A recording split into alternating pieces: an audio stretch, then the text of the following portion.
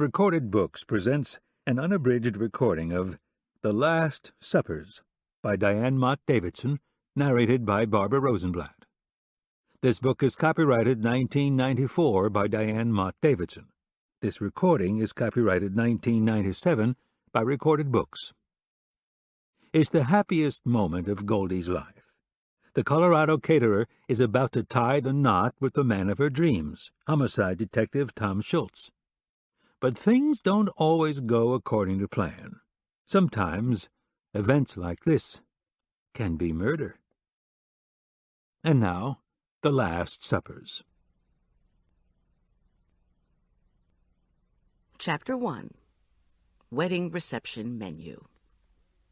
Smoked trout with cream cheese, vegetable terrines, water crackers, spinach phyllo triangles, bacon-wrapped artichoke hearts, portobello mushrooms stuffed with grilled chicken, pesto, and sun-dried tomatoes, salad of field greens with balsamic vinaigrette, fusilli in Parmesan cream sauce, sliced roast tenderloin, fruit cup of fresh strawberries, black grapes, and kiwi, heated sourdough and Parker House rolls, dark chocolate wedding cake with white peppermint frosting.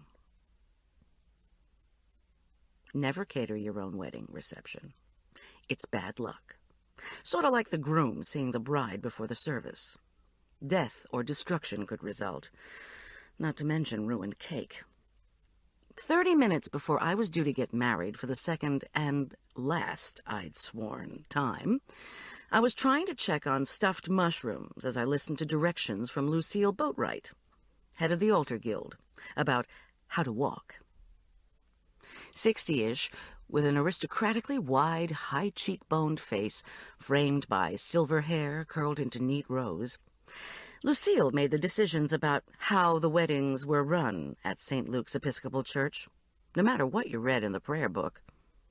Sway and pause, sway and pause. Goldie, are you paying attention to me? At that moment, I would have given anything to see Tom Schultz, bad luck or no.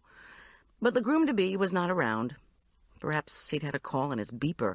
The Sheriff's Department of Furman County, Colorado, put great stock in Tom. He was their top homicide investigator. Still, it was hard to believe the Sheriff's Department would call on him on this of all days. While Lucille yammered on, I longed for a comforting Schultz embrace before the ceremony. Suddenly, our parish's newly hired organist sounded the opening notes of the first piece of prelude music, Jeremiah Clark's Trumpet Voluntary. Lucille Boatwright stopped swaying and pausing, whisked the platter of mushrooms out of my hands, and bustled me out of the church kitchen. In the hall, Lucille crisply ordered a group of whispering women back to work in the kitchen. Then she scurried to retrieve my garment bag from the church nursery. The Sunday school rooms had no privacy, she informed me briskly, and the bride traditionally dressed in the church office building, even if that antiquated edifice was undergoing a horrid renovation. And speaking of horrid, I asked if anyone had been able to get into Hymnal House, another church-owned building where Tom's and my wedding reception was supposed to be held. Unfortunately, the old house across the street was locked up tight. Lucille's stalwart body bristled inside her scarlet suit. She shook the perfect rows of silver hair and announced that Father Olson was supposed to have opened Hymnal House this morning. She herself had had to open the priest's office building when she'd arrived. Imperiously, she pointed to the empty, unlocked office building 10 yards from the side door of St. Luke's. Goldie, pay attention. 27.5 minutes. Great. No groom, no historic Hymnal House dining room, no food being set up, and no caterer. I was trying to be the bride. Clutching my garment bag, I hopped gingerly across the walkway. Gray flagstones and buckled wooden steps led to the St. Luke's office, a squat, century-old building that originally had served as a stagecoach way station between Denver, 40 miles to the east, and points west. Small squares of thick glassed windows peeked out from the thick paneling of vertical, unpeeled pine logs.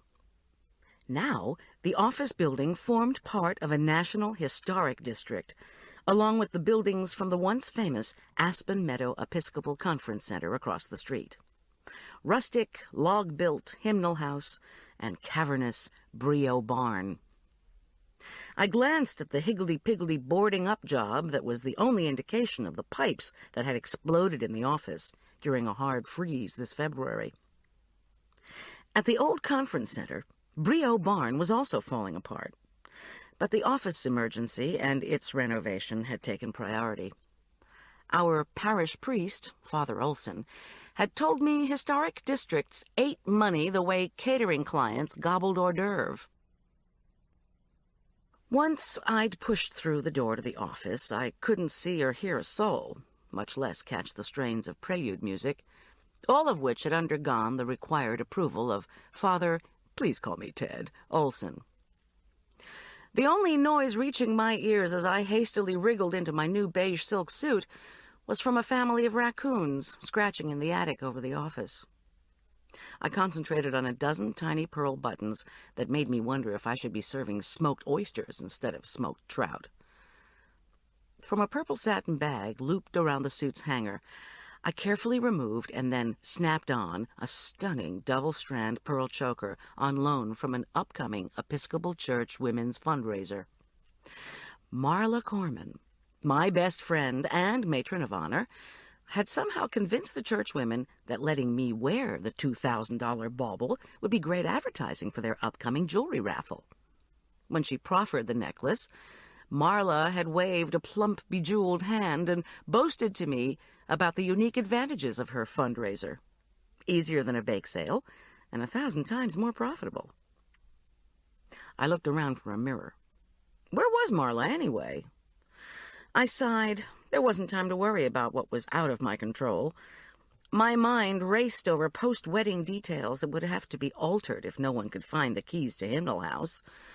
If we had the receiving line and photographs at the church, that would still give my helpers enough time to set up the food in the Hymnal House dining room, once they forced their way in.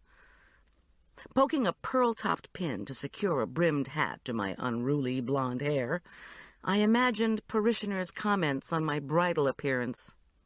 Shirley Temple dressing up as Princess Di. I shuddered and visualized the reception food. All the lovely platters and heavy chafing dishes had been hastily left in the church kitchen when the helpers couldn't get into Hymnal House. Whether the hotel pans would survive the transport across the bumpy ice and gravel of the church parking lot, across the bridge over Cottonwood Creek and Main Street, and up the walkway to the conference center, was questionable. One unexpected bump on the gravel, and the smoked trout with cream cheese could spew everywhere. An inept move could send a layer of the carefully constructed cake on a slide into the frigid creek. And if Father Olson droned on about the loveliness of marriage, about which he knew nothing, the portobello mushrooms would be history. The low door into the slope-ceilinged office building bumped open. "As usual, Father Olson is late," Lucille Boatwright declared, her ice-blue eyes ablaze. "We can't keep you over here any longer. If Olson wants to give you the premarital blessing, he'll have to do it in the sacristy." She looked me up and down. Father Pinckney never would have been late. Never in 15 years was Father Pinckney late for one wedding. Blandly conservative Father Pinckney, now retired and living in his native South Carolina, had attained hero status among the older generation in our parish. Despite the fact that the charismatic Father Olson had become our new rector 3 years ago, Lucille and her cohorts had, for the most part, managed to ignore him. She lifted her chin. It was wide and dauntingly sharp, and boasted a shuddering dimple. "The bridal bouquets have arrived." She narrowed her eyes at the pearl choker. "Did Olson say he was picking up the groom? It looks as if they are both late." Oh, for heaven's sake. I bit my lip, then stopped when I realized I was wearing lipstick. Not my custom. "I don't know their transportation arrangements. Sorry. I haven't seen either since last night. We had a small supper after the rehearsal here at the church. I didn't mention to Lucille that after that supper, Tom Schultz and I had undergone our last premarital counseling session with Father Olson. The session hadn't gone well, which I put down to nerves. But telling anyone in our church a tidbit of personal information was tantamount to publishing it in the local newspaper. This was especially true if you prefaced your comments with, "This is confidential." Lucille groaned at my lack of information and told me to put on my beige wedding shoes. I did. They were even more uncomfortable than I remembered. Then, dutifully, I followed Lucille's dumpling-shaped body as it swiftly marched back across the ice and mud-crusted walkway between the old office and the contemporary-style St. Luke's building. The air was cold. Thin sheets of cloud filmed the sky overhead. Rising haze from melting snow formed a pale curtain between the soaring A shape of the church roof and the ridge of distant mountains. I dodged across the flagstones to avoid the mud. Flickers flitted between the lodgepole pines and the construction trenches of the incomplete St. Luke's columbarium near the parking lot. Farther down, chickadees twittered and dove between the bare-branched aspens and the banks of icy, swollen Cottonwood Creek. The high, dramatic strains of the trumpet voluntary reached my ears. This is it. Everything's gonna be okay. At that moment, in spite of the awful shoes, the locked hymnal house, and the too typical lateness of both priest and groom, excitement zinged up my spine. I'm getting married. Our wedding was going to happen despite the threat of April snow here at 8,000 feet above sea level, despite the fact that it was a Saturday in Lent when Father Olson said weddings were not traditionally performed. On that subject, Olson had laughingly informed me the altar guild was having a fit about the luxuriant flower arrangements I'd ordered for the altar during this traditionally penitential season. Unfortunately for church procedure, the last Saturday in Lent was the only time Tom Schultz and I could fit getting married into our zany work schedules. We both had to be back in Aspen Meadow by Tuesday, so Tom could testify in court, and I could cater a 3-day meeting of the Diocesan Board of Theological Examiners, a church committee to which I'd recently been appointed. Our 3-day honeymoon at the Beaver Creek Lodge would be short, sweet, and unencumbered by telephones and food processors. I'd hopped gracelessly across the last mud puddle and onto the sidewalk. Actually, the most astonishing fact was that I was getting married at all, in spite of everything. For 7 years, I'd been the wife of an abusive doctor. I'd left the disastrous marriage with a wonderful son, Arch, now 12, the ability to cook, and an emotional scar the size of Pike's Peak. I'd thrown myself in developing a catering business and sworn off marriage forever and ever. But then investigator Tom Schultz had appeared and refused to leave. Tom had convinced me of his kindness and durability, even if we had argued last night. About the afterlife, of all things. Facing marriage for a lifetime, I'd asked at our last premarital counseling session who cared about pie in the sky by and by. At the mention of the hereafter, Father Olson had rolled his eyes and murmured, "Ah, eschatology," as if it were a truffle. My stint as a third-grade Sunday school teacher hadn't covered "till death do us part." Father Olson had said we would have a very long time to discuss it. "Hurry along now," chided Lucille, as she pulled open the side door to St. Luke's. From inside the church, the high peals of organ music mingled with the buzz and shuffling of arriving guests. She shooed me into the sacristy, the tiny room adjoining the sanctuary where the priest and acolytes put on their vestments before each service. On the counter, next to the parish register, lay 2 bouquets of the same type as the disputed altar flowers, luscious spills of creamy white stock and fragrant freesia, tiny pink carnations and white and pink sweetheart roses. There was one for me and one for Marla, who, in addition to being my best friend and matron of honor, was the other ex-wife of my first husband. Lucille informed me Marla was out in the narthex, giggling wildly with that jewelry raffle committee, but what else would you expect? She would send her back. Lucille's tone signaled her opinion of both the raffle committee and Marla, its chairwoman. Giving me another of her razor-edged glances, she commanded me to stay put. Arch craned his neck around the door to the sacristy. He pushed his glasses up his freckled nose and said, "I know. You're nervous, right? Remember your first day of 7th grade? I'd rather not." He scooted through the door and closed it softly behind him. "Hate to tell you, Mom, but your hat's on crooked." I smiled. Thin-shouldered and narrow-chested, Arch had clearly taken great pains with his own scrubbed and buttoned-up appearance, but the kid-sized tuxedo only emphasized all the growing up he'd had to do in the last 5 years. First, he had escaped into fantasy role-playing games.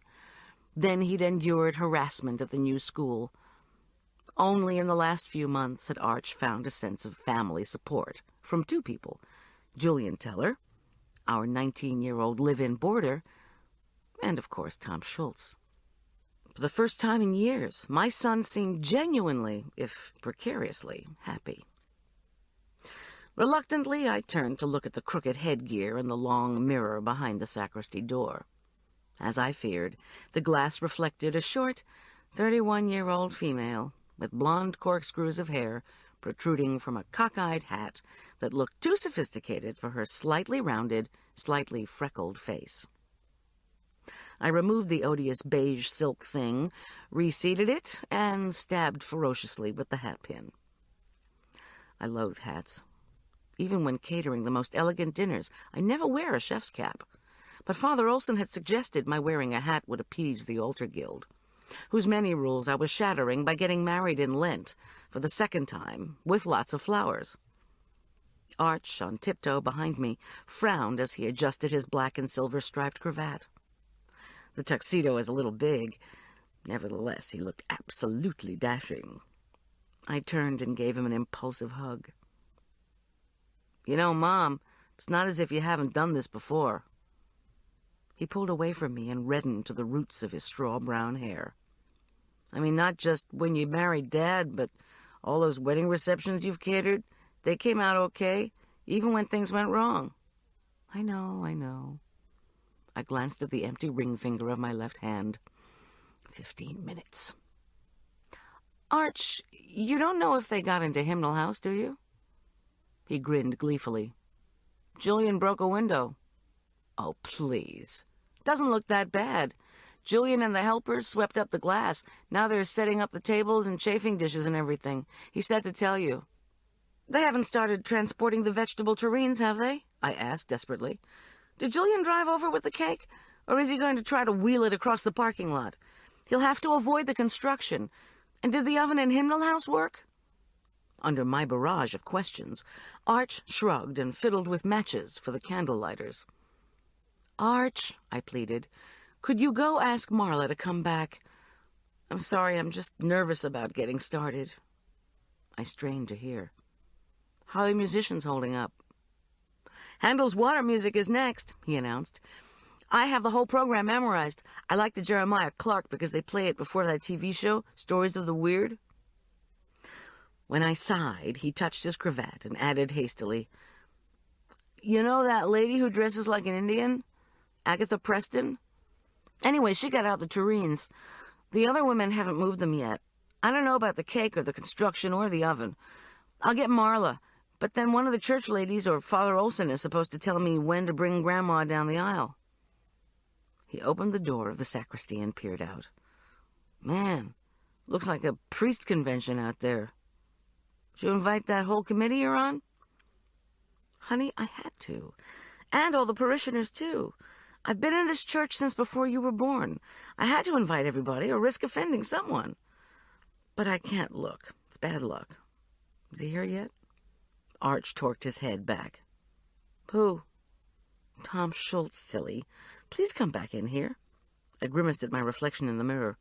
My hat was undeniably still crooked. "All I can see is some guys Tom introduced me to from the SWAT team," Arch answered. "And back in the open area where you first come into the church, what did you say that was, the columbarium?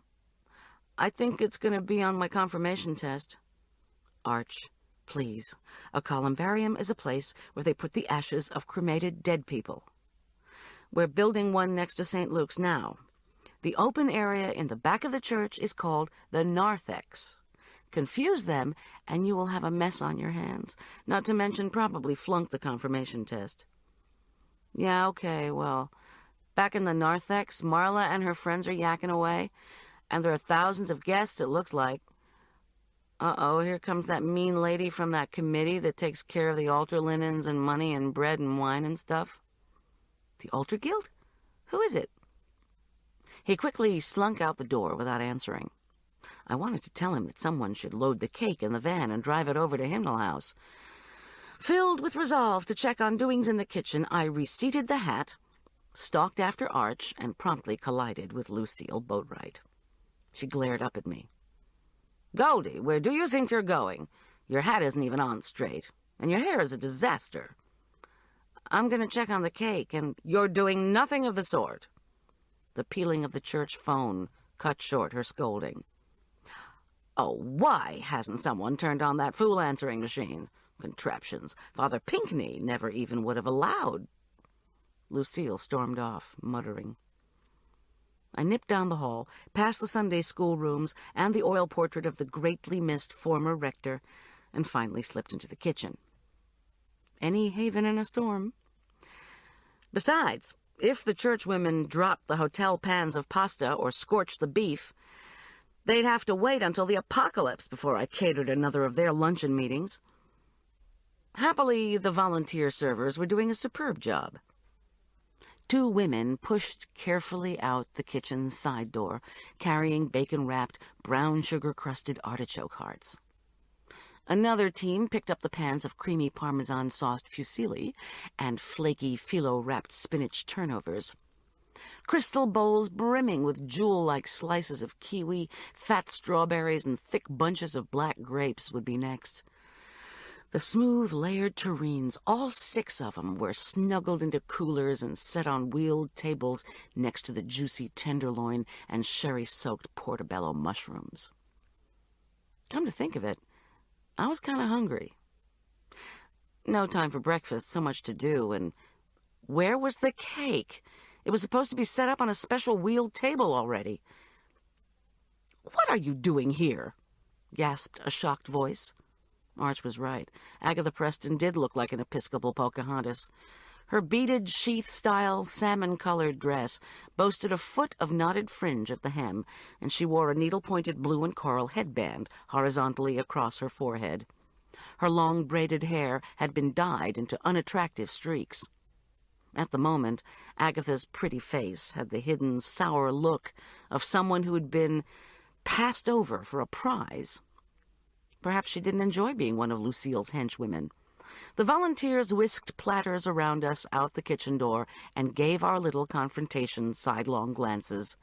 Stuttering, I backed up into the refrigerator. "Checking on the cake," I said lamely, then whirled to open the refrigerator door before Agatha could question me further. And there it was, the shimmering 4-layer creation of ultra-cool, ultra-talented Julian Teller. Julian, in addition to boarding with us and helping with Arch, was an apprentice caterer and ace pastry chef, despite the fact that he was still a senior in high school. When I'd told him the traditional wedding cake was white on white, but confessed I was partial to chocolate with mint, he'd run his hands through his bleached rooster-style haircut and said, "Hey, man, it's your wedding," then proceeded to concoct a dark fudge cake with white peppermint frosting. When I'd vetoed the traditional topping of bride and groom plastic statuettes, my first wedding cake had had them, and what good had they done me? Julian had smilingly flourished his frosting gun and created row upon row of abstract curlicues, swaying rosettes, stiff leaves, and curling swags. The flour-mobbed cake resembled a frenzied rock concert. "Excuse me, Goldie," said Agatha, less timid this time. I turned. Agatha's dress barely concealed a scarecrow figure. She dispelled her unhappy look with a faint smile, and I remembered the last time we'd talked at a barbecue I'd catered for her husband's hunting buddies. She'd been wearing a beaded sundress of the same fish-flesh hue and given me the identical wan smile. Now she made an uncertain shake of the streaked braids. "Goldie, if you don't go back to the sacristy, Lucille is going to be extremely upset." "Yes, but the cake should be out by now." "Please, Hymnal House is almost set up. It's all going to be fine. You don't know Lucille when she gets upset." Lucky me. I started back down the hall. Unfortunately, that narrow space was filling up with people depositing their "It's April in Colorado and might snow" coats in the Sunday school rooms. When they spotted me, Old Home Week officially began. The first to leap in my direction was Father Doug Ramsey, Olson's tall, gangly new assistant, who was also a member of the Diocesan Board of Theological Examiners. "The star of the show," he cried, causing heads to turn. Doug Ramsey had a delicate, triangular face and long, loopy ringlets of black hair that made him look closer to 18 than 28. His compensation for looking too young was talking too much. "The whole committee's here," he gushed, "which is quite a compliment to you. Of course, I don't suppose the candidates are here, but then again, they're probably studying for the tests we mean old examiners are dreaming up for them next week. You know, I'll don a stern expression and ask about the archbishops of Canterbury, and then Canon Montgomery will ask about the history of the Eucharist." He stopped talking briefly to flutter his knobby fingers dramatically on his chest. "And no matter what the question is, that awful Mitchell Hartley will probably flunk again." I said desperately, "Doug, please, have you seen Father Olson? He seems to have forgotten today's the day. In a pinch, could you do a wedding?" Father Doug Ramsey's face turned flowery white above his spotless clerical collar. A long, greased comma of black hair quivered over his forehead. Arrested in mid-speech, his mouth remained open. I felt a pang of regret. "I'm kidding, Doug. I just don't want to be delayed." "Oh, no," he said tersely, then added with characteristic self-absorption, "Then you'd never be back in time to do the candidates' examinations. But a wedding, I don't know what I'd preach on. Love, I suppose, or maybe the Trinity." This uneasy speculation was interrupted by a series of unearthly groans. I peered through the crowd in the hall and saw Lucille Boatwright sagging against one of the priests. She was moaning loudly. Remembering Agatha's warning, I guessed I was seeing Lucille Boatwright very upset. "I'm coming," I cried. "Just wait a sec." I shouldered my way through the folks in the hall, all of whom wanted to touch me or ask questions. "Where's Schultz?" asked one of the policemen, whose face I vaguely recognized. "Where's Arch?" asked a Sunday school teacher. I was in traction and haven't seen him since I was healed. A long-ago church friend's voice. "Goldie, what a stunning suit, so much better than that frou-frou gown you wore last time, dear." As politely as possible, I brushed the well-intentioned questions and fingers aside. Now my hair, my suit, everything was going to be a mess, I thought uncharitably. Why weren't these people out in the pews listening to the organist make approved music? Reaching the end of the hall, I saw a priest and a female parishioner ministering to Lucille Boatwright, who had slumped to the floor. Clearly she took the customary procedures more seriously than I ever imagined. I said, "I was only in the kitchen." "We're going to have to call an ambulance," said the woman. "I think she's having a heart attack." "But I just stepped down the hall for a moment." The cleric looked up at me. His face was very flushed. "I think your fiancé is on the phone," he said. "There's some kind of problem." I rushed past them into the choir room. The white telephone wire lay coiled on the floor. Bewildered and slightly panicked, I snatched up the receiver. "Yes?" "Oh, God, I'm sorry," said Tom Schultz. His voice sounded flat, infinitely dejected. In the background, I could hear a faint tinkling, like wind chimes. Sorry about what? Where are you? Just a sec. The phone clacked down on something hard. He came back to the line after a moment. Miss G. He sighed deeply. Tell everybody to go home. What? This wasn't happening. Why, Tom? What's wrong? I'm out at Olson's house. He called with car trouble. Asked me to come get him. And I found him. You... My fiancé's voice cracked. Goldie... He's dead. Chapter 2. Tom, I don't understand. Please, tell me this isn't real. He died just a few minutes ago. When I got here, he'd been shot. Shot in the chest. Tom Schultz added, in the distant, flat tone he used when discussing his work. I've called in a team. Look, I have to go. You know the drill. I need to go stay by the body. But how... Are we going to get married? I mean, today? Oh, Goldie. Despair thickened his voice. Probably not. The team will be here for hours. He paused. Want to try to do a civil ceremony tonight? Do I did not. Not a hurry-up ritual. Like it or not, I was an Episcopalian, what they call a cradle Episcopalian, the Anglican equivalent of the American Kennel Club. If I was going to get married again, then it was going to be in front of God, the church, and everybody. And the wedding was going to be performed by an Episcopal priest. Oh, Lord. My hands were suddenly clammy. Father Olson. I ripped the hat off my head. A knot formed in my chest. This was a mistake. This call was some awful nightmare. Any moment I was going to wake up. I stammered. Tom, what happened to Father Olson? I don't know. That's what we have to find out. Do you want to go back to your place and wait for me? Just come to the church, please. I'll wait. I cursed the tremble in my voice. Take care. I hung up. The air in the choir room suddenly felt thin. Father Olson's absence loomed.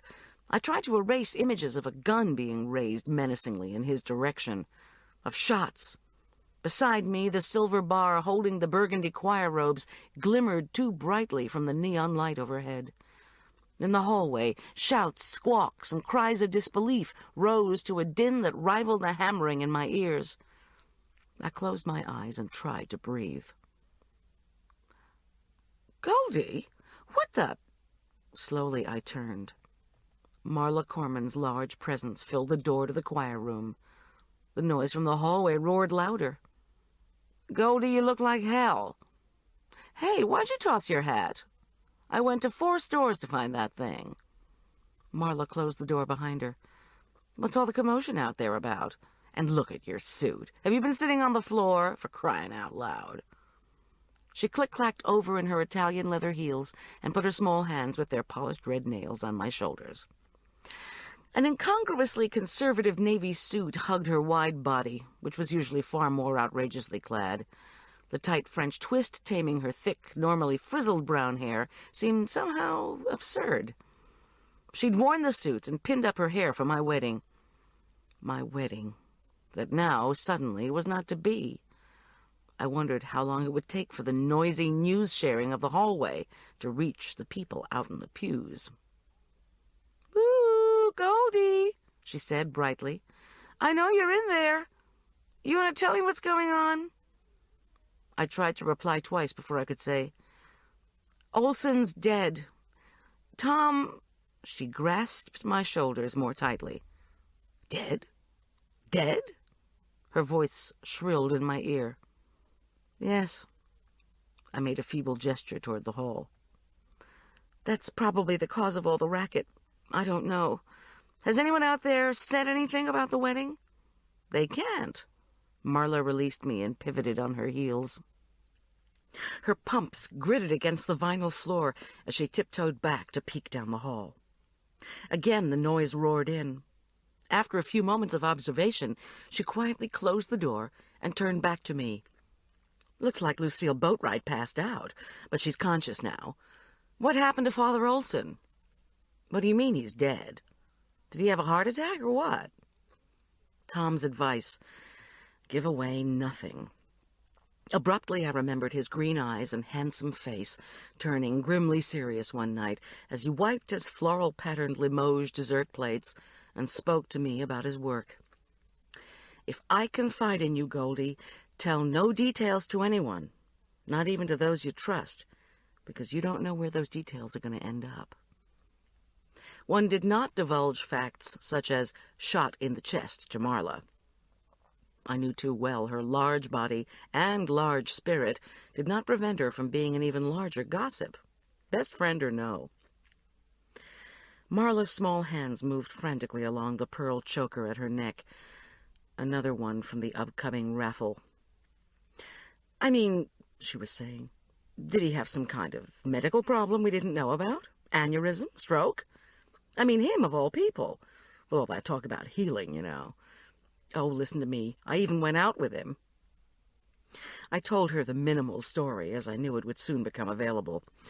That Tom Schultz had gone to Father Olson's place to pick him up. That an intruder, or someone, had mortally wounded Olson before Tom arrived.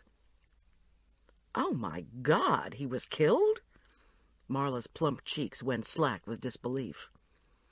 There was a knock at the choir room door. Marla opened it, dispensed with the intruder, then turned back to me.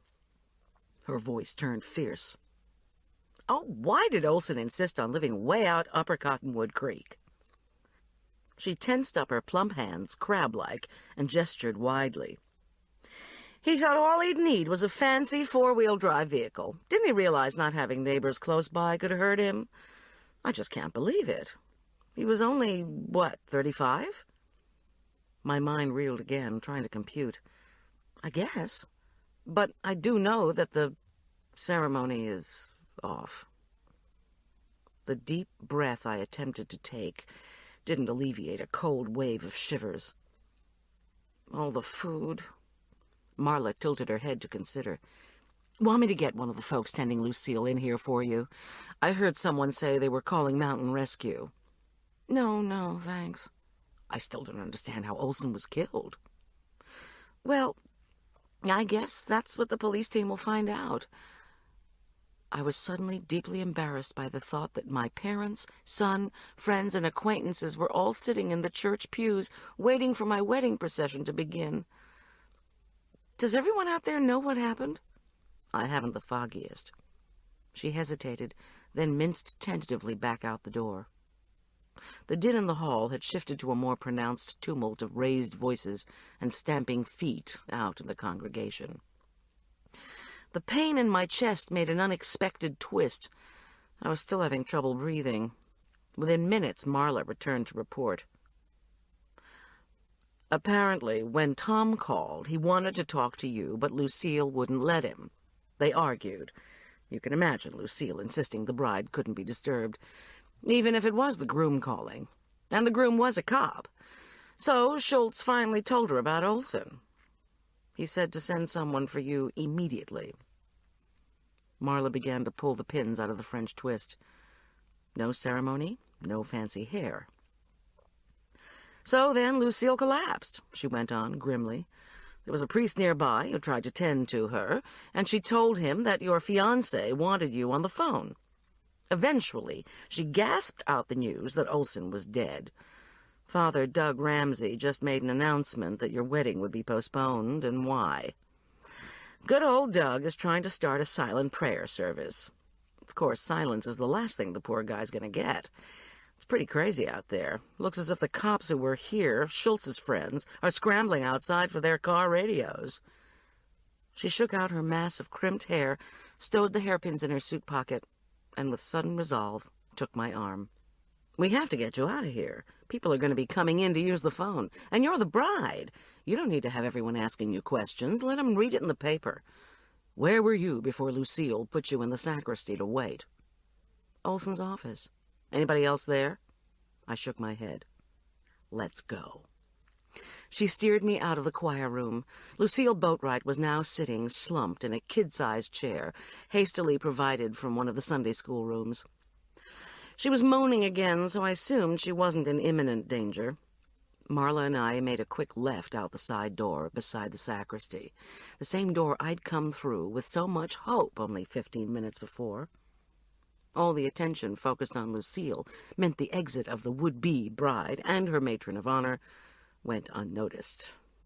Thank God for small favors, my father would say. The chilly air outdoors was a pleasant shock after the too warm, too close air in the church. When my beige shoes slipped on the ice, I begged Marla to sit with me on the bench by the side door for a moment. I needed to clear my head of the image of a blood-stained Father Olson. She reluctantly took a place beside me and muttered that someone could find us here. But she took my hand anyway and firmly held it in hers. At length she said, "Look, Goldie, don't think about Olson." "I can't help it." "Then let's go into the office." "I can't." I shivered and glanced at the columbarium that Lucille and the Parish Art and Architecture Committee were having built in honor of old Father Pinckney. Lucille hadn't obtained Father Olson's permission, much less a building permit, but excavation was moving ahead anyway, despite the fact that St. Luke's and the columbarium were in the county floodplain. The idea of Father Olson's ashes being the first interred there made me avert my eyes and look up the steep hill across the street, where the old Aspen Meadow Episcopal Conference Center's hymnal house and Brio Barn overlooked our church and Cottonwood Creek.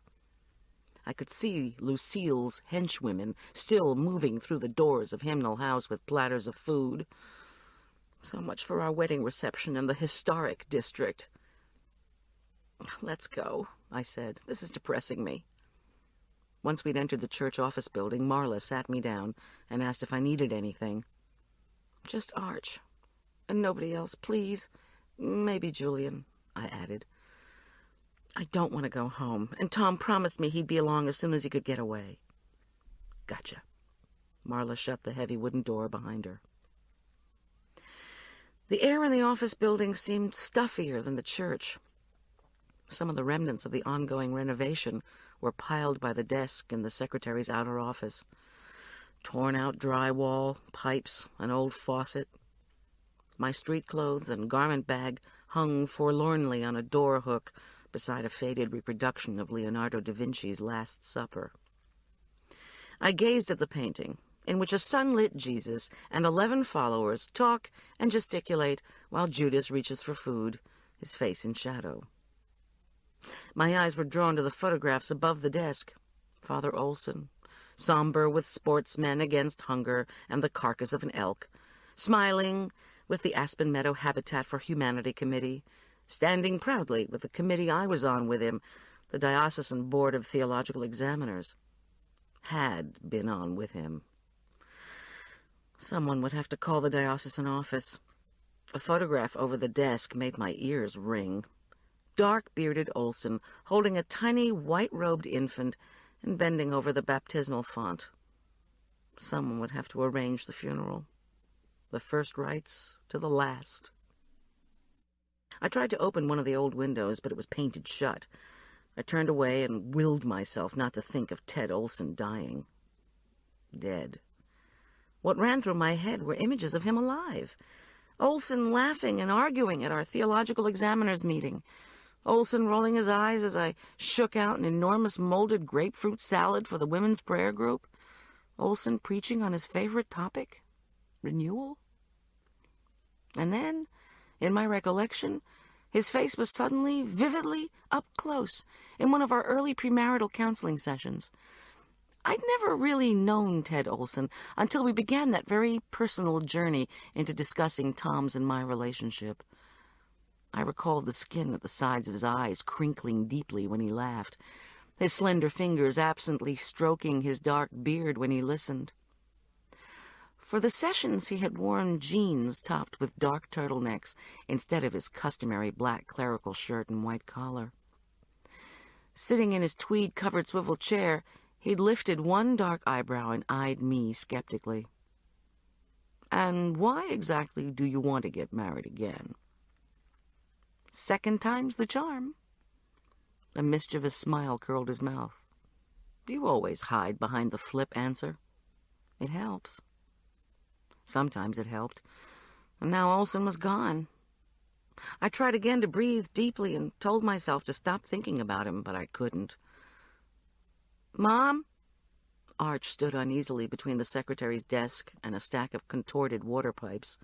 He bit the inside of his cheek and tugged on the hem of the tux. Do you want me to leave? Marla said I should come over. No, I'm glad you came.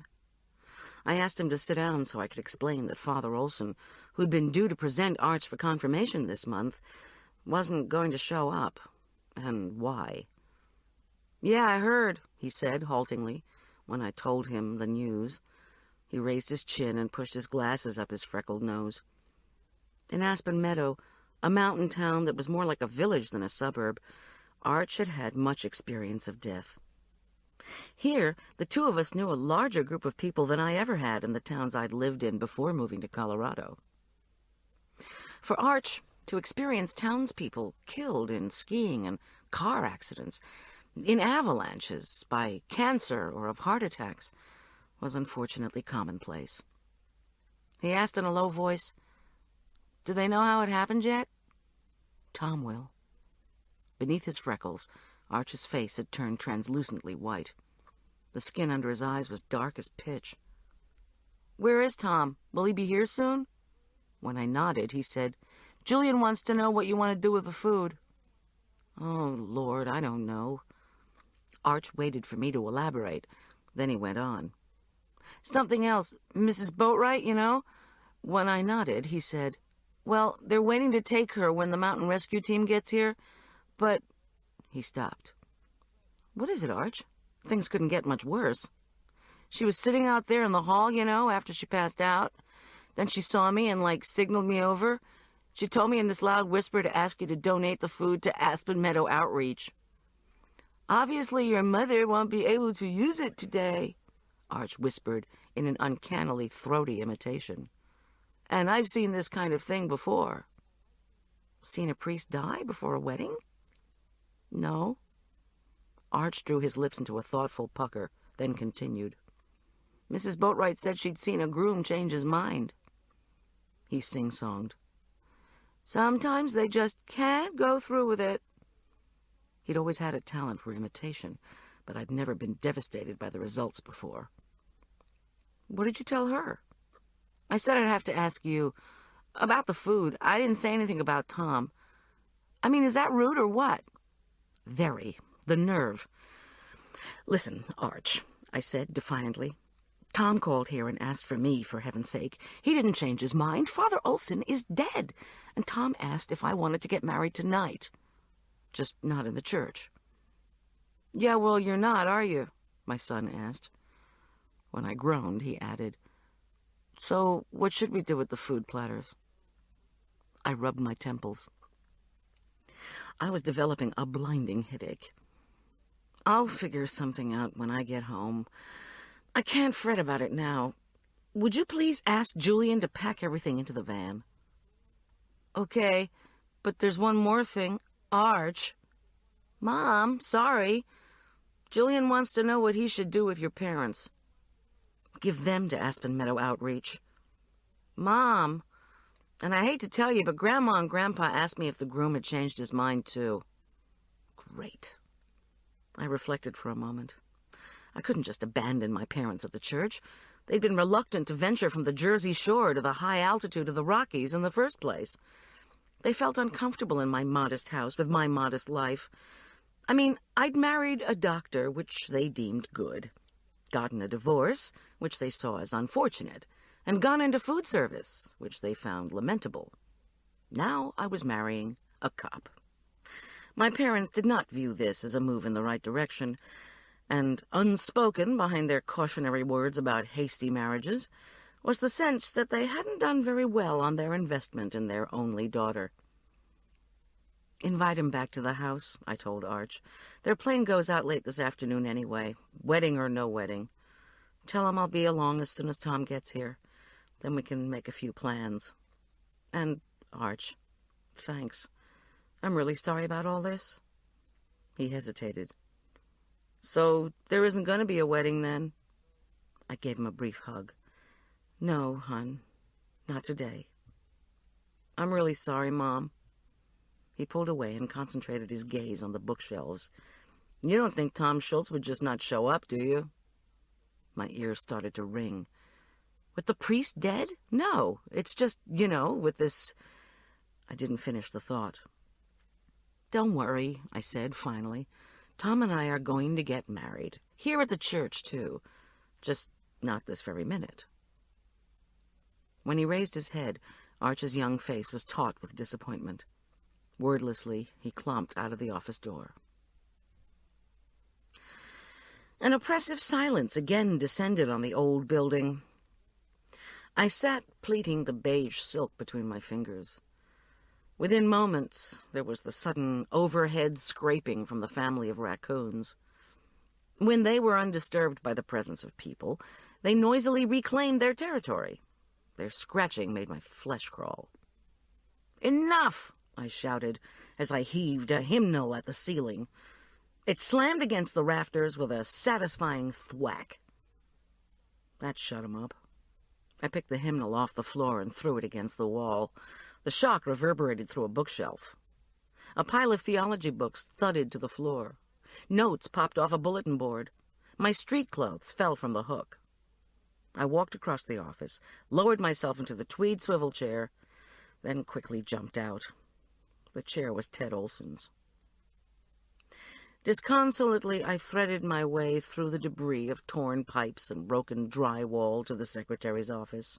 Through the thick windows, I saw the mountain rescue ambulance arrive and then swiftly depart, presumably with Lucille Boatwright. Guests streamed out of the church, heads bowed, as if it were the end of the Good Friday liturgy instead of an aborted wedding ceremony. So much for the silent prayer service. Gripping bowls and then the cake, Julian Teller did his loyal assistant routine and made several laborious trips out to my van. I yearned to help him, but I couldn't bear the thought of clearing the parish kitchen of food that was supposed to be served after my own wedding. Finally, Julian escorted my bewildered parents with Arch to the parking lot. The van revved and took off. What seemed like an eternity later, a cream and black sheriff's department vehicle pulled up in the lot. First one, then a second and third official car skidded on patches of ice. Their tires spun and spewed small waves of gravel before coming to a rest on the other side of the columbarium construction. Uniformed officers emerged. My breath fogged the window as I waited anxiously for Tom Schultz to appear. I folded my chilled hands and debated about rushing out. I should have told Tom I would be in the office. I tapped on the glass when two grim-faced policemen I knew, partners named Boyd and Armstrong, climbed out of their cars and strode to the church entrance. After a few moments, both officers emerged from the church's side door. They walked up the muddy flagstones to the office building. I knew they were on duty that day, as they had been unable to come to our wedding. Pacing behind them, somewhat stiffly, was a woman with long brown hair. She carried a bulging, hefty bag. She was familiar-looking. A policewoman, perhaps.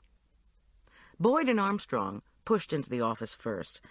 Like most policemen, they had a brusque, businesslike air about them. Boyd, short and barrel-shaped, stopped abruptly at the sight of me. He stood, feet apart, and rubbed one hand over black hair that had been shorn close in a Marine-style crew cut. Underneath his unzipped sheriff's department leather jacket, his shirt was too snug around his bulky midsection, a pot belly that had increased in size since he'd stopped smoking several months ago. He was gnawing one of the wooden matches he had taken to chewing to keep from overeating. Behind him, tall, acne-scarred Armstrong, whose few wisps of light brown hair had strayed off the bald spot they were supposed to conceal, surveyed the room bitterly. The woman, whom I judged to be about 50, unbuttoned her oversized black coat. That task concluded, she held back, clutching her bag to her chest, mutely watching me. "Where's Tom?" I demanded. Boyd and Armstrong exchanged a glance. Boyd bit down hard on the match. The woman gave an almost imperceptible shake of her head, sending her lanky hair swinging. Boyd said, "Sit down, Miss Bear." "Why?" I remained standing. "Don't patronize me, please. And you know my name is Goldie, Officer Boyd. Where's Tom? He called me about Father Olson. Does Tom know I'm still here?" Boyd stopped chewing the match.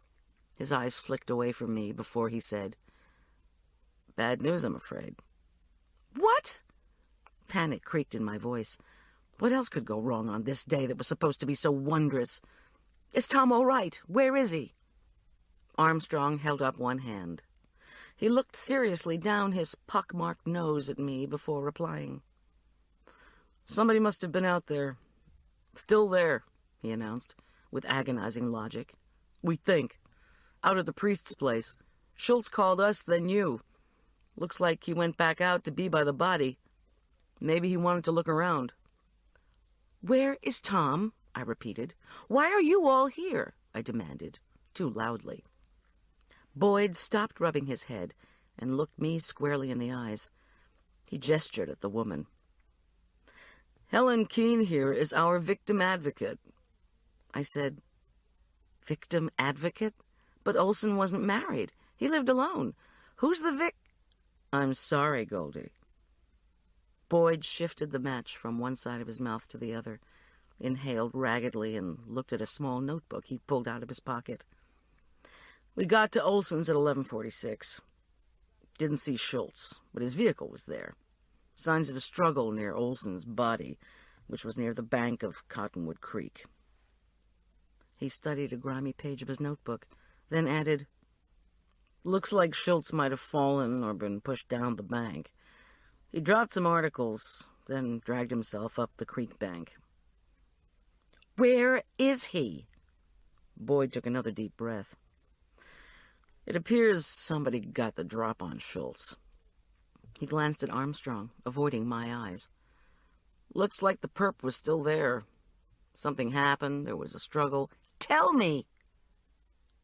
"Schultz is missing," Boyd said, tonelessly. Chapter 3. "No." My legs felt as if they were disintegrating. "No, no." The walls seemed to sway.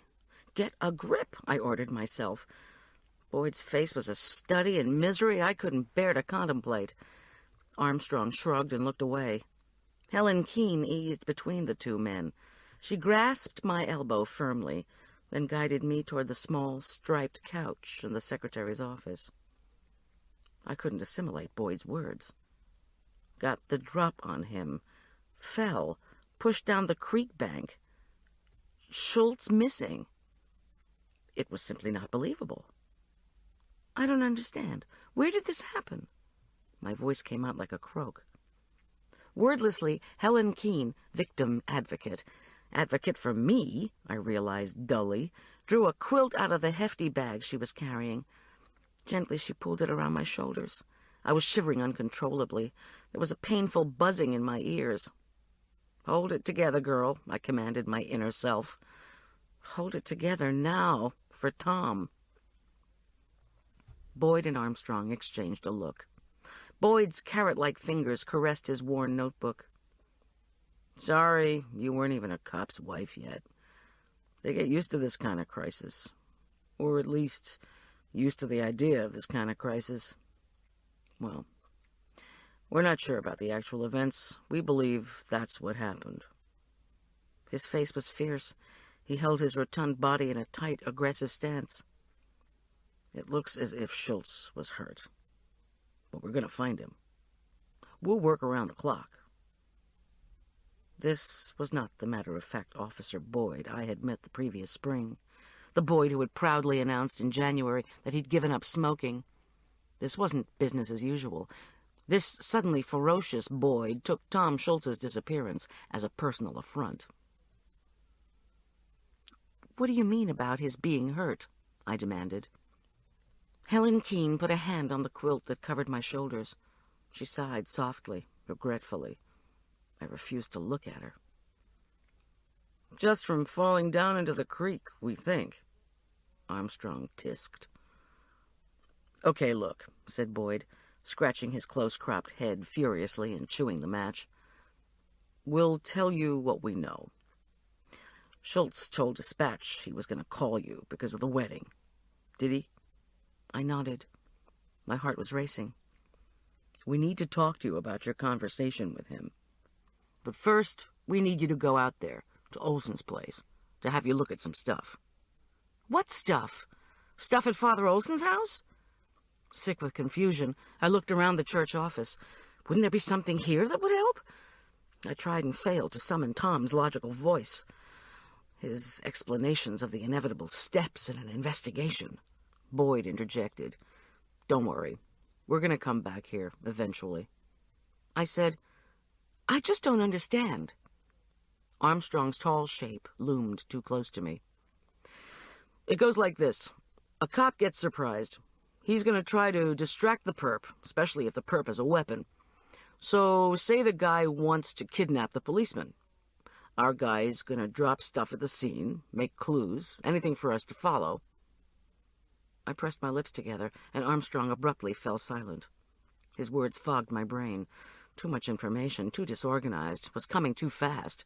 Helen Keene patted my back. I longed to leave this room. Tom Schultz had disappeared. I wondered where Arch was, then remembered he'd gone with Julian and my parents. "Miss Bear," said Boyd. "Goldie, we really need your attention. Time's important here." "I'm sorry, I'm coming with you. I want to go right now." I did not add "this instant," although that was what went through my mind. Helen Keene helped me to my feet. Armstrong yanked on the office door. As we walked, my eyes caught the high mounds of dirt where Lucille and her committee intended for ashes to be interred. The columbarium was just an ice-filled ditch at this point, like a fresh wound in the earth. The fuss over the memorial project seemed so stupid now. Boyd flipped a page in his notebook as we crossed the snow-pocked parking lot. "Schultz was supposed to get married at noon. Call comes in 11:14. Dispatch takes it. Schultz says he's got a body, gives us the location of..." He squinted at the page. "The Reverend Theodore Olson. Out Upper Cottonwood Creek, fire number 29648. Dispatch tells him it's going to take us 30 minutes to get a team up there. He, Schultz, says Olson was the priest. Olson's been shot, and he just bought it. Died. Looks like 2 gunshot wounds in the chest. Schultz tells Dispatch he has to call you. No wedding." Boyd tapped the notebook. He didn't think there was anybody around, obviously. He didn't mention another vehicle. Olson was dead. We're analyzing the dispatch tape now, trying to pick up background noise. I stopped walking. "Do you think Tom chased the killer? Isn't there a trail or something? Please, tell me. I have to know." Helen Keene picked up the quilt which had fallen from my shoulders. Shifting from one foot to the other, Armstrong hovered over us. My questions made him uncomfortable. Finally, he said, "The trail ends at a vehicle. 2 sets of footprints, Schultz and somebody. We just don't know what happened. But finding an officer is our top priority. Always." I whirled to face Armstrong. My voice was shrill. "If you'd killed a priest, wouldn't you just leave? Why would someone hurt Tom?" Armstrong made another helpless gesture. "Maybe the perp heard Schultz, or Schultz spotted him, recognized him. So the perp panics, hides, and then just loses it. Figures he'll be caught if he doesn't take Schultz with him. Or maybe Olson wasn't dead when Schultz got there. Told him something, and the shooter went nuts. Or maybe Schultz followed him, and..." He didn't finish that thought. "For what it's worth," Boyd interjected, "we figure this is some kind of amateur. Not that you're likely to get a professional hit on a priest," he added uncomfortably. "You said there was some stuff Tom dropped? May I see it now? We couldn't bring it to you. These were the first words Helen Keene had spoken since her arrival. Her voice was surprisingly young and musical. We have to leave it at the scene for photo and video, but we need you to come out and take a look. You may be able to help us identify it. Armstrong's and Boyd's faces said, "Let's go." Silently, Helen Keene put her arm around me again. We walked quickly, heads down, to the waiting squad car. Father Theodore Olson's house was located northwest of Aspen Meadow proper, in the area the locals call Upper Cottonwood Creek. Driving out of town under a darkening sky, we followed the meandering path of the creek, past ancient shuttered summer dwellings, past the entryway to Arch and Julian's school, Elk Park Prep. After the school, there was a spate of immense custom homes built in the latest real estate boom, this one fueled by people fleeing the high cost of living in California. Farther up, the landscape turned pastoral. We passed the few ranches that remained from Aspen Meadow's proud cowboy past. The ranches boasted wide, lush meadows that sprawled along the creek bed. Then Aspen Meadow Wildlife Preserve loomed suddenly into view, its peaks still covered with winter snow. While the police car sped along the winding road, Boyd and Armstrong asked me to repeat my brief conversation with Tom. I reconstructed every line of dialogue as best I could. Were there other voices, background noise, cars starting, any sounds like that? I said no. When I faltered, exhausted, Helen Keene began to talk. Her voice was warm and soothing. Quietly, she asked if there was anything I wanted or needed, coffee or water from their thermoses. Were there family members who needed to be notified of my whereabouts? I glanced at the dashboard clock and remembered my parents' flight from Stapleton Airport in Denver. Helen used the cellular phone to call our house. She asked Julian to drive them to their flight for me. I'd be home as soon as I could, she promised him. Outside, frozen pellets of snow began to drop, making a staccato noise on the windshield. So we would have had a snowy wedding. I could imagine the snow falling in soft waves past the diamond-shaped window above the St. Luke's altar. My parents with tears in their eyes. Marla weeping unabashedly. Julian giving Tom and me the V sign. Arch beaming. "Stop!" Helen Keene's voice murmured into the receiver about my delay in helping the authorities. Helen didn't mention that Tom Schultz was missing. I was grateful for her help. My voice would give me away, I knew. After Helen carefully clicked the cellular phone back in its holder, she turned back to me. She had wide-set brown eyes, thick dark eyebrows, and her long brown hair contained much gray. From the thin folds of dry skin on her square face, I judged her to be older than 50, possibly even in her early 60s. I wondered if she had ever been an advocate for a bride before. She said, "My background is in crisis counseling. My training is in psychology. Schultz told me that was your training, too. College major.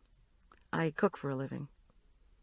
She smiled, showing large teeth streaked with yellow. "And you're a mother. So am I, although my children are grown now." I pulled the quilt over my shaking knees. I'd never talked with one of the sheriff's department victim advocates, although their existence was well publicized in the county. The advocates, both men and women, brought teddy bears and homemade quilts to the victims of accidents and crimes. Tom had told me that after a recent landslide, the advocates had spent the day in a hospital emergency room, giving out over 40 quilts. They did a lot of good work, he'd said, with people who were hurt, with people who had lost loved ones. Helen's smile held through my silence. Tom would have said, "Tell me how you see her." What he meant was, describe her. Suddenly I could imagine Helen Keene bringing an oversized container of Kool-Aid into her children's elementary school classes on field day. When the Shriners Circus came to town, I saw her shuffling onto a school bus to help chaperone the boisterous class on its bumpy trip. Now her gentle smile faded to seriousness. Goldie, we need to talk. You're going to have to decide what people you're going to tell about this. Among your friends, I mean. If you're going to keep it together and help us, you need to take care of yourself. Decide who I'm going to tell about the canceled wedding? Tom disappearing? What? I want to help find him, I said, without adding a doubtful comment on how effective I was afraid the sheriff's department could be without Tom Schultz. Again, Helen put her hand on my arm. Her short nails were spotted with chipped orange nail polish. Outside, the snow shower thickened. Boyd turned on the windshield wipers. It's like any kind of assault, Helen told me. It's a personal violation. Your fiancé has disappeared, so maybe you feel stranded. High feelings, emotional vulnerability. In the front seat, I heard Boyd snap his match between his teeth. I flinched. Helen went on. But people won't think of you as being in need of care. They're going to think of you as a switchboard operator full of information. They'll feel they have to call you to find out the latest developments. Or maybe they'll just be nosy to see how you're holding up. She continued firmly, You need to decide. Who are you going to tell how things are going? Who are you going to talk to about how you feel? All right, I murmured. I didn't know what I would say and to whom. I just wanted Tom back. Something else. Her voice was still matter-of-fact. People are going to talk. They're going to joke. They're going to say Schultz staged this disappearance to escape getting married to you. She chewed her bottom lip and looked at me expectantly. My face became hot. A spasm of pain swept over me. I said, They already have. Or at least one woman at the church has. And of course my parents think he's skipped, I said, with an absurd squeak of laughter. Helen shook her long hair. The police car turned right by a row of mailboxes where a sheriff's department car was stationed. Its lights flashed blue and yellow in the snowy gloom. We started up a rutted, muddy road. Look, Goldie, part of my job as victim advocate is working on how people are going to respond to unexpected cruelties. One of the hardest things I have to deal with is when a child is kidnapped and the neighbors insist he ran away.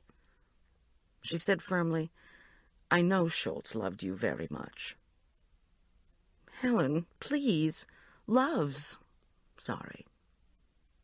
Our car skidded through an ice-covered puddle before stopping by the broken-down split-rail fence that led to Father Olson's house. With my nerves put on edge by Tom Schultz's disappearance, I needed to find significance or clues in every detail. Had the fence been broken when I catered a vestry dinner here last month? I couldn't remember.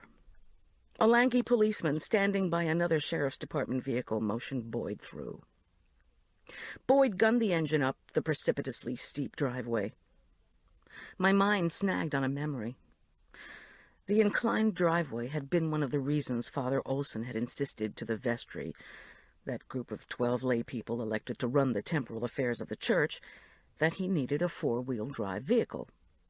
And not just any 4-wheel drive, vestry member Marla had laughingly told me, but a Mercedes 300E 4MATIC.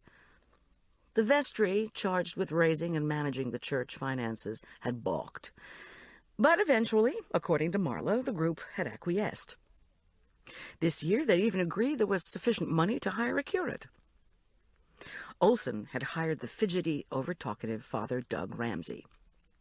What the vestry had grudgingly admitted was that, unlike Father Pinckney, who only visited his favorite parishioners, Father Olson was diligent when it came to visiting shut-ins, even when they lived in the most remote locations.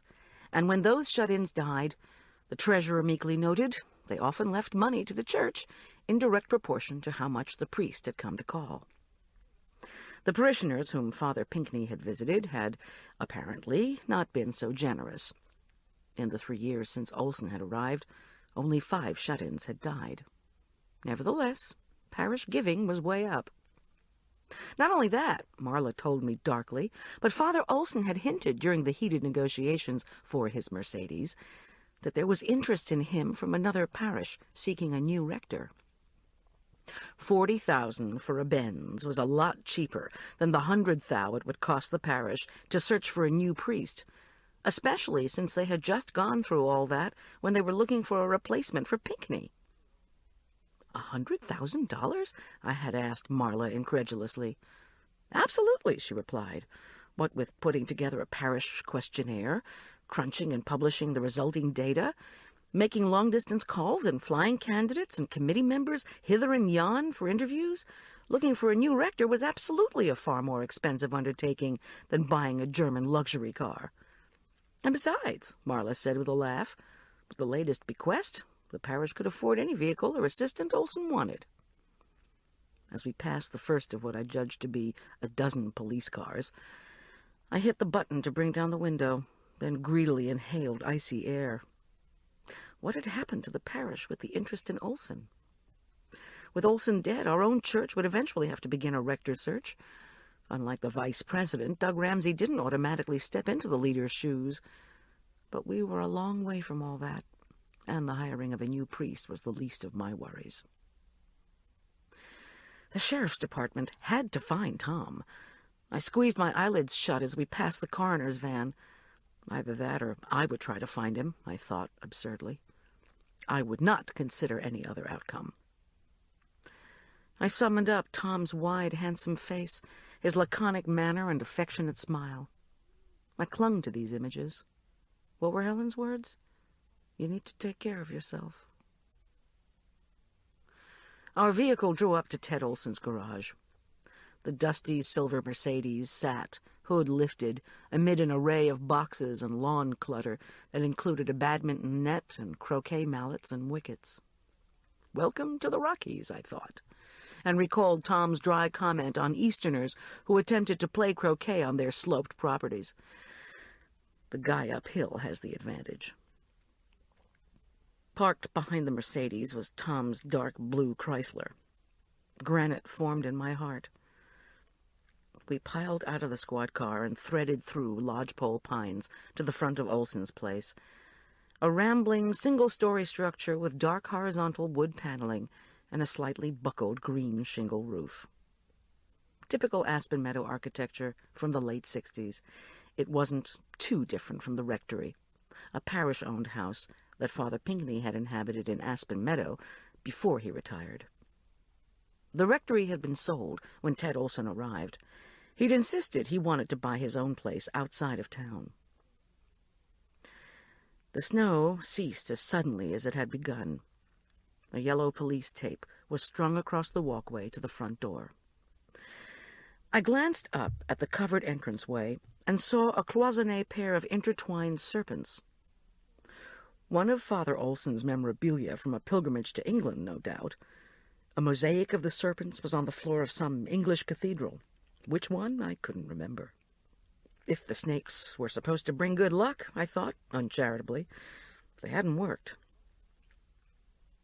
Another policeman directed us around the side of the house. Here the property sloped down to Cottonwood Creek. I pulled the donated quilt around my shoulders, and with Helen Keene, Boyd, and Armstrong, skirted the perimeter of taut yellow tape. The four of us made our way down the hill, littered with fallen logs and underbrush that sloped to the creek. My wedding shoes skidded over slippery pine needles. I knew there was a short path down to the water out the back of Olson's home. Because the weather had been unusually warm the night of the dinner meeting last month, the vestry had made the descent to and from the creek while I steamed pork dumplings in the kitchen before the stir-fry. From the noise to our left, it was clear that path was still being scoured for some indication of what had happened. As I plodded and slipped on the way down, my heart seemed to be taking a thrashing. It was like being caught in the undertow on the Jersey shore where I'd spent childhood summers. Within moments, we slid into a narrow strip of meadow. Snow clung thick as dandruff to tufts of withered grass. Bare-branched cottonwoods edged the creek's path. When I tried to walk toward the water, dark mud sucked on the soles of my shoes. Law enforcement types trudged along the creek bank. One group was doing a video of the crime scene. Another took photographs. A third painstakingly measured distances.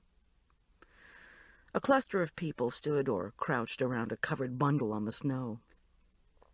A white-haired policewoman from one group noted our presence. She motioned us toward them. "We're reconstructing how Schultz was taken," she said to me without preamble. "Come on over and take a look." T. Calloway, her name tag said.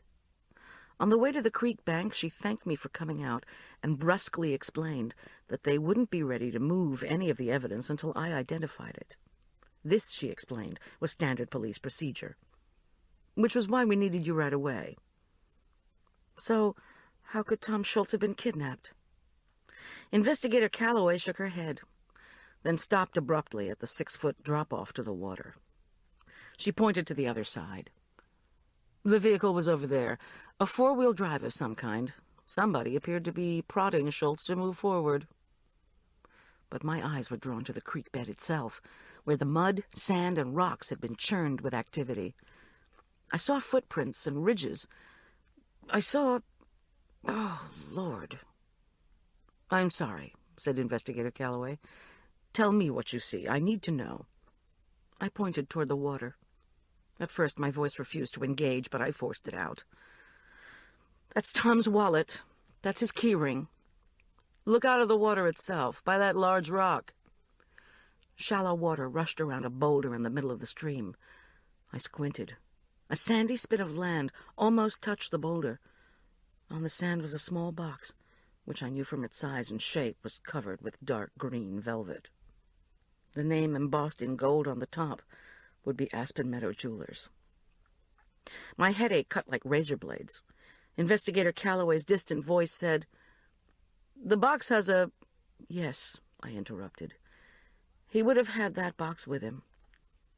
I didn't need to be reminded of the box's contents, the thin gold band Tom and I had picked out. His ring was still in Father Olson's office at the church.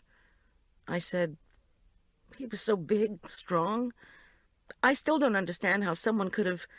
That is, could there have been more than one person?" Calloway held up one finger. She shook her head. "Besides Schultz's, there's only one set of footprints." There was a fresh rustle of activity from the group by the creek bank. Investigator Calloway motioned us back toward the voices. "Yeah, it's his. I think so. Doesn't make sense to me." Calloway lifted one bushy white eyebrow. "Looks like we might have one more thing for you, Miss Bear." Together we walked to a group of police officers by the thick stand of cottonwoods. My eyes were drawn to the corpse-sized lump covered with dark material. It was hard to believe I would ever see Father Olson again. The crowd fell silent, then parted abruptly in front of us. "Schultz might have tossed it over here. Have her take a look at it." The speaker was an angular man with shaggy red hair and a gravelly voice. He pointed to a small, soggy spiral notebook under the cottonwoods. Someone threw a poncho on the wet grass and mud in front of the notebook. Awkwardly, I knelt as directed, feeling all eyes on me. Investigator Calloway crouched beside me and spoke gently. "Don't touch it. Again, you're more familiar with him. You can tell us if it's Schultz's." The top page of the notebook was wet. The writing on it was slightly smeared. I barely noticed Boyd as he squatted beside Calloway and me. Slashing strokes, written with a blue ballpoint, indicated the notes had been hurriedly taken, undoubtedly scribbled in an awkward position. Timidly, I read aloud.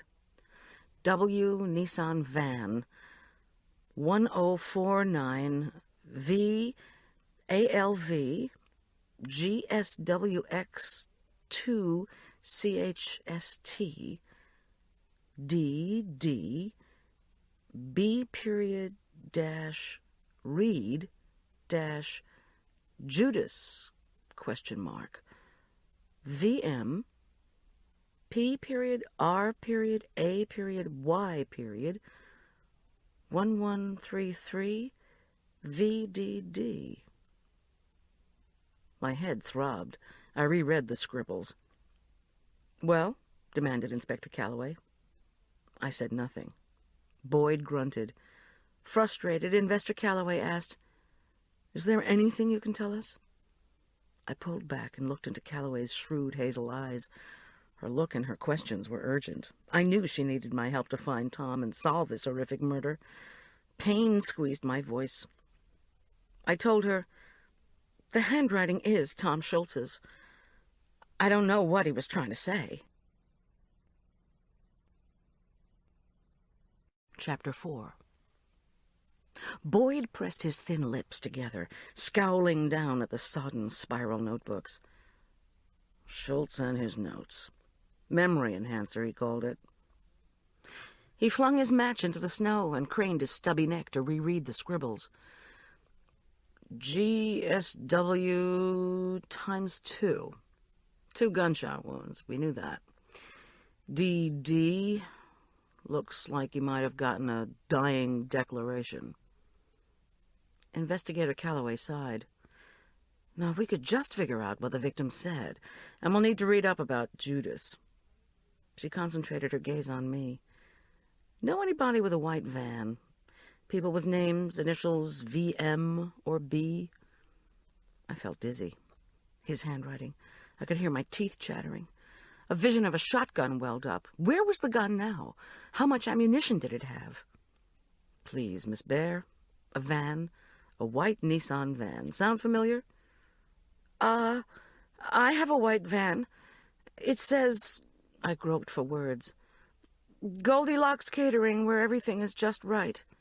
On the side. But it's a Volkswagen, not a Nissan. Is your van missing? Where was it this morning? With difficulty, I thought back. My van had spent the morning being filled with platters of food for our wedding reception. I told her so. Investigator Calloway nodded. She assured me her investigative team would check with Olson's neighbors as well as with people who lived along Upper Cottonwood Creek Road to see if anybody else saw a van. I stared at the wilted notebook that Tom had, presumably, somehow managed to toss into the bushes. The paper in front of me must hold some clue to what had happened out here. Impenetrable hieroglyphics stared back. Don't you cops use some kind of standard shorthand? That's what it looks like to me. Boyd pulled out his pad and began writing on it. Nothing standard, he said gruffly. GSW and DD, I already told you. Gunshot wounds, dying declaration. The victim was alive, the victim was dead. Somebody drove a van, a reference to praying in the Bible. We'll get you a copy of this. If you can puzzle over it some more, that would sure help. Wait, though, said Calloway. Wait, look at it again, Ms. Bear. VMP period R period A period Y period. Could all those periods in there have some significance for Schultz? Or something from your church, maybe? Is PRAY an acronym for some church organization? Schultz used V for victim on the first line, so could VM refer to that? We'll check through his files, see what we can come up with. Maybe you have something else he's written, some notes to you, something with abbreviations. I said no, and did not mention that Tom Schultz had written me few notes in the time we'd known each other. Our courtship had emerged from crisis. When the attempted poisoning of my ex-father-in-law had led to the temporary closing of my catering business, I had responded reluctantly to Tom's interest in me. As our relationship developed over the last 18 months, we'd had phone conversations, barbecues, outings in the mountains or in Denver. These outings invariably concluded with meals I fixed in my professional cooking area, or dinners Tom prepared in the fabulously equipped kitchen of his cabin. And only very recently, when we were alone, those meals were followed by lovemaking. We hadn't written. Calloway persisted. But you must have something of his, a notebook, journal, calendar, anything that might contain some of these abbreviations. If you did, or if such written material existed, would it be at your house or his? I knew she was doing her job, trying to find their premier homicide investigator. The police would ruthlessly unearth every scrap of information. But I wasn't up to discussing our complex domestic arrangements, especially when it involved so much stuff in boxes that had just been moved to my house from Tom's cabin. In fact, I wasn't up to discussing much of anything. I said, "I'm not sure, but I'll look. I promise." "Who has keys to his place?" she wanted to know. "And his car, besides that set in the creek." My eyes were burning. My hands were numb with cold. I muttered that I had a set of keys to his home, but not with me. "Anyway," I added, "his place was empty." At that moment, another officer summoned Calloway. She promised that Boyd or Armstrong would stay in touch, and directed that I keep the phone line to my house open. I asked Boyd when I could have the articles Tom Schultz dropped at the crime scene. He clumped off, then reported back that when the lab was done with them, someone would come by my place with Tom's things. "Was there any blood?" I asked Boyd. I cleared my throat. "Tom's blood? You said he was hurt?" Boyd winced sympathetically. One of his rough hands reached out impulsively for mine. Quietly, he answered, "Looks like he got scratched on the rocks. Maybe he turned his ankle or broke a leg bone coming down the bank. I'm not going to lie to you. He could be hurt bad." I couldn't listen, couldn't look at Boyd, couldn't bear to have him touching me. I turned my gaze to the snowy ground and pulled my hands away. Boyd went on. "That's the only way the perp could have overpowered him, we think. If that's what happened. You know, Schultz is muscular. He's a tough guy. Street smart and regular smart. We're going to bring you a copy of the note," he added, changing the subject, "for you to study." A cold, wet breeze swept the frigid meadow. The end of the snow and advent of watery afternoon sunshine hadn't materialized into anything warm and spring-like. I clasped my upper arms, but couldn't stop trembling. Helen Keene shambled over to me and again threw the victim advocate quilt around my shoulders. Slowly we walked down the muddy driveway to Boyd's squad car. She asked me for directions and then drove us home. We passed the ranches, the custom homes, the preparatory school entrance.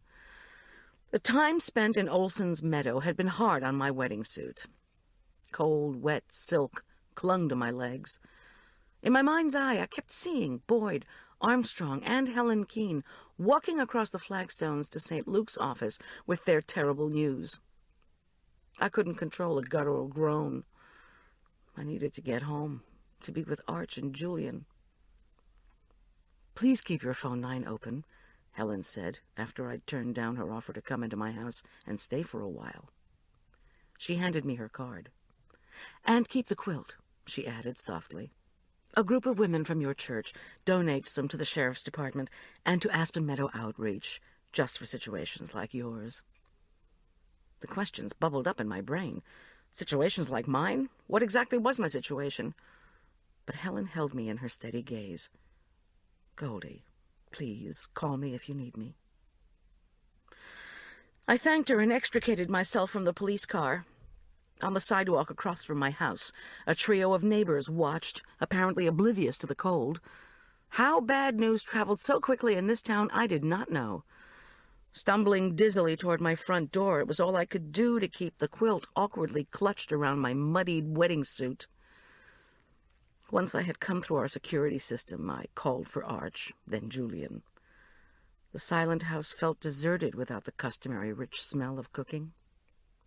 My suitcase, packed for our honeymoon, sat forlornly in the front hall. I turned away from it.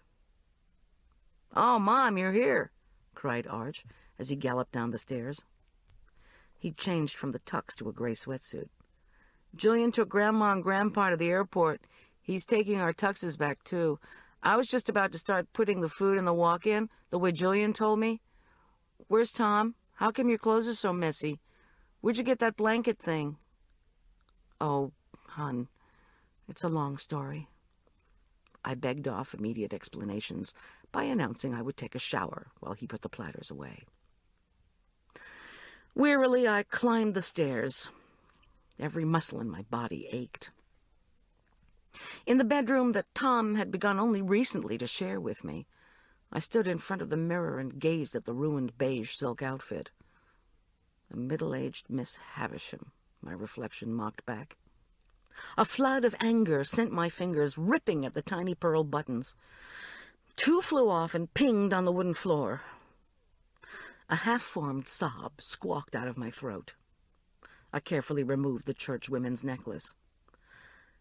I don't deserve this, I reflected bitterly. Selfish to worry about what I didn't deserve, but I didn't care. Tears leaked out of my eyes as I groped around on my knees until I found the buttons. I have suffered enough already. Hey, God, did you hear me? If you're really there? After placing the buttons on my bureau, I reached for Tom's pillow on the bed, then buried my face in it. I sobbed and gasped, then inhaled deeply. Even though he'd spent the last few nights at his cabin, the pillowcase had the wonderful smell of him. In the shower, the spray went to scalding as I rocked back and forth, back and forth. Eventually, I wrapped myself in a thick terry cloth towel and sat on the bed, dizzy and exhausted. I rose and pulled on a sweatsuit. Again, I caught a glimpse of my wan reflection. What to say to Arch, to Julian? I didn't even know what I was going to say to myself. In the kitchen, the counters were empty, except for a tray of marzipan-covered petit fours and chocolate truffles that had been meant to be take-home presents for our wedding guests. I asked Arch if anybody had called. He said no, and went back to methodically pulling off the wrapping and then eating truffles, one small bite at a time. I hugged myself and began to rock again. Arch stopped in mid-bite. His eyes narrowed behind his glasses. "What's going on, Mom?" "Oh, Arch, I'm afraid I have some bad news." "Father Olson, I heard." "No, this is about Tom." Arch was one of the people who had to know. I braced myself, then flatly recounted the bare outlines of the story. Tom finding the mortally injured priest, and then apparently being hurt and forcefully taken. As I spoke, my son's freckled face went numb with shock. When I'd finished, he sat motionless for a long time. Then, carefully, he put the half-eaten truffle back on the paper napkin, embossed with Tom and Goldie, April 11th.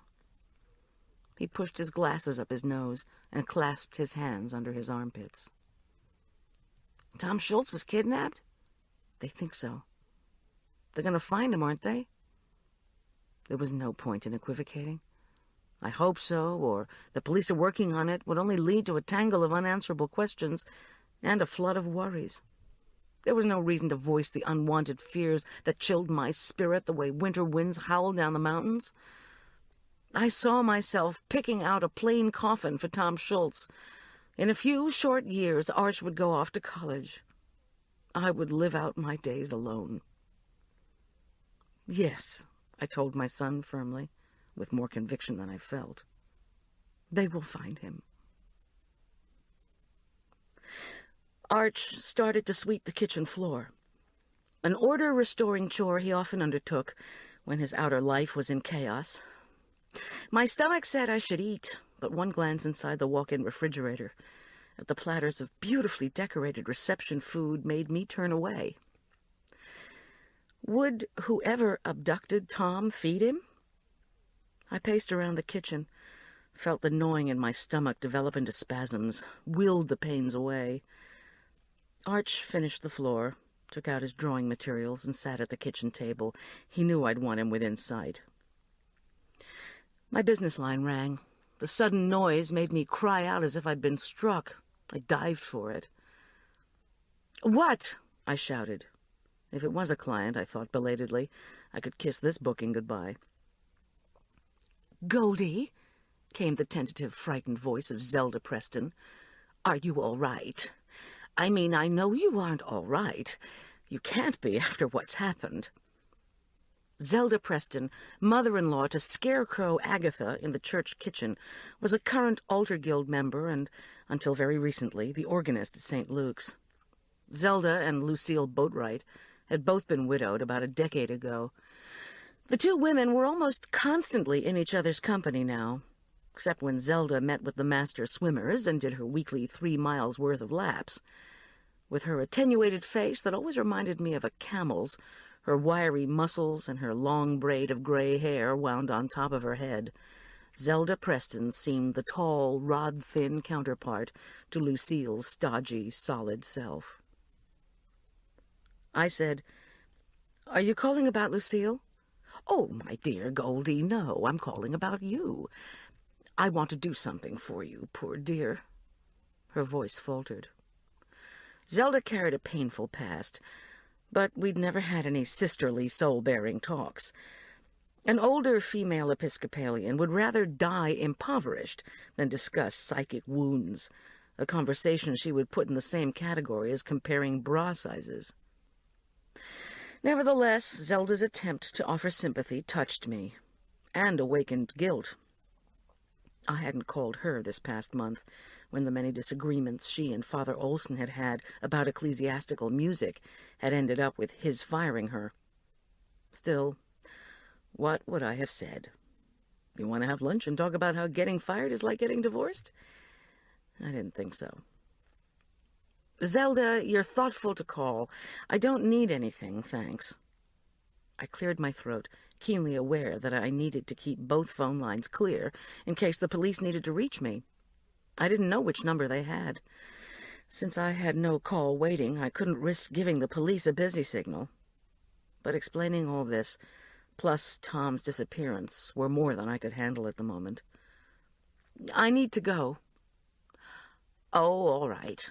But, Goldie," she went on meekly, "I am so terribly sorry to bother you about this, but I'm just trying to see what you want done with your wedding flowers. Lucille isn't available, as you probably know, so I need to step in for her to help plan the Holy Week services and the funeral for Father Olson." She paused. "Have you heard anything? I mean, about what happened to him?" "Not yet." "Well, if you wish, we could try to use these flowers for Father Olson.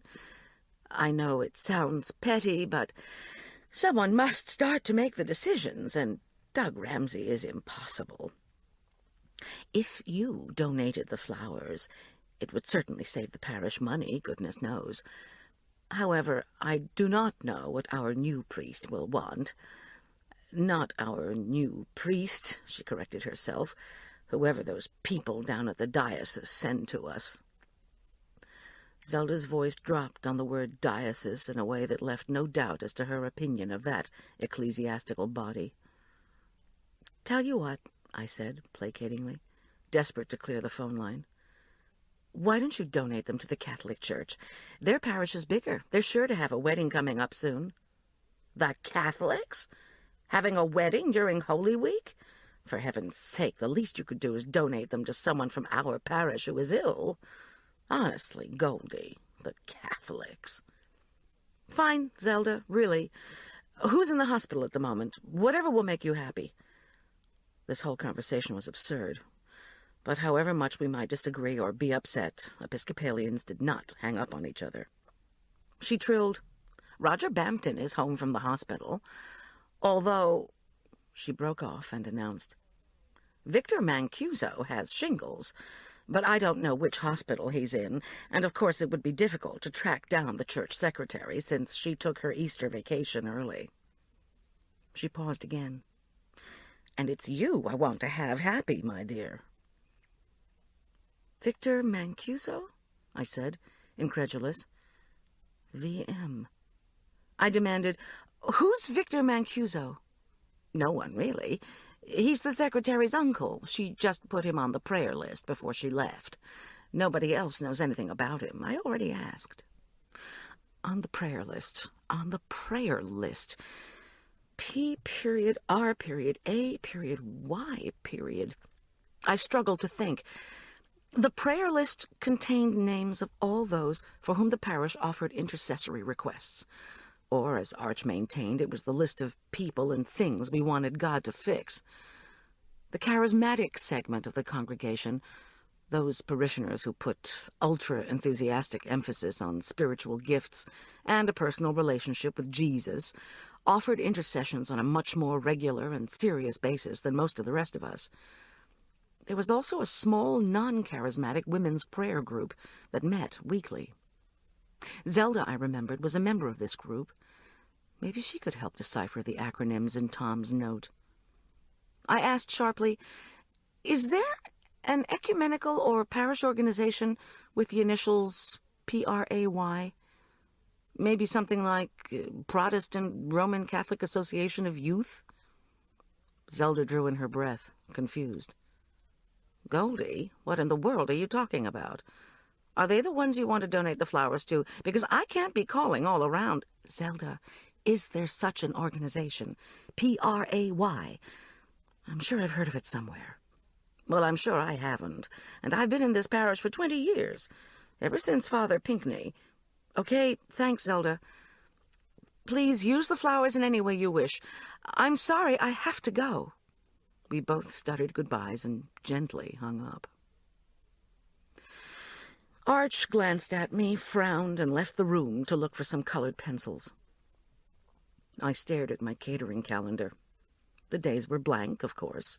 I had cleared it in anticipation of our 3-day honeymoon. Now there wasn't even work I could do to take my mind off this spiral of events. Worry for Tom exploded in my chest. Should I have asked Helen Keene to stay with me? When would Julian be back from the airport? What could Tom's cryptic notes mean? I lay down on my kitchen floor, pulled my knees to my chest, and felt tears slide down my cheeks unchecked. I'm losing it. The doorbell rang. Again my heart jumped. Leaping to my feet, I raced down the hall, then stared disbelievingly through the peephole. Marla. She made a face at me and held up plastic bags of food. Just what we needed, more to eat. Arch, who had trotted down the hall behind me at the sound of the bell, moaned in disappointment and muttered that he was going to watch television. "What are you doing here alone?" Marla demanded, as soon as she had heaved herself and her bags into the kitchen. I swear. Still wearing her dark matron of honor suit, she took in my sweatsuit and my face, then shook her head. "Somehow I knew you wouldn't want me to take you out to dinner tonight." "I'm not alone. Arch is here." To my horror, it all spilled out. "Marla, Father Olson's killer took Tom. I had to go out to Olson's place, and it was awful." She pulled me in for a long hug. "I know," she murmured in my ear. "I was down at the church looking for you, Father Doug told me. Do you need to cry?" I thought about the weeping I'd already done, solitary and helpless on the floor. "Thanks, but no, not at the moment anyway." "Need to talk?" I pulled away from her, picked up a bag and set it on the counter. "How did Doug Ramsey know Tom was missing?" "From the cops." Marla heaved the other bag onto one of the kitchen counters. "Some of them are still at the church. They wanted to see if Schultz's phone call to the church office might have been taped." "Oh, Lord." I stumbled morosely into a kitchen chair. Marla eased down beside me. She put a hand over mine. I stared unhappily at the black front of Tom's range, unable to rid myself of the vision of him flipping pieces of chicken on the grill. He'd had friends from the sheriff's department haul the Jen-Air grill with convection oven over from his cabin and install the ventilation pipe a week ago. He'd said he couldn't live without his oven. With a wink, he'd added, "Sort of like you, Goldie." After a few moments, Marla rose and began to unload her stash, individually wrapped beef Wellington, frozen scampi. We'd often joked that our ex-husband had found 2 women who loved food more than they loved him. My passion was working in the kitchen, and Marla was the queen of packaged gourmet. She looked at me. "Where's your choker?" "Upstairs. Why? It's a miracle I didn't lose it out at Olson's place, tramping around in the mud." "Goldie, don't say it's a miracle to me." She flopped back down next to me. "We've got a problem. Actually, more than one." "What, with the pearls?" Before your wedding was supposed to begin, I was out in the narthex with the jewelry raffle committee. I told them both of us were wearing the chokers that were going to be sold, and they oohed and awed. Oh boy, I thought, here we go. Some left-wing group had threatened a pearl boycott. I'll get to the pearl problem in a minute. She sighed. Apparently, Marla continued glumly, some of the goings-on in our parish have started rumors floating around in the diocese. I sniffed. Goings-on in our parish? Rumors? Wait until they hear our priest has been murdered. I shook my head, seeing the flash of Father Olson's warm smile behind his dark beard when he appointed me to the Board of Theological Examiners. Marla nodded. Right. Show me a parish in the diocese without some wild stories, I say. And so they say, ho-ho, words out, Roger Bampton claims his healing was miraculous, as in feeding of the 5,000 miraculous. Oh, please, I said, in no mood to discuss disease. Roger's sick. I heard he was a little better. Miraculous? That's what our ex-husband is going to say when he hears Tom Schultz didn't show up for the wedding. I felt a sudden chill, thought about making tea, then dismissed it. Too much effort. Anyway, I added, Roger has leukemia. He's out of the hospital. Marla grimaced. Get this. He's not just a little better. He had a normal blood test. To me, it was a miracle old Scotch-swilling Raj didn't die of liver disease before they diagnosed him with leukemia. And they're saying there have been other miracles, too. Come on, Marla. I've heard some of those stories, the bad knee healed and all that. Who listens? They're like the stock market. You have a wave of good luck and then a wave of bad. How is this a problem? Goldie, we've been busy with other stuff. We haven't been tuned into all the latest. I mean, you've been getting ready for the wedding, and I've been planning a jewelry raffle and sale with dozens of orders for tickets and chokers. But Agatha Preston enlightened me. 3 weeks ago, sick-to-death Roger was suddenly pronounced well. Last week, a Sunday school teacher swore she'd been cured of chronic back pain. An infant born blind got his sight somehow. So I told these folks that I need to lose 20 pounds. Where do I sign up? I said, I need Tom Schultz back. Just thought you'd like to know. Father Olson wouldn't have approved. Listen, she protested. Agatha and these women swear Olson was the one whose actions got the rumors started in the first place.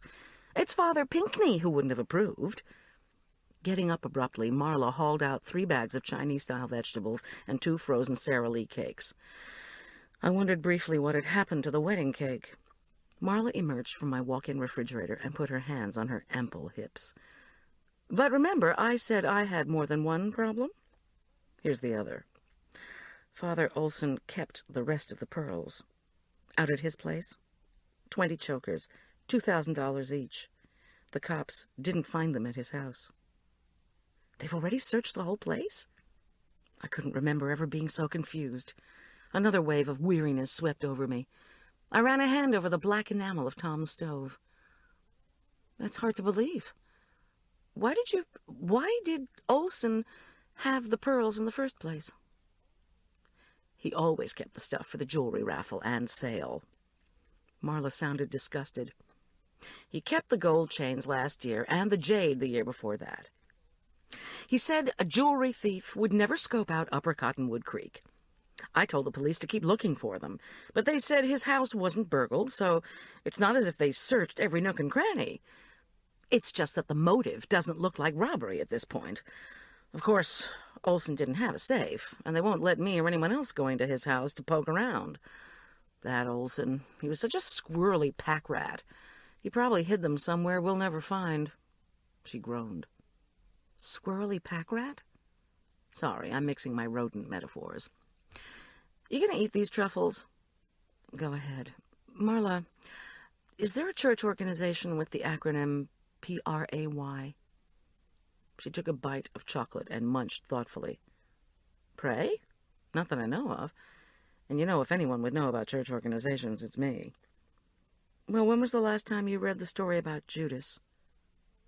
Marla finished her first truffle, looked over the tray, and chose a second, this one a plump, dark mound dusted with cocoa.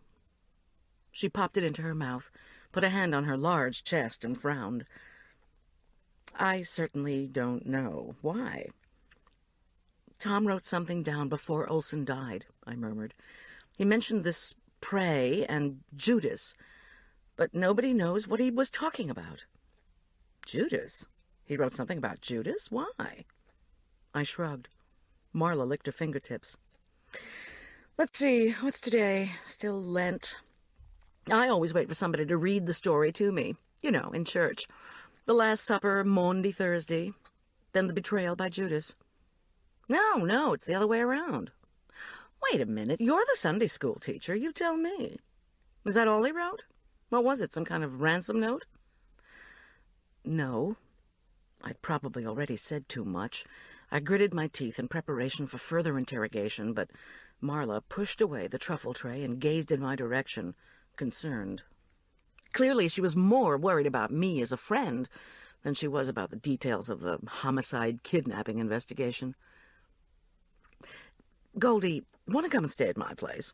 I can take care of you. Honestly, it's the least I can do. Matron of honor and all that. No, thanks.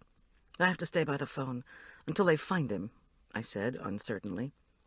They'll find him, Marla said firmly. She inched her chair over and put her hand on my arm. Goldie, you cannot stay here alone. You're great, but honest, I'm not alone. Arch and Julian are with me. Talk to me about the church. Tell me how this could happen. I swear I don't know. Olson was she gestured extravagantly like an Italian looking for a word. A cute charismatic who had a good grounding in theology. I don't know. Does that sound prejudiced? I mean, when I told him we cleared $20,000 on the gold chains last year, he didn't say, praise the Lord. That doesn't help. $20,000 on gold chains? I felt hysteria rising in my throat and pushed it down. With these jewelry raffles, you sell some and raffle some, right? She nodded. Who ordered the pearls for the fundraiser? Do you know how many people knew they were out at Olson's house? And what do the church women use all that money for, anyway? Hey, whoa, Goldie, slow down. She pressed her lips together. Bob Preston ordered the pearls this year. You remember, the oil guy, husband of Agatha, son of Zelda. I guess I should say former oil guy. He got some kind of deal from a friend of his in the Far East. As to what the church women use the money for, there's usually a big argument. Lucille and the Art and Architecture Committee want to build the columbarium before they redo the kitchen. I'm running the raffle, so I want to give the money to Aspen Meadow Outreach. So Lucille Boatwright and I are at odds, which, believe me, is nothing new. Speaking of the crotchety angel, are you up to hearing about what happened after she collapsed at the church? Or do you want me to fix you some tea first? I really couldn't focus on Lucille Boatwright and her autocratic ways, but decision-making was beyond me. When I said nothing, Marla rummaged through cupboards, extracted a teapot and cups, opened a box of Scottish shortbread she had brought, and put a pan of water on to boil. The gestures reminded me of Tom. He loved tea. Loves. Stop it. Anyway, Lucille Boatwright, Marla persisted. The old guard is still guarding. Old Lucy's fine. She informed the doctors not to let Mitchell Hartley and the rest of the charismatics touch her precious columbarium construction in her absence. She had some arrhythmia, and Zelda Preston is down at the hospital with her. Well, Zelda's back, because she just called me from the church, trying to plan Holy Week and Ted Olson's funeral, and wondering what to do with Tom's and my wedding flowers. Marla sipped her tea and rolled her eyes. I told her to give the altar arrangements to the Roman Catholics. Marla choked. Treading a bit close to the edge, aren't we? I'm surprised Zelda's involved. You know, she was just so irate about the music, spent all last month screaming about going to see the bishop. Oh, wait, speaking of the bishop, guess who he's appointed to pastor the church through this crisis? Marla, I really don't care. All I can think about is Tom. A priest appointed to get us through this crisis? Could the bishop really move that fast? He has to. I mean, a murdered priest, a halted wedding, not to mention a funeral. Our flock needs emergency pastoring. Doug Ramsey, I guess. Wrong. He's too junior. She dunked a shortbread cookie into her tea and carefully bit into it. The bishop is sending in the poet. Oh, no, not George Montgomery. He's the canon theologian. He's on the board of theological examiners with me and always asks about the history of the Eucharist. Montgomery may examine about the sacrament of Holy Communion, Marla said, but he's going to versify about everything else. She finished her shortbread cookie and reached for another.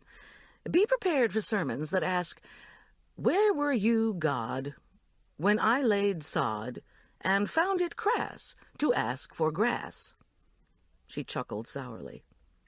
I stared at Tom's oven. The phone rang. I jumped for it. Yes? Hello, is this Goldie? A female voice, hesitant, raw from crying. Who's this? Agatha, gulped the voice. Agatha. I put my hand over the receiver and mouthed to Marla, Agatha Preston. Marla stage whispered, I saw her in the church kitchen. She looked like a wasp auditioning for Song of Hiawatha. Agatha, I said into the receiver, what is it? Do you have some news? What's wrong? Marla's eyes bulged. I shook my head firmly when she mouthed, What? I can't take it. Agatha gagged, coughed, and let out a single sob. With great effort, she said, I need to know if you saw him. She burst into a fit of crying. Saw him? I was bewildered. What happened? She sobbed. Oh, God, I'm not going to make it. Oh, where is he? She cried harder, and then her voice became distant when the phone thudded against a hard surface. Hello, who's this? A male voice. This is Goldie, the caterer. I was trying to talk to somebody. This is Bob Preston. My wife coordinates the prayer list. As you can see, she's extremely upset. She'll have to call you later. But Agatha asked me if I saw somebody. Who was she talking about? Bob Preston said, I certainly don't know. My wife's beside herself. It would be in the best interest of the church if you could just let her call you back. My frayed nerves snapped. I yelled, Look, damn it! But unlike most Episcopalians, Bob Preston had hung up. Chapter 5. What a creep! I screeched. Get out the phone book, I raged at Marla. I need to call back the Prestons. Agatha said she wasn't going to make it, and had I seen him? And then Bob just more or less told me to forget it. She'd have to call me back. Where's my stupid phone book? Marla's eyebrows climbed toward the stratosphere. Telling Marla to forget something was her idea of denial of civil liberties. I scrounged wildly for, and then through, the thin Aspen Meadow phone book. No Preston. What about the church directory? I looked for it, but then remembered I had cleared that shelf to make way for Tom's cookbooks, which now lay in a disorganized pile above the counter. I had no clue to the directory's whereabouts.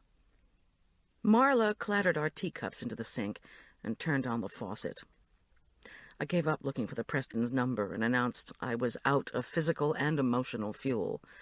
I had Tom Schultz to worry about. Had he ever mentioned Agatha Preston to me? What's Bob doing now? I demanded of Marla. I summoned up a mental image of Bob Preston, oil man extraordinaire. With his puffed-out chest and thinning red hair, Preston always reminded me of an aging rooster, although he probably wasn't much past 30. Over 6 feet, maybe 6'4", he had prominent cheekbones, a receding chin, and narrow lips. I said, What happened to his oil business? She began rinsing Tom's cups with their tiny stylized roses. Bob was riding high until the price of oil crashed in the mid-'80s. The price of natural gas hasn't gone anywhere either, so it was too expensive to explore. His company went belly up year before last. They haven't called for you to cater lately, have they? I put my hand on Tom's stove. Caterers are always vulnerable to the vagaries of wider economic movements. My voice sounded so morose it was clear that financial vulnerability was not the problem. "Come on, I'm going to cheer you up," said Marla decisively. "You have to get your mind off these things. I'll tell you all the gossip about Bob and the Bob projects. Not only do they include Habitat for Humanity right here in your neighborhood, he's also heading this Sportsmen Against Hunger group. They go out into the woods with six-packs and rifles with scopes and shoot elk, then donate the, shall I call them proceeds, to Aspen Meadow Outreach. Now, if you were a poor, hungry person, how would you feel about eating an elk burger? Do you have a recipe for such a thing? How about venison chili?" I shuddered. "I know about that group and the Habitat Project. Just tell me who Agatha wanted to see." She gave me a look of determination. "Agatha is involved in everything down at the church. I don't know who she was referring to." She turned the last teacup over to drain on a towel and ran her fingers through her frizzled hair. "But you can bet I'm going to find out." Outside, the gears of the van ground as the tires crunched up the driveway. Julian had returned. "Marla, I can't stand being out of it. I can't stand to just sit here by the telephone waiting for the police to call. I've got to do something." She sat down and squeezed my fingers, which were finally beginning to get warm. "Goldie, what you need to do is rest. Let Arch and Julian pamper you, if you're not going to come to my place." Julian, dressed in a second-hand wool overcoat that was much too big for his compact, muscled body, clumped inside and threw himself into a kitchen chair. Marla, who is happiest when people are eating, asked him if he wanted some tea and shortbread. "No, thanks." The corners of his mouth quivered downward. His bleached mohawk haircut was wildly askew, and the 5 o'clock shadow on his jaw made him look older than 19. He'd exchanged the rented tux for patched jeans and an oversized T-shirt distributed by a local roofing company that had gone out of business. The logo shrieked, "The roof is the hairdo on a house. Think about it." Julian snorted. "I went by the church to see if there was anything else I needed to pick up." He gestured with his thumb. "The wedding cake's in the van. I gotta freeze it. The people at the church told me what happened to Schultz. I can't believe it, man. Schultz is so fast, so smart. I'm like, you're kidding. Have you heard anything?" I said no and tried to appear pulled together. Julian had suffered his own share of upheavals, starting when the boarding department at Elk Park Preparatory School, where he was a scholarship student, closed. We had both been live-in employees for a few ill-fated months at a wealthy couple's mansion, and when things fell apart there, Julian came to live with Arch and me. Less than 2 months away from graduating from Elk Park Prep, he was an excellent student, star swimmer, and ferociously good cook. He was desperate to get into Cornell so he could study food science. Eventually, he wanted to become the first vegetarian caterer from Bluff, Utah, to be written up in Gourmet. I thought he had a good chance to get into Cornell, although I had my doubts about his aspirations for Gourmet. That, however, could wait, as it was the coming week that would bring the college acceptance and rejection news. Adding this to the wedding preparations had put Julian's anxiety into high gear. Still, Arch and I loved having him around, high anxiety or no. But now, with Tom gone, the teenager would be impossible. I knew from sad experience that the emotionally volatile Julian became volcanic in the face of danger to those he loved. "So, what are the police doing about Schultz?" he demanded when I didn't answer immediately. He glowered at me as if this were somehow my fault. "I mean, do they, know who snatched him or what?" I patiently explained that a concentration of law enforcement types were prowling about at Olson's house the way they were searching the church, that they had found some things of Tom's and a note containing abbreviations nobody could decipher. Julian chewed on his knuckles when I said Tom's note seemed to be his catalog of events up to the moment he was abducted by somebody whose identity we did not yet know. My personal phone line rang. I snatched it. "What?" Goldie, this is Father Doug Ramsey, and I need to talk to you about some church matters. First, of course, I'm concerned about you. How are you doing? Terribly, Doug. Sorry, I can't talk now. I'm trying to keep my phone lines open for the police. Well, this would just take a minute. It's about the meeting next week and the food. I put my hand over the mouthpiece and hissed at Marla. Get rid of Father Doug for me, will you? Quickly. Marla puckered her lips, then took the receiver. This is Goldilocks Catering, and we can't talk now. But instead of hanging up, she was, after all, a cradle Episcopalian, she listened to Doug Ramsey launch into one of his long strings of words, explanations, queries, thoughts. I whispered a prayer that the police would do an operator interrupt if there was news. What do you mean, abbreviations? What kind of notes are you talking about? Julian asked me in a conspiratorial tone. Just his notes on what was happening when he arrived out at Olson's place. They think it was to help him remember. I looked questioningly at Marla, who still held the phone to her ear. Marla shook her head and told Doug Ramsey to hold on. To me, she said, He's saying Bob Preston called him after Agatha phoned here. He wants to know if you want Schultz put on the prayer list. Of course, I said. Please tell him I have to leave this line open for the cops, so don't let him go on and on with exaggerated descriptions and hyperbolic worries. Which was precisely Father Doug Ramsey's style, unfortunately. Marla returned to the phone. After a minute, she said, No, I'm sure she won't. She's under too much stress, that's why. Again, she put her hand over the mouthpiece. Did this guy flunk pastoral theology, or what? She whispered. Doug's voice still droned through the receiver. Marla smiled widely. Doug, she told him loudly, you can find another caterer. More muffled protests were followed by, All right, I'll ask. She turned to me. Father Insensitive wants to know if you're still going to cater the Board of Theological Examiners meetings starting Tuesday night. And attend, too, since you're a member. That's what he says he's upset about. Can't get another qualified lay woman on such short notice. And especially with Olson gone, they just won't have enough people to do the examining. Or so he claims. He says it'll help you get your mind off your other crises. Although I think he's more worried about food, if you want to know the truth. Goldie, you can't, Julian began fervently. Not when you're going through this other mess. Tell him I'll do it. I agree, said Marla, her hand still clasped over the mouthpiece. The police will want to talk to you. Tell him I don't know yet, I interrupted firmly. The meeting's in 3 days. He can wait until tomorrow for a decision. Besides, I added mentally, Father Olson had been head of the Board of Theological Examiners. I owed doing this catering to him, and perhaps cooking for the board would keep me from obsessing about Schultz. Resigned, Marla spoke quietly into the phone, then hung up.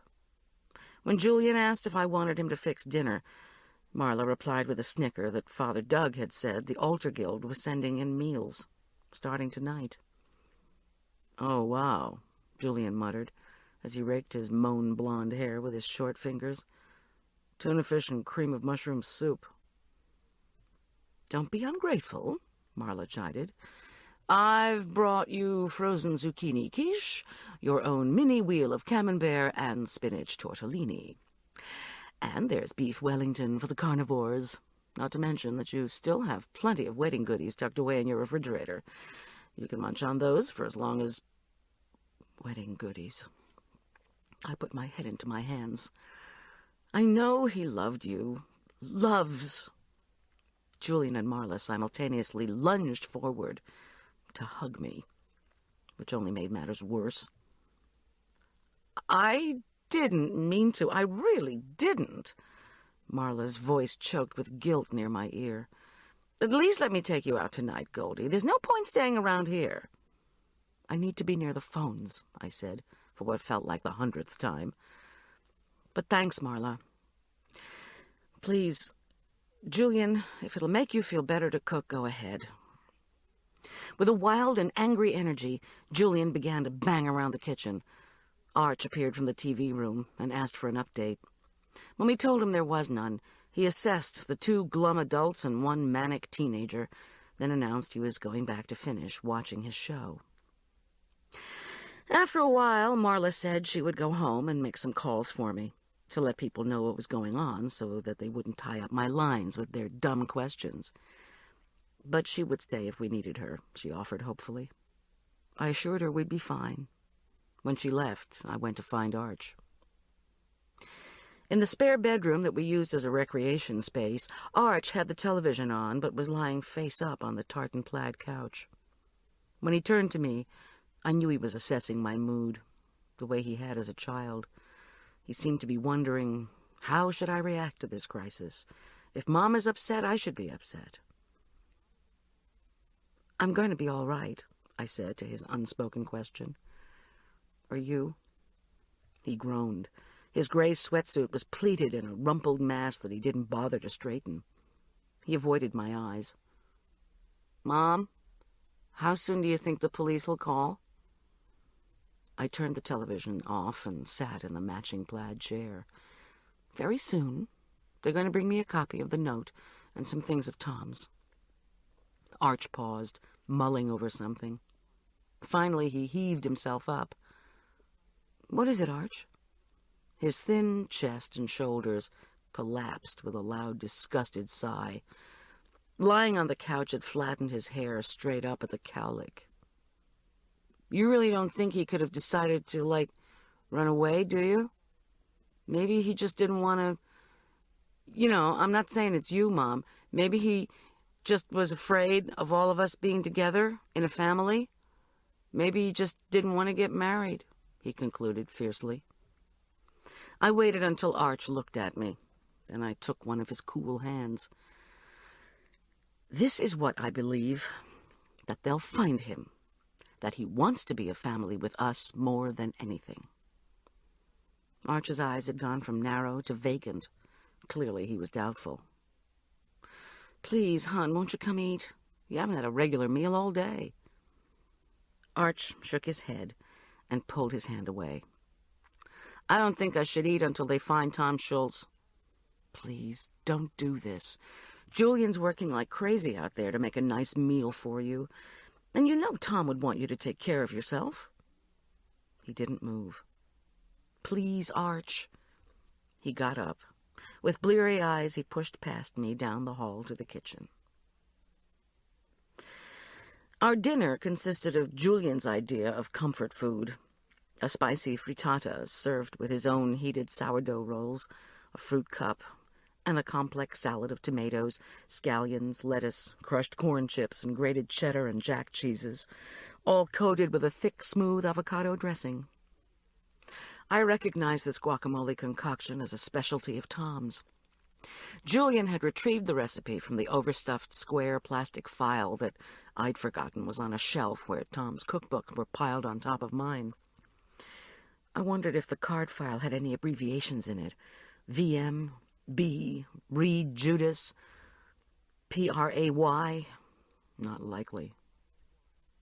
The boys exchanged a worried look when I stopped moving food around on my plate and brought Tom's recipe box up to my nose, inhaled deeply, then dumped the whole mass of hand-printed recipes out onto the table. The spattered, yellowed cards smelled faintly of Tom's kitchen. It was an inviting, high-ceilinged room in the log home he'd been about to vacate, after much discussion, to live in town with us. I reached for a card. Monster cinnamon rolls. His handwriting. And then a note in another, more recent pen. Try for G. I couldn't bear it.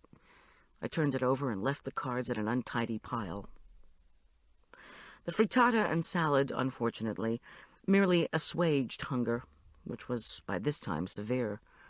Worse, I was unable to offer comfort in the area Arch and Julian most needed it, answers to their questions. First, they wanted to be told, again, every detail of Tom's disappearance. I hesitated discussing my time in the meadow by Olson's house, with its memories of the shrouded corpse and the police tramping dutifully about, looking for clues. But Arch who had eaten only a forkful of frittata, and Julian, who was digging into his third helping, would tolerate no avoidance on my part. They wanted to hear it all, as if such knowledge could give order to the sudden loss of the big-bodied, big-hearted police officer whom they had both come to love. I didn't mention that it looked as if Tom had been injured on the stony bank of the creek. Julian pushed his plate away and looked at me quizzically. "What about before the church?" he persisted.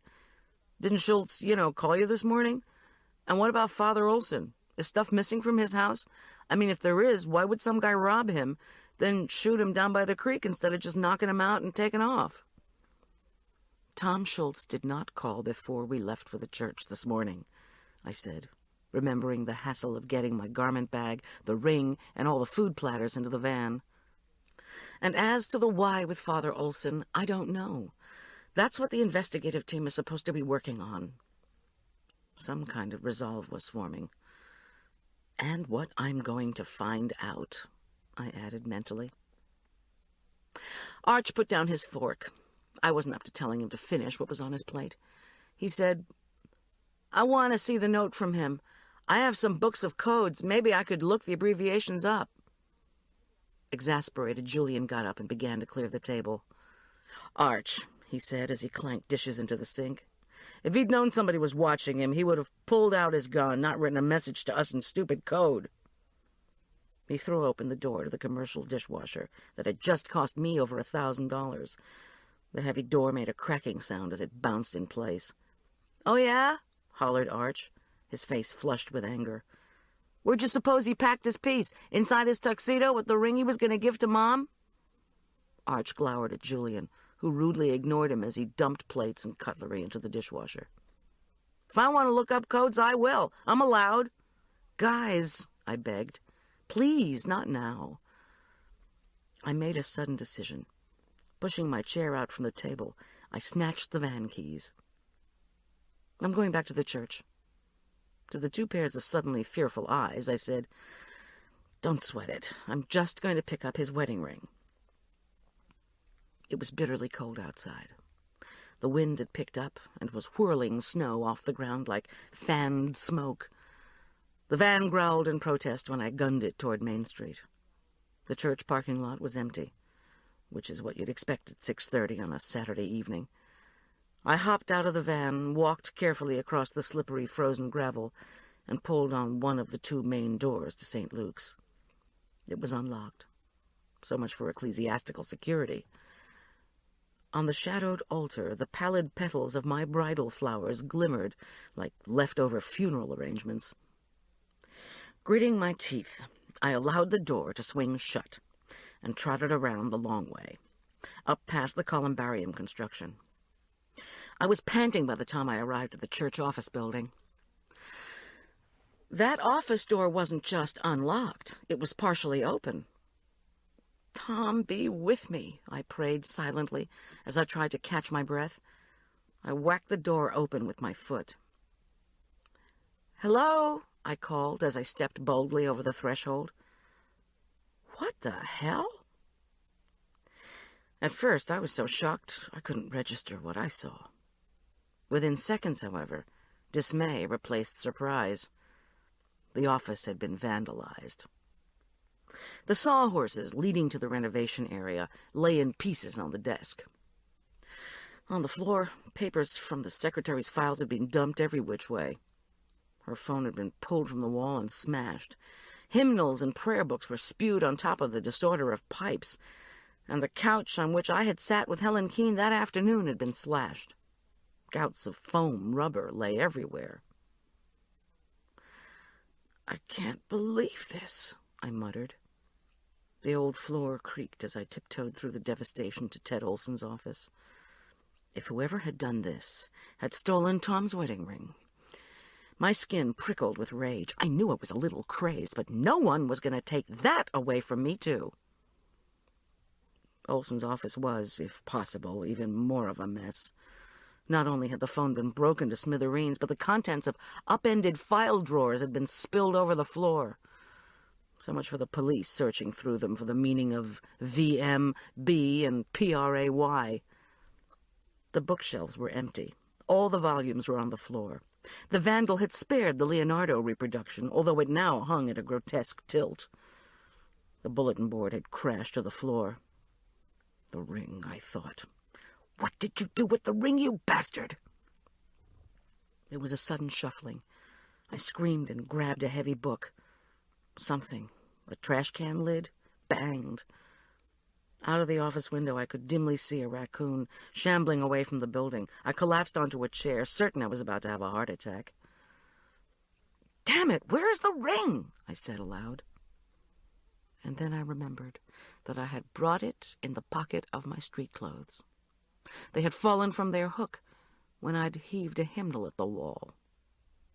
I stepped over the debris until I came to the plain brown cotton dress that still lay in a rumpled heap. Kneeling, I fumbled in the pocket and experienced a cold wave of relief when my fingers closed around the velvet-covered box from Aspen Meadow Jewelers. I pulled it out and opened it. The thick gold band that was to have been Tom's glistened in the fading light. I popped the box shut, stood, and stepped quickly over the chaos. Clutching the precious ring box, I ran back to my van. Chapter 6. The van wheezed against the cold as I raced home. Back in my kitchen, I ignored Julian's vociferous inquiries and called the sheriff's department. Yes, I insisted, to Dispatch's toneless question. It was an emergency. Dispatch put me through to Calloway. I told her about the ransacked church office. She thanked me, said Boyd was on his way up to my house anyway, and that she'd send a team over to the church. I hung up. "Man, Goldie, I can't believe you went inside when you saw the place was trashed." Julian slapped one of his schoolbooks open on the table and glared at me. "Don't you think that was, dangerous? I mean, you really ought to think about taking care of yourself, don't you think? And no offense, but you look terrible." Upstairs, water gushed into Arch's bathtub. I looked around the spotlessly clean kitchen. In his usual methodical way, Julian had finished the dishes, set Arch on his evening routine, and now sat leaning back in one of the kitchen chairs. Even though it was Saturday night, he'd brought out some work to do. Julian despised inactivity, for himself anyway. "I think you should stay home," he advised. Just wait for the cops to call." He shifted the chair to balance at a precarious angle and crossed his arms impatiently. "So, did you get the ring or what?" "Yes, I got the ring. And I don't normally think of the church office building in the early evening being a dangerous spot," I replied stiffly. But in light of the day's events, Julian was right. I was about to show him the ring box when something under the shelf of Tom's cookbooks caught my eye. In the spot where Julian usually upended drying pots and pans, he had cleared the counter and spread one of his bandanas. On top of the bandana was Tom's recipe box. On top of the box was a small pile of what looked like potting soil. "Julian, is that dirt on my counter?" His face turned sheepish. "Well, yeah, kinda." "Are we into voodoo here or what?" "I figure you need to cover all the bases." "Julian, what base is this? The one under home plate?" He slammed the chair down onto the floor, sprang over to where I stood, and pointed at the mound. "This is dirt from Chimayo," he announced, as if that would explain everything. "I know Chimayo is in New Mexico," I said. My patience was wearing thin. "And I know it's famous for its chili powder, but you're going to have to enlighten me on the dirt." Julian rubbed 2 fingers across his sparse hedgerow of bleached hair. "It's, like magic. People make pilgrimages to the sanctuary at Chimayo because the dirt has this special healing power. The Indians thought so, and they were in that spot first, Then the Spanish Christians said it was miraculous, too, so they built this sanctuary place. So when the swim team went to Santa Fe for a meet, I went over with some of the guys. You just scoop the dirt out of this big hole. I figured if the Indians and the Christians thought it was powerful stuff, then I should get some too, in case I ever needed it. So, now I want to use it." Avoiding my eyes, he reached out to press his fingers lightly into the earth. For Tom. I was touched. Before I could think of something appropriately grateful to say, Arch joined us. He was wearing an enormous white terrycloth bathrobe Tom had given him. His wet brown hair stuck out like pine needles. He said, "Was the ring at the church?" "Yes, hon, but somebody had broken into the church office. It was a mess." "Oh, gosh." Arch stood beside me, bleakly silent. "Mom," he said finally, his voice serious, "I've been thinking. The next time you go out investigating, I'm coming with you." I exhaled thoughtfully. It was nice to know I had both a 12-year-old and a 19-year-old intent on mothering me. "What in the world is that?" He was looking at the pile of dirt. "Something of Julian's. He can tell you about it." Julian began. "It's from Chimayo." "Oh, yes," said Arch knowledgeably. "I know all about Chimayo from stories of the weird. But, Mom, if the health inspector pays a surprise visit and sees that, you're going to get into so much trouble." Before I could protest, the front doorbell rang. We all bolted for it. It was Boyd. Behind him stood Helen Keene, carrying another overstuffed hefty bag. Their bleak faces said they hadn't found Tom. I ushered them into my living room, where Boyd handed me a photocopy of Tom's note and a plastic bag containing his wallet and the other wedding ring box, sodden from being in the creek. With soft-spoken composure, Helen asked if she could meet with Arch and Julian, one-on-one, to see if they needed someone to talk to. She'd brought them quilts, too. Julian replied by asking her if she was hungry. Without waiting for a reply, he led her out to the kitchen. Arch muttered that he didn't want a quilt if it looked as if it belonged to a girl, and traipsed along behind.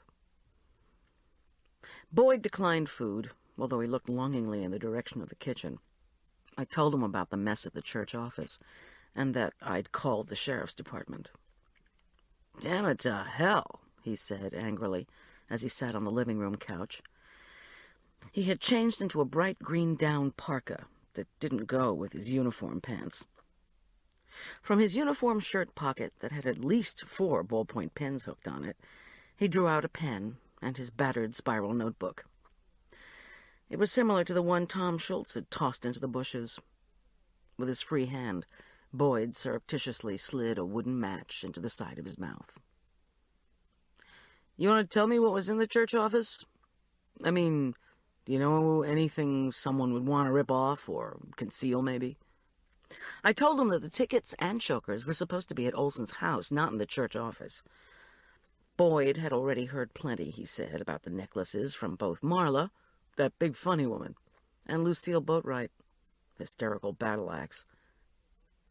I showed him the wedding ring I had retrieved.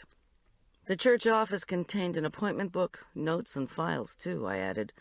"But Olson was such a pack rat, only someone who knew exactly where to look for something would be able to find it. And that was before someone broke in and trashed the place." Boyd stopped scribbling in his notebook and picked up the ring box. "I wanted to come to your wedding," he said, with a remote sadness.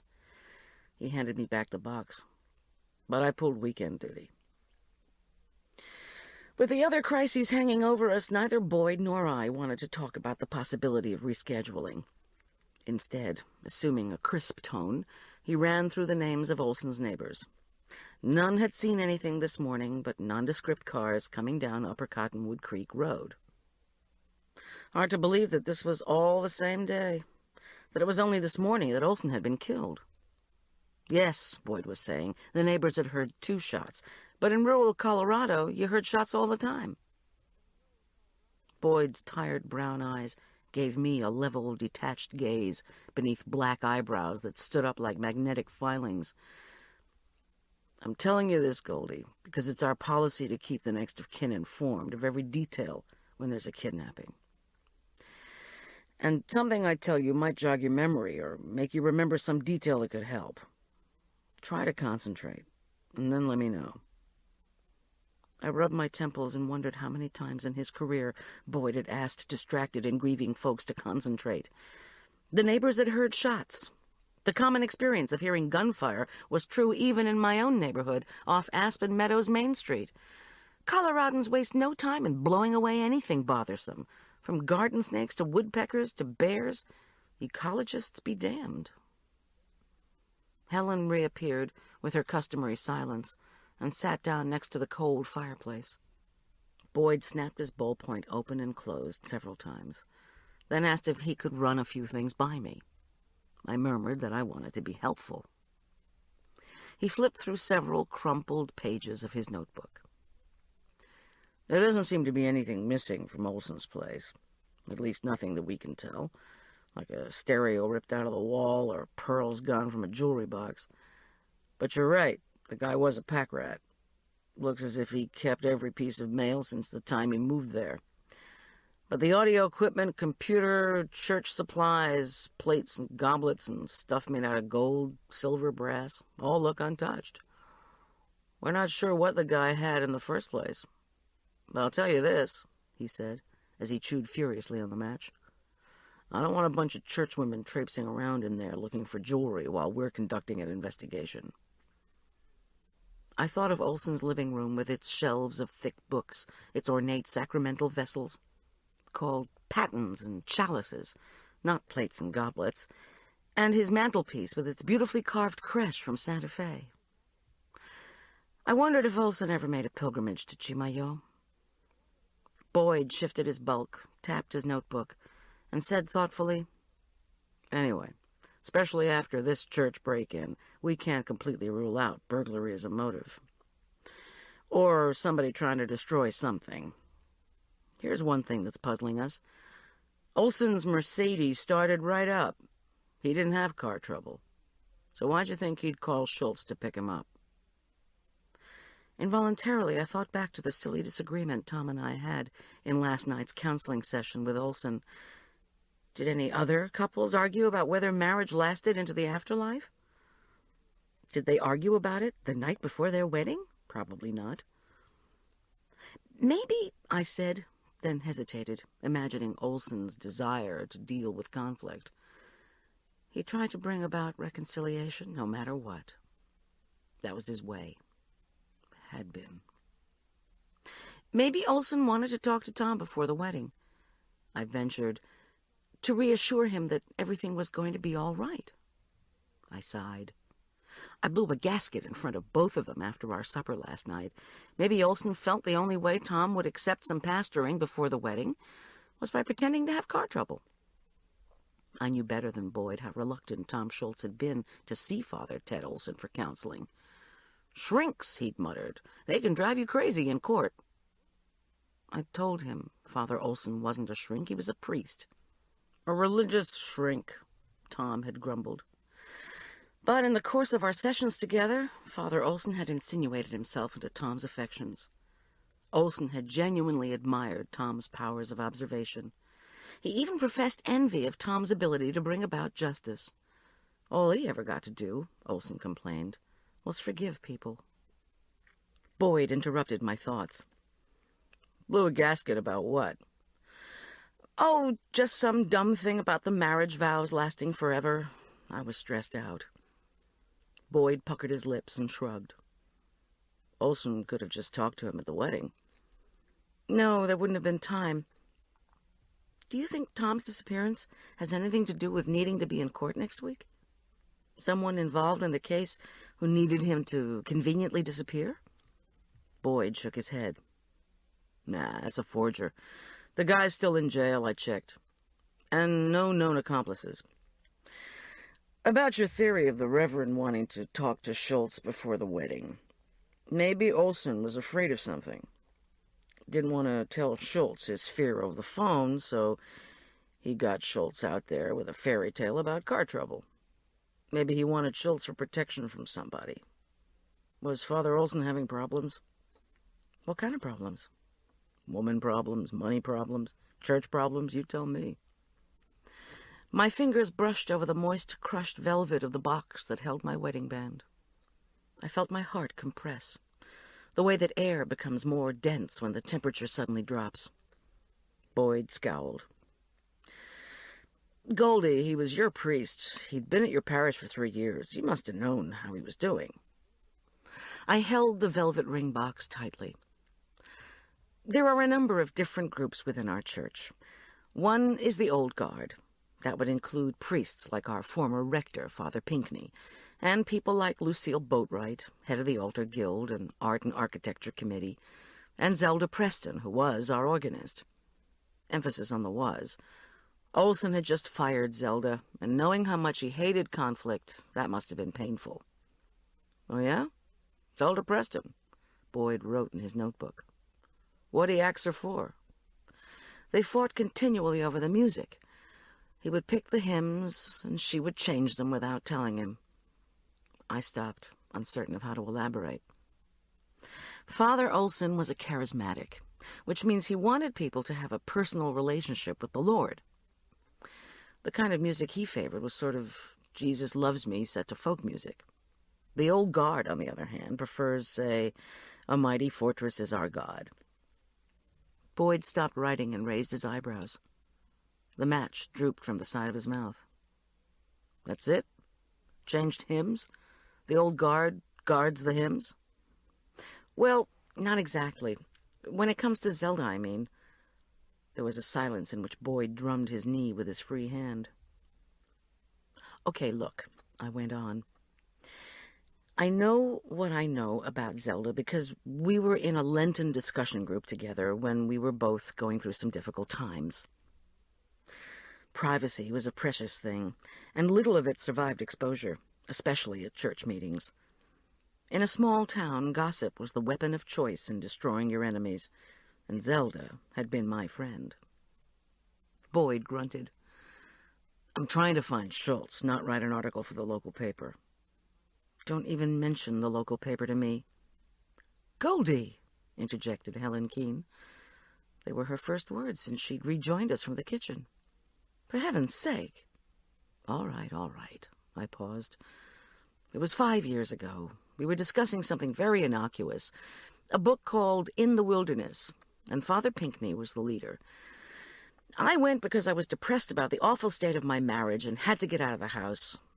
I figured a daytime church discussion group would be kind of nice. I held out my hands in a helpless gesture. One day, Zelda very unexpectedly broke down. You see, she had 2 sons. One is Bob Preston, who was a parishioner at the church. His wife's name is Agatha. Yeah, I want to talk to you about her, Boyd said. But go ahead. Zelda's other son, Mark, had leukemia. Mark was the swimming coach at Elk Park Prep, and he was married to Sarah Preston, who lives in Elk Park with their son, Ian, who was 12 at the time. I looked out my front window, but instead of seeing the cold night, I pictured Zelda's gray braid wobbling on top of her head as her body shook with sobs. On Ash Wednesday of that year, Mark, who was in his mid-20s and had had the leukemia for about 6 months, went into a coma in a hospital in Denver. What kept him alive while he was comatose were the daily blood transfusions Sarah had to okay. After a couple of weeks of this, I guess Sarah just decided she'd had enough, so she refused the daily transfusion. I fell silent. Boyd and Helen were staring at me. Mark Preston died within hours. I brushed unseen lint off my sweatshirt, feeling my eyes fill with tears. Zelda wasn't at the hospital. No one consulted her about stopping the transfusions. She didn't get to say goodbye to Mark. My Lord, murmured Helen. That wasn't the end of it, I said softly. At our book discussion group, Zelda blurted out that Sarah had killed her son. She would never forgive her for that. She said she wanted Sarah out of her life forever. Boyd and Helen Keene were silent. And the grandson? Helen finally asked. Ian? Zelda wrote off the grandson, too. She was just so angry. I sighed. Anyway, Sarah eventually remarried. I heard her new husband is a Catholic, and the 3 of them go to the Catholic church. From all the accounts around town, Zelda hasn't seen or spoken to Sarah or Ian in, well, 5 years. Boyd tapped his notebook. So, how does this relate to Olson? I'm getting to that. At the discussion group, I said reluctantly, no one knew how to react to Zelda's outburst. Father Pinckney just shriveled up. I mean, the old fellow looked as if he could have crawled under a rock. And of course the rest of the women were aghast. You have to understand, members of the old Episcopal Guard never, ever, ever spill their guts in front of a group. But you were there, Helen prompted. Yes, I was there. Indeed. I almost didn't go to the meeting that day. My head was throbbing from the whack John Richard, my ex-husband, had given me after he broke my thumb in 3 places the previous week. My hand was in a cast. When Zelda told her story and began to weep, I felt so bad. I cried with her. Despite the stupid cast, I put my arms around her and held her. I took a deep breath and thought back. I guess everyone else was embarrassed. They left. No one even said a word. Hours later, it was just Zelda and me, sitting next to each other in our folding chairs, sniffling. When it was almost time for Arch to come home on the school bus, I insisted she drink a cup of instant coffee that I fixed in the church kitchen.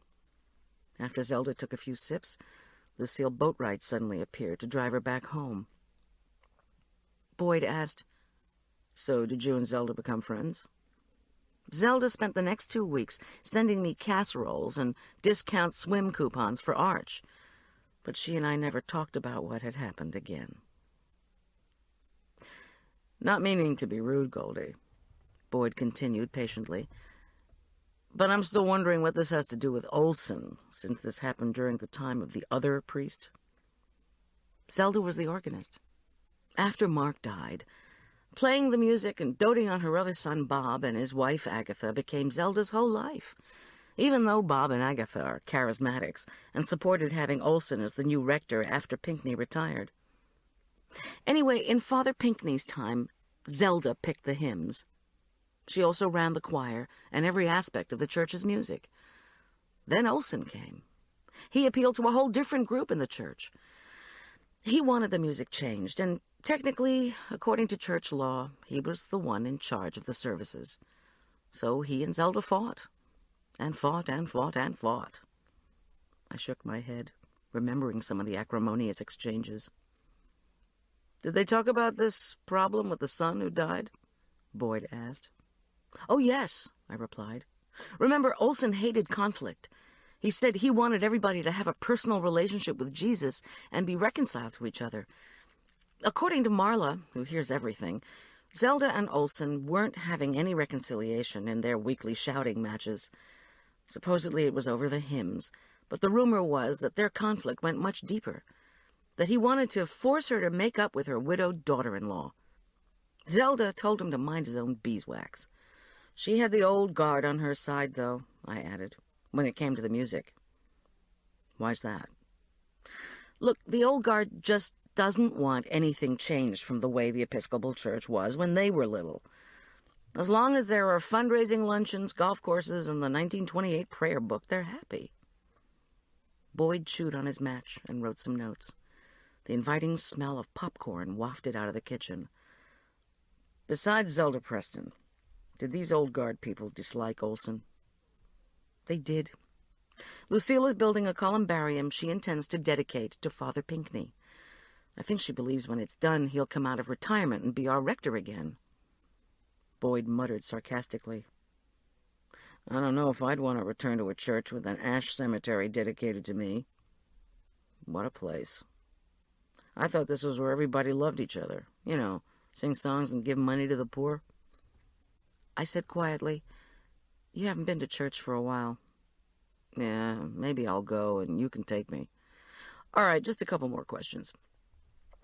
Did Olson get along with his assistant, this Doug Ramsey? Julian appeared with huge bowls heaped with hot buttered popcorn. The fragrance filled the living room, and I gestured to Helen and Boyd to help themselves. I guess they got along, I said, after I thanked Julian and he disappeared. Doug's on the Board of Theological Examiners. I cast around to remember in what other contexts I had seen Doug Ramsey work. He was involved in diocesan work and was Olson's liaison with the Aspen Meadow Habitat for Humanity. I told this to Boyd. Yeah, we know that. We also heard Ramsey was the bishop's spy. What? I was nonplussed. Father insensitive, with his over-talkative, exaggerating way, and his lists of things to do, a spy? Spying on what? For whom? Somehow Boyd had rid himself of the match. He took a handful of popcorn, ate quickly, and said, We heard that the bishop thought Olson was out in left field and moving toward the wall. As in, going, gone, bye-bye Episcopal Church, hello, new denomination. He scooped up more popcorn, ate it, and reflected. So tell me, is moving out of your sedate church's ballpark the kind of thing people would kill for? I know you say you have to look at the different groups. There was still an edge of sarcasm in his voice. Look, I said, with more ferocity than I intended, let me give you an example of the kind of thing that can happen in our oh-so-sedate church. On the national level, we had a prolonged and very public fight over the ordination of women to the priesthood. After that was approved, there was an incident at the Episcopal Church. A man came up to the altar and tried to strangle a female priest administering communion. He didn't protest. He didn't go to another church. He tried to strangle a woman he did not know. He screamed, "You bitch! I hate you! What do you think you're trying to do?" Unmoved, Boyd said, But Olson wasn't a woman. This is different. Or is it? Which group did the strangler belong to? My face was hot after my outburst. I grasped the ring box and tried to summon up Tom Schultz's calm.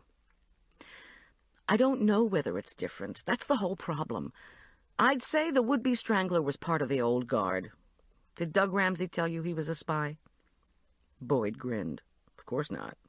You know anything about the financial status of your parish? I said that as far as I knew, the parish had typical financial problems. Typical in what way, Boyd wanted to know. Different church groups wanted money for their projects. There was never enough to go around. There was some squabbling over funds, but Marla had said giving was up. Boyd's eyes narrowed. Year before last, your parish had a gross income of $100,000. Last year, it was $120,000. Pretty good growth rate in a recession. But a couple of invalids left money to the parish when they died. Year to date, we're talking a little over 4 months, the church's income was $300,000.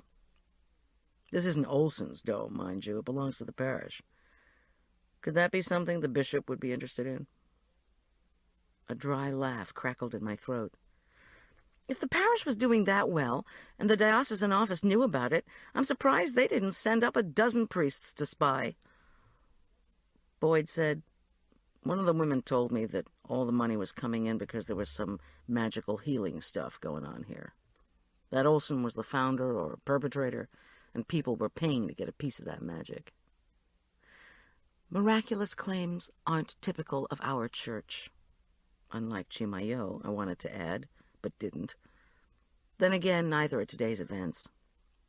So you don't know anything about the money coming from some miracle agenda. When I shrugged, Boyd continued. Okay, 2 more questions. I need to know what you know about this. He flipped a page in his notebook and scanned it. Candidate for holy orders. He said the unfamiliar words slowly. Named Mitchell Hartley. Guy wants to be a priest, he summarized. Flunked the oral exam for the priesthood last year. We hear Olson was behind the flunking. I told him what I knew of Hartley, whose chief distinction as one of the charismatic parishioners was his vehement opposition to Lucille's columbarium project. Idolatry, Hartley had fumed at the parish meeting, his face flushed, his mass of red hair quivering. Do you think the Lord would have wanted a columbarium? I knew Father Olson had urged the Board of Theological Examiners to flunk Hartley last year. I did not know why. Mitchell Hartley goes to the second service at our church, I said. I don't really know him very well." Boyd pulled in his stomach with a noisy breath. "Well, we're looking into that. Lots of money, miraculous healings, a candidate who was flunked. Now, about this Agatha Preston." But before he could elaborate, his beeper went off, and he asked to use the kitchen phone. When he trundled back into the living room 2 minutes later, he had put his notebook and pen away. "We'll have to talk more about this tomorrow, Goldie. The team is done over at the church, and they want to go out to Schultz's place tonight to see if he left any notes by his phone or anything else that could help us out. We still have his keys from the creek." Trance-like, I mumbled an okay. Boyd and Helen Keene moved awkwardly toward my front door. Helen dropped down on one knee and retrieved the victim assistance quilt I'd once again inadvertently dropped on the floor. It was splotched with mud. Helen asked if I wanted her to wash it. I thanked her and said please give it to someone else. I had plenty of blankets. She folded the quilt, draped it over her arm, and gave me an affectionate, unexpectedly lovely smile. They would both be in touch, she assured me, and I should call if I needed anything. The front door closed quietly behind them. I sat there in my silent living room and thought back to the cold March afternoon I'd spent with Zelda Preston and her pain. Lucille Boatwright had led Zelda slowly through the church doors, her arm around her slumped shoulders. I'd taken Zelda's untouched cup of coffee back to the parish kitchen. The powdered creamer was still lumpy and floated on top. Because of my cast, I hadn't been able to stir it in. Chapter 7. Still gripping the jewelry box, I moved over to a chair next to unopened boxes transported from Tom's place along with his oven. I put my hand on the cardboard and stared at the cold ashes in the fireplace. "Remember, O man, that dust thou art, and to dust shalt thou return," Olson had solemnly proclaimed over each of us at the Ash Wednesday service, just as he dipped his finger into ashes and made the sign of the cross on our foreheads. He'd been more than Marla's assessment, acute charismatic. He had been knowledgeable and kind. His faith was heartfelt. Olson had even charmed his way into Tom Schultz's heart. And now Father Ted Olson was dead. My chest ached. I forced myself to get up and stow the 2 ring boxes and Tom's wallet in my china buffet. I allowed myself only a moment of what could have been. In my mind's eye, I saw Olson smiling over us as Tom slid the ring on my finger. This was supposed to have been our wedding night. A terrible emptiness descended on me. Julian and Arch, their torsos wrapped in blue diamond-patterned victim assistance quilts, were finishing up a bowl of popcorn in the kitchen. Giving me a guilty look, Julian untangled himself and used the business line to make his overdue call to Beaver Creek, canceling Tom's and my hotel reservations. Arch asked politely to see the page of Tom's notes. I quickly penned a copy for myself, and then gave the photocopied sheet to him. The moon had risen. The boys had gone to bed, and it was past midnight by the time I had worked my way through all of Tom Schultz's boxes, looking for letters, files, or journals, anything with abbreviations. Feeling a pang of guilt for invading his privacy, I checked Tom's wallet, which had my business card and Julian's and Arch's school photos in it. In the boxes, I was rewarded only with bank statements, tax returns, and old bills. Maybe the police would find something out at Tom's cabin or in the trashed church office that offered a clue, for I surely hadn't. Outside, the air was still fiercely cold and windy. Wearily, I backtracked to the kitchen, where Scout the cat meowed insistently to be fed. In all the confusion, I'd forgotten the poor feline, whom I now moved carefully from the food prep area. While Scout tilted his head appraisingly, I ripped open a packet of cat food and dumped it into his dish. But it wasn't enough. After a few dainty mouthfuls, Scout sought affection by throwing himself on his furry spine on the kitchen floor. I rubbed his stomach and told him that we both should get some sleep. My eyes burned and my head throbbed. Waiting had never been my long suit. I longed to get out my electric blanket, turn it to high, and sleep. But sleeping in a warm bed, I couldn't do it. It would be betraying Tom, who probably was neither warm nor comfortable. I thought of his handsome face, with its penetrating green eyes, of his body with its warm folds of flesh that I had come to love.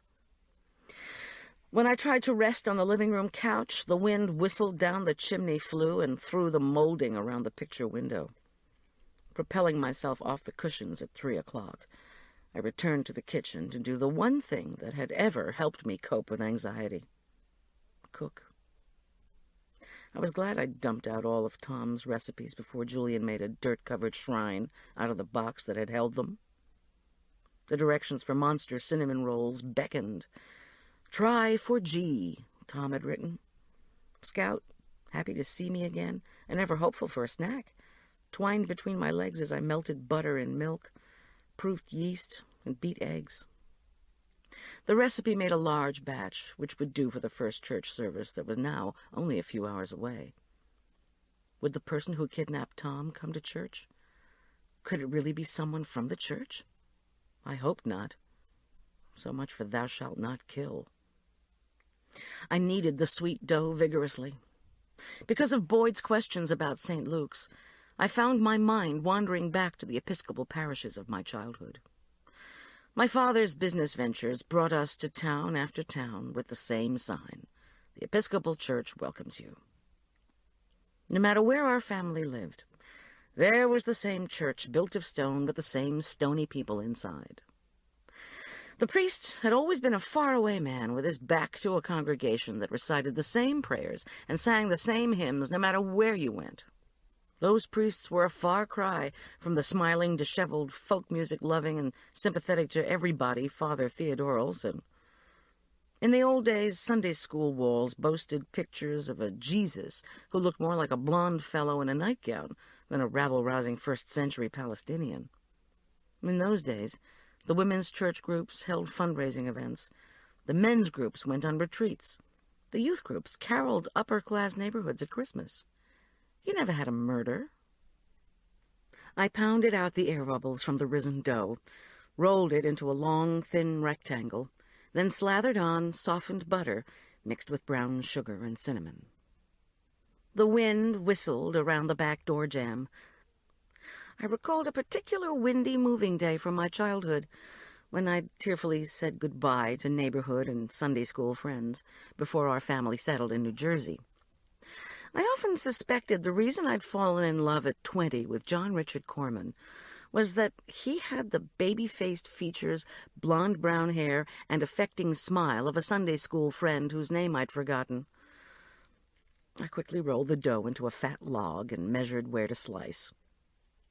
After my life fell apart, and I'd pretty much managed to put it back together, Tom Schultz had appeared, with his large, handsome, self-confident body and spirit. Tom Schultz, who loved Arch and Julian and me with a frightening intensity, who had awakened vulnerability and affection that I had presumed dead, who was willing to do anything to keep us happy, who had said to Father Olson last night that he and I would not be parted by death, no matter what the wedding vows claimed. And now he was held captive by God knew whom, for God knew what reason, if he was still alive. I cut the dough carefully at the evenly spaced intervals and placed the thick, sugary spirals in a buttered pan. I needed to sleep. I needed to pull myself together and find out as much as I could about Father Olson, for surely the murderer's path led through our parish, or through a committee, or through the diocese. My eye fell on the pile of exams from the candidates I was to help examine in 3 days. Olson had told me that in the 3rd and final year of their seminary training, candidates for the priesthood took the general ordination exams that now graced my counter. The battery of tests covered the 7 canonical areas: church history, liturgics, pastoral theology, ethics, theology, issues of contemporary society, and scripture. The tests were graded by the General Board of Examining Chaplains on the national level, which then sent the exams on to the diocese. In the Diocese of Colorado, the Board of Theological Examiners read them, determined areas of weakness, and then gave oral exams to the candidates. The candidate had to show oral proficiency in all 7 areas before he or she could be ordained. That sounded like a lot, I'd said to Father Olson. Maybe I wasn't really up to it. Just read the exams and ask yourself whether you'd want to have this person as your priest, he'd solemnly replied. Mitchell Hartley's exam was in my pile, although I didn't know which was his. Numbers at the top of each candidate's test sheets kept the examiners from knowing who was who, to eliminate prejudice. I had my list identifying candidates by number somewhere. Unfortunately, there'd been a mix-up at the diocesan office, and I hadn't received my photocopied set of papers to read until yesterday, when I was deep into pâté doughs, bridal bouquets, and portobello mushrooms. I hadn't read any of the exams, and the last thing I wanted to do was get academic on what was supposed to have been my wedding night. Still, when I looked at the sheaf of papers, I could see the indulgent grin on Father Olson's face when he'd appointed me to the 12-person committee, saying that not only did he treasure my culinary abilities, he also valued what I had to offer the board intellectually. Sure, the way people read Playboy for the interviews. But the diocese had paid the discounted rate I'd given them to bring gorgonzola quiche, asparagus rolls, cauliflower salad, and chocolate cake to my first board meeting, when the discussion centered on the ethics of breaking the seal of confession if a person's life was in danger. After years of casseroles and jello, and without waiting to hear my opinions on confession, the board immediately proclaimed their faith in me. Before the meeting, Father Olson had said there were a few rumblings over the appointment of a lay woman who was a caterer to this powerful board that had the final say on whether persons were ordained. "Better tell them about your theological training," Olson had warned me, "so they too will value your mind as well as your moose." So, at my introduction, I dutifully told of the 16-week course for Sunday school teachers I'd taken 2 years before from Canon Montgomery, a member of their board, at the Aspen Meadow Episcopal Conference Center. Canon Montgomery, now soon to be our emergency pastor at St. Luke's, looked like a ruddy toad. He'd beamed and lapped up my flattery along with his piece of cake. I didn't mention his aggravating tendency to pat his white hair along its middle part as he put spiritual experience into rhymed couplets. Now the clock said almost 4 a.m. Soon it would be dawn. No time to start reading theology, that was for sure. I lifted the towel to check on the rolls, and fatigue struck with such ferocity that my knees buckled. I grabbed the side of Tom's convection oven for balance. I turned away from the unread papers, left the rolls to rise at room temperature, and flopped back on the living room couch. The wind had died down, as it often did near sunrise. Still, the house felt cold. I burrowed into the hard cushions and regretted giving back my victim assistant's quilt. Tom, be all right. Holding that thought, I tried to relax. Frightful nightmares of falling into mud accompanied fitful sleep. I awoke abruptly, feeling stiff and chilled, and realizing unhappily that the cancelled wedding, the murder of Father Olson, and the unexplained disappearance of Tom Schultz hadn't been bad dreams, but odiously real. I opened one eye to see what time it was. Something was wrong. Above Tom's boxes, my mantelpiece clock was just visible, 6:30. Had a noise startled me out of sleep? Now, as I listened for Arch and Julian, the house was silent. What was wrong? What had awakened me with that sensation of something odd, out of place? I inhaled deeply and blearily scanned the room. It was the light. The living room was suffused with a tangerine-colored glow. A red sky in the morning promised snow. Big deal. My neck screamed with pain. I stretched carefully. My body insisted I would regret attempting the usual yoga routine. I felt confused. Even with a red sunrise, the light in the living room was too orange. It wasn't the sunlight that was colored. Something was coloring the sunlight. With effort, I extracted myself from the cushions. I tiptoed to the window and looked through the knots of the lace curtains. I stared at, but couldn't comprehend what I saw. Hanging from the roof of my front porch was a handmade knitted blanket. It was bright orange and had a red heart at the center.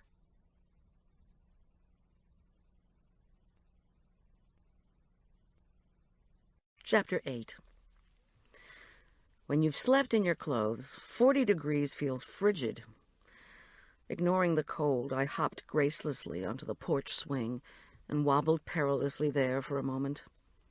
Sunlight was brightening thin smears of cloud that shone like mother of pearl. Very gently, I pulled the orange blanket into the light and tried not to slip on the frosted swing seat while examining the tiny stitches. The coverlet was not knitted as I had thought, but double crocheted with a small hook and thin, expensive wool yarn. A chill wind blew through my sweatsuit and threatened my precarious balance. I snatched down the afghan, then looked around to see if any of my neighbors were about. But the cold weather, especially on a Sunday morning, meant people were still snuggling deep under their coverlets and blankets. Not to mention afghans that didn't come from a source unknown. I scanned the crocheted rectangle for a note of some kind and saw none. From victim assistance? A thoughtful neighbor? The previous night's fierce wind might have blown off any attached notes. I bunched the afghan over my shoulder and jumped down from the porch swing. While my joints reminded me I was no longer a limber teenager, I noticed a foil-covered oblong dish sitting primly to the left of the front door. Casserole, courtesy of the Altar Guild. And this time there was a note, in a firmly lettered hand on top of that. Please take care of yourself. Our women's group is praying for you. Zelda. With my free hand, I picked up the icy glass dish and scuttled into the house. Her note hadn't mentioned the afghan. Imagining wiry Zelda Preston, or even stolid victim advocate Helen Keene, scaling the wall of my porch to make a dramatic visual statement by hanging a Valentine-type afghan, made me smile. I made espresso and watched it spurt merrily into a cobalt-trimmed cup. It was Hutchenreuter, a gift from Tom Schultz. Pain seared through me. The phone rang, and I grabbed it. It was my mother calling from New Jersey, so concerned that she and my father hadn't been able to say goodbye, and was I all right? Remembering Helen's advice, I did not mention Tom Schultz's disappearance. They would only worry and call me incessantly. Yes, I assured my mother we were fine. The two of them had just come back from the early church service, she said, and when was the wedding going to be? I stalled. Well, we were working on rescheduling. Did they find out what happened to your priest? No. But will you get married when things are back in order at the parish? Of course, I promised. When we have a new priest. And a groom, I thought, grimly, after replacing the receiver. Dread, worry, and stinging guilt made a simultaneous assault. If only I hadn't insisted Tom and I get married in the church. He never would have gone out there yesterday morning. He would be sitting here right now having coffee with me instead of being in peril, or worse. Or worse. Stop this! My espresso had turned cold. I slugged it down anyway, stared at Julian's pile of Chimayo dirt, and waited for my brain to click into gear. Not much happened. There's only so much caffeine can do on 2 hours of sleep. I slammed the risen cinnamon rolls into Tom's oven. With great reluctance, I showered and dressed in a dark blue suit, then put in a call to the sheriff's department. Without Tom there to tell me what was going on, the Center for County Law Enforcement felt like a foreign outpost. Boyd wasn't at his desk. I left a message asking for an update, and gave the number to my personal line. In a great rush, I repunched buttons on my business phone and got Tom's own voicemail. The sound of his rich, deep vocal recording was nectar. I listened to it while Scout rubbed against my leg to remind me it was feeding time. I listened to it while writing a note to Julian and Arch and inhaling the deep, rich, mouth-watering smell of the just-baked cinnamon rolls. I listened to it again while assembling ingredients for the poppy seed muffins that I would make between the services in the church kitchen, since the cinnamon rolls would just be enough for the first service. At last, the clock said 7:30. As I was slathering cream cheese frosting on the warm cinnamon rolls, my business line rang. I snagged it. "Goldie, this is Frances Marchesian of the Mountain Journal." "Don't." I could just imagine stringy-haired Frances Marchesian perched aggressively at her desk, smoking a cigarette with a great length of ash and swigging Diet Pepsi spiked with Vivarin. The woman never slept. "Goldie, please, I'm sorry about this." "The heck you are!" I cursed myself for not taking Helen Keene's advice. I should have disconnected as soon as I heard Frances's voice. "We know about Olson and we know about Schultz," Frances continued as if I hadn't spoken. "We know Mitchell Hartley's a suspect, but I saw some big heart thing hanging on your porch when I drove by this morning, and I took a picture." In spite of my upbringing, I hung up. The doorbell rang. It was Boyd. His black crew cut glistened in the morning sun. A battered leather flight jacket did not quite cover his pear-shaped belly. He was chewing vigorously on his match, and he didn't look happy. "We don't have him," he said abruptly when I opened the door, without waiting for me to ask. The uniform shirt he wore underneath the flight jacket was so wrinkled, I was certain he'd been up all night. "But you and I need to talk." "I was just about to go to church." "I'm coming with you." "Think I look okay?" "You look fine. But go to church with me? You've got to be joking. Why?" I looked at him sympathetically. "You look exhausted." "I'm okay. And I don't joke." Boyd wanted to take my van so we could talk on the way. I asked him to hold the rolls in his lap. He obliged, and we took off. "Go the long way," he ordered, whatever that is. "I need to know a few things before we get there. What do you know about Olson being the protege of a priest named Canon George Montgomery?" I obligingly swung the van right instead of left on Main Street. Our trip to church would take 10 minutes instead of 5. Montgomery is the canon theologian and one of the staunchest conservatives in the diocese. He's not the kind of fellow who would fall on his sword over the old hymns. I mean, this fellow's dream is to go to sleep wrapped in the Shroud of Turin. He used to be the rector of a big church in Pine Creek, but now he's semi-retired. Montgomery's on the board. "Yeah," said Boyd. "Theological examiners, we know. Served with Olson at the cathedral some years back when Montgomery was dean. They were real thick until they had a big spiritual disagreement, sort of like the ones you're telling me about in your parish. They get along on the committee?" I remembered Montgomery complaining bitterly in one of our meetings about a candidate's explanation of prayer. "Well, the only disagreement I can recall was when Montgomery insisted that prayer was about relationship and not about making coconuts grow." He really worked himself up into a dither. The next meeting, Olson brought in a giant coconut. Montgomery didn't think it was funny. That's the only conflict I can remember they had. "Late last night," Boyd drawled, "Mitchell Hartley told us Canon Montgomery and Father Olson had another argument. This one was last week in some other meeting, about whether miracles were happening at your church. Sounds as if there was a lot of yelling. Hartley said they could hear it through the doors of the meeting room at the diocesan center." "I don't know anything about that," I said. I didn't add, "But nothing would surprise me. Arguments are the church's way of life." I made that pretty clear to Boyd yesterday. "Are you thinking their animosity was really bad? Bad enough to kill for? Because if you are, Father Doug Ramsey mentioned Montgomery was at St. Luke's yesterday, waiting for our wedding to start." "Ramsey. The guy with the windy explanation for everything. He said Montgomery was at the church? I nodded and swerved around a corner. Maybe I was driving too fast. I eased my foot off the pedal. I invited all the parishioners as well as the board.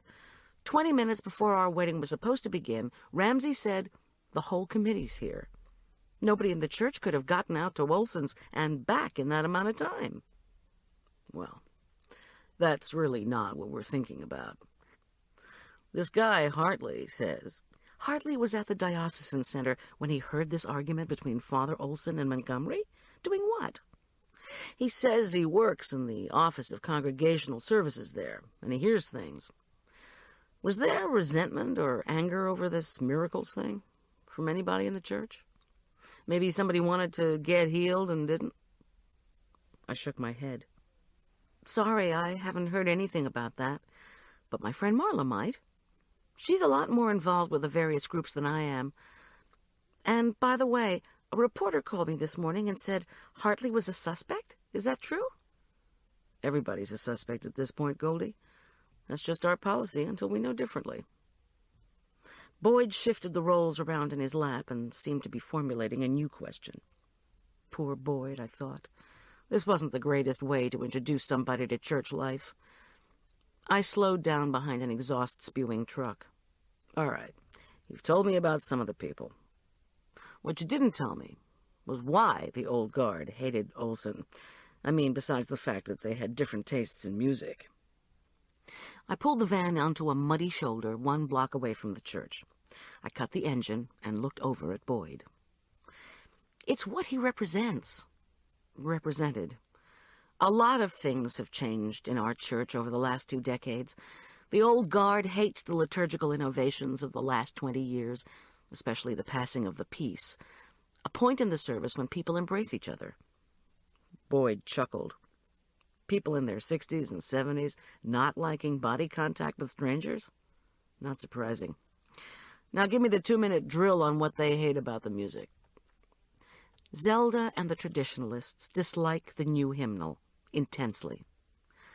I explained to Boyd that when the Episcopal hymnal had been revised in 1982, we'd lost "The Son of God Goes Forth to War" because it was deemed too militaristic.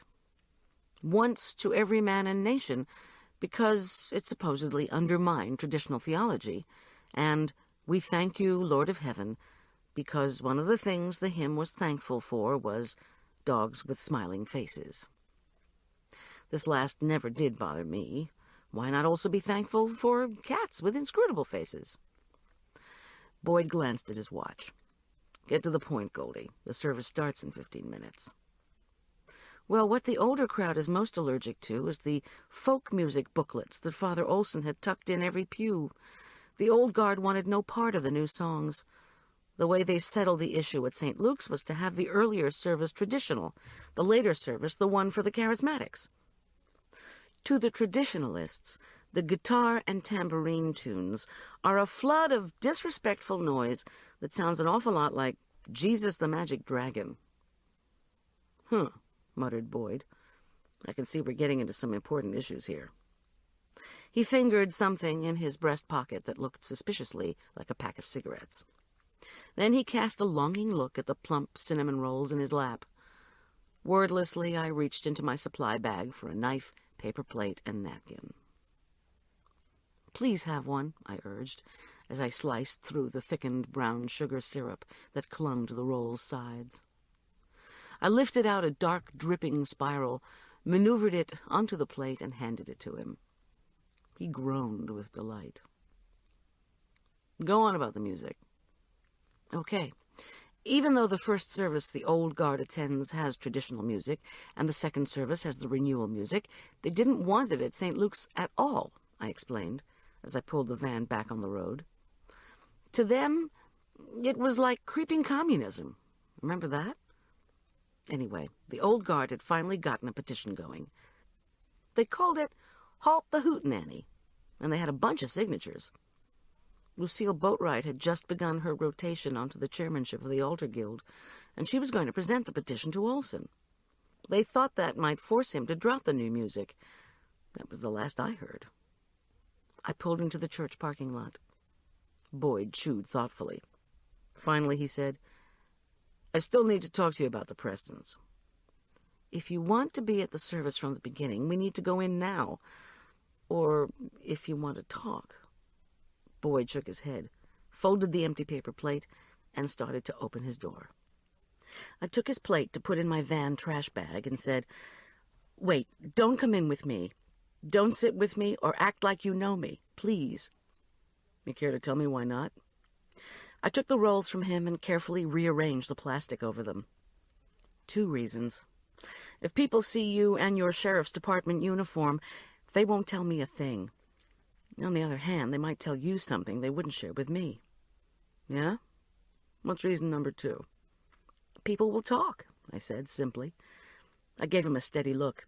They'll say Tom Schultz left me because I was having an affair with you. And I don't even know your first name. It's Horace. And now you know why I prefer Boyd. And there's not even a shred of truth. So what? Horace? Boyd? Please. I'll go in first. You lock my van and follow. He grunted. I thought this was going to be a place where people would be happy to see me. Welcome to the church, Horace. When I came through the heavy wooden door into the narthex, I immediately realized it was Palm Sunday, a liturgical fact that had slipped my mind with all the disasters of the past 24 hours. My wedding flowers had disappeared. They'd been replaced with the elaborate fans and sprays of the palms that symbolized Jesus' entry into Jerusalem, and in the church, the beginning of Holy Week. We were only 7 days away from Easter, the most sacred festival of the church year, despite all the hype about bunnies and baskets. Whether Boyd knew all this or even cared, I didn't know. In any event, Palm Sunday always brought out more folks than was customary during Lent. The activity in the church kitchen was at a fever pitch. I intended merely to leave my pans of cinnamon rolls for someone to dole out after the service, along with the other baked goods. However, when I appeared by the oven, all activity ceased. 6 women, including a remarkably stalwart Lucille Boatwright, eyed me with a combination of surprise, pity, and unnervingly intense silence. For after the service, I said lamely. I put down the pans. A chorus of, "We're so sorry," and "Isn't this just so awful?" and "My poor dear, you shouldn't have gone to the trouble," sent me reeling back into the narthex. There I was greeted by a frantic Father Ramsey.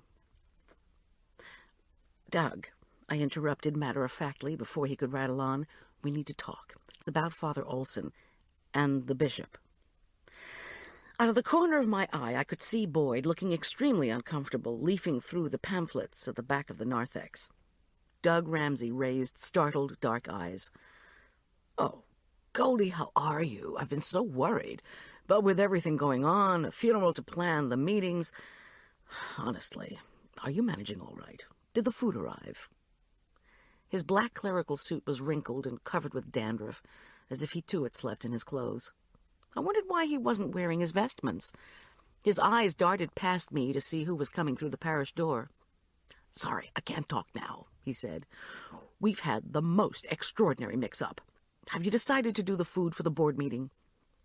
When I didn't immediately respond, he again assumed a sympathetic expression and made his voice low and serious. "Have you heard anything about your... I shook my head. Doug Ramsey strained his neck inside his white clerical collar and shook his head of floppy dark curls. "Well, I must go tend to some last-minute problems. The money the churchwomen are raising selling raffle tickets for pearl chokers? I thought they had their spending plans all set. Now it turns out that a third of them want to give it to African famine relief. The third want to use it for the columbarium stones, and another third want to invest in more pearls for next year. They want me to arbitrate, which means 2/3 of them are going to hate me. Then Zelda came back in this morning wanting her old job back, and Canon Montgomery was trying to be pastoral, so he said yes." "Montgomery? Here already? I thought you were going to fill in for a while at least." "Yes, well, so did I." Ramsey cleared his throat noisily and ran the fingers of one hand through his hair, disarranging his curls. Anyway, then Zelda said she always picked the Palm Sunday hymns, and Montgomery had already chosen the music, and then the new organist showed up. And all this plus what happened to Olson. Oh, dear. So, the new organist stomped out of the sacristy, and one of the churchwomen thought he was the fellow coming to give an estimate on the columbarium stones, and that he'd been driven away by the Invest in Pearls faction. Then, if you can imagine, I couldn't, and I thought catering was bad. Just as I am straightening out the organist fiasco, Mitchell Hartley shows up and starts asking about the oral exams for the candidates for ordination. The exams don't even begin until Tuesday. Now Canon Montgomery needs me to find a King James version of the Bible while he deals with the music. Not to mention that, of course, sometime in the next 5 minutes, I have to vest. Doug, please, I need to talk to you about my fiancé. It would help me if I could ask you a few questions. Well, can't it wait until the coffee hour, please? He torqued around and went flying after the new organist, who had banged open the rear door of the church to make a dramatic exit. I turned in desperation to look for Boyd and saw the short, fully robed body and ruddy face of George Montgomery as he entered the narthex. Lucille Boatwright marched up behind him and snagged him by the robe. Canon Montgomery tripped and barely prevented himself from falling over. Father Montgomery, I must talk to you about the drainage from our columbarium project after the service, Lucille rasped. Montgomery, recovering, did not immediately reply. He got Lucille's acid test. Canon Montgomery, did you know Father Tyler Pinckney? When Montgomery was mumbling that he had not known Father Pinckney very well, I sidled up and gave him a welcoming smile. Lucille briskly turned on her spectator pump heels and stalked away. Thank you. Oh, thank you from the bottom of my heart, said Montgomery. His voice caught, as if he had been crying. His mottled face had aged much in the 2 years since my Sunday school course. His hair seemed whiter and thinner than I remembered, and his eyes were bloodshot. You all right? I asked impulsively. He tilted his head and raised his bushy white eyebrows. I've had a hard time. Olson was my right-hand man at the cathedral. He was very dear to me. I talk to grieving people all the time, but here I am. His voice faltered. Yes, I'm sorry. I didn't know what to say. You didn't hug the canon theologian, even if you were on the same committee. Montgomery's duty was to articulate the theology of, for, and by the diocese, which in our case was all the Episcopal churches in Colorado. It wasn't his duty to be affectionate. Embarrassed to be staring at his sagging face, I looked at his robes. Montgomery was wearing an elaborately needle-pointed red stole. That's Father Olson's. You're wearing his... I know. Montgomery's haggard features crumpled. He lifted the thick, perfectly stitched edges of the stole. I was called in somewhat late, and all my stoles are packed away. Actually, I'm still in shock. He gave me the benefit of his close-set, kindly brown eyes, his warm, tentative smile that slanted sideways. He patted his white hair, parted exactly in the middle. Father Ramsay told me you, too, have been suffering. The formal address of Ramsay did not surprise me. Yes, well, as Father Ramsay knows, the police are scouring the county. They're keeping me informed. Montgomery nodded and reached out to brush my arm with his fingers, then drew back hastily as Doug Ramsay himself approached with a freckled-faced, red-haired young man taking long, aggressive steps beside him. "Do you know Mitchell Hartley?" Montgomery said to me under his breath. "Not very well," I replied, equally conspiratorial. "The reality is much worse than anything you could have heard," Montgomery told me in a pleasant tone. He turned to Hartley and added stiffly, "I didn't know you were a parishioner." "I'm not surprised you forgot," growled Mitchell Hartley, who was probably in his late 20s and had a head of thick, orange-red hair that he combed up in an exaggerated pompadour. Holy Elvis. He had eyes the vivid color of blueberries and a wide jaw that jutted out defiantly. Doug Ramsay mumbled something about vesting and scuttled away. Hartley and his red tidal wave of hair leaned in toward me. He assumed a condescending pastoral tone. "I am sorry to hear your sad news, Goldie. I am praying for you." "Ah," I said, embarrassed. "Thank you." Canon Montgomery pulled in his chin and leaned away from Mitchell Hartley, as if he had suddenly come upon some especially noxious form of poison plant. Mitchell Hartley quirked one orange-red eyebrow at me. "I know you know," I said uncomfortably. "But I don't believe we've met. You see, I usually go to this service rather than—" "Yes," he said impatiently. "I know that." "Well," I faltered, "how nice. I guess I'll be off then." "You're the woman, the caterer," Mitchell Hartley said, with a bitter smile, "that Theodore Olson appointed to the board. And you've just had this tragic loss." Well, yes." Canon Montgomery cleared his throat and puffed out his chest. "Miss Bear is a very highly respected member of this parish. She represents, shall we say, the woman in the pew. I trained her in one of my Sunday school seminars, but she probably won't be attending our meetings next week, as she's in the middle of another crisis." Mitchell Hartley snorted, lifted his wide jaw, and narrowed his bright blue eyes at me. "That's too bad. We don't usually get such a good-looking examiner." Since we were in church, I avoided making a scurrilous remark. I began to see why Father Olson would have flunked Mitchell Hartley last year. A dawning realization told me being an examiner might not be that much fun. While we were talking, parishioners had been streaming through the doors and looking around expectantly. When their glances caught on a robed priest engaged in conversation, they seemed to be reassured and wended into the pews. Doug Ramsay made a flustered but vested appearance, while the teenaged crucifer twirled around the poled Victorian cross. As if on cue, the first few notes of organ music pealed out, the familiar strains of "Once to Every Man and Nation." "What happened to the prelude?" squeaked Doug Ramsay.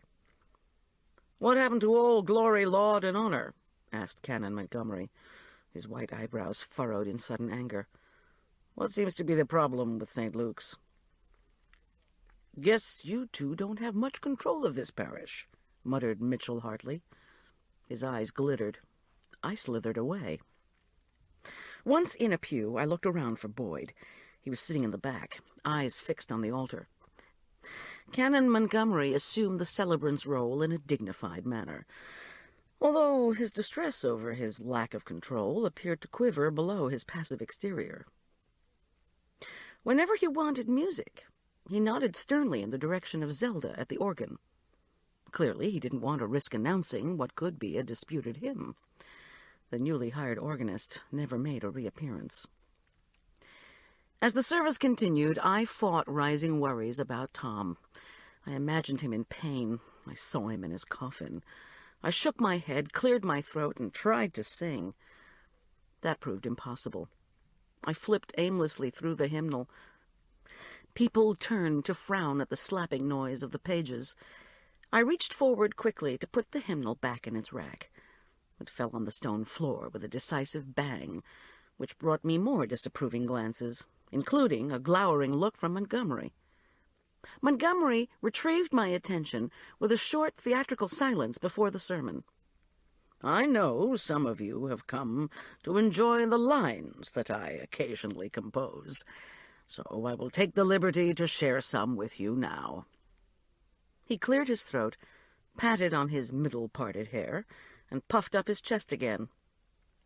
I pressed my lips together.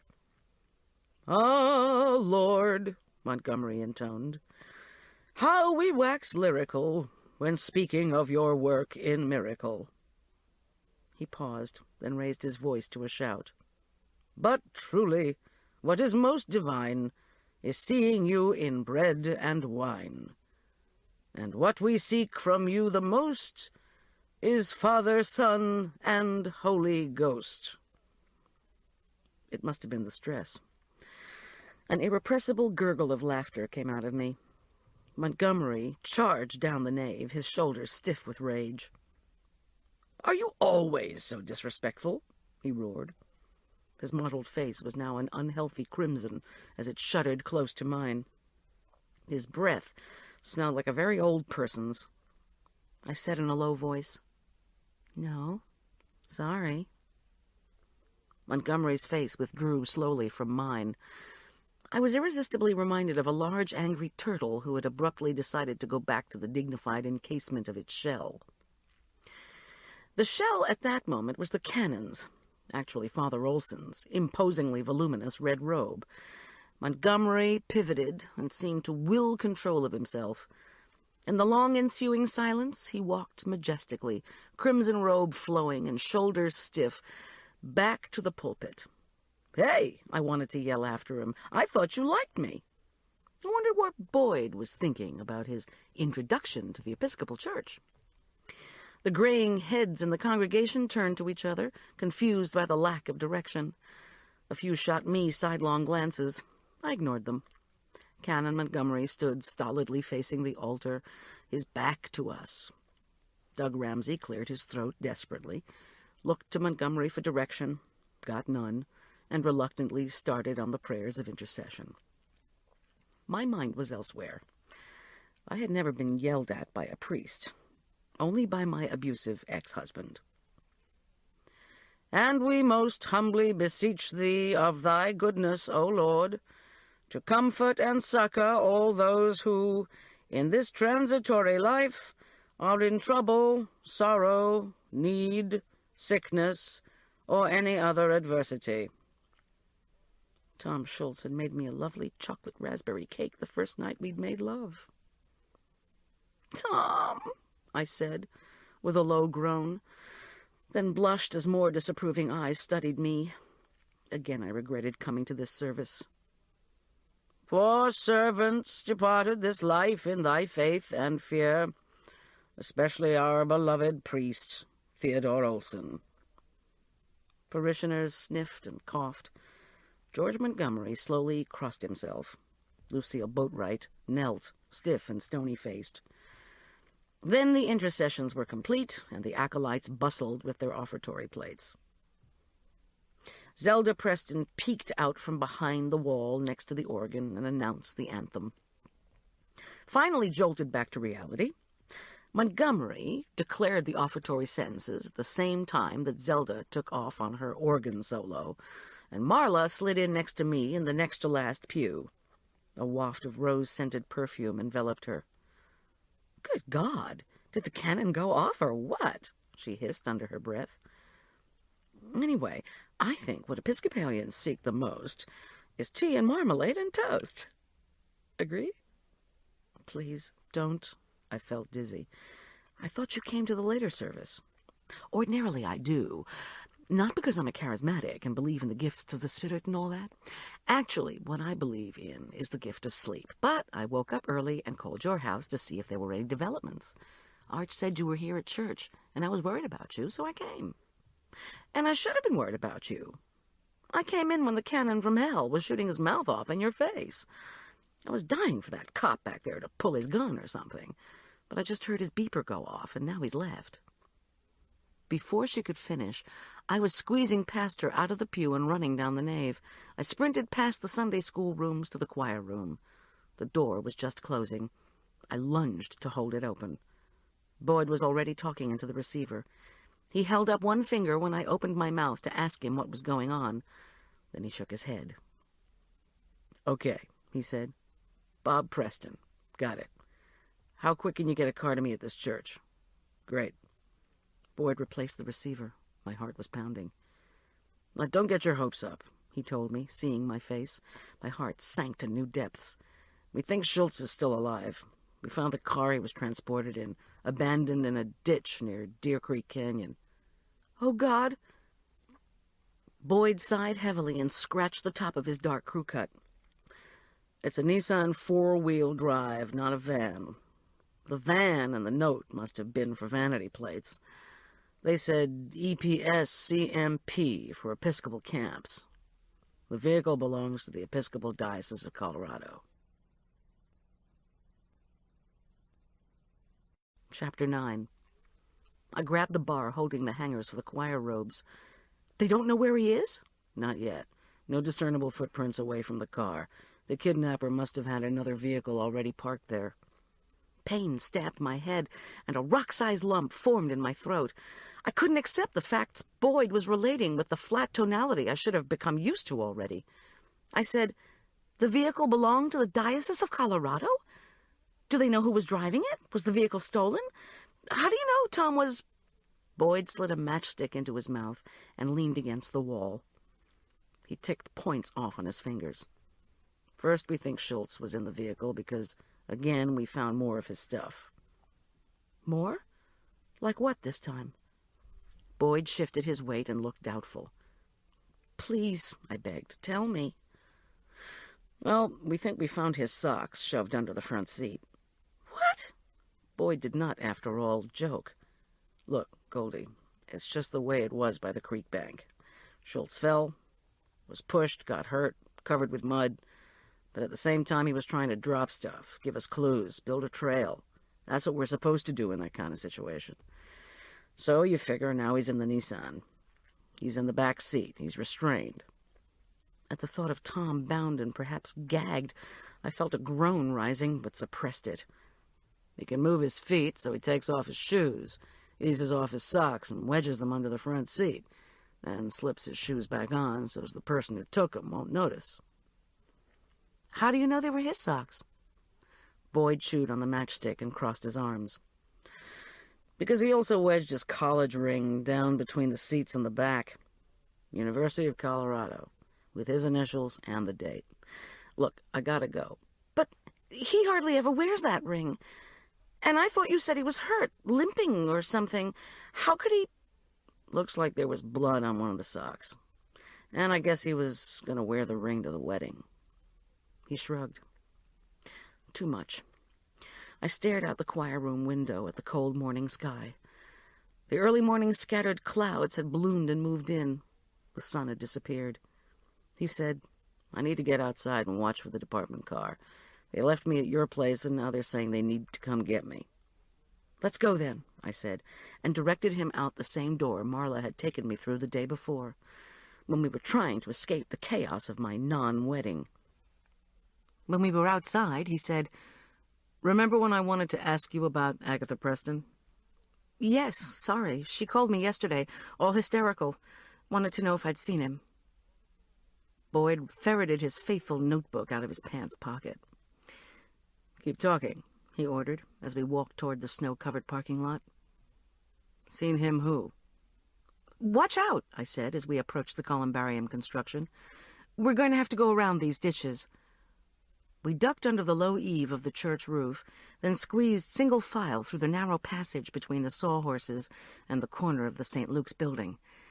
The ditches that would eventually hold ash receptacles had filled with ice-edged puddles.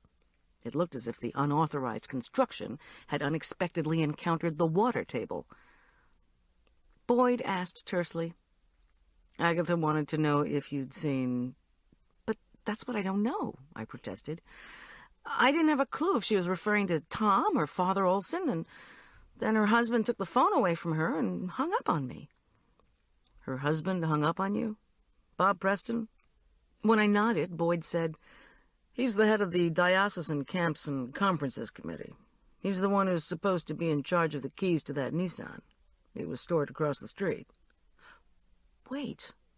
Of course I knew the car. I'd seen it many times parked in the garage next to Hymnal House when I'd catered for the musicians' conference during the summer. Yesterday morning, the keys to the conference center were missing when we tried to set up for the wedding reception. It's a huge bunch. Maybe the car keys were on it.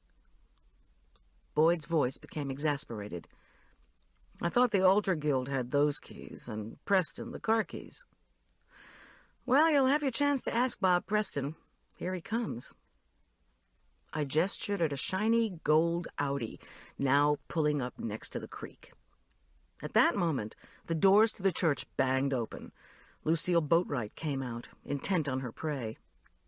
Unfortunately, her prey this time was Officer Boyd. The heavy wooden door flapped shut as Lucille sailed over to him and used her hand like a caliper to grasp the sleeve of his leather jacket. "Why did you leave the service early?" she demanded shrilly. Behind her, Mitchell Hartley pushed through the church door and walked swiftly over to Boyd and Lucille. Boyd released himself from Lucille's hold and stowed his notebook in his pocket. Lucille's voice rose. "What have you found out?" Boyd began. "The police are in charge." "Oh, don't mind Lucille," Mitchell interjected, half joking, half snide. "She doesn't care who's supposed to be in charge of something, because eventually she's going to be running the show. Isn't that right?" Slowly, Lucille Boatwright turned toward Mitchell Hartley. I could feel the lava rising. Since the service was over, other parishioners were coming outside. Some held lopsided paper plates, each one heavy with a cinnamon roll I had brought. The crowd eyed Boyd, Lucille, Mitchell, and me, while pretending to pick at the rolls with tiny plastic forks. Canon Montgomery, last out the church doors, strode importantly toward us. "You may wonder, Mitchell Hartley," Lucille began, in a tone so icy I felt sweat prickle my arms, "why you have failed to become a priest. But your failure is precisely because of the way you are acting at this moment. Who would want you for their priest? Certainly not me." Mitchell Hartley leaned over to Lucille. His face was bone-white, and his vivid eyes shone ominously. Loudly he said, "You wouldn't want Jesus for your priest." Lucille Boatwright's mouth fell open. In a commanding tone, Canon Montgomery inquired, "Mitchell, don't you have some studying to do?" It was then that I noticed Officer Boyd ripping cellophane off a new pack of cigarettes. While Lucille Boatwright, Canon Montgomery, and Mitchell Hartley glared fiercely at one another, Boyd lit a cigarette and inhaled deeply. Beside him, a newly arrived Bob Preston coughed lightly. In typical Aspen Meadow fashion, tall, rooster-like Bob wore a fringed leather jacket, plaid flannel shirt with Navajo bolo tie, jeans, and hand-stitched custom-made cowboy boots. Wearing a long black coat, Agatha stood mutely beside him. Mitchell Hartley spat his words at Lucille. "Jesus is in charge of this parish, Lucille, not you." To Canon Montgomery, Mitchell snarled, "The Lord is going to get me through these exams, George." "Father Montgomery to you, young man, if you don't mind." Montgomery's skin had an unhealthy flush. "Oops," said Marla from my side, where she'd suddenly appeared. "Are we having a bit of a confrontation in the Episcopal Church parking lot? The frozen chosen at war for all the world to see." "Why don't you go break it up?" I said, desperately to her. The hostility level among Lucille, Montgomery, and Hartley had risen to nuclear fission level. "I need to talk to Boyd." "Are you kidding?" she cried in mock horror. "Lucille's already asked me to make 500 cookies for Olson's funeral tomorrow." I said no, so now I'm on her shit list. "Marla!" I forgot we're at church. A Furman County Sheriff's Department car pulled up to the entrance of the parking lot behind the rows of other cars and sat idling. Boyd took a last drag of his cigarette and dropped it at his feet. "I'm going to need to talk to you," he said to Bob Preston, "as soon as I finish some other work. Don't leave the church." Bob Preston, uncomprehending, opened his eyes wide as Boyd walked quickly toward the car. I scrambled after him. "Please," I begged when I caught up to him, "tell me more about where they found Tom. Did it look as if he'd been hurt badly? What are they thinking could have happened?" Boyd kept his eyes on the squad car as he hurried along. "They told me there was a small amount of blood in the car, some dents and tearing of the vinyl seats, maybe signs of a struggle. I'm going to look at it now. From the looks of things, we figure Schultz is still alive. We just don't know why." "Tell me what you mean," I pleaded. Boyd threaded through the first row of cars. I followed. He said, "Here's someone who's killed a priest. Before the priest died, he gave a dying declaration to a police officer. If the victim identifies his killer in such a declaration, it'll hold up in court. Then Schultz is kidnapped by the killer. Why? Why wouldn't the killer just kill Schultz, too? He's the only living person who can identify him. I don't have any idea, I said, helplessly. My guess is Schultz knows something, Boyd said, as he held in his stomach to squeeze past a parked Volvo. Or has access to something. Something the killer wants. It could be just that notebook of his. It could be the whereabouts of those missing pearls. The ditch where we found the car is near a hidden turnout in Deer Creek Canyon. It looks as if whoever shot Olson planned it well. Except for Schultz showing up, of course. Maybe the killer used the church car because he was afraid his own car would be recognized. Because the car belongs to the diocese, we have to assume the person we're looking for is someone associated with the church. Okay, given Schultz's unexpected appearance at Olson's yesterday, and given that the perp didn't want to kill him at the priest's place, why not kill Schultz and just dump him in the canyon? Why keep him alive? Why? I echoed, as I brushed past a Mercedes and smeared mud on my suit. Well, whatever it is, you better pray Schultz knows how to keep the killer at bay. As soon as he gets what he wants, you, me, the department, Schultz, we're all going to run out of time. We arrived at the police car. The engine was racing. Gotta go, Boyd said as he opened the door. He stopped and saluted me. Be in touch. This half-promise, half-command hung in the chilly air after the squad car pulled away. Boyd was my one link to Tom Schultz, and I hated to see him go. I wanted the intense, pear-shaped investigator to be completely absorbed searching for Tom, rather than being driven to smoke by neurotic parishioners and their idiotic squabbles. I faced the row of cars. The last thing I wanted was to go back to the church entrance and face all those people with their probing eyes and nosy questions. I whirled and headed around the back of the church toward the St. Luke's office. Within moments, I was staring at the yellow ribbon the police had strung in front of the vandalized space. I ached to go into Olson's office and look around, but I knew Boyd would have a fit. Plus, it was illegal. Oh, well, let him have a fit. I sprinted up the steps, ducked under the yellow ribbon, and pushed hard on the rotting door to get in. I passed quickly into Olson's office. On the desk blotter was a skewed pile of correspondence and notes. I suppressed qualms of guilt and leafed through the bits of paper. Some bills and advertisements, some printed church circulars, a list of phone numbers, a couple of letters to Olson from friends. Would there be an appointment book here?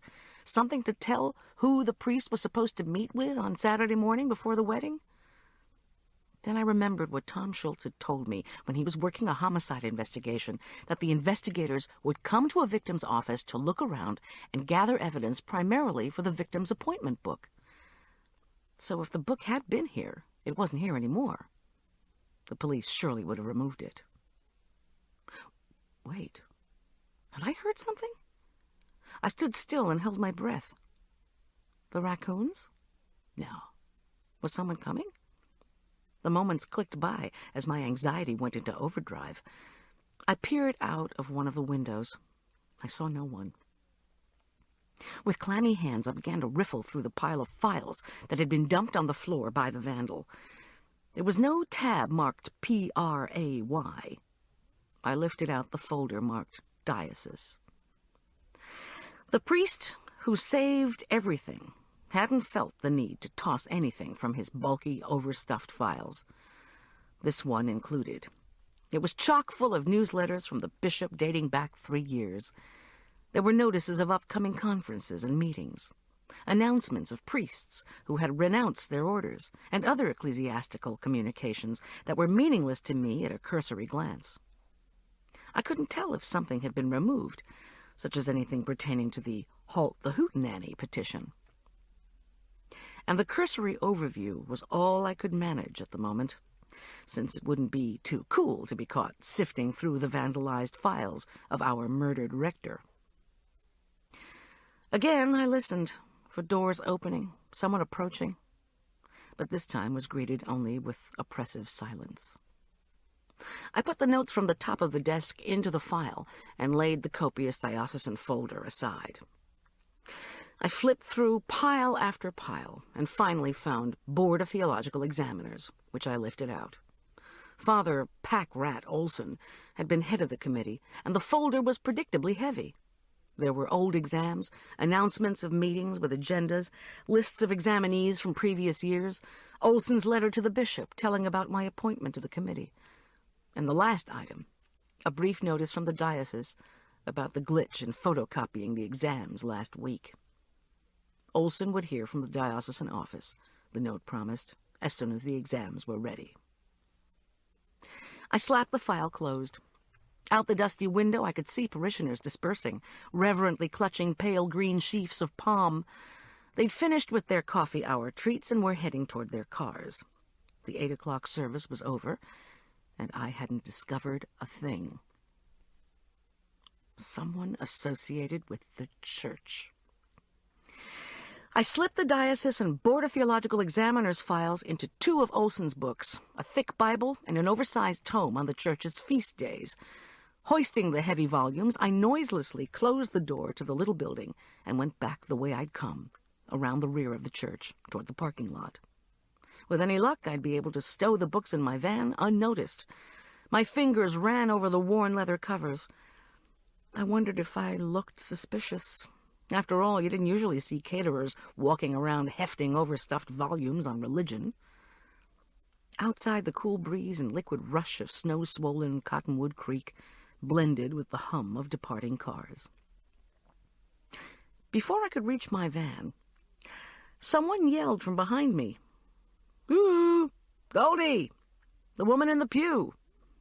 At that moment, a huge roar erupted from the road. I flailed wildly and dropped the book on holy feasts. Papers scattered. In a fast, clumsy pirouette, I managed to hold on to the Bible, superstitious that it was like the flag and shouldn't touch the ground. Mitchell Hartley leaped from where he'd been waiting and almost blocked my view of the approaching cavalcade of roaring motorcycles. I looked furiously at Hartley, whose pale face seemed to contrast starkly with his red pompadour. Then I glared at the papers and files lying everywhere in the mud at my feet. Damn Hartley. Furious, I knelt and awkwardly tried to pick them up. "Don't help me," I said angrily, although he'd made no effort to do so. "This is all confidential stuff." I glanced up to make sure he wasn't memorizing the papers I'd stolen from Father Olson's office, but Mitchell Hartley was gazing at the loud parade on the road by the creek. The bikers were on their way to the Grizzly Saloon on Main Street. It was part of a spring ritual that shouldn't have taken me off guard. "It's the migration of the Harley-Davidsons," Tom Schultz had noted enthusiastically. "The weather grows warm, and Aspen Meadow becomes the gathering place for flocks of hefty folk in black leather, mirrored sunglasses, bandanas, ponytails, and single earrings. Makes so much noise you could shoot off firecrackers and nobody'd notice." The sole requirement for the motorcycles, unfortunately, seemed to be that all their mufflers were removed prior to setting out for Aspen Meadow. "Wow, I'm always amazed when we get that kind of racket in a mountain town. It's like a jet runway," shouted Mitchell Hartley from above me. I opened the Feasts book and swiftly packed the last of the damp, dirty pages between loose, dry ones, stuffed them in the book, and rose unsteadily. The sun emerged from behind the clouds. Mitchell Hartley's startling orange hair shone in the sudden bright light. His dark blue eyes scanned first the books in my hands and then my face. "Any news?" he asked, too cheerily for my taste. I raised my voice over the roar of the motorcycles. "Excuse me, Mitchell, why did you call me to stop?" When he smiled, his crooked, wide-gapped teeth reminded me of something Tom had told me while explaining how he sized up suspects. People who grow up poor have bad teeth that are either crooked from lack of orthodonture or, worse, missing altogether from lack of proper care. "I came over to the conference center early to study," Hartley replied, with more false cheer. "I live next to a kennel, and it is noisy like you would not believe. I'm staying in Hindle House." He waved vaguely upward in the direction of the Aspen Meadow Conference Center. "It's quiet now, before everyone gets there." His awkwardness in my presence translated alternately into arrogance or to familiarity. The effort to be polite made him nervous. It was as if he were waiting for me to say that I liked him, that this time he was going to pass his exams because God was in charge, that everything was going to be okay. But his resentment of my purported power over his career seeped through every pore. I almost blurted out that I'd been appointed to the committee because of my culinary as opposed to theological expertise. But there was something else. The bikers continued to roar past us. "Mitchell, how could you possibly have gotten into Hymnal House? The place was locked yesterday morning when we were trying to get in for the reception, and—" The motorcycles drowned me out. I fell silent. "The place was open," he cried back defensively. "What reception was that?" The last of the motorcycles growled past. I had invited Hartley to our wedding, as I had all the parishioners. But since he had responded that he wouldn't be able to come, I gave a brief overview of the previous day's postponement of the ceremony after Olson's murder. And about Tom missing. But he knew all about that. Hartley informed me that someone had put the news about Schultz on both the parish and the diocesan prayer chain. He furrowed his brow, the red pompadour shook ominously. In a quickly assumed pastoral tone, he said, "Goldie, have you turned the search for your fiancé over to the Lord?" I replied evenly, "I've turned the search over to the Furman County Sheriff's Department." His flinch almost made me laugh. "Mitchell, who made the arrangements for you to get into Hymnal House? Was it before or after you heard about Father Olson? It just seems so weird," I added pensively, with an equally furrowed, equally pastoral brow. Mitchell Hartley backtracked to give his story of how he'd come to know about Olson's murder. Last night, his calls to Olson to ask when the exams would start had gone unanswered. Frustrated, Hartley had then phoned Montgomery, the next most senior person on the Board of Theological Examiners. Montgomery had tearfully told him the news he'd heard from the bishop, that Olson had been shot by an intruder.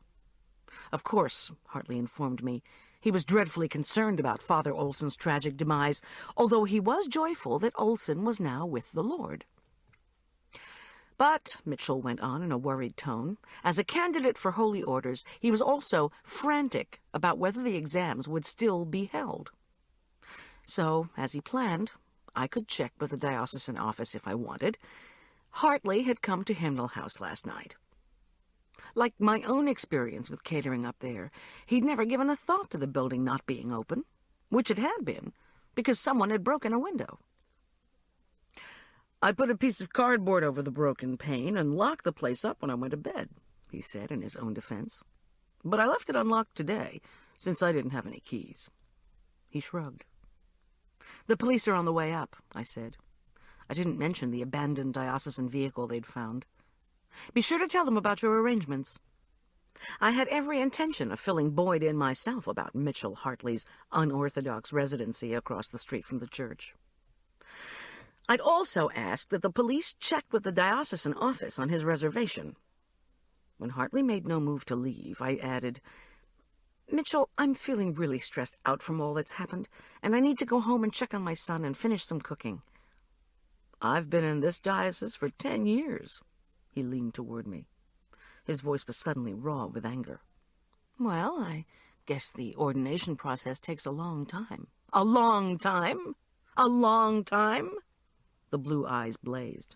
"Some people get through in 3 years. That's what it is in other dioceses, but not Colorado.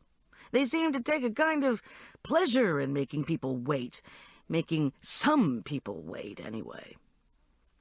I wanted desperately to put the books with the stolen files in my van, wanted even more desperately to be out of this conversation. I tried to look dour, the grieving bride. I said, "Guess I need to shove off." He didn't get the hint. I added, "I don't believe in making people wait." He lifted his chin and shot me a suspicious look. "You don't?" I edged backward toward my van. Mitchell Hartley, unrelenting, followed. I wanted to ask, Have you turned your waiting over to the Lord? But I didn't want to hear the answer. Instead, I sped up my retreat. Ever eager to impress, Hartley kept remorseless pace right beside me. I know waiting is supposed to make you grow stronger, I said noncommittally, but that depends on who or what you're waiting for, doesn't it? How does that psalm go? I waited patiently upon the Lord. He stooped to me and heard my cry. Like that.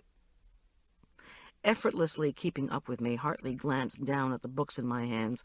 He shook his head almost imperceptibly. This woman doesn't interpret the Psalms correctly, and she hasn't turned the search for her fiancé over to the Lord. In a sadly condescending tone, he said, Of course I know the Psalm. We'd reached my van. He leaned against the door so that I couldn't open it. I took a deep breath. I heard last year didn't go so well for you. At the exams, I mean. Some of the questions were really off base, he replied impassively. In fact, I was wondering what kind of questions I could expect from you. If you're coming, that is. How about, I said thoughtfully, eschatology? Maybe Hartley had a unique take on till death do us part. What about it? Anything about it? Well, that's not very helpful. His eyes had turned icy. Mitchell, please, I really must go. Look, Goldie, I'm really sorry about your policeman. I want to tell you something. But don't say you heard it from me, okay? Of course, I was immediately interested. Don't say what? Ted Olson had, like, a double life. I saw him in a restaurant on Koufax, down in Denver, near the Diocesan Center. He was with a woman.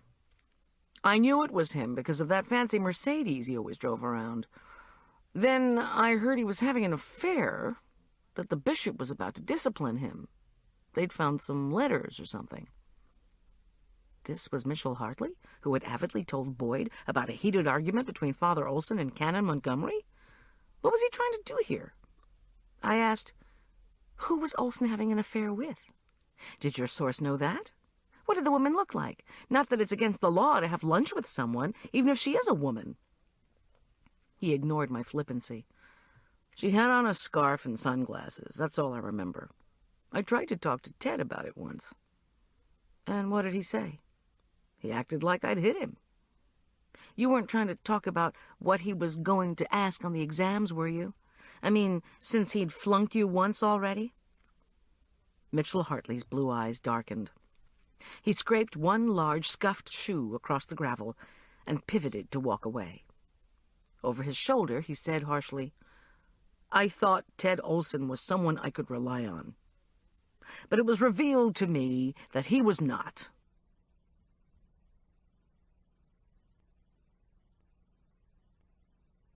Chapter 10. I heaved the stolen books and files into my van. Boyd thought Schultz knew the whereabouts of something perhaps belonging to Father Olson, a something the killer needed. And now that model candidate for the priesthood, Mitchell Hartley, was making more accusations, this time about illicit affairs, some letters, and what God had spoken in his ear. I sat for a moment in my van and tried to think.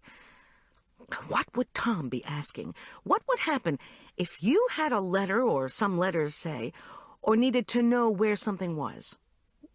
What good would having that something do? I had a sudden image of Tom being interrogated and Boyd's suspicions about something else going on. That's why the killer is keeping him alive.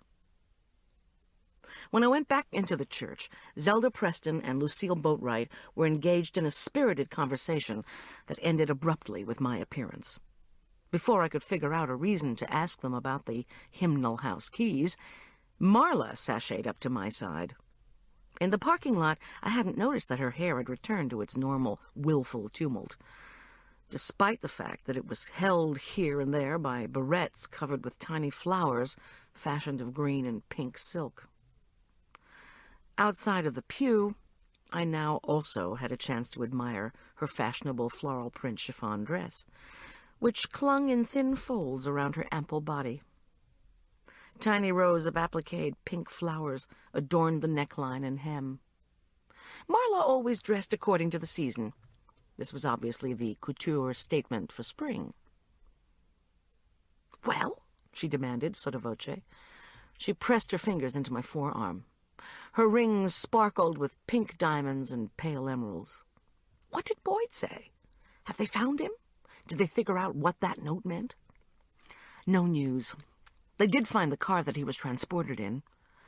I didn't tell her the car belonged to the diocese. "Listen, Marla," I said earnestly, "you didn't tell anybody about that note Schultz left, did you? I don't think Boyd would approve of anyone else knowing about it." She opened her mouth to protest, but before she could speak, Bob Preston strutted over and assessed us. With difficulty, he wriggled his hands into his double-stitched denim pockets and rocked back on his cowboy boot heels. It was clear that the church was one of Bob's domains. "I feel so bad about hanging up on you yesterday, Goldie. So let me make it up to you. Agatha and I would like to take the town's prettiest caterer out to brunch after the 10 o'clock service." "Gosh, Bob," said Marla, "don't mind me." He didn't. I consulted my watch. 9:15. I was becoming oddly popular. Bob Preston either didn't know or wasn't worried about the police coming back to Aspen Meadow to question him. Before I could respond, and just as Marla was saying a warning under her breath, Zelda Preston and Lucille Boatwright approached us. "How are you, Goldie?" asked Zelda. Her voice was filled with concern.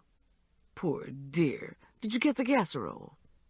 Unlike Lucille, Zelda did not dress in understated, expensive outfits. Her faded turquoise knit dress, with its sloping shoulders and hemline from a decade past, screamed thrift shop. A single strand of not exactly antique glass beads decorated her throat. Her face was a wrinkled mass of worry. "You haven't mentioned it since you came to church." "I'm hanging in," I told her. "Thanks. And thanks for that lovely orange afghan, too. So thoughtful of you, when the weather's still so cold." Her concern turned to puzzlement. "Afghan? I use electric blankets." "Goodness, but at least my lasagna arrived safely." Her gaze drilled into the guitarists arriving for the second service. "I suppose I should be leaving." "Oh," I begged hastily, "please stay. I really want to talk to you about—" How to say about whether you had the car and Hymnal House keys, about the guitar music petition you were battling over with our murdered priest, about lasagna, and the Halt the Hootenanny petition. Marla groaned. Lucille Boatwright narrowed one flinty blue eye at me. Because I was divorced, because I was commonly engaged in food service, and probably just because I existed, Lucille did not like me. She'd be suspicious of me if Mother Teresa were giving me a kiss. Now she bristled inside her dark, gray, double-breasted wool suit with its armory of tiny, ornate gold buttons. I thought she was probably still assessing where Schultz had run off to, abandoning me at the altar. Tahiti? Borneo? But instead she announced, "We had 50 signatures, but Father Olson wasn't interested, so we took it to the bishop." Marla giggled. Incredulous, I choked. "You did what?" These two dutiful women in their 60s had bypassed their rector and taken their petition directly to the bishop? That kind of authority-flaunting behavior would have been unthinkable during old Father Pinckney's time. "What happened?" I demanded. "That's what we don't know," Lucille replied defiantly, as if I were painfully dumb. "The bishop's office says they formally replied to our request to halt guitar music.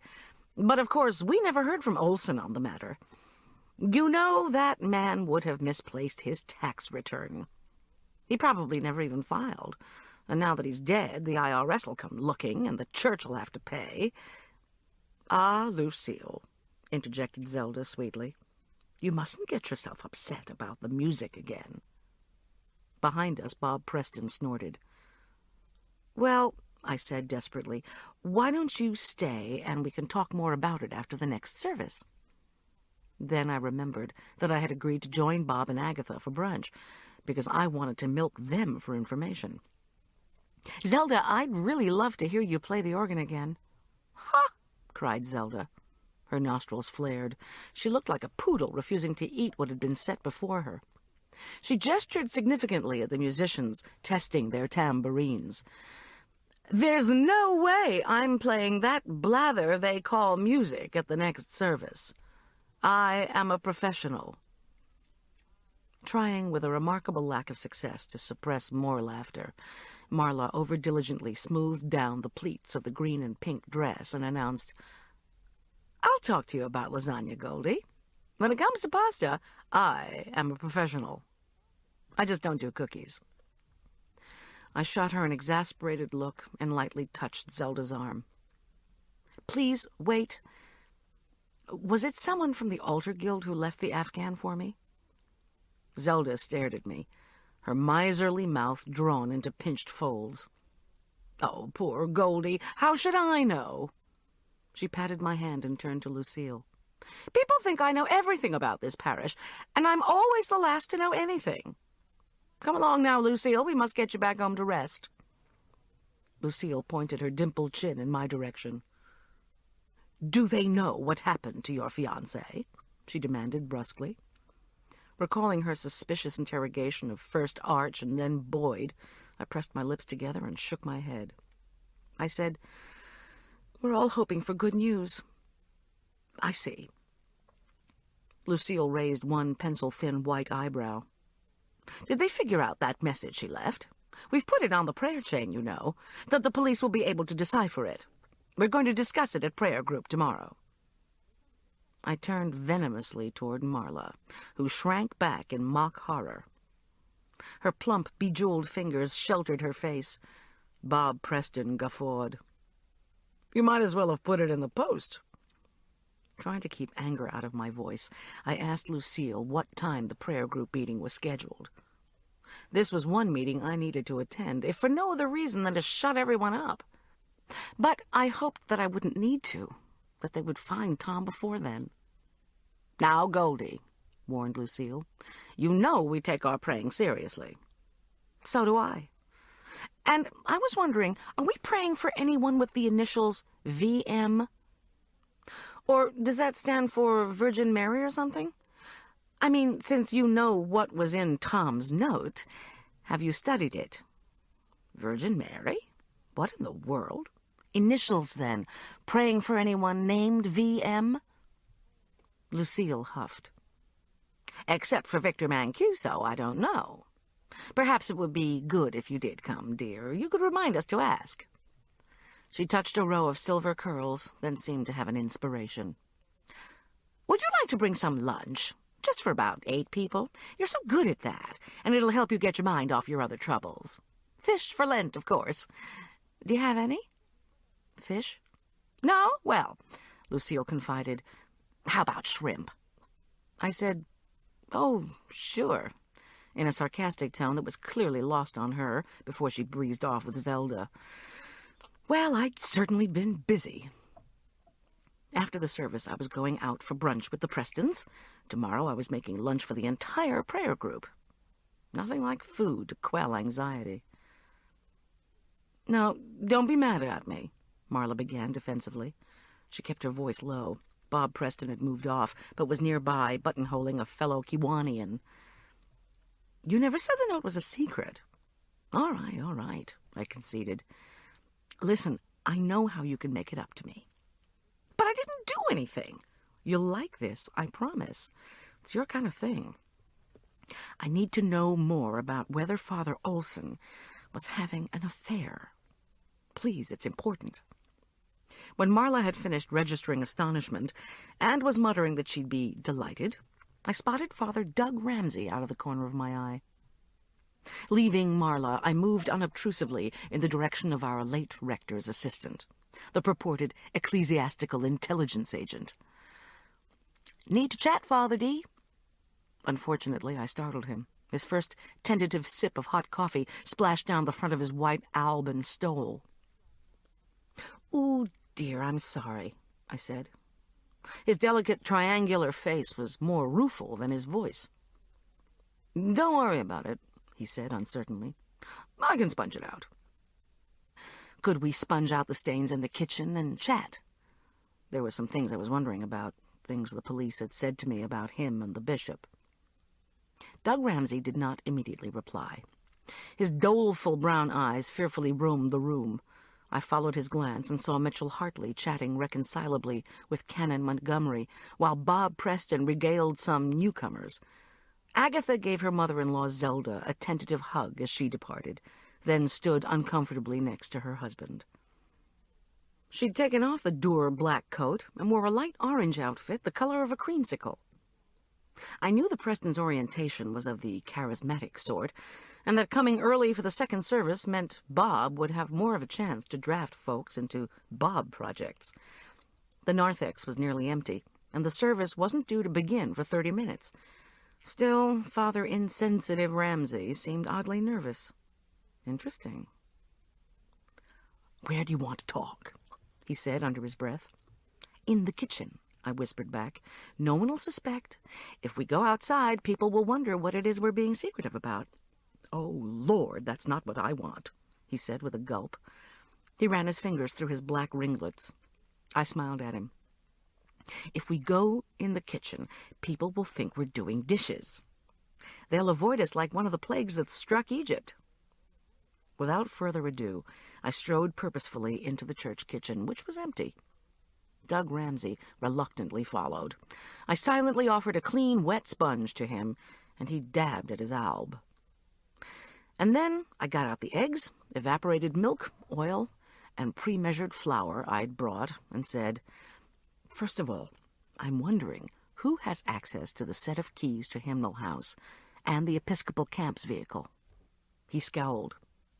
"That's what the police want to know about the bishop? For heaven's sake! They keep that set of keys down at the diocesan office in the winter. For special events, someone from the parish goes to get them. Why on earth do you need—" He cast another anxious glance around. "Don't you think I should be doing something out here, so it won't look suspicious? How are you at lining muffin tins?"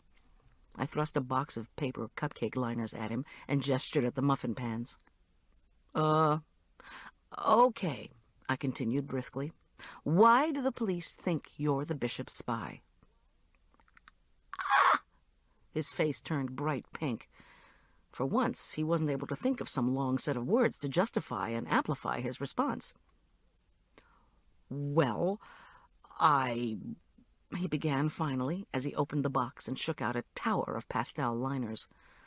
He stopped and looked at them as if they were cockroaches. "You know, I was hired by Father Olson." "Cut the crap, Doug. Why did the bishop recommend you for this post?" He held a pale blue liner between the very ends of his index finger and thumb. After a moment's hesitation, he dropped it in a cup, inspected it, did the same with a green one, then a pink. At this rate, the tins would be ready by sundown. He said, "How did you know the bishop recommended me?" Did this pompous dork think people in this parish didn't talk? Rather than explain, I merely revved the electric mixer through the eggs, oil, milk, and sugar and waited for an answer. "You know, Goldie," drop, drop, "some strange things have or had been going on in this congregation, and Father Olson," drop, drop, "Ted was never one to be terribly communicative with the bishop's office. I mean, he didn't even go to deanery meetings. And then when diocesan convention rolled around—" He stopped abruptly when Bob Preston vaulted into the kitchen. Preston, seeing we were engaged in domestic activities, beat a hasty retreat. "Doug, why don't you go a little faster?" I suggested lightly. "Why did the bishop need you to spy?" I said brusquely when Preston was safely out of earshot. "The service is going to start in 20 minutes. Do you want to tell me, or do you want to tell the police and foreign newspapers? Priest held for questioning over a secret role in parish ought to look real good in the Denver Post, not to mention the Rocky Mountain Episcopalian." I angrily dumped the flour, baking powder, and salt into the batter and began to beat furiously. "Time is a problem here for the man I'm supposed to marry. But since I don't have too much to do now that he's been kidnapped, I'll certainly have time to phone each of the newspapers personally. Doug Ramsey gave me a helpless expression, then began to drop paper cups in the pan again. Goldie, don't threaten me. You know I'm under the bishop's discipline. I swirled in the vanilla and almond extracts, which turned the thick batter golden and fragrant, and then the poppy seeds, which gave it an inviting, speckled appearance. Why does the bishop need a cleric to report back to him from St. Luke's in Aspen Meadow? What was he afraid of? That people were worshipping Olson, that's what. What? I stopped the beater and gaped at him. You heard me. He shook with frustration. The muffin tins dropped out of his hands onto the counter just as the sun came out from behind a cloud and shone through the windows. Doug's alb turned brilliant white. His anger shimmered out in all directions. Worshipping him how? I demanded. Doug glared at me. He said tersely, Father Theodore Olson belonged to the Society of Chad, as do I, as do Wickham and Montgomery and 20 other clergy in this diocese. He inhaled mightily. You probably think the Society of Chad has something to do with African famine relief. Lucky for me, I'd taken that course from Canon Montgomery. I picked up the bowl and began to ladle batter into the few muffin cups Ramsey had set out. 7th century English bishop traveled around his diocese on foot, died of the plague. What about him? And would you preheat that oven to 325 for me?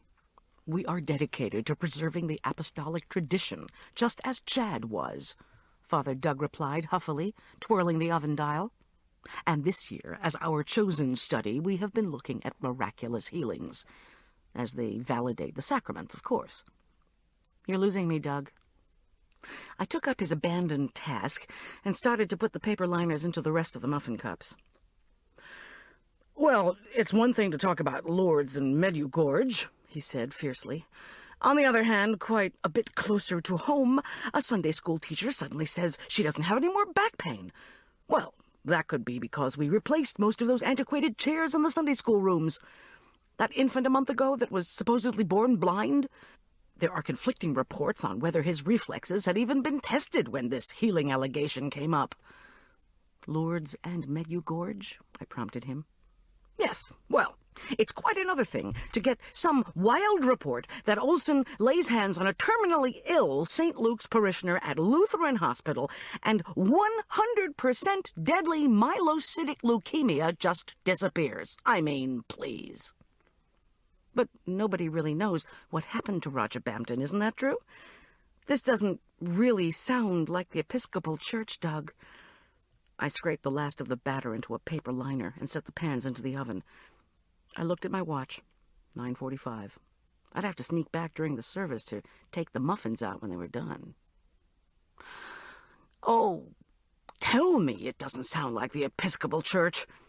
As you may or may not know, Goldie, there is no ecclesiastical mechanism within our communion to verify miracles. And no one actually saw the parishioners' blood tests. Oh, those much-touted blood tests, as if I hadn't heard enough about them. But soon after the Bampton incident, another Sunday school teacher claimed she was cured of lupus after Father Olson laid hands on her. Someone else said somebody's shingles disappeared. The stories spread, and our prayer list is suddenly the length of the phone book. The money isn't just pouring in, it's flooding in. Not to mention, I added mentally, the number of terminally ill folks who will want to be Sunday school teachers. And who's containing this? Doug fumed. Who's testing it against church doctrine and experience? It's as if the Martians have landed. Come to Aspen Meadow and throw away your crutches for the entire Anglican communion to see. Talk about headlines. We've been expecting the National Enquirer here any minute. Now, if Olson just would have come to one deanery meeting. Who's we? Who would have been threatened by this besides the bishop? Someone like Mitchell Hartley? Doug Ramsey made a raisin face of disgust. Mitchell Hartley is one of the ringleaders of this sort of thinking. There's no foundation to it, I'm telling you. It's all, Jesus is my buddy and the Holy Spirit is my voodoo. These people are ruining the church. Of course, we all thought Olson was grounded in the Orthodox faith. You keep saying we. Why, everyone in the hierarchy, of course. We're talking about the apostolic tradition here, Goldie. Doug, what about sexual misconduct? He shrank away from me and colored deeply. Excuse me? Several early arrivals for the second service, enticed by the delicious vanilla mixed with almond aroma wafting out of the oven, poked their heads in to see what was cooking. Father Doug Ramsey and I bustled to start washing bowl and beaters. Disappointed, the curious churchgoers withdrew. Over the sound of hot water filling the sink, I murmured, I heard a rumor that Olson was romantically involved with someone, having an affair. How's the Episcopal Church's mechanism for dealing with that? Doug squirted about 5 times as much liquid detergent into the sink as we would need. Goldie. He could have been involved with 10 women. I mean, the man could have had a harem the way they fell all over him. They used to wait outside the door of our Society of Chad meeting. We began calling Olson the magician. Women and miracles, what more could you ask for? Montgomery asked for his resignation from the society, but of course he didn't get it. Then the bishop called me in and said, find out what Olson's doing. He's pulling in so much money, there must be something to it. Lord. He flourished the dish detergent. So here I am, having to act the sycophant in Aspen Meadow and praying that some of this chicanery will be exposed. Doug, that's enough soap. He pulled back the container and looked dejected. I turned off the water. I'm sorry, I know you're terribly upset. Just tell me, what women were waiting outside the door of the committee meeting? He slapped the detergent down and pulled his alb around him as if it were a blanket. His eyes blazed. I don't remember. And you needn't waste your pity on me. I will continue to carry on as I always have. I will go in as an examiner day after tomorrow with a level head, good organization, and the belief, no, the knowledge that the Orthodox faith prevails. Doug, I meant it. I can tell how upset you are. Please help me. I'm just trying to find Investigator Tom Schultz. What I don't know is who resented Olson. Do you know who his worst enemies were? Doug Ramsey released his alb and leaned in toward me. He hissed, Olson's worst enemy was himself. Chapter 11. At the 10 o'clock Eucharist, the one favored by the charismatics and people who brought children, heartily loathed by the old guard regardless of what Jesus had to say on the subject, Montgomery's sermon was the same. This time, however, he ignored me as carefully as I did him. First he'd been friendly, then he'd yelled at me, and now he was indifferent. Grief could make people strange. The second service was completely different from the first. If the 8 o'clock service was the liturgical equivalent of a golf game, the 10 o'clock was a soccer match. Perhaps it was the 3 women and 1 man enthusiastically strumming guitars, playing the drums, and banging tambourines near the altar. Or maybe it was the people themselves, crowded into the pews, their hands raised in the air as they energetically sang the hymns. In addition to advocating a personal relationship with the Lord, the charismatics put great emphasis on praise through song. Hearty song. And, of course, the wildness could have been at least partly attributed to the great multitude of children, all either chattering, sobbing, dropping books, or scrambling over the wooden pews. By the time we got to the intercessory prayers, I was ready for someone to blow a whistle. Instead, Bob Preston got up with a prayer book and a pad of yellow legal paper. His few strands of hair glimmered in the light from the electric candelabra. The deep hollows of his cheeks made him look uncannily like Zelda. It was the first time I had noticed a resemblance between mother and son. I'm sure everyone knows by now that Father Olson was tragically killed yesterday. Bob Preston paused to be certain everyone had heard him. His eyes swept the room. In the sudden hush, the only noise was the clicking silver ends of his bolo tie. We put the news out on all the phone trees. He tilted his head to one side and raised his voice.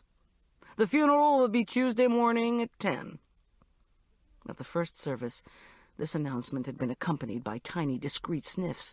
Now sniffles developed into a wave of lamentation that quickly rose to a crescendo. People clutched each other as they wept. They patted each other's backs and offered tissues. Father Olson had been, after all, one of them. "We believe he did not die in vain." Bob Preston's voice soared over the sobs. "We believe that he did not die in vain." "Amen! Yes, Lord!" accompanied this announcement. Father Doug Ramsey opened his eyes wide and tilted his head to catch Canon Montgomery's attention for an I-told-you-so glance. I wondered if Canon Montgomery thought all this was better or worse than people snickering at his poetry.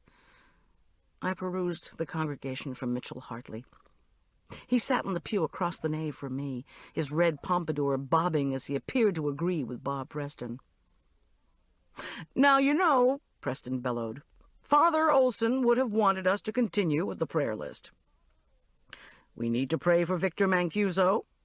Father Olson laid hands on him in the hospital, and we're waiting for the tests to come back. We need to keep praying for Roger Bampton, who continues to show no sign of illness." In the midst of the tears, the congregation burst out clapping. Montgomery closed his mouth and twitched. Doug Ramsey put his face in his hands. I didn't dare look at Mitchell Hartley again. Bob Preston went through the rest of the names on the list, pausing to make comments on the progress or lack of progress of each person. I began to squirm when we got to the part of the list entitled, "For Those in Troubled Relationships." My fears were confirmed when we heard of Hal and Marie, that Marie was still drinking and we needed to pray for strength for Hal. But the worst was yet to come. Bob Preston held up his right index finger. It boasted a silver ring with a hunk of turquoise the size of a small boulder. At first I thought he was going to make an announcement about the jewelry raffle, but when he stabbed the air in my direction, my heart sank. "We need to pray for somebody who doesn't usually come to this service. We need to pray for Goldie back there," he bellowed ruefully. All eyes turned to me. I thought I was going to throw up. "As you've probably heard, Father Olson died before Goldie's wedding. Goldie's fiancé," Bob consulted the yellow pad importantly, "homicide investigator Tom Schultz, found poor Ted Olson in his final moments on Earth. But then something happened to Investigator Schultz. No one knows what. The police think maybe he was abducted, but he left a note before he was taken." He stopped to take a deep breath. "So Jesus," he intoned, clamping his eyes tight as if he were about to blow out candles on a birthday cake. "We just want to ask for strength for poor Goldie, and that the sheriff's department will be able to find the notorious criminal who did this." "Amen." My throat closed. My skin had turned clammy. I have to get out of here. When Montgomery finally began the opening lines of the general confession, I nipped into the kitchen, removed the muffins from the oven, and placed them on the counter to cool, then trotted out to my car. I remembered from Montgomery's course that the confession was generally omitted at the Palm Sunday liturgy, at the discretion of the celebrant, in this case Montgomery himself. But the canon clearly felt that the folks at the later service needed a dose of communal penitence. I, on the other hand, didn't want to confess anything. I didn't look back. 10 minutes later, I sat facing an enormous insulated pot of bad coffee at Carl's Stagecoach Stop, a restaurant on Aspen Meadows Main Street. The Stagecoach Stop had been pure cowboy, until Carl, a restaurateur from Zurich, had bought the place a year ago and attempted to make it Swiss. "Business is going to fall off," Tom had announced when we'd celebrated our engagement by coming here for breakfast. "Carl needs to put back what everybody likes. Muesli with fruit won't hack it without Stagecoach steak and eggs." Of course, he'd been right. When Tom and I had visited again 2 months ago, the menu had been revamped, and the waitresses' uniforms had been transformed into something along the lines of Dale Evans meets Heidi. "Listen to that," Tom said, pointing to one of the speakers. It was not the usual piped-in German folk music, but Carl hadn't reverted to pure country music either. Tom had raised his bushy eyebrows and commented, "Waylon Jennings plays the polka." "Be all right," I urged the image of Tom Schultz in my mind. It would be at least half an hour before either of the Prestons showed up for our brunch. To protect myself from people who might want to disrupt my solitude, I piled Father Olson's Bible as well as the tome on feasts in front of me. With a not-quite steady hand, I poured myself some of the coffee, better than Carl's cappuccino, which tasted like milky motor oil, and opened the Bible to look for Judas. I perused through similar stories of the betrayal in Matthew, Mark, Luke, and John. The common thread was that Judas offered to betray Jesus to the high priests for a sum, that at the Last Supper Jesus knew what was coming and confronted Judas, who left. Later, in the Garden of Gethsemane, Judas arrived with an armed crowd. By kissing Jesus, Judas betrayed him to the soldiers. Things didn't turn out too well for Judas when he was paid his 30 pieces of silver. According to the story, after the crucifixion, he hanged himself. I reread the stories. What could Olson possibly have meant when he gasped, "B, read Judas," as he was dying? Had Tom been able to figure out what Olson meant by that command? Who was B? Read what about Judas? I put the Bible aside and picked up the book on feasts to look up Chad. Not the country in Africa, not half of the singing group Chad and Jeremy. There was a muddied photograph of Lichfield, England, where Chad had been buried in AD 672. Trained in the Celtic Christian tradition, Bishop Chad had been humble and devout. I noted the trademark of the Society of Chad, 2 entwined snakes that certainly looked Celtic, like something you might find in the Lindisfarne Gospels. I did not see how a society named after Chad could have as its nemesis these people who are ruining the church. But the thought of conversing with Doug Ramsey again about these people did not fill me with enthusiasm. "Excuse me, Goldie?"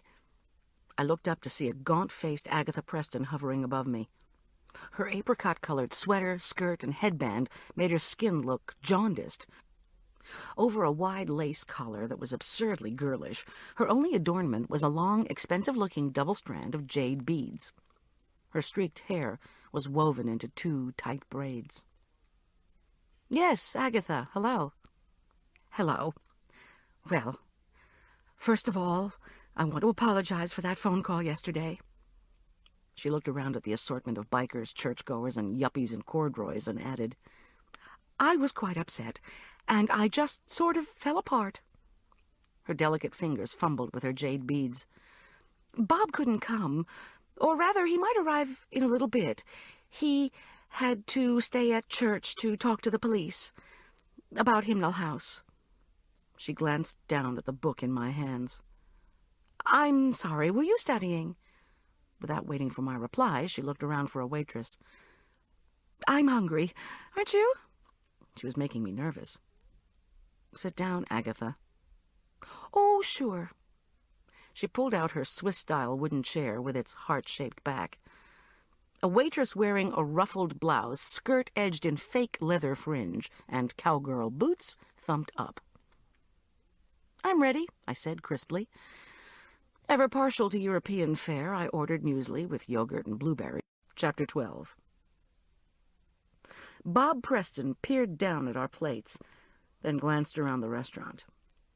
He sat tentatively, frowning at the Western-style light fixture hanging down over our table. "This is awfully bright," he announced. "Makes it hard to see."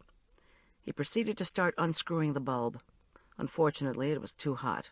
Bob yelped, dipped his fingers into his wife's ice water, carefully wiped them on the clean napkin of the place setting in front of him, and unscrewed the bulb a few more revolutions before dipping, drying, and unscrewing again. Finally, he had the bulb out. He reached across and with extreme delicacy placed it on the empty seat at our table for 4. Agatha tilted her head to focus on this little drama. "Poor Bob," she murmured sympathetically, once the light bulb was dispensed with. "Can't stand bright light." "Ah," said Bob, when Heidi Dale rushed up. But before she started to take his order, she sent a confused look at our light fixture. "Don't worry about it," Bob assured her with a wave of pinkened fingers. "All we need you to do now is turn off that damn noise." "What?" "Turn off the polka," he bellowed. Several bikers turned unshaven faces in Bob's direction, but he glared back. "Look, I need hash browns on one plate, 2 poached eggs on another, and sliced fruit, no honeydew melon on that, okay, on a third. Got it, honey?" The waitress finished scribbling, nodded once, and took off. "Bob," I began conversationally, "we were just beginning to miss you. Everything okay at church?" He grunted. "I guess. If you don't mind listening to Montgomery, I swear that man is boring. And after what our congregation has been through, you'd think the diocese could send us someone who could preach. What do we get? A froggy-looking guy who shouts bad poems at parishioners. And then that obnoxious seminarian, what is his name? Hartley. Kid drives me nuts. He sees me getting into my car, an Audi that I earned the bucks to buy, thank you very much, and he starts preaching at me about the evils of money." Agatha had undergone an astonishing personality change since her husband's arrival. Instead of being spaced out, now she was demure. She smiled vapidly. I asked, "What do you think's going to happen to the parish?" Bob Preston puffed up. "If the Lord wants us to—" I said, "Stop right there, Bob." Agatha regarded me in horrified silence. Her husband merely shrugged. I went on gently, "For the sake of argument, let's assume the presence of the Lord, okay? What do you think the people are going to do?" He shook his head and pulled in his chin, assuming the dismayed expression of an oil man who drilled a dry hole. "I don't know if you can assume God's presence, Goldie. That's what they did during Pinckney's time, and the place was as dead as smashed and bloodied roadkill, I'm telling you." I pushed the plate of unfinished muesli away. "And you thought the place came to life under Father Theodore Olson?" The waitress arrived with Bob's order. She looked at me quizzically, then hesitated, I thought, because of the lack of light and the unwillingness to risk Bob's rude tongue again. Then she said, "You're the caterer, Goldie. I heard what happened. Sorry." I murmured a thanks. Bob Preston took a bite from one plate and brayed, "These potatoes are cold." The waitress rolled her eyes at me, demanding clients, and whisked away the offending hash browns. "Yes," said Bob, picking up where we left off. "The place came to life under Olson. Didn't you find him more centered on the Lord than Pinckney and that old church crowd?" "I thought Father Olson was very nice." I kept my gaze on Agatha. "He was very attractive to parishioners." She looked away. I went on. "I didn't have the same approach to the faith as Olson, but he was a great counselor for Schultz and me. Arch had him for confirmation class and thought he was marvelous. I just wish the police could figure out why—" "Well, that's their job, isn't it?" Bob interjected brusquely. He craned his neck around, probably seeking the unfortunate waitress. "What did Schultz say in that note?" My skin prickled. I exhaled and shrugged noncommittally. "Haven't the foggiest. It was policeman shorthand. Olson was alive, Olson was dead. What did the police have to say to you?" With his right hand, Bob made a lasso-type movement in the air. He grimaced. "They said they found a diocesan vehicle. They wanted to know who had access to the keys, who had access to the car, who had access to Hymnal House." Our waitress returned with Bob Preston's new hash browns. I pressed my lips together. Who had access to Hymnal House and Brio Barn? I thought of the old conference center, where I had taken my Sunday school teacher's course, and where I had catered many times. The conference center boasted many rooms now closed off. It also contained numerous sequestered storage areas. "Bob and Agatha," I announced as I got to my feet, "thank you for a lovely brunch. I need to be getting home to stay by the phones and take care of Arch. Let's get together again soon," I added, insincerely. Bob Preston reared back slightly, his brow furrowed. Then, not one to let piping hot hash browns go to waste, He dismissed me with a small wave. "I'll take Goldie to the door," Agatha said hastily. With his mouth full, Bob shrugged. Agatha rose suddenly and sent her Swiss-style chair reeling. This brought more interested looks from the bikers. They loved brawls, even at brunch. To discourage such an eruption, Agatha and I walked decorously to the entrance of the restaurant. "Please tell me," she began in a low, imploring tone. "I have been so worried about you and about Schultz. But did Father Olson, say anything to Schultz about anything from me?" "Anything from you? Like letters? Talk fast, he's looking at you." She glanced nervously in her husband's direction and waved her fingers half-heartedly. "I was in counseling with Ted because I thought Bob was getting ready to leave me," she blurted out in the same confessional whisper. "Money disappeared out of our checking account, and I didn't know where it went. I thought Bob was hiding it somewhere, getting ready to file for divorce. After the first few months, I just couldn't bear to see Ted only once a week. I had so much on my mind. So I wrote to him about all that I was going through and feeling every day.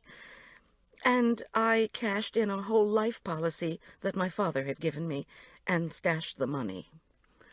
Father Ted was the only one who knew about my financial arrangements. I was so happy to have somebody to write to about how I was going to use my money. Now I'm just so afraid that Ted could have left those letters somewhere, that Bob could get hold of them and use them against me."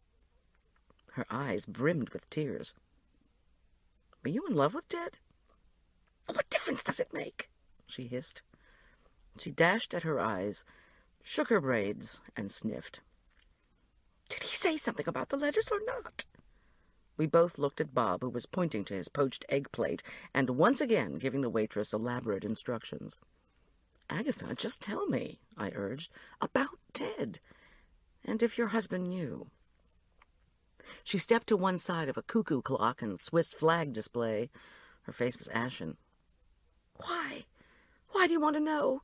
Ted is gone." "Because it'll help me," I said desperately. "In case the man I'm supposed to marry is still alive. Can't you just tell me what was going on, and if your husband was jealous?" "Ted loved me," she protested. "I'm sure of it. I know he would have waited for me." "Waited for you for what?" "Waited until I could get some more money together and dump Bob." "Agatha, did you tell the police this?" Her face crumpled. "Of course not. I'm the married head of the Episcopal Church women.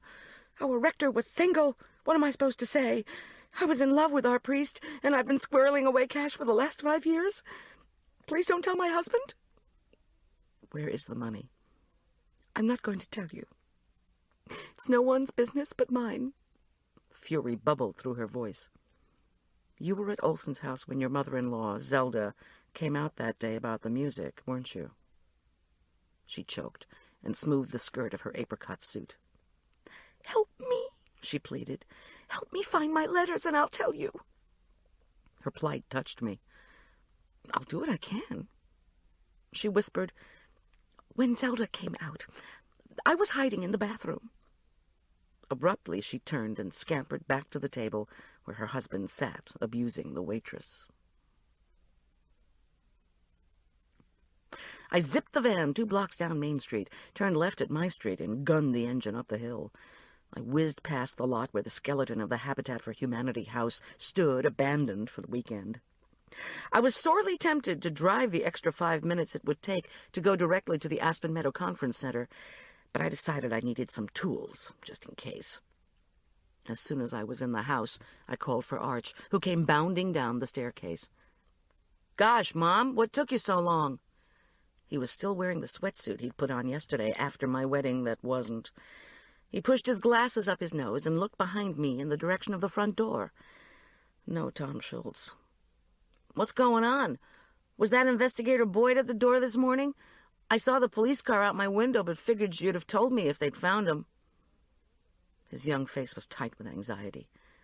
I thought for sure they'd have figured out some clues by now. I gave him a hug. They did find something, Arch. What they found was the car they think took Tom away from Father Olson's house. But they didn't... No, not yet. Where's Julian? Did you eat breakfast?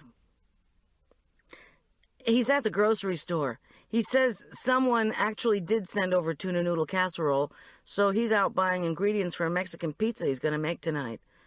And yes, I had one of the cinnamon rolls you left. Great. Listen, hon, I'm going over to the conference center. But what if Investigator Boyd calls? His sherry-colored eyes were large with worry behind his glasses. Why are you going over there? Are you just going to leave me here to take messages? Why are you going to the conference center? Kids. From as early as I could remember, Arch had been inquisitive. Not just on philosophical questions, such as, what happens after you die? Arch wanted answers to everything. What do they do with your tonsils after they take them out? Why do you have to sell the cookies you make? At Todd's house, they get to keep the oatmeal cookies his mother makes. And most troublesome of all, why does God let people suffer? Of course, I had figured being a good mom meant you had to explain everything, or try to. They throw the tonsils away. We have to sell cookies to live. God is with us in our pain. I'm going to check on the broken window, I lied. You hate broken glass. You won't let me touch it. I'm just going because I'm going, that's why. He squinched his face into an accusatory expression and pointed a finger at me. It has something to do with the church, doesn't it? And Father Olson. You're going to that old conference place because... He stopped talking to appraise me. Because you think somebody's hiding Schultz over there. That's it, isn't it? You're going to try to find him all by yourself. I'm going with you. The heck you are, Buster. If you don't take me with you, I'll ride over there on my bike. Then maybe the killer can get you and me together. Oh, for heaven's sake. Then let me call the police. I put in a call to Boyd and identified myself to the person who answered. I asked that the sheriff's department send a car over to the Aspen Meadow Conference Center, that I had a good idea Tom Schultz might be there. They were already there, the policeman said. But if you have another idea about Schultz, they'll go back. 25 minutes, tops, he said, and then hung up. Okay, Arch, the police are on their way. He gave me a baleful look. I miss Tom, too, you know. All right. We'll go over and meet the police there. But I have to go find some tools and my mace, just in case... I didn't finish the thought. Get your coat, hon, it's cold. He raced up the stairs and announced sonorously over his shoulder, Mom, we're gonna need at least 2 flashlights.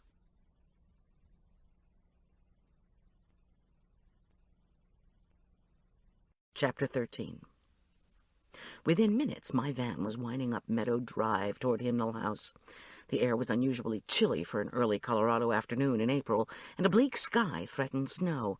No law enforcement types had arrived by the time the van crunched over the gravel of the long conference driveway. Silently, I castigated myself for agreeing to bring Arch into a potentially dangerous situation. I wavered about going back. I saw a jogger in my rearview mirror, backed up and rolled down my window. Yes, the police had been there, he informed me, panting. It was a while ago, maybe half an hour. I wouldn't go into any of the buildings until they got back, I vowed. I would not put Arch in danger. I pulled the van up to the split-rail fence by Brio Barn. We jumped out onto ice-slickened grass at the edge of the cliff overlooking Main Street, Cottonwood Creek, and St. Luke's. Across the creek, the church lot held 2 cars, but it was empty of people. No signs of activity animated the conference center either. The 2 90-year-old conference buildings were distinguished by dark cedar-shake shingle siding, stone entryways, red roofs, and an air of benign neglect. Red paint curled off the window frames, and dead pine needles lay in a haphazard pattern across the windowsills. The place looked like a Victorian summer camp shuttered for the off-season.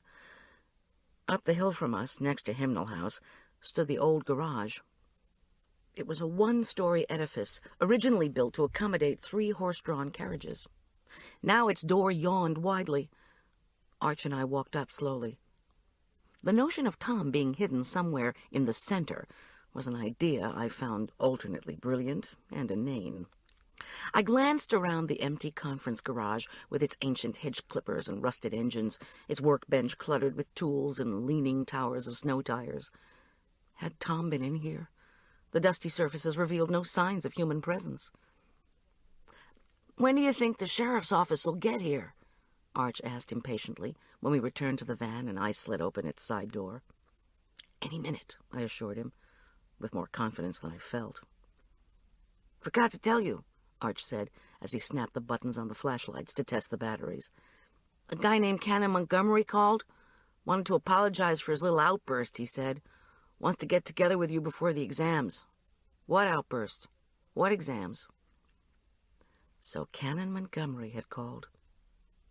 If he truly was feeling contrite, maybe I could play off his guilt to get him to discuss the woman waiting for Ted Olson outside the Society of Chad meeting. "You know," I replied, "the exams for the candidates for the priesthood. They start Tuesday night." But Arch wasn't listening. "What's all this?" he asked. He shone his flashlights in the corner of the van that held the 2 thick files and books I had pilfered from Olson's office. "Oh, that's just—" Startled by the approaching whine of a car engine, I stopped talking. For a moment we were transfixed by the sight of the small foreign automobile barreling down the conference drive. "Mom," said Arch, "that looks an awful lot like—" "Don't tell me. Quickly. Hustle up to Hemnall House. We need to hide." I slammed the van's sliding door, and then we ran. But the steps were snowy, and Arch was unsure of which way to go. We weren't fast enough to elude Frances Marchesian.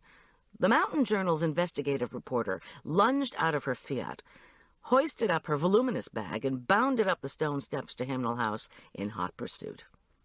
Gasping for breath, she caught up with us on the old stone patio by the double-door entrance. We stood panting just feet from the window that hung snaggle-toothed and cardboard-covered on the inside after Julian's breakage and Mitchell's repair. Holding my side, I noted that the shoes enabling Frances to sprint up the steps were sneakers held together with duct tape.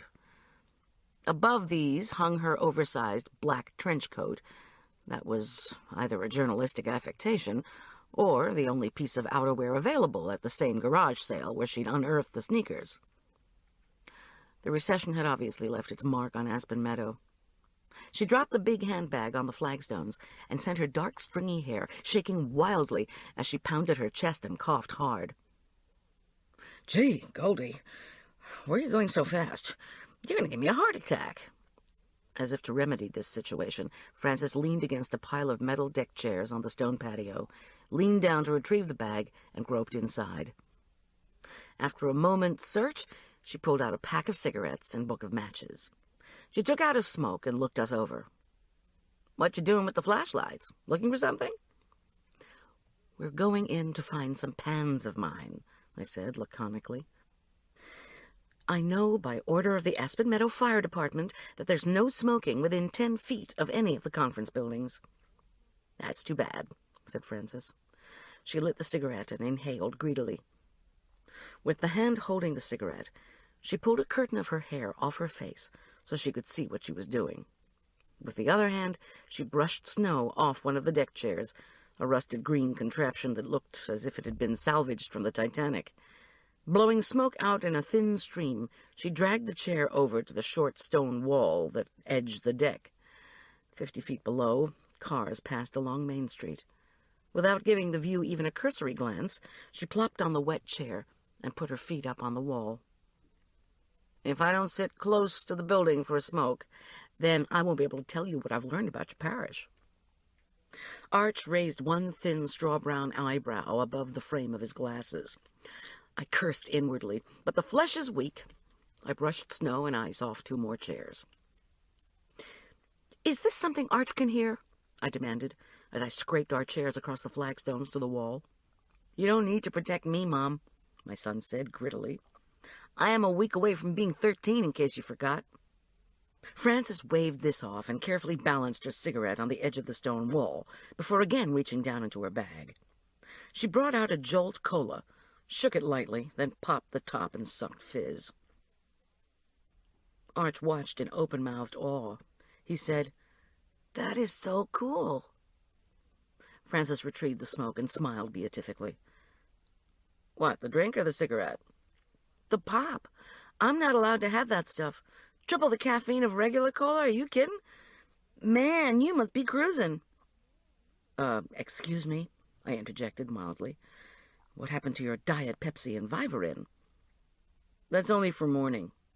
She set the can on the stone wall and sucked on the cigarette as if it were an oxygen machine. "This is for afternoon. Listen, Bob Preston is Broke. "No kidding." I looked off the deck at the tops of pine trees that grew along the steep slope. An evenly spaced line of antique cars passed sedately on the road below. The Model T Club of Denver often brought their point-to-point rallies through our little burg. It was better than the motorcycles. Beyond the chugging cars, the A-shaped roof of St. Luke's resembled an enormous tent top. "Flat broke," added Francis. "Busted. And in hock up to his sanctimonious ears." "I thought he had oil well royalties or something." She chugged more jolt and made a satisfied lip-smacking noise. "That's why I'm the reporter and you're the caterer." "Cut the chorizo, Francis? What are you saying? And who'd you get this financial information from?" I tried to stare her down. Unfortunately, her eyes were mostly concealed by that dark, stringy hair that looked as if it had just been released from dreadlocks. "Bob's well," Francis intoned with a swipe at the hair, "is dry, literally and figuratively. But then there are $40,000 worth of pearls floating around somewhere." She rubbed the cigarette between her fingers and smirked. 40,000 clams, or is it oysters? Might not be enough to kill for, but it would give someone a nice little steak. Now, about Agatha and your priest, Olson." Francis studied my face avidly. Since I didn't have any dreadlocks to hide behind, I kept my expression resolutely blank. She went on. "I heard she wanted him a whole lot more than he wanted her." "Really? Who told you that? Please, Francis, I need to get into the conference center to look for my stuff. The police were here, and they'll be back soon." "What's the hurry?" She glanced over her shoulder at the broken window.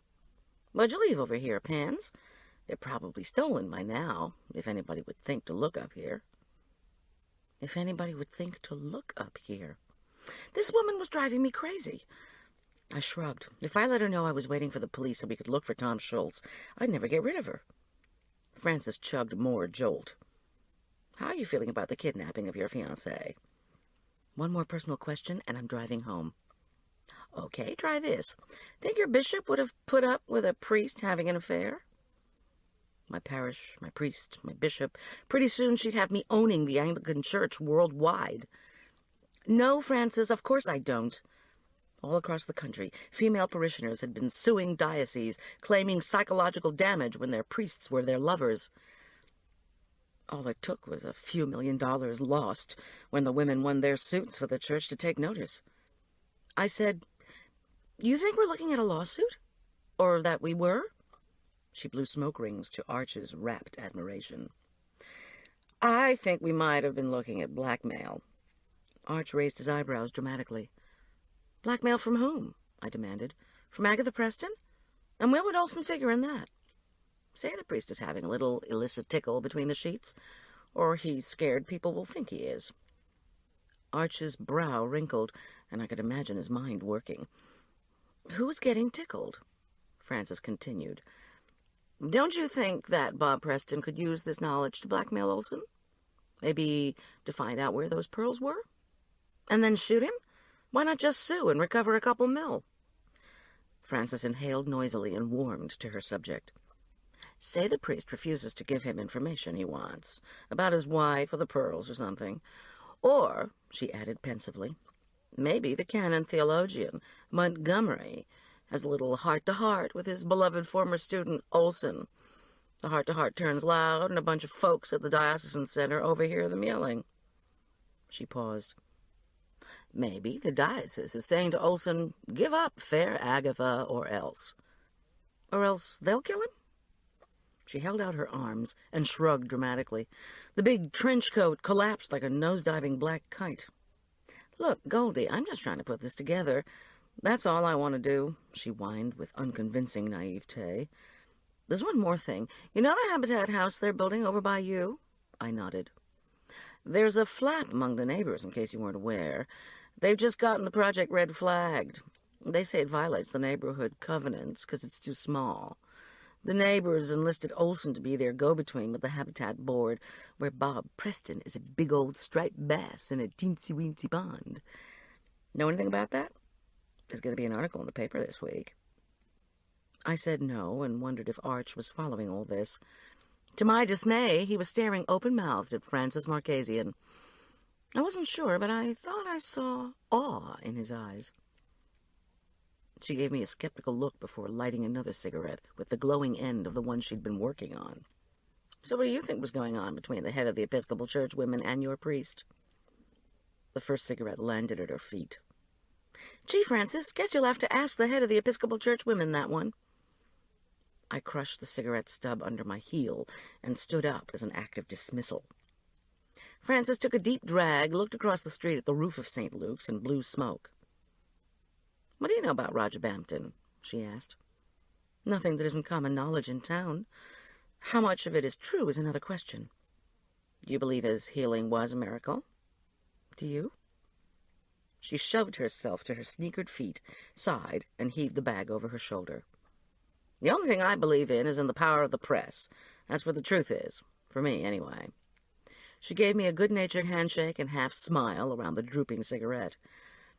"Well, Deep Throat, if you hear anything else, be sure to give the Mountain Journal a jingle." "My pleasure," I lied. "Stop by the office sometime, Arch. I keep a fridge full of Jolt backed by the press." Arch's face turned momentarily jubilant until he caught my "don't even think about it" glare.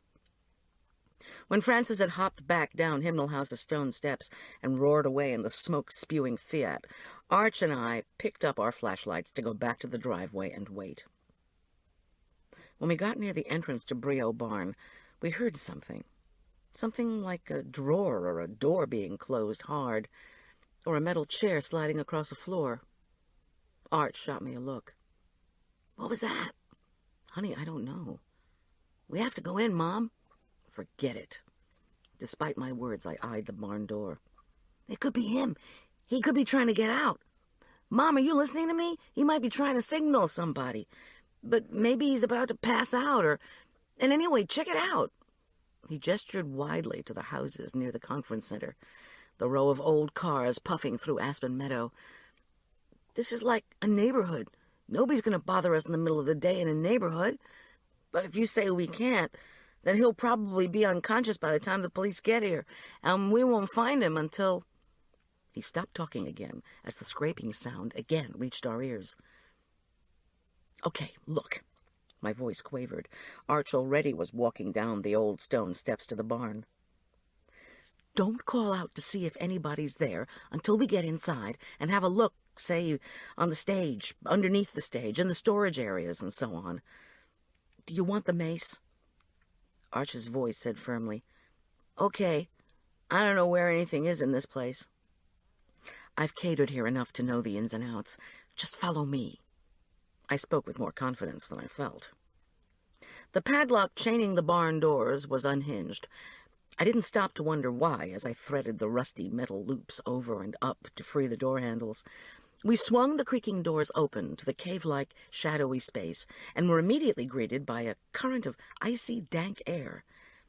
"What the hell am I doing here?" my inner voice demanded. I groped for the switch to the overhead light that I knew existed. When I snapped it, nothing happened. Of course. Although winter was technically over, the electricity would be off until the summer conferences began. That meant that anywhere except Hymnal House there would be no power, and anyone kept here would be cold. I thought of Tom shivering from exposure. "Turn on your flashlight." My voice sounded like gravel. We swept fragile beams of light into the interior. The theater-shaped space was primarily used for rehearsals, choral concerts, and conference liturgies. In front of us, across the wooden floor, the old pipe organ stood like a tall museum ghost. Sensitive to cold, it wasn't used here, merely stored. The stage was on our right. Chairs were stacked haphazardly against the walls. The smell of old, musty wood was strong. I didn't want to shine my flashlight upward. The thought of creatures that could be skittering through the rafters was a distinctly unpleasant one. Gooseflesh prickled my arms. I was going into a cold, abandoned, semi-dark space on a cloudy Sunday afternoon to look for Tom Schultz.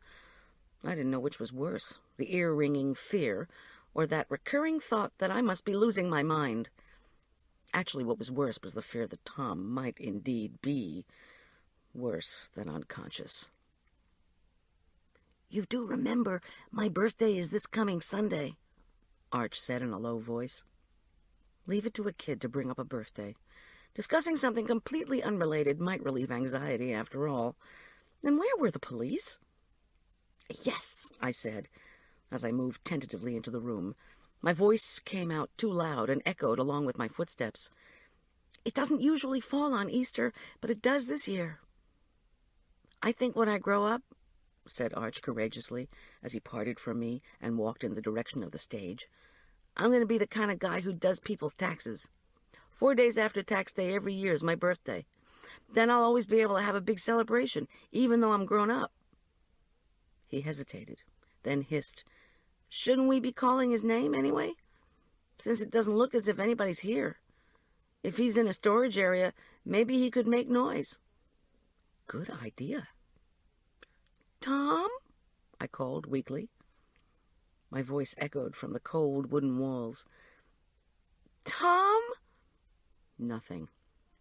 I continued forward into the semi-darkness, focusing my flashlight on the dusty wooden floor a yard in front of my shoes. Every few steps, I lifted the beam to the old organ. Its dull metal pipes rose toward the ceiling like prison bars. Once I shone my flashlight all the way up to the pitched ceiling.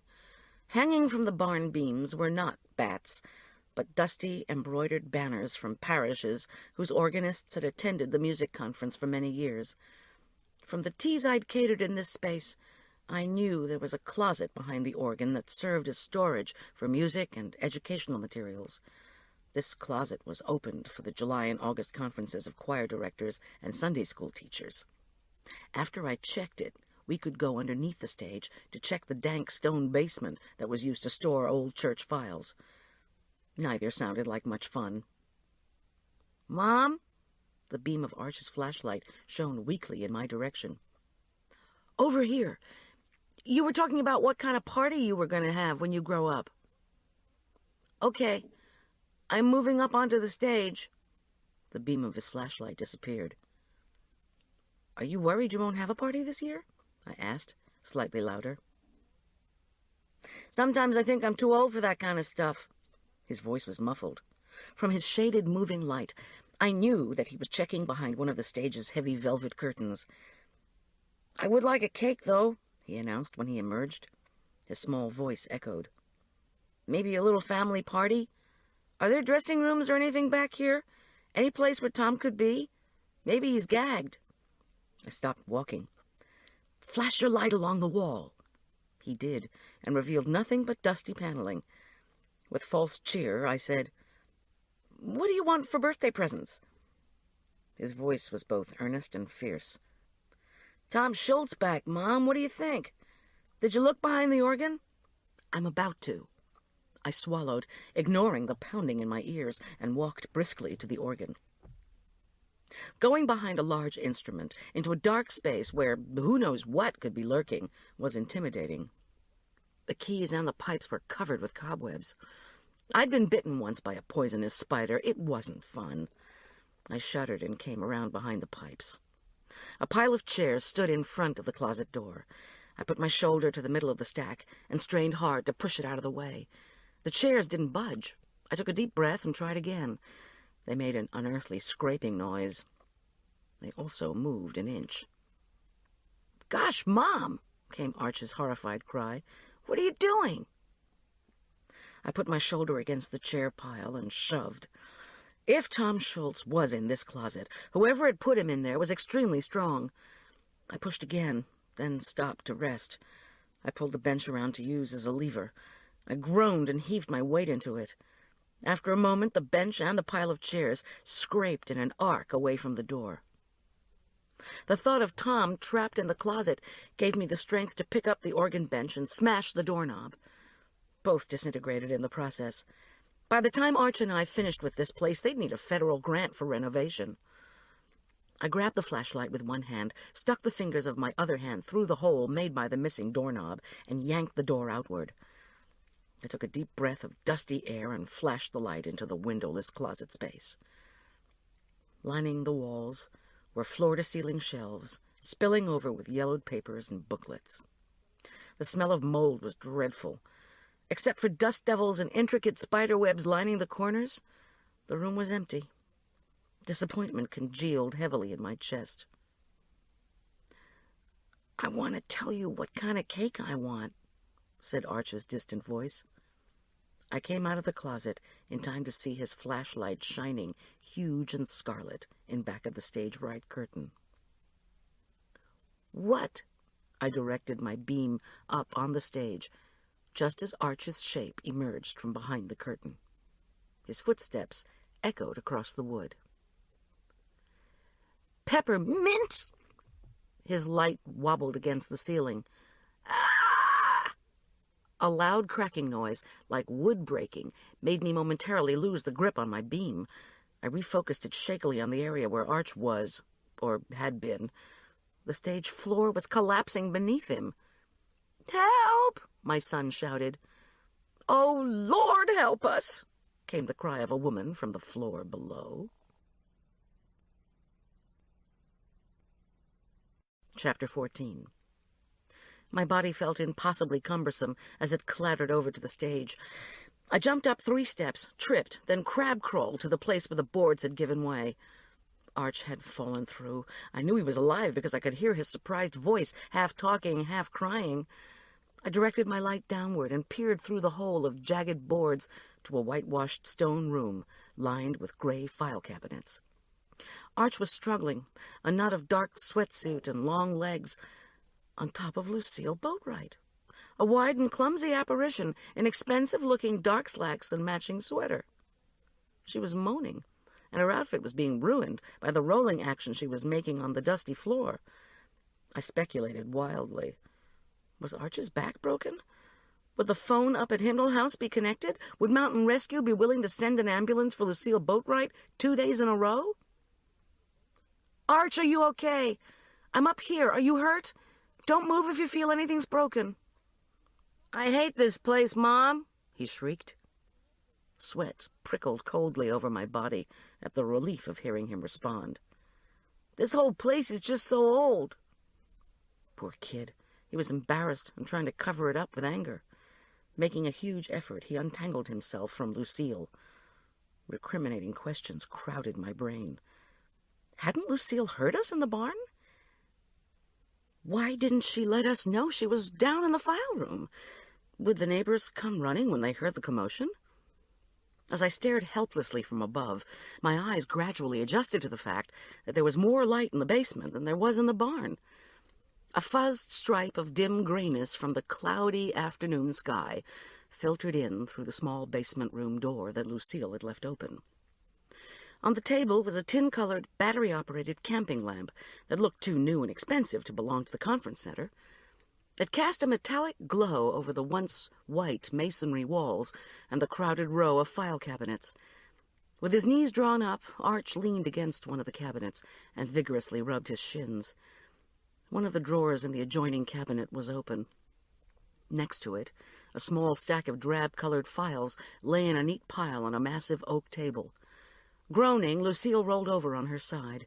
She grasped the leg of the table and struggled to get to a sitting position. I knew the woman well enough to know that as soon as she was standing, she would set about scolding Arch. I needed to help him get out of there. I needed to protect him.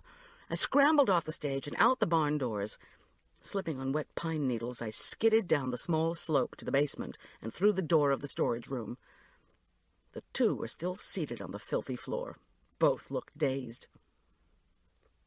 I came in close to Arch's face, which was liberally smeared with dust. His glasses were askew. Can you move? Are you okay? Oh, honey, talk to me. I'm fine, Mom. Just leave me alone, okay? My goodness gracious land sakes, Lucille huffed. Disconcerted, she tried to get control by brushing ineffectually on her filthy green outfit. Her silver hair was disheveled. Dust covered her everywhere. The physical surprise of the fall made her seem more elderly, and there was a wild look in her eyes. The mace. Oh, Lord. I offered her my hand. She took it without compunction and jerkily cranked herself to a standing position, breathing heavily. Arch groped to straighten his glasses. His fingers slid back over the floor. He picked up the mace canister, and then something small and round, which he examined close to his lenses. "Are you all right, Mrs. Boatwright? Did I get you with the mace?" He made a gargling noise, and I was afraid he was going to be sick. "Looks like you broke your necklace." "Arch, please, hon, stand up." Clutching his fines in two tight fists, he again refused my hand and struggled to stand up next to me. His cheek was scraped, and his sweatsuit was covered with thick stripes of dust, but mercifully there was no blood. "Did the mace hurt you?" I asked Lucille. I didn't quite have the courage to ask, "What the hell are you doing here?" "No, but that is dangerous stuff, heaven knows. Now, your son, how is he?" We both looked at Arch, who avoided our gaze. He was mortified, but not in pain. He'd had a fright, and probably should take some aspirin and go to bed for the rest of the day. Of course, neither of these was likely. I looked up at the broken ceiling. It appeared that the wood had rotted through. This place needed renovation more than the church office, no question about it. "Lucille, are you hurt? I am so sorry this happened. I can't believe the conference center doesn't have somebody check these floors before they rot." "Well, my dear, honestly, there I was 1 minute," she gestured helplessly toward the file cabinet with a shaky finger, "and then why, I thought the whole place was caving in." She swallowed. "I suppose we should notify someone of this, and then be leaving, of course. This is a dangerous place. No situation for a child." "Let me see if the police have arrived," I interjected. "If you're sure you're all—" But she wasn't all right. She took one step and cried out in pain. Her aristocratic face crumpled. "The spray bottle didn't get me, but my ankle is twisted," she announced stoically. "Stay with Mrs. Boatwright a few minutes," I quietly ordered Arch. He nodded sullenly. I vaulted up to the barn. No sheriff's department inside or out. When I arrived back at the storage room, Arch was handing a seated Lucille Boatwright the last of the beads from her broken necklace, which she held in a piece of crumpled paper in her palm.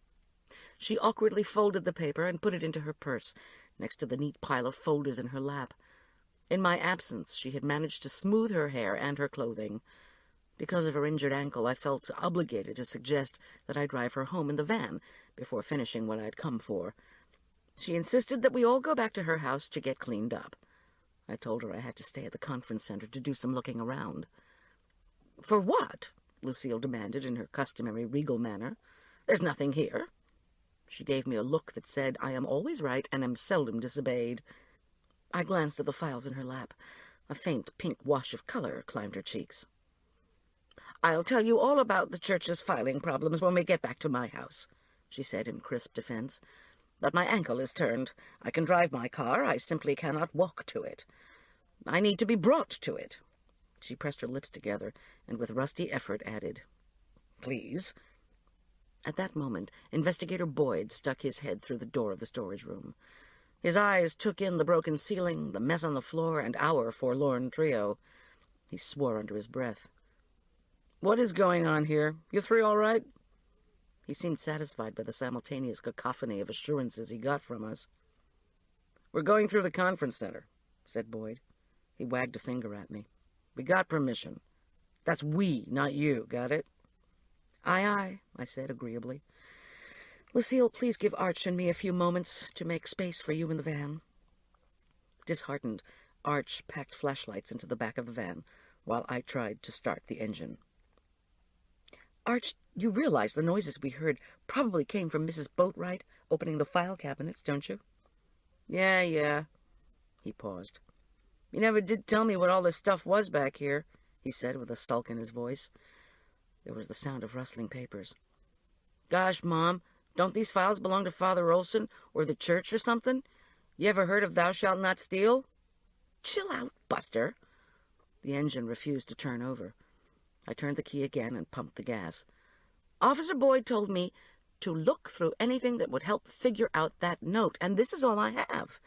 You want to find Tom, don't you? He tisked over the reluctant whine of the engine. After a moment, he said, Father Olson always said, you have to wrap your faith around you like a blanket. I think he said somebody famous said that. The engine almost caught and then died. I sat back, infinitely frustrated, and ran Arch's remark through my brain. I said, sounds like Linus, and I don't need a blanket. I need my van to start. Yeah, I didn't need a blanket either, so I asked him if I had faith that the mean kids at school would stop picking on me. Would that be like having a blanket? And he said the only behavior you could control is your own. I twisted the key and the engine turned over. Maybe the only power you could control was your own. Those built by the auto industry belonged to fate. Anyway, Olson certainly had been capable of giving the right answers about behavior, at least for others. Sounds as if Father Olson made you think about faith, anyway. Arch snorted. Hate to tell you, Mom, but I think about Joel Cola, and that doesn't mean I have any. Arch? Just kidding. I gave up. The van skidded loudly over the wet gravel by the outside bench where Lucille Boatwright was sitting primly with her files and her purse. I put my head on the steering wheel and murmured to Arch, just cover up the stuff back there and help Mrs. Boatwright into the van, will you? Arch muttered, "Did you ever hear of Watergate?" But before I could reply, he had rustled around and then gingerly jumped out. We drove Lucille to her silver car, which was the pristine, sleek Park Avenue in the church parking lot. She insisted she could drive, even with a sprained left ankle. Because I was anxious to know why she felt she had to ferret through church files on a Sunday afternoon, and why she had parked at the church lot instead of Brio Barn, I acquiesced to her insistence that we come over for a bit. My van chugged and popped behind the Buick to Lucille's Tudor-style home in the Aspen Meadow Country Club area. Refusing help, she limped ahead of us into the marble entryway, past polished cherry buffets, tables, and a magnificent etagere featuring animal figurines made of ivory. Arch made appropriate cooing noises until Lucille took him by the elbow and led him to the bathroom to get cleaned up. She disappeared herself for a few moments, then reappeared with the green outfit sponged clean of its dust. "I settled Arch in front of the television with a soft drink," Lucille said, with that characteristic lift of her dictatorial chin. "I didn't want him to hear how disorganized that church is." She led me into her kitchen, a vaulted-ceiling, ultra-clean space with tall cabinets of glowing light blue laminate and a brick-colored tile floor. I had a sudden blinding realization that Lucille wanted, as I had with Francis Marchesian, to protect Arch from hearing what the church was really like. I waited while Lucille ladled drosty cocoa and sugar into her gilt-edged Royal Crown Derby china teapot, then mixed the two together with cream. Whisking with her free hand, she expertly poured steaming milk into the pot and set it aside. I wondered what she'd done with the files. In her usual highly ordered fashion, she slowly brought to her cherry kitchen table 2 cups, saucers, and spoons, sugar cubes in a Waterford bowl, cream in a matching pitcher, and finally a small plate with butter shortbread. As she poured the hot chocolate, another, more painful thought assailed me. I realized how much Schultz would have enjoyed chatting with Lucille about English bone china, ivory figurines, Queen Anne cherrywood, and the merits of Scottish shortbread. "If Arch doesn't like what's on TV, he'll come to see what we're doing," I warned. "I'm sorry you were hurt, Lucille, but isn't it dangerous for you to be down in that file room in Brio Barn? I mean, it's so decrepit." She shook her rows of silver curls and gestured for me to drink my hot chocolate. "While it's hot," she seemed to be saying. "I was looking in the file storage area because that man Olson was such a pig. I mean, Father Pinkney would never... I made a tiny, impatient throat-clearing noise. Lucille plunged ahead. You just don't understand, Goldie. Olson was ruining our church. He was taking it in a direction... with those charismatics. Whoa, Lucille. I set down my cup. We were talking about files, and then you made the leap to ruining the church. Please explain how you got from one to the other. Lucille reached up to smooth the base of her neck, and with a sudden jerking motion of her wide, age-spotted hand, realized her necklace wasn't there. She sipped her hot chocolate and seemed to be struggling with where to begin her story. We used to be a family. Our congregation, you know. Maybe there were things that didn't work, like the annual giving, but we all got along. It was tragic that Father Pinkney had to retire. He loved everybody. You know that's true. Actually, I knew it had not been true. Pinkney had pastored his little clique. The genuine pastor to all had been Ted Olson. But disagreeing on points of view wasn't going to get Lucille's motive for shuffling through file storage on a Sunday afternoon. Her voice rose. Now it's like we're two separate churches, she shrilled. The charismatics pushing against the old traditions, destroying everything with their guitar music and their huggy-kissy, trying to take over everything, even the altar guild. You know what we called Olson? When I shook my head, she said triumphantly, Father Touchy-Feely. And of course he only cared about them, you know that.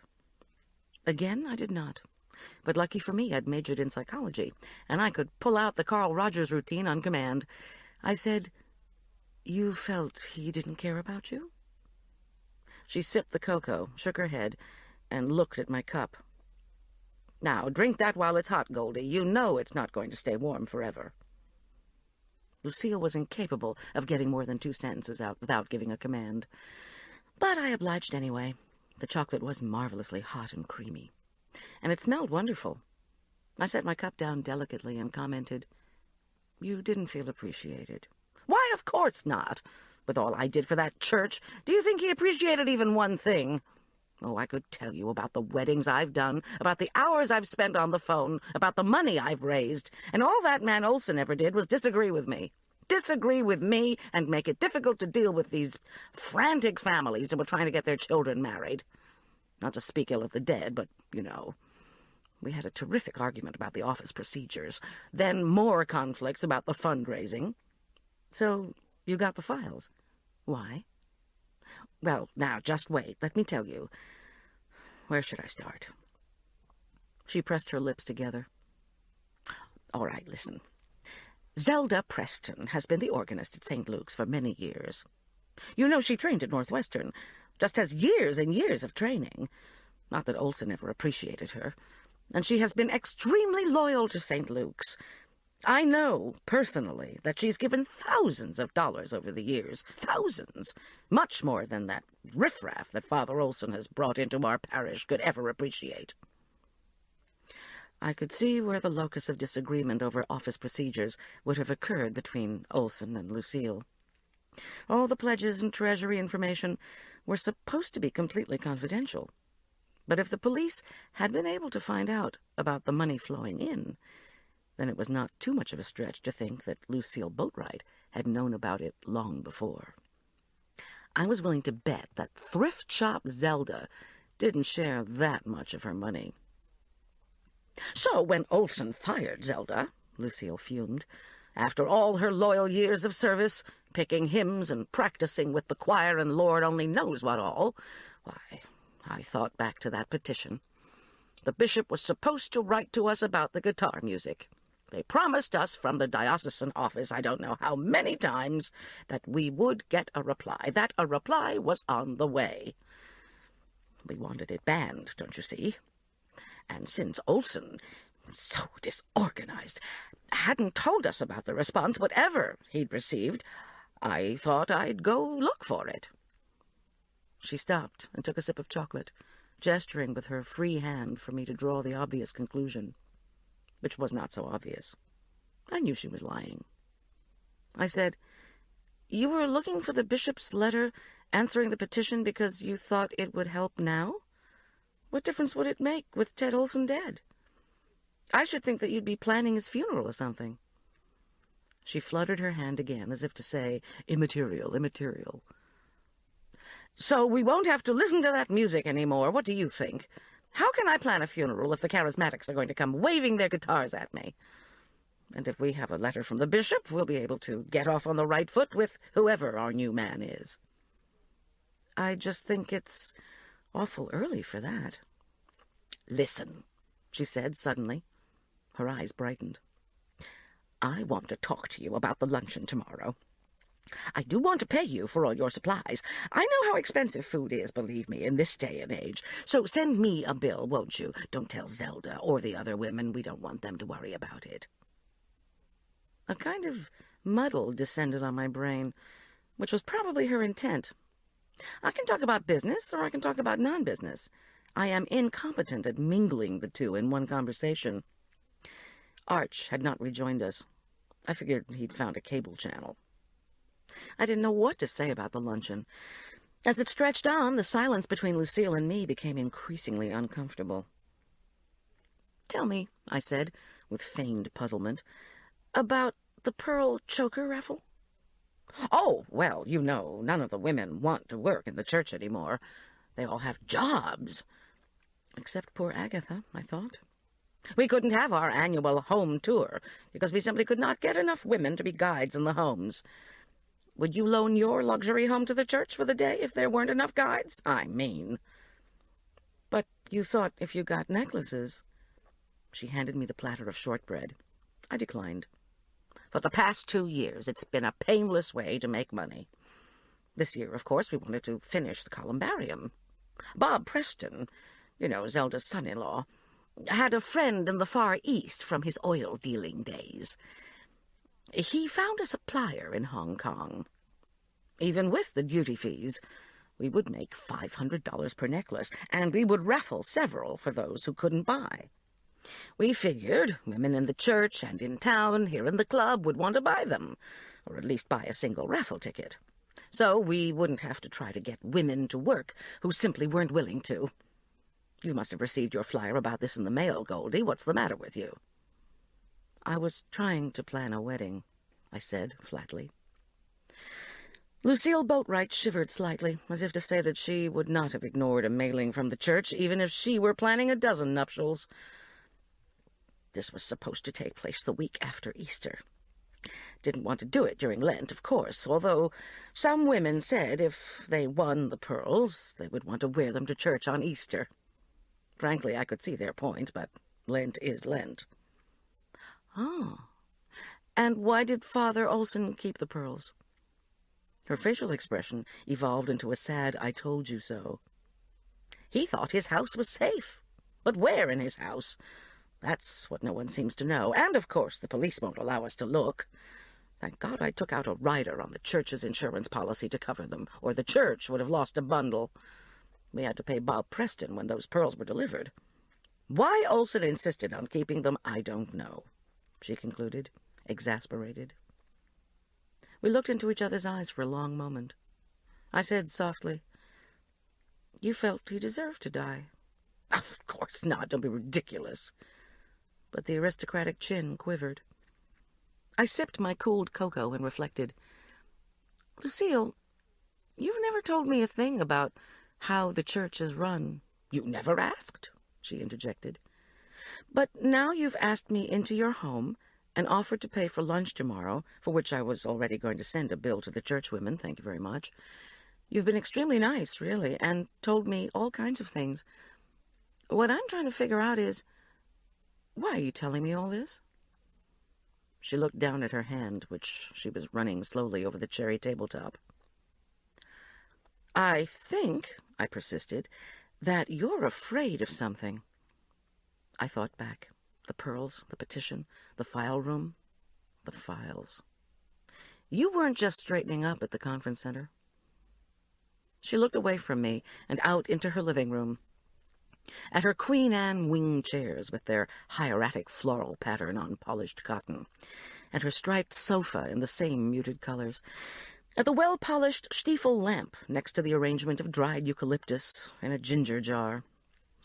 at her money, her familiar order, her security. With dawning clarity, I remembered Saturday morning, right before my wedding was supposed to begin, the new organist playing the triumphant opening bars of Jeremiah Clark's Trumpet Voluntary. And then Zelda's words, "I am a professional." What would a professional most fear? Being maligned as a professional. Not being able to be a professional anymore. I said gently, "You were looking for some letter from the bishop because you think Zelda wants it. Isn't that right?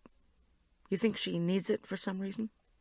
Lucille rubbed her fingers delicately against the side of her china cup and remained stubbornly mute.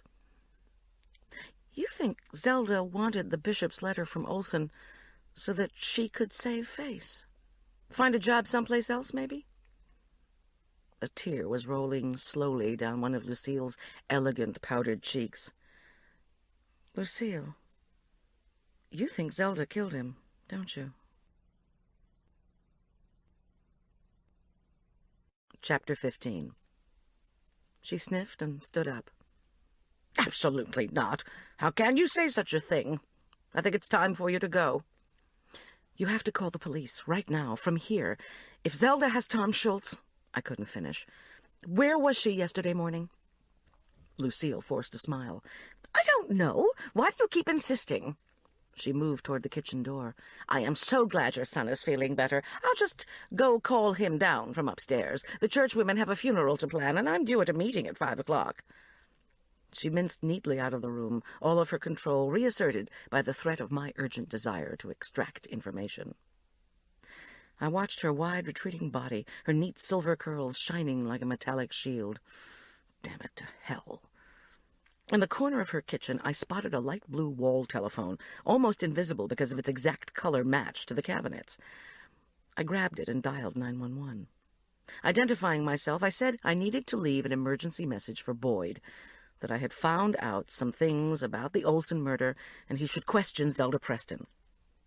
I swallowed and added that Zelda was strong, a swimmer, that she might have Tom Schultz. When I hung up and turned around, Lucille Boatwright was standing at the door of the kitchen with her arm around Arch's shoulders. "We're just getting to be the best of friends," she said to me, presumably of her relationship with my son. Arch said, "Huh?" I said, "I'm sorry, we need to go." "Arch," said Lucille, "I just need to talk to your mother for another moment." Arch gave me a questioning look. "You want me to go to the van or back up to the TV room? Is this about the church again? I guess you want me to just go." I said evenly, "Stay where you are." Lucille's cheeks colored. She said fiercely, "The problem is that she won't tell me where she was yesterday morning. If she would just tell me, that's all I ask. Does Zelda live near here?" Lucille opened her mouth to talk, but nothing came out. First time I'd ever seen that happen.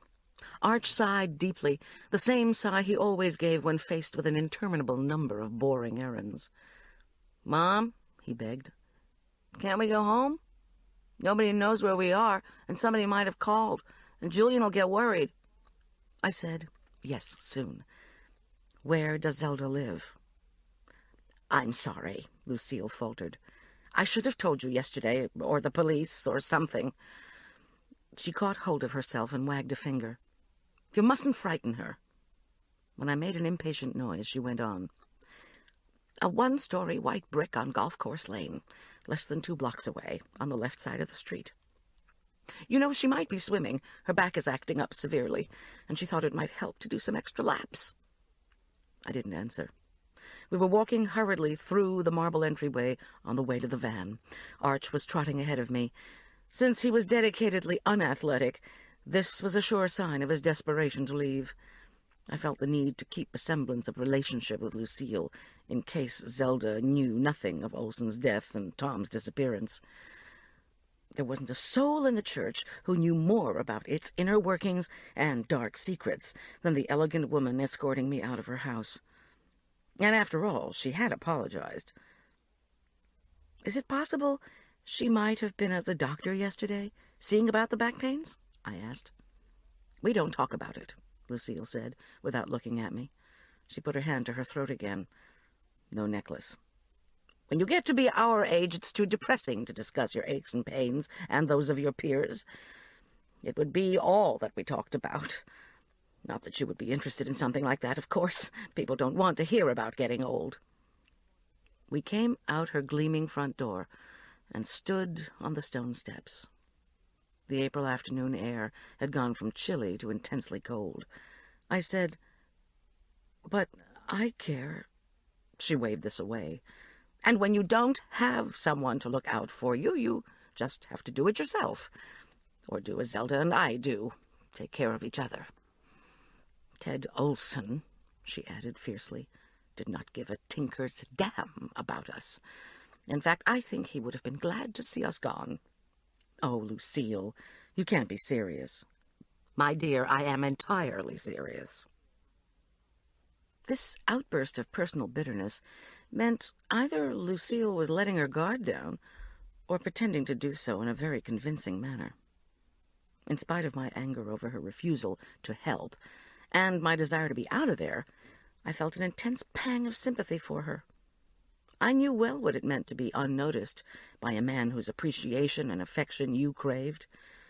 I had wasted 7 years trying to get from the jerk what he was incapable of giving to any human being. I reached out for the papery skin of Lucille's forearm. Maybe I could act convincing, too. I said, "I know about taking care of myself. I've done it for almost a decade." Lucille shrugged my hand away. We kept walking. "If Zelda's in a lot of pain," I ventured, "why didn't she talk to Olson even if she didn't like him? I mean, after all I've been hearing lately, things like that Sunday school teacher, and then Roger Bampton." Lucille's sudden laughter was crude and shockingly hoarse. "What hogwash! What utter and complete nonsense! You don't honestly believe that, do you, Goldie? If you do, you're even less intelligent than I thought." We had reached the door of my van. I let Lucille's opinion of my IQ pass. "So you don't believe Roger recovered from leukemia?" I asked, with a brow I hoped was innocently furrowed. Arch, who was already sitting in the front seat, gestured impatiently for me to come on. "The whole thing was a lie." Lucille faced me, her ice-blue eyes blazing with indignation. Her wrinkled hands made a dismissive gesture. "A complete fabrication. Roger Bampton is a drunk, going in to see a doctor because he felt bad, I ask you.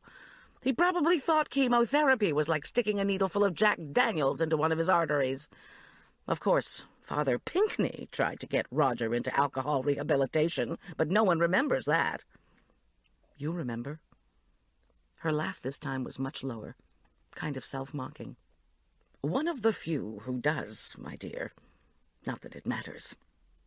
She hesitated, then returned the affection of my gesture, pressing her fingers into my arm. Soft green cashmere brushed my skin. "Zelda is my dear friend," she said earnestly. "You mustn't upset her. You mustn't let the police frighten her. She is easily hurt. You know what she went through when her son died. Surely you know that she hasn't dealt well with the way Olson treated her." I wanted to hug her, but remembered in time her objection to displays of affection. Besides, what I wanted most was to be away from this perfect Tudor house with its perfect rooms and perfect landscaped garden. "Look, Lucille, probably this'll turn out to be nothing. When the bishop gets back, maybe his office will find a copy of the letter in his files, or maybe they'll find out he never wrote to Olson after all.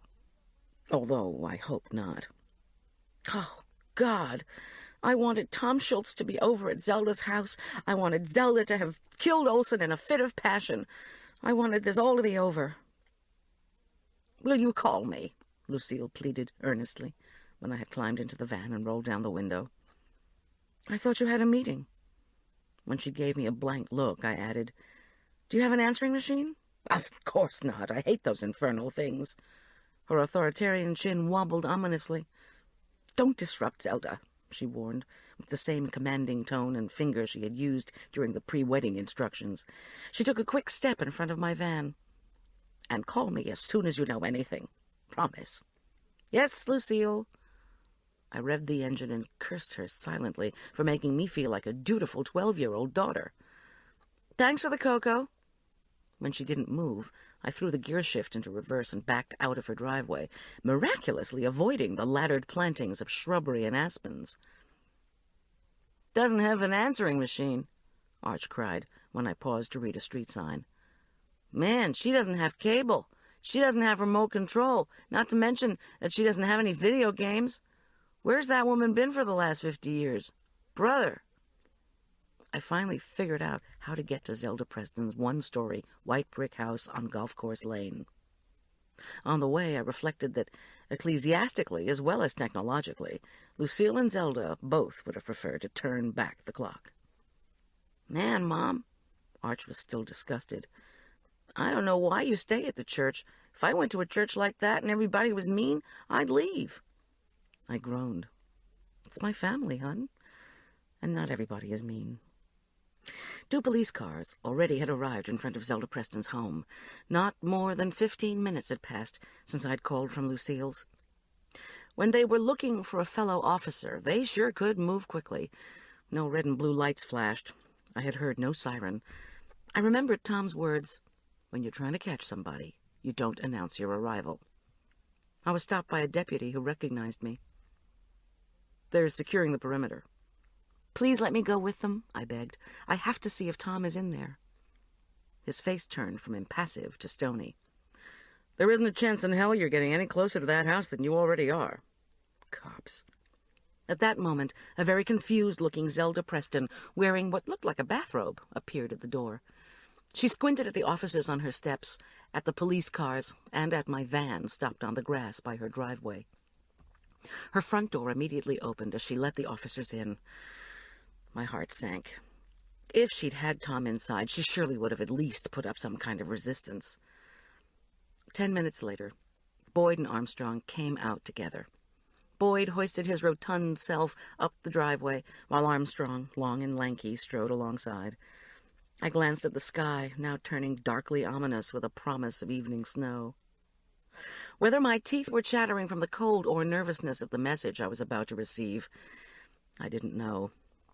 As if to prepare me, Boyd shook his head. I crossed my arms and sagged against the van. "This Preston woman is beside herself," he began. "She wants us to search through her house so that she'll be above suspicion." Her words. "We did a quick look-see, no Schultz. Whatever made you think—" "Now don't start," I warned, my voice shaking. "You told me to call you, and I did. Where was she yesterday?" Towering above us, Armstrong cleared his throat and answered for Boyd. "Interviewing for the organist's position at the Catholic Church. Although she doesn't want the people at your place to know." My eyelids felt like sandpaper. My brain had turned to the consistency of dryer lint. "Look, Goldie," said Boyd. His tone was compassionate but undeniably impatient. "I told you we'd keep you informed. I've asked you questions about that church of yours, sure. But there's a difference between your answering questions and trying to do our job for us, okay? This is the second time today I've responded to a frantic call from you about where you think Schultz is." "Haven't you found anything?" I despised the pleading in my voice, but wanted to hear any shred of news or hope. Boyd bit on each word. "I can't find anything when I'm running around on your wild goose chases." He shook his head. "I'll call you." As I gunned the van and rolled it past Zelda's house, Arch muttered, "Man, was that guy grouchy or what?" "We're just trying to find Tom, hun. You know that." But lack of progress brought depression. Or perhaps it was the end of the day, the hardest time to be reminded of separation from someone you love. To the west, there was no fiery sunset, only a further darkening of the sky caused by the sun slipping past the clouds and behind the mountains. The temperature had dropped at least 15 degrees. As we rounded Aspen Meadow Lake on our way home, large wet snowflakes powdered my windshield. In front of the van, the wind whirled the flakes into thick tornadoes of white. Spring snow, good for the crops, or so they were always telling us on the radio. But bad for someone kidnapped who might be in an unfamiliar and unheated place. When I finally pulled the van in front of the house, it felt as if all the energy had drained out of my body. "Come on, Mom," said Arch. "Cheer up." He pointed at the Jaguar parked at a precarious angle by the sidewalk. "Look, Marla's here."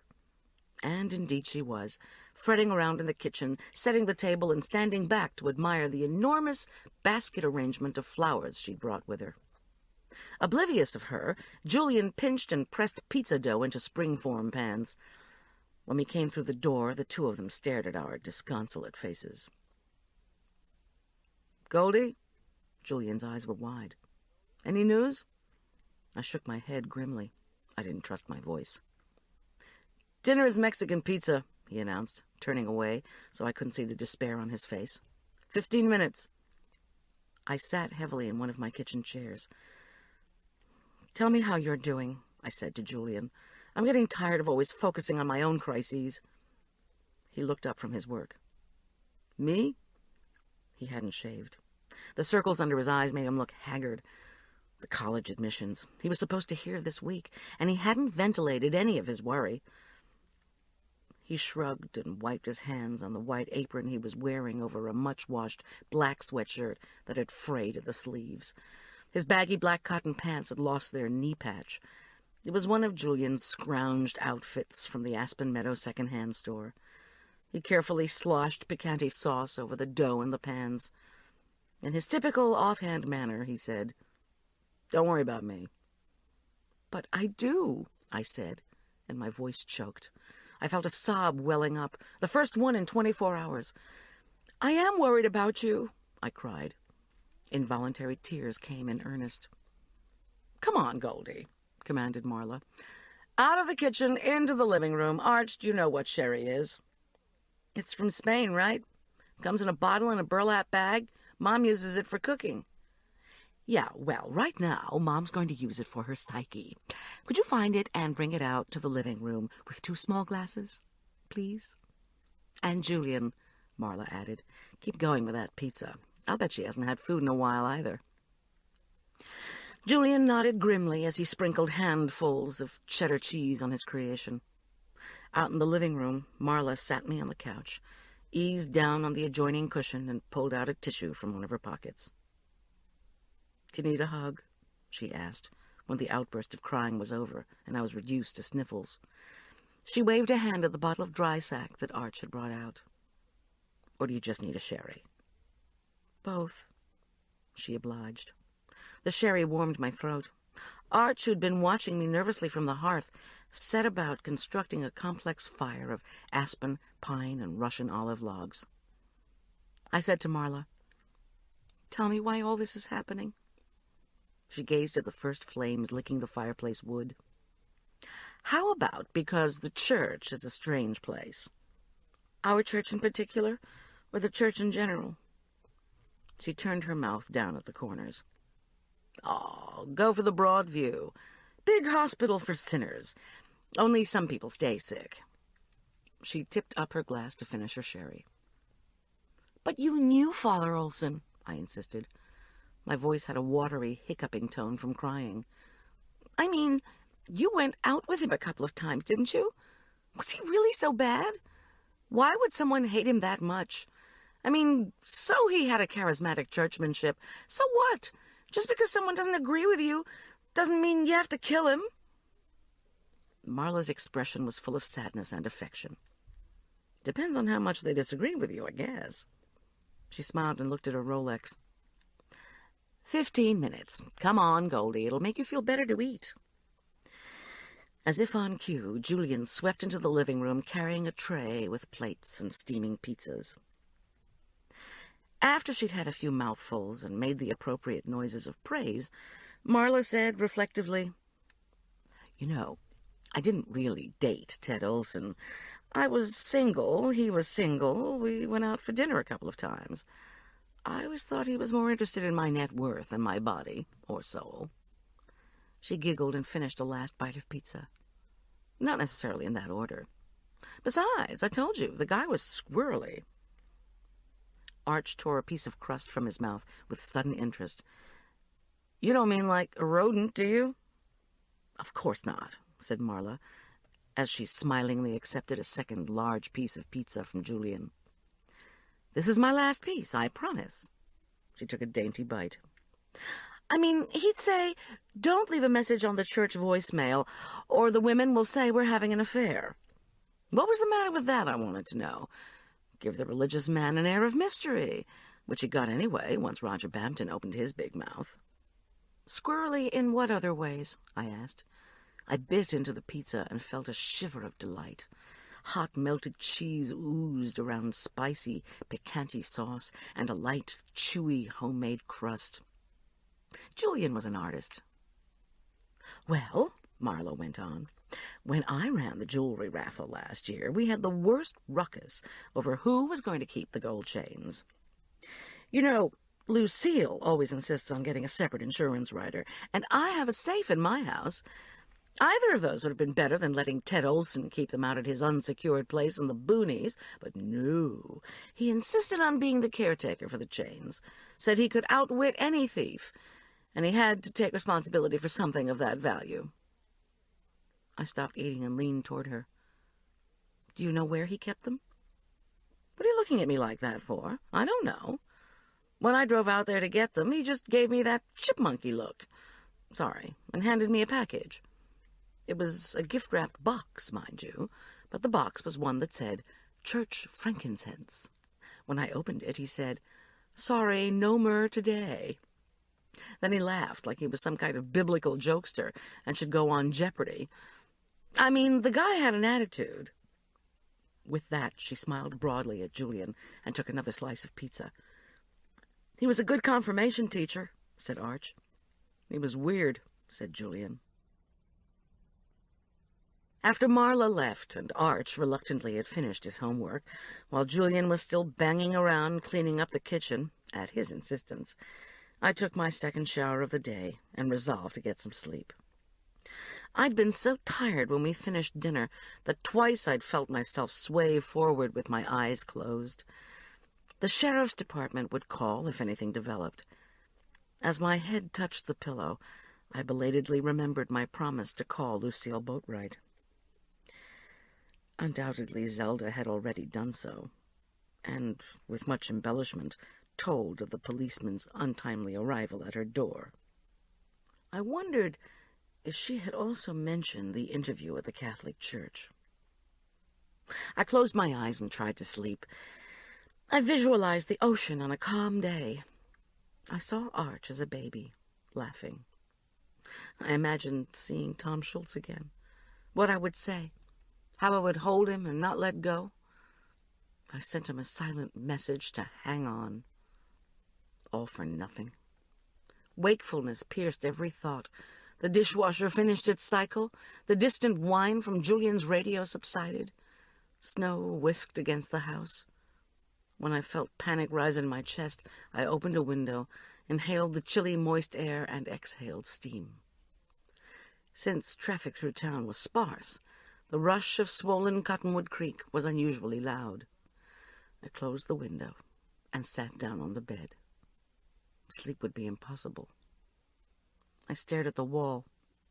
The one utterly predictable aspect of being a caterer is that you always have cooking to do. The work never ends, unless you go out of town. With a noisy sigh, I trundled down to the kitchen to get a start on preparing for the women's luncheon. I fixed myself an espresso and pulled out the pile of Tom's recipes. Immediately I felt better, as if his presence emanated from the 3x5 cards. At church, Lucille had requested a seafood dish. Since it was Lent, she'd said. I had nodded to her arched eyebrow and questioned, "I don't suppose you have any shrimp?" I had told her, "Oh, sure. So much for fasting." Tom's collection yielded a shrimp and pasta concoction that would ideally suit the churchwomen. With a cheese-based sauce, it would hold well in a chafing dish. The deep green of peas beside the pink of shrimp would make it look beautiful. And if I used wagon-wheel-shaped pasta instead of spaghetti, nothing would dribble embarrassingly down anyone's chin. Since cooked shrimp demand last-minute preparation, I set the recipe on the counter and turned with zest to the dessert section. I flipped through Tom's cards for apple cheese tart and chocolate truffle cheesecake.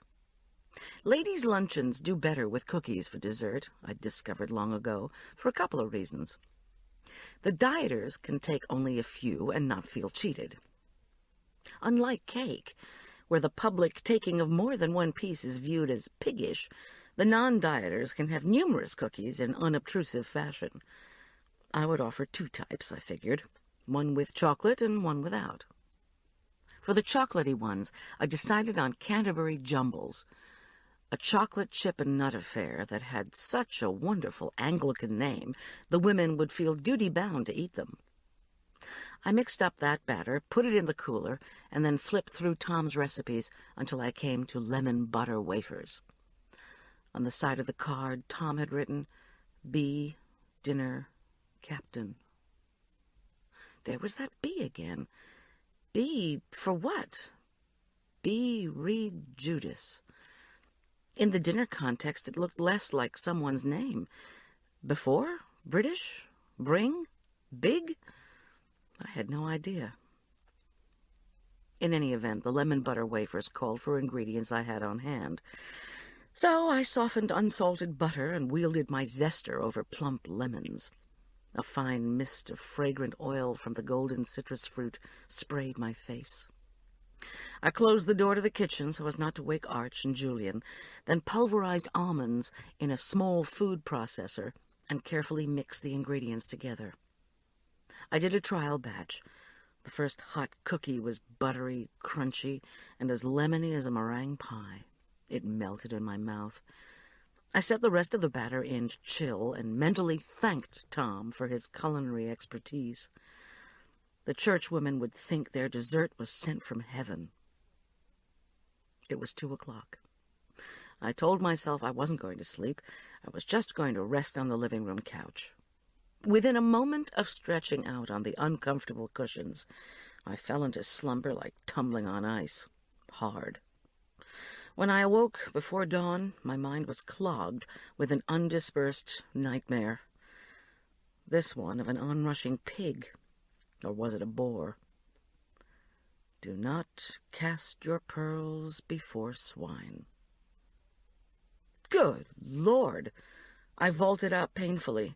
5 o'clock. At this time of year, that meant over an hour until daylight. I rubbed the crick in my neck and stared out the picture window. Beyond the porch, the snow had stopped, and the moon shone brightly over a pre-dawn landscape of fluorescent gray. I slipped to the hall closet and donned a ski jacket and snow boots. I had to go back out to Olson's. Chapter 16. I fed Scout, who mewed happily when he saw he was having an early breakfast, and left a note for the boys. Gone to Father Olson's house, back by 8. No doubt when I got there the police ribbon would still be up. Whether this would be good or bad was an unknown. After all, I'd already crossed the one at the church office. I decided it would be good if no policeman was stationed at Olson's to make sure the line wasn't crossed. Bad if someone was and I was rebuffed. I'd say to Boyd I was just looking for pearls. He'd say, "Oh, yeah? Try a jewelry store." I shooed away this thought and quickly filled my espresso machine with water and coffee. While it was heating, I rummaged through the hall closet and found one of the flashlights Arch and I had taken to the conference center. When the dark liquid twined into my insulated mug, the clock said 5:15. If I could just find the pearls, perhaps in some biblically related hiding place, then maybe with them I'd find whatever it was the killer was looking for. I remembered what I'd said to Boyd. Olson was such a pack rat, you'd have to know exactly where to look to find something. Now I had an idea of where to look. The church office had been trashed, perhaps when someone was searching for the pearls or something unknown. Figure the motive and you've got the perp, Tom was fond of saying.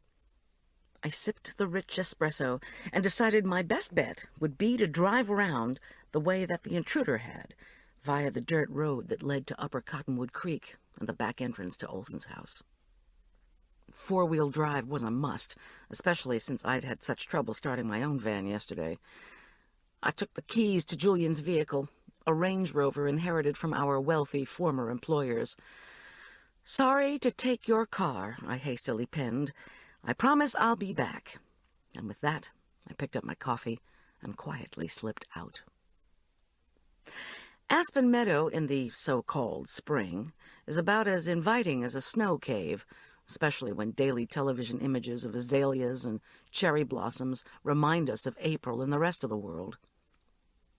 The Rover's steering wheel was frigid under my grasp. The engine barked its reluctance. I had always harbored a vague notion that T.S. Eliot lived in the high country when he wrote that April was the cruelest month. This dark morning certainly did not promise kind weather. The Rover growled down my street in first gear, past the Habitat for Humanity construction site. Above the foundation, ice-covered 2x4s loomed ominously in the bright moonlight. No red flag was visible. I wondered if construction had indeed been blocked. My attention was immediately drawn back by the Rover tires skidding through a stop sign. Treacherous black eyes glazed the pavement. Once I had edged out on Main Street, the Rover's headlights picked out stalactite icicles along the storefronts. The bank thermometer said 18 degrees. Instead of allowing the morning's unbearable chill to penetrate my bones, I imagined the cocoon of warmth Tom's body had made, nestling around mine. I wondered what the churchwomen would have said about the fact that Tom Schultz and I had been sleeping together in the 5 months since we'd become engaged. Lucky for me, I didn't give a hoot about ecclesiastical opinion. A fox scurried under a split-rail fence just before the turnoff for Olson's place. Half a mile later, I turned left on the dirt road that led across a bridge, then bumped over ruts in a wide arc to the other side of Cottonwood Creek. I parked between ponderosa pines as tall and ominous as frozen giants. When I jumped from the Rover, my breath made clouds of vapor in the moonlight. I fumbled with the flashlight and cursed the cold. When I finally could see where I was going, I headed for the creek bank. My boots crunched over the new snow. Every now and then, they cracked through mud puddles thinly covered with ice. I was going into Olson's house when no one was there, I told myself firmly, because Boyd had ordered me to let the police do their job. In other words, I wasn't supposed to call them in every time I had a hunch. Besides, they'd already gone through Olson's house. What I was looking for, and it really was a wild hunch, were the missing chokers, with something in an unusual hiding place, a place where a squirrely person who laughingly gave the head of the raffle committee gold chains gift wrap in a frankincense box would stow them. There were references to pearls in the Bible. Don't throw them before swine. A merchant who finds a pearl of great value and sells all he has to obtain it. There were probably others. I just couldn't think of what they were. I had already looked up Judas. He'd only dealt in silver coins. I tried to focus on what Tom would think about this crazy excursion. Overhead, the wind swished through the snow-covered trees and showered my head with fine, cold flakes. I always look for what's out of place, what's there that shouldn't be there, what's not there as well as what's there, I could hear Tom say. I stepped over a snow-covered log and tried to visualize Olson's home as I'd seen it during the vestry dinner.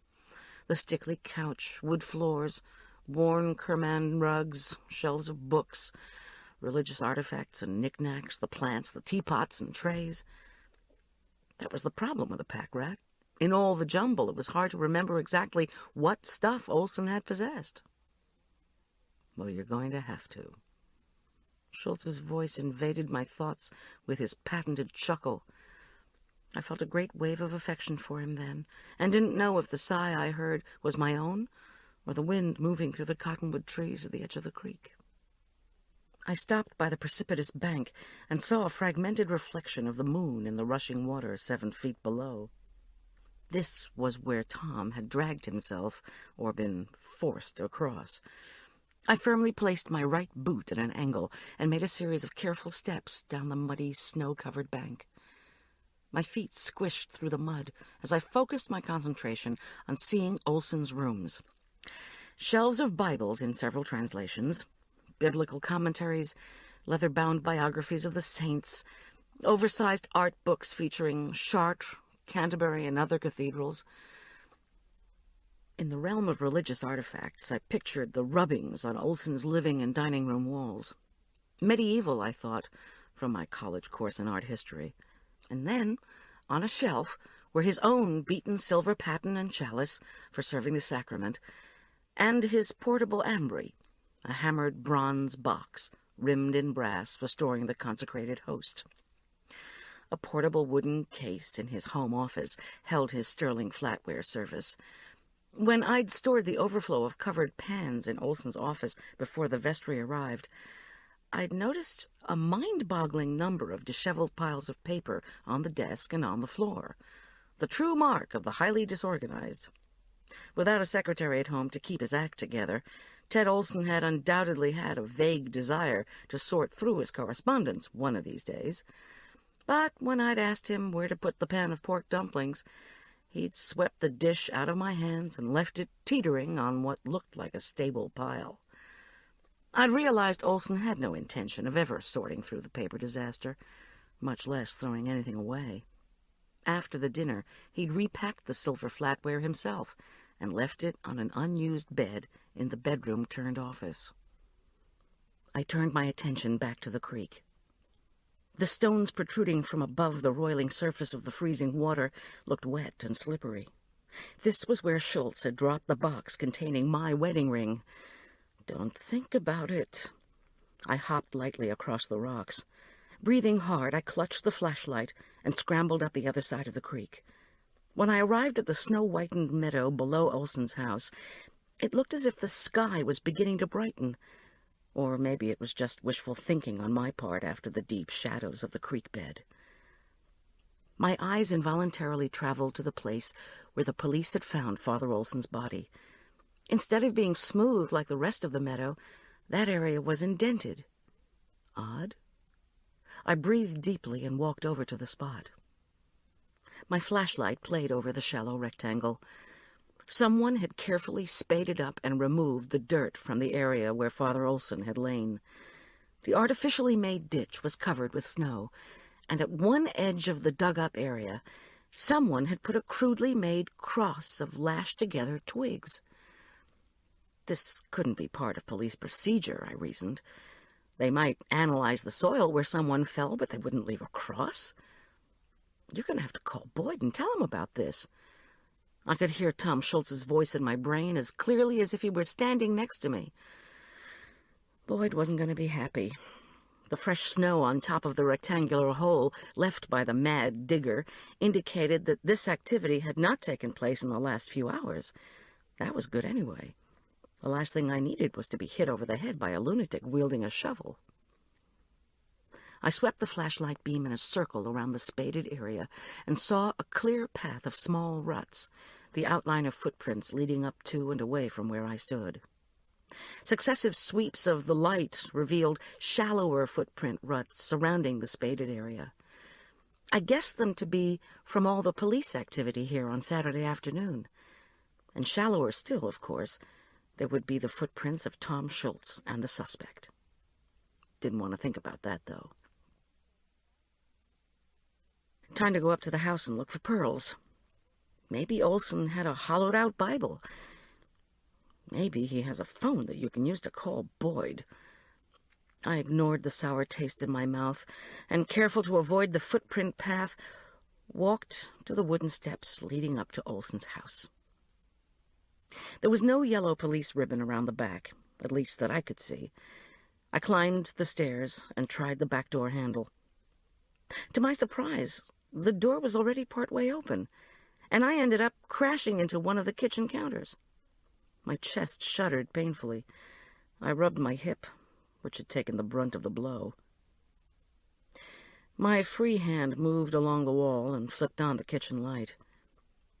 This was not just disorganization, I thought, as I looked at open cupboards, pots pulled out on the floor, cornmeal and flour indiscriminately dumped. Fresh snow had blown into the kitchen through a smashed window. It lay on top of the dumped-out food like confectioner's sugar. The place had been vandalized, and not in the last few hours. "Damn it to hell!" I said aloud, and looked for the phone. A black wall model, it had been wrenched from the wall. So much for fingerprints, I thought, as I picked it up and examined the cord. I plugged the cord back in, was astonished to get a dial tone, and dialed 911. Boyd was going to yell at me, and I deserved it. I told the dispatcher where I was and that the house had been vandalized. No, I said, I did not think I was in any danger. She wanted me to stay on the phone, but I couldn't.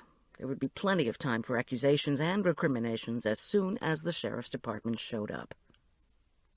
I stepped over an upturned kitchen chair and shined my flashlight on more chaos in the living room. I flipped on the overhead brass light fixture. The answering machine had been axed in two. The Stickley's dark plaid cushion had been slashed and emptied. Down and feathers lay sprinkled over the detritus on the floor. I couldn't even see the kermans. Mountains of books lay by overturned brass lamps, dumped potted plants, and the remains of the framed rubbings. They had been torn from the wall and smashed. Shards of glass glittered in the wreckage. I was so angry I thought I would shriek. First the church office, and now here. Couldn't I ever get somewhere before it was destroyed? Had the intruder found the pearls? Or something? Anything else? Boyd had said whoever was keeping Tom Schultz might want a particular thing, whose location the expiring Olson might have told the trusted police officer who had found him. Too bad Tom's note hadn't mentioned it in any way the rest of us might have been able to figure out. "I hope you didn't find it," I said loudly to the devastated room. My boots crunched across the broken glass and piles of feathers. But at that moment, my eye caught the shelves where Olson had kept his church-related supplies. No chalice, no paten, no ambry. Perhaps the motive for his murder had been robbery after all. The criminal just hadn't gotten everything the first time around. I moved hesitantly down the hall toward the bedroom-turned-office. I stepped over coats, hats, gloves, and hangers dumped from the hall closet. Whoever did this is gone, I reminded myself as I entered the new space. Snow was everywhere in the kitchen. I switched on the overhead light in the office, one of those square, frosted glass types that must have been an original fixture with the house. It cast a sallow light over the piles of papers. The contents of file drawers lay strewn on top of what had already been there. It looked as if all the papers had been gone through, but instead of being left in a mess, as they had been in the living room, these had been neatly restacked in piles and pushed against the walls. Why would you trash the house but organize the papers? "The silver," Schultz's voice said sharply in my mind. "Where is it?" Stacks of papers covered the office's incongruous bed. I stepped carefully around the side of the bed and saw the cherrywood case for the silver. It had been emptied. Glinting in the weak light, grand Renaissance knives, forks, spoons, and serving utensils lay haphazardly everywhere, like a child's game of pick-up sticks. Either robbery had not been the motive for this rampage, or this was one incredibly stupid thief. I picked up the cherrywood case and pulled out the small drawer at the bottom. A slim packet of letters was wedged into the back. The sloped feminine handwriting of the return address said they were from A. Preston. Judas had received silver. Agatha had betrayed her husband. Olson had put the traitor's letters in the silver box. Whoever had trashed this place either hadn't found her letters or hadn't cared. I put the letters in my parka pocket. Maybe Tom's mystifying notation of B. Reed Judas had something to do with Bob Preston and his wife. Damn, more ideas for Boyd.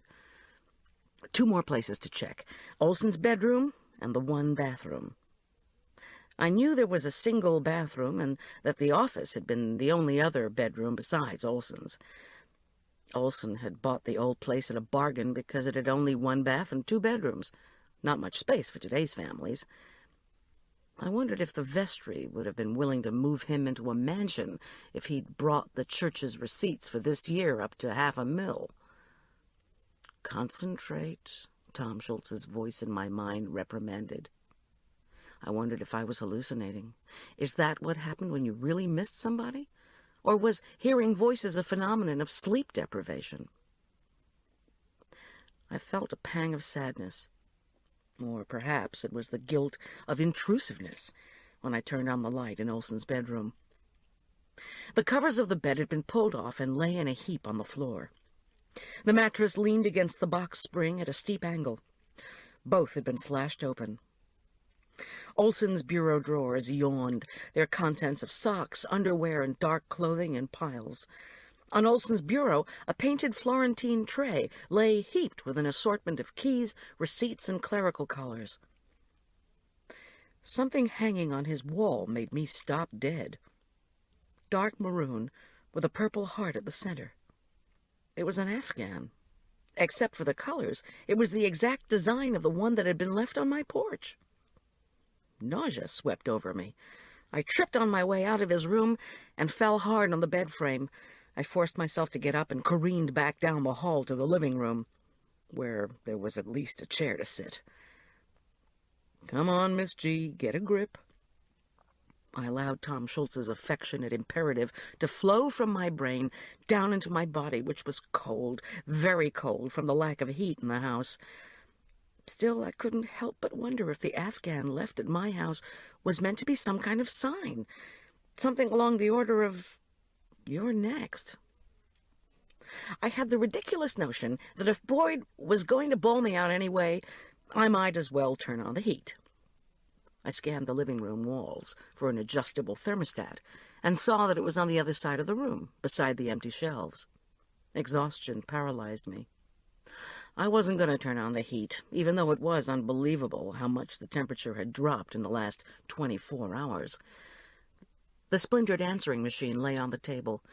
It was the kind with a receiver, too, and I wondered if it had been from here that Tom had made his call to me at the church. I hugged myself and rocked back and forth to get warm. Where was the sheriff's department anyway? It felt like forever since my call. There was no working clock remaining in Olson's destroyed house, of course. Outside his living room window, overlooking a deck and the creek, the gradual brightening between the trees indicated the sun was finally making an appearance. Even though I hadn't found any pearls, it was time for me to go. Julian and Arch would need a hot breakfast on such a frigid morning. I sat cemented to the chair. The last time we spoke, Tom had been here. He had called me at the church when I was so full of hopeful anticipation. I closed my eyes and for a moment felt sleep hover just behind consciousness. It had been warmer on Saturday morning when Tom had called from here. Why, I'd even heard wind chimes through an open window in the background.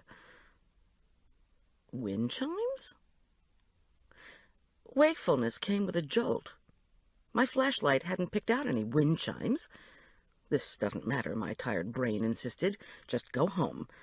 What had Tom said when he called the church office? He told me about Olson and that there would be no wedding. Then there was a distant tinkle, and he told me to wait. He hadn't found anything, or he would have told me, wouldn't he?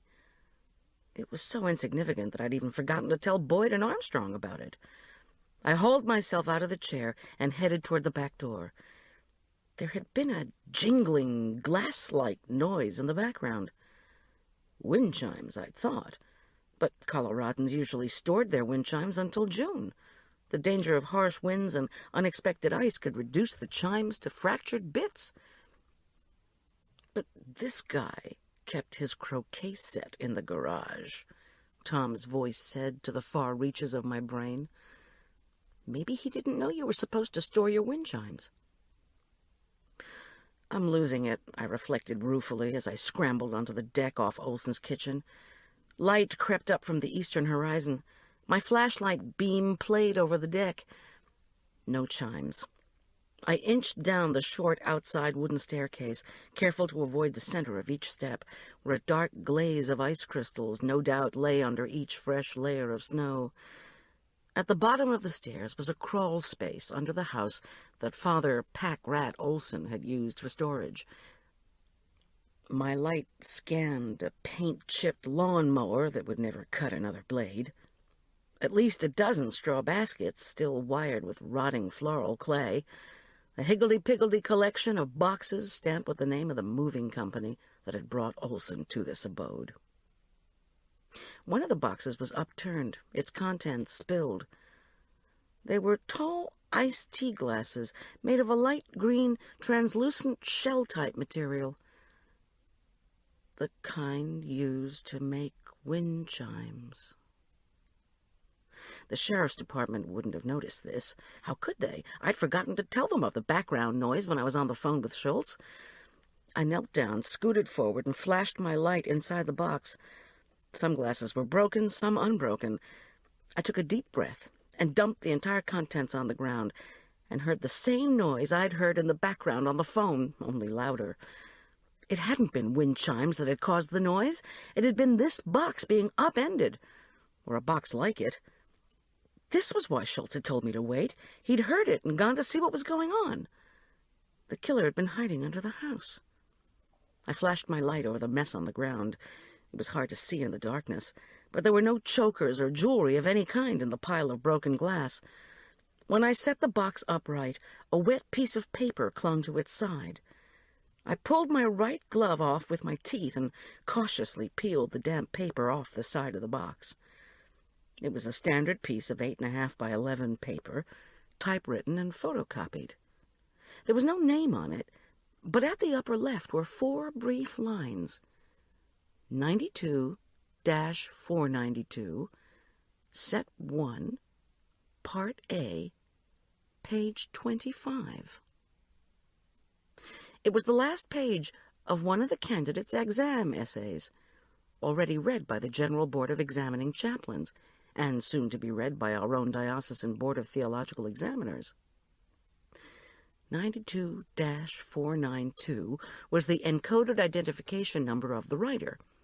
The typed words began, "Such actions can only be attributed to false prophets, whose actions undermine the true mission of the Church." And it went on. But I wasn't going to read it now. I wanted to get home. I listened for the sound of a sheriff's department vehicle and heard none. If a burglary isn't hot and no one's in danger, it's not one of the first things we respond to, Schultz had told me. No telling when the police would arrive. I needed to rouse Julian and Arch. Besides, the frigid weather was permeating my skin. I carefully snatched up the paper, scooted out from the crawl space, and started walking fast through the trees to the creek. Once home, I could look up the identification number of the examinee on the master sheet I wasn't supposed to open until I'd finished reading the exams. This candidate shouldn't have left the last page of one of his exams underneath Olson's house. In the broad meadow space, the brilliant moonlight melted into the faint sunbeams touching the frosted tops of trees on the surrounding hills. Pink light suffused the air and made the snow glow. On a neighboring slope, a dog began to bark. I couldn't wait to get home. Behind me, a morning breeze swept through the trees. When I arrived at the creek bank, a faint cracking noise caused me to whirl around. "Boyd?" When there was no reply, I lifted my voice. "Furman County Sheriff?" The sudden stillness made me think I'd been deceived.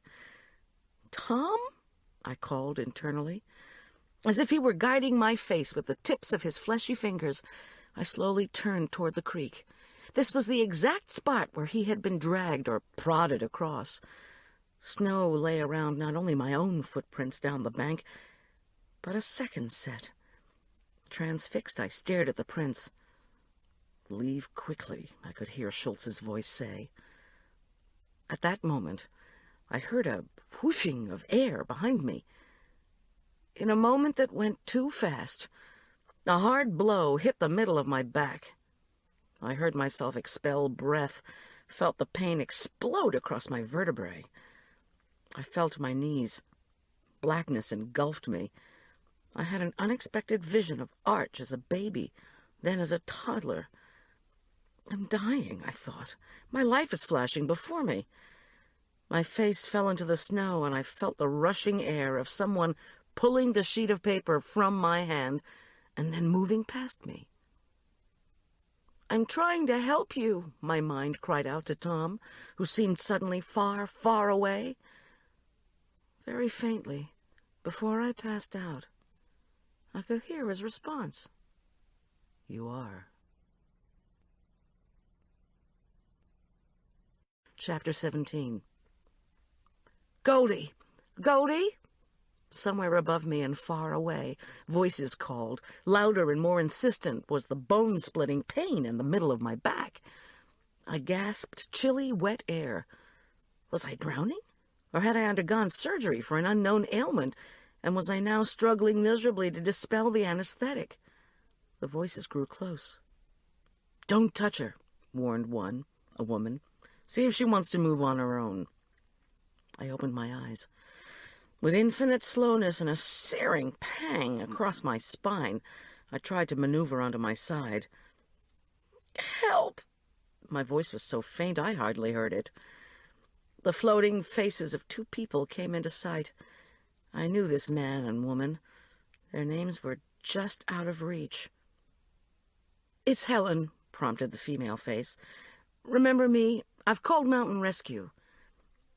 "No." I tried to raise my head and sagged backward helplessly. "Don't need it," I added, unconvincingly. Imagining the scene at my house if I arrived in an ambulance brought a wave of dizziness. Julian and Arch would go nuts. "No stretcher, no EMTs, please," I begged. Talking required an impossible effort. Every time I breathed, my body shrieked at the exertion. "The heck you say," said a male voice. I squinted. The sky had become bright without my witnessing it, and my clothes were chilled and soaked. "What day is it? What's the time?" I croaked. The man and woman looked at each other, and I had a sudden memory of my parents above my crib. But these were no relatives of mine. These were Sheriff's Department investigator Horace Boyd and victim advocate Helen Keene. And I had something to tell them. But the agonizing vice cramping my spine made it impossible to think. I struggled to move my legs to see if my body worked. Summoning an enormous effort, I pulled my knees into my chest, then pushed up into a crouch. My spine shuddered in anguish. "Don't move if it hurts," Boyd's voice ordered. "I am getting up," I announced, and shakily came to my knees. "Please, wait," Helen said softly. Too late. In the distance I could hear the whine of a siren, the ambulance, a stretcher, Arch and Julian having a fit. I cried out as I stood up on the icy ground. My knees wobbled, and the ground seemed to be coming back up to my nose. "Oh, Jesus," muttered Boyd as he grabbed me on the shoulder and under the arm, then hauled me back to an upright, balanced position. "I was attacked," I said weakly. "Someone hit me. The paper." I looked around on the ground. Snow and mud wavered in and out of focus. "Where is it?" But it was gone. Boyd and Helen thought I was hallucinating and one of the Denver Post. I asked them to help me walk. They said I should wait, see if anything was broken. I told them nothing was broken. I needed to move. Lying motionless could worsen frostbite.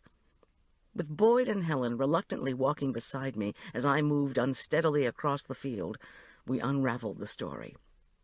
My call had come in and been triaged.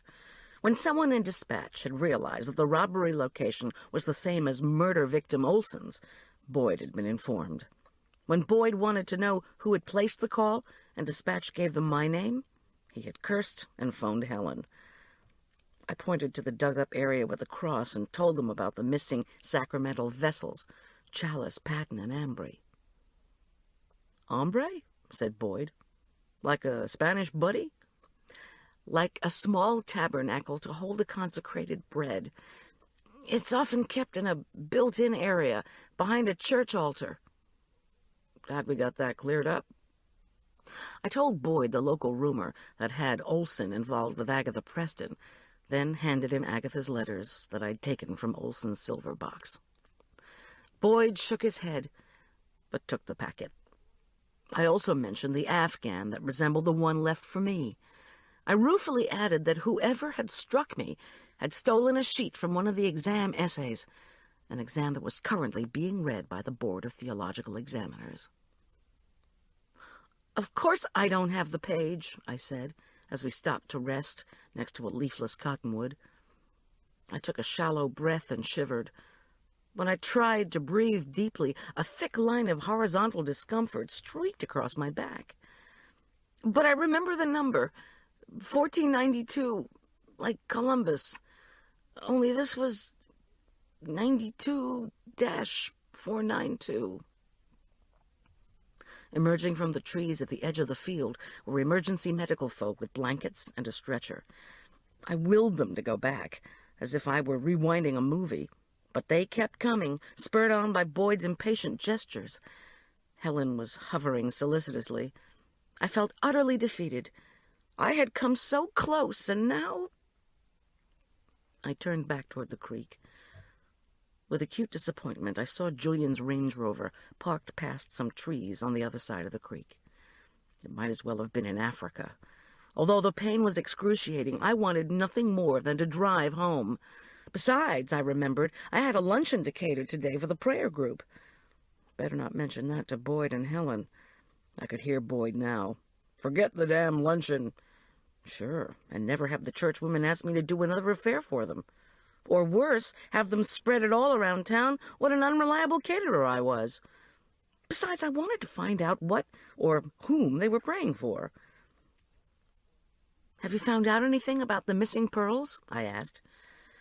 In my mind's eye, I sort of saw 'em. Imagined them being hidden. Boyd had started on a new match. At least he hadn't gone back to the cigarettes. His wide face turned grim. "Goldie, you're stressed. You're seeing things." "I bet those pearls have something to do with Olson's murder." My voice quivered. Something else. I could hear Tom's voice in my head. "Hearing things, too," concluded Boyd. He motioned 2 EMTs over. I felt my control falter. "Look," said Boyd. He leaned in close to me. To give him credit, he tried to make his voice sympathetic. "I don't want to take somebody off the search for Schultz. We can't spare an officer to keep an eye on you, okay?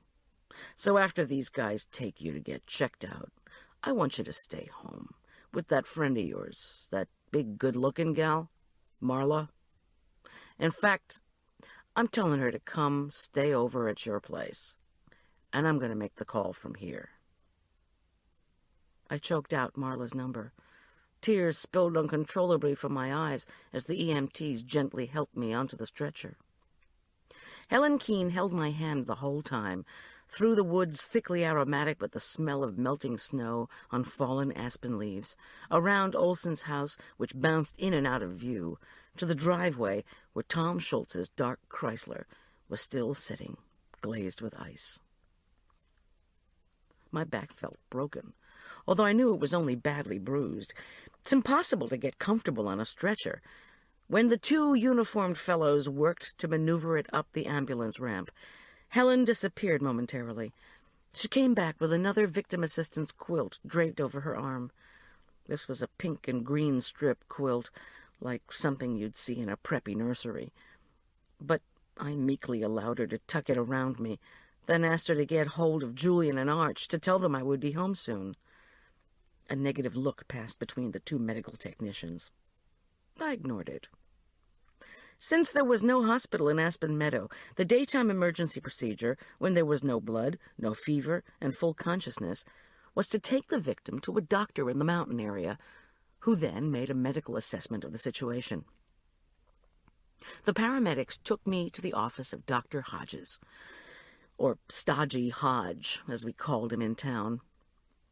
In his late 70s, quick-moving, stoop-shouldered Hodges was the best diagnostician I'd ever known. Unlike most of his generation, Hodges had made the transition to computers, online hookups, and other modern equipment with ease. But he also knew how to make his patients laugh, frequently the best medicine. When I had first visited him 14 years ago, I had told him I was trying to get pregnant. Without missing a beat, he replied, "My dear, I am too old for you." Now an unsmiling, stodgy Hodge was waiting at his office in response to Mountain Rescue's call. He dutifully opened the doors wide so the stretcher could be wheeled in. After gently poking around and trying to assess whether my kidneys had been damaged, they hadn't, Dr. Hodges concluded from the welt on my back that I'd been hit hard by a long weapon. Or, as he put it, as he gave me the full benefit of his rheumy gaze above his smudged half-glasses, "Somebody tried to hit a home run using your body as the ball, but it was a bunt." Could I walk, he wanted to know. I could, I said, with more confidence than my achy body warranted. He squinted dubiously, then ordered rest at home until I felt better. No exertion. I smiled without assent as he nipped away to call in a prescription for pain pills. Helen Keene used the other line to call my house, where she got Marla, who had just arrived and would be more than willing to come get me. I checked my watch. 7:30. Monday morning. Tom Schultz had been gone less than 48 hours. It seemed like decades since I'd left my house to snoop at Olson's. If I moved very slowly and had Marla's help, I could do the prayer group luncheon. Correction, I would do the prayer group luncheon. What I could not tell stodgy Hodge, or Boyd, or even Helen Keene, was that I also had no intention of taking it easy until the sheriff's department found Tom Schultz. When I had somehow dressed myself and shuffled back out in the waiting room to sit by Helen Keene, it occurred to me that Roger Bampton might also be one of Hodge's patients. When the doctor returned, bearing a sample of pain medication for me to take when I got home, I decided to find out.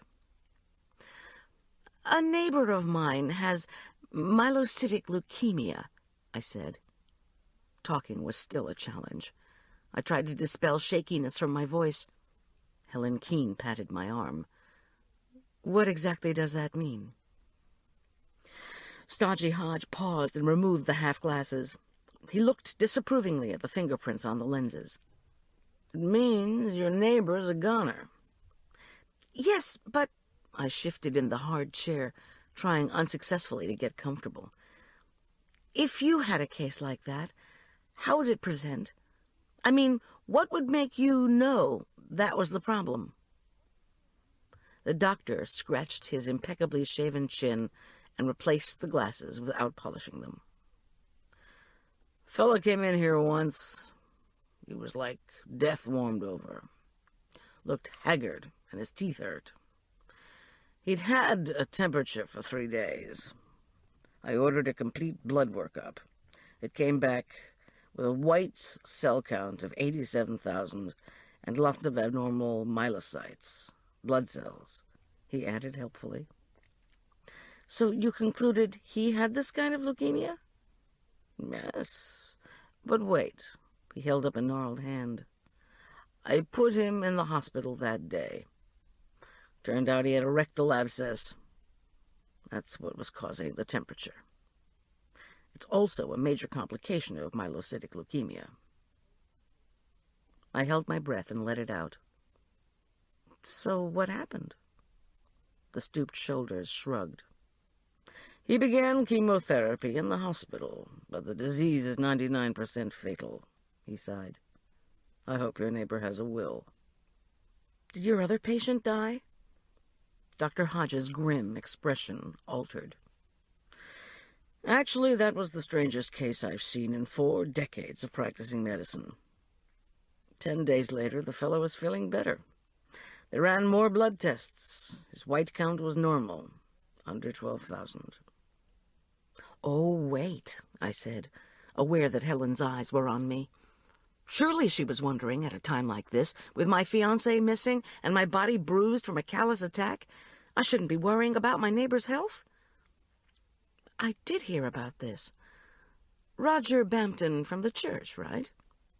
You heard about it? I shouldn't be surprised, the way news travels in this town. Yes, I guess I just didn't believe it. The office phone rang, and my next words came out in a rush. Do you think it was a miracle? Stodgy Hodges' voice rustled in a dry laugh. He let the answering machine pick up the call. I've seen good people die, and I've seen bad people live, he said, when I looked at him expectantly. Let's say it was unexplained. We'll see how long he lives without a recurrence. But then, how would you know when something is a miracle? I persisted. Some of the folks down at the church say Roger got better because Father Olson laid hands on him. He shrugged. Maybe that's true. Dr. Hodges, I cried. Either it is or it isn't. Outside, a vehicle roared up to the curb and then stopped. A car door slammed. Please, I begged, knowing my time was short. You saw Roger Bampton. What do you think? He chuckled. I know he was having copies of his blood tests framed for Father Olson. When I glowered at him, he went on. I also know our church isn't the most harmonious place in the universe. So why would God choose us to do something like this? The folks at St. Luke's can't even agree on the size of pipes to use in plumbing renovation. How would they explain a miraculous healing? My eyes still questioned him. Stodgy Hodge, the best diagnostician I had ever known, shrugged. He said, All right, I guess I believe the healing of Roger Bampton was a miracle. Goldie! Shrieked Marla as she banged through the office door. She was wearing an enormous white raincoat over a brilliant yellow sweatsuit. She looked like a large, angry egg. Her unbrushed brown hair flew out in unkempt tendrils. She stopped and glanced around at Dr. Hodges, Helen Keene, and then gave me and my wet clothes the once-over. Went out for an early morning swim, did we?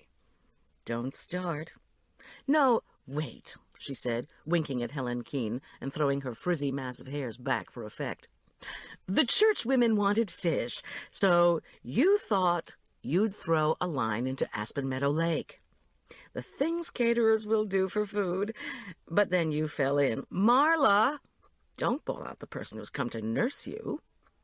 She put her chunky arm around me, helped me up, and started to guide me out the door. I even have a covered cup of fresh cappuccino in the jag for you. Helen Keene bid me goodbye, and Stodgy Hodge placed the sample bottle of pain meds in my palm. Both knew I was in good hands. The police tell me you've been terribly, terribly naughty, Marla chided, once she had me settled into the front seat of the Jaguar. I uncapped the hot, creamy coffee she had brought and tried to sip the froth as she rocketed the sedan over the icy streets. What were you looking for at Olson's that was so important? Copies of S&M fantasies? I was looking for those doggone pearls that were going to be used for the women's jewelry bazaar. You said he hid things in strange places, so I just thought, oh, excuse me.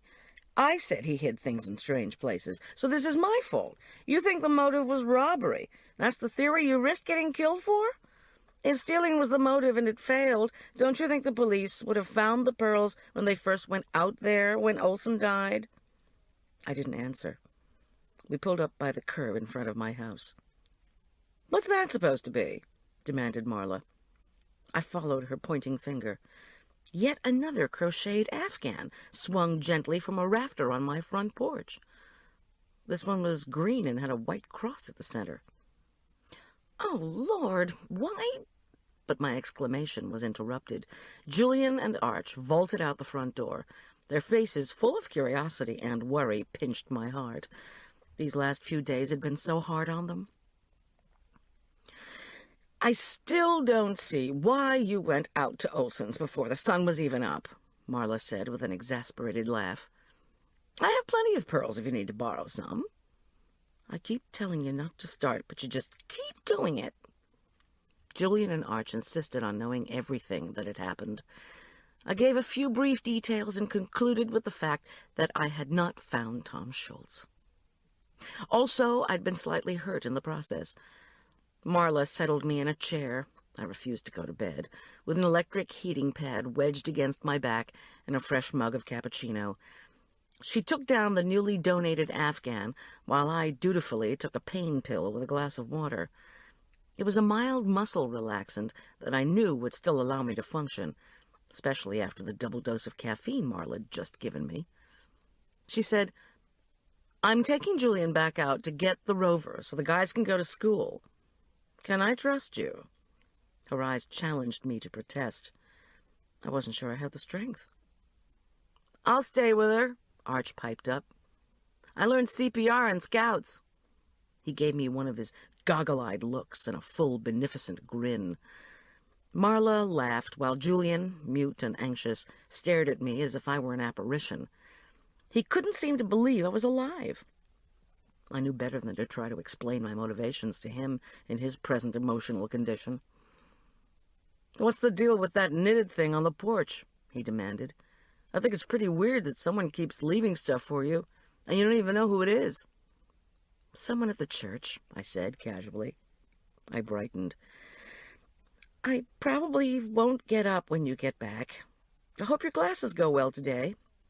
And then I remembered again the importance of this week to Julian. Would the college admissions or rejections come this day? I'd become so preoccupied with my own crises that I hadn't been very sympathetic. "Good luck," I added lamely. "Don't worry about me," he ordered impatiently, then hustled off with Marla. "We'll be back for you in 40 minutes, he warned over his shoulder to Arch. Arch didn't move from the kitchen table. "You just got one call this morning," he announced to me, as if anticipating my first question. "They want you to set up at the church around 11:30. Should I phone and say you can't come?" "No, I have to go. Maybe you could put some water on to boil the pasta? Then, if you don't mind, you can scoop out the cookies. I made 2 kinds. They're recipes of Tom's." He gave me a solicitous look, then retrieved my pasta pot. "So, out at Father Olson's," he said conversationally. "Was it really scary? I wish I knew who clobbered you. That is so gross." "It went too fast for me to be scared. But I was wondering if you'd hand me that pile of exams over there, please." I readjusted the heating pad and felt the medication kick in. My head felt light, and the sharp pains in my back ebbed to a dull ache as I started flipping through the pages the diocesan office had sent me to read. "Did the robber guy take much?" Arch asked, as water gushed into the pan. He heaved it over to the stove with a minimum of sloshing. "Hold on." I ripped open the envelope containing the candidates' names coded to their exam numbers. As I suspected, candidate 92-492 was identified on the master sheet as Mitchell Hartley. I put in a call to Boyd's voicemail. After the fiascos at Brio Barn and Zelda's, the last thing I was going to do was have the cops go scoop Hartley up. Besides, the police already had checked the conference center where Hartley was staying for Tom. When I got off the phone, Arch was looking at me quizzically. "What was your question, Arch?" "Oh, what did the robber steal? Some church vessels, but not a whole lot more that I could tell. For a reason I can't figure out, the robber or somebody dug up the area around where Olson's body had been and put a cross there." "Really? Wow. I've heard about that kind of thing on Stories of the Weird." "What kind of thing?" Normally, the fact that Arch had a fascination with the weird meant that he knew statistics on UFOs, extraterrestrial explanations of Stonehenge, and metaphysical theories on Jimmy Hoffa's disappearance that were nothing the FBI would investigate. And, of course, Jimayo. I said, "You heard about robbers digging up dirt?" "Oh, no," he replied in his "you are so unsophisticated" tone. "Okay, look, If the blood of a martyr falls to the ground in a certain place, people believe you have to dig up the bloody dirt. Sorry, Mom, he added when he saw my expression. He gestured broadly. Then they pour holy water, or just plain water maybe, over the dirt, and the dirty, bloody water that comes out has magical healing properties. Oh, please. I'm just telling you. Thanks. The cookie batters are in 2 covered bowls in the walk-in, next to the shrimp. He frowned at my incredulity and emerged from the walk-in refrigerator, balancing the butcher paper-wrapped shrimp on top of one of the bowls. I bargained with myself. I would stay seated and try to work. If the back pain became unbearable, I'd send the food over to the church and go to bed. With infinite care, I leaned over to preheat Tom's oven. An arrow of pain shot up my spine. I decided I could live with it.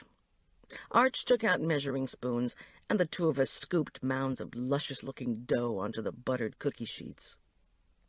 Working with Arch in this way reminded me of the last time we'd cooked together, when Tom, Julian, Arch, and I had laughingly patted out silky discs of focaccia with garlic and pine nuts. Don't think about it, I ordered myself. Arch placed the sheets in Tom's oven and drained the pasta wheels. Soon, the kitchen was wrapped in a scent as rich and sweet as any country inn. I breathed the heavenly aroma in deeply. It was another gift from Tom, his memory, his recipe. Tom's cookies emerged as golden, moist rounds, delicately fringed with brown. Arch and I each took one. As before, buttery lemon flavor melted over the crunch of almonds. They were out of this world. Those churchwomen are so lucky, Arch said with undisguised envy. Outside, the whine of Marla's and Julian's vehicles announced their return. Try a Canterbury jumble. He palmed one and patted me on the shoulder, then picked up his book bag and trundled out. I glanced at the clock. 8:50. The boys wouldn't be too late for school. When I was going through the divorce from the jerk, a therapist had told me that during a time of crisis, staying on schedule with a child's normal events was essential. Missing school, delaying meal times, getting to bed too late would all say to Arch that his world was falling apart. The last thing I wanted was for my son to feel that chaos was taking over, even if it seemed that way to me. Marla traipsed in, took one look at my anguished expression, and popped a warm cookie in her mouth. I did the same, and tasted the warm chocolate oozing around the rich crunch of macadamia nuts and sweet, chewy raisins and coconut. Marla raised one eyebrow at the assembled ingredients on the counter. "Tell me how to fix this shrimp," she said dejectedly, trying without success to conceal her distaste for cooking. It wasn't the first time I'd been reminded what a good friend she was, but tears smarted in my eyes as I set about instructing her in boiling the prawns. An hour and a half later, and with periodic pauses in her clumsy culinary activity to massage my back, Marla had finished putting together the women's luncheon food. The medley of succulent shrimp, sweet peas, and tender pasta lay under a blanket of wine and cheese sauce, awaiting only heating in one of my large chafing dishes, the kind used by caterers, a hotel pan. An inviting bowl of purple radicchio, dark green oak leaf lettuce, pale nests of chicory and baby romaine leaves glistened under plastic wrap next to a jar of freshly made balsamic vinaigrette. The cookies lay in alternating rows on a silver platter. To go with the main dish, Marla had thawed homemade Italian breadsticks taken from my freezer. When she had laboriously transported everything out to the van, she nipped over to her Jaguar and brought out a garment bag. Within 10 minutes, she emerged from my bedroom wearing a lovely wool dress the color my mother called dusty rose. With a monumental sigh, she collapsed on one of the kitchen chairs. Damn, catering's hard work. I said, "Let's get going. I'm just fine." I leaned over and gave her an awkward hug. "This luncheon wouldn't be happening if it weren't for you." "Don't get sentimental on me," she said, as she unplugged the heating pad. I shambled into the bathroom and changed into the front-buttoning black dress Marla had picked out. The pain in my back was noticeable but not unbearable. Standing hurt more than walking. When I arrived back in the kitchen, Marla was already wearing a Goldilocks catering apron. She slipped one on me and tied it in the back. "Seriously, Goldie, this work is too hard. I hope you're putting some money away in a retirement fund. If not, I need to get you together with my investment guy." It hurt when I laughed. To be perfectly honest, I haven't thought about retirement lately. If you're talking about a major life change, at this point, I'd rather get married. She had finished tying my apron, and I turned around. Dear, cheerful Marla, my best friend, who sashayed through difficulty with flippancy and aplomb, had a look of such sadness and disappointment on her face that I knew it could mean only one thing, the thing she would never say. She thought Tom Schultz was dead. Chapter 18. We drove to the church in silence. The air was still cold, and gray lamb's tails of cloud wafted just above the rim of the mountains. Several older women had already arrived in the church parking lot. They watched Marla's and my arrival with hungry interest. When I tried to help Marla unload the boxes, a razor-like pain screamed across my back.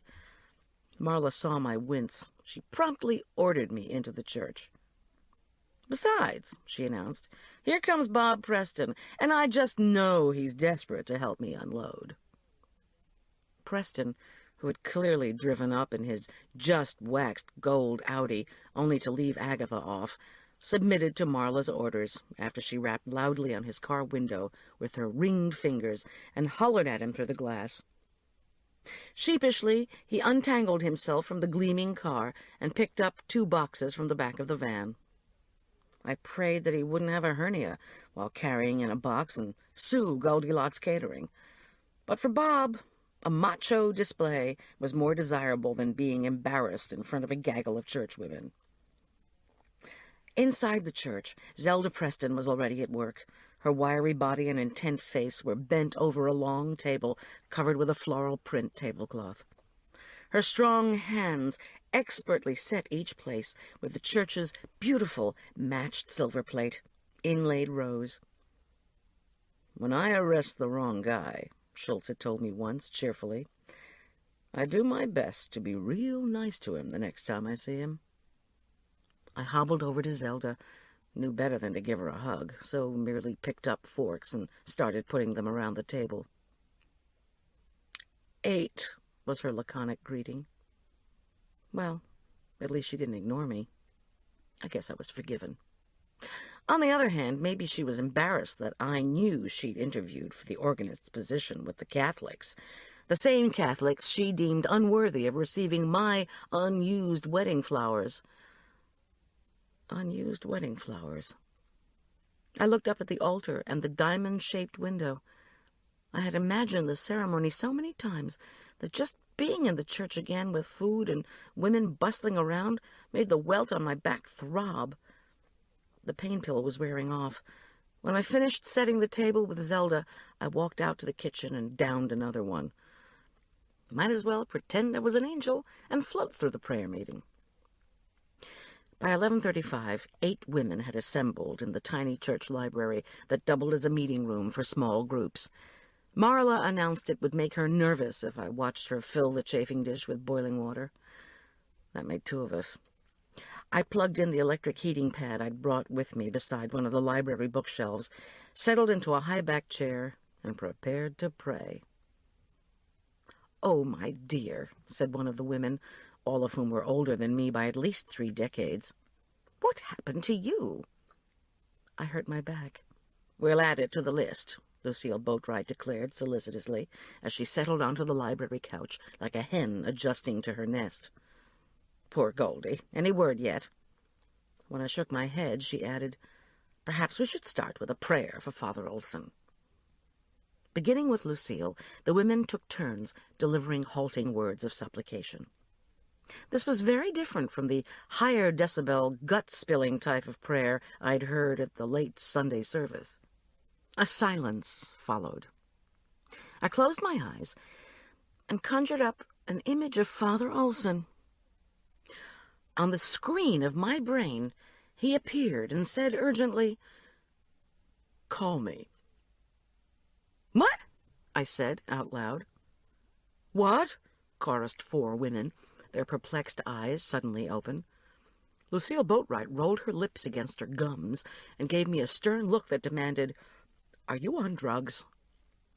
"Prescribed pain pills, thank you very much." Still, I kept my mouth firmly shut as the women began a short prayer that God would lead the police to the murderer and that Tom Schultz's note would be deciphered and Tom found. I had intended to ask these women questions about the parish during this meeting, but the pill I had taken was making logical thought impossible. During their prayerful silence, I allowed my eyes to slip shut. This time, I'd conjure up Tom Schultz.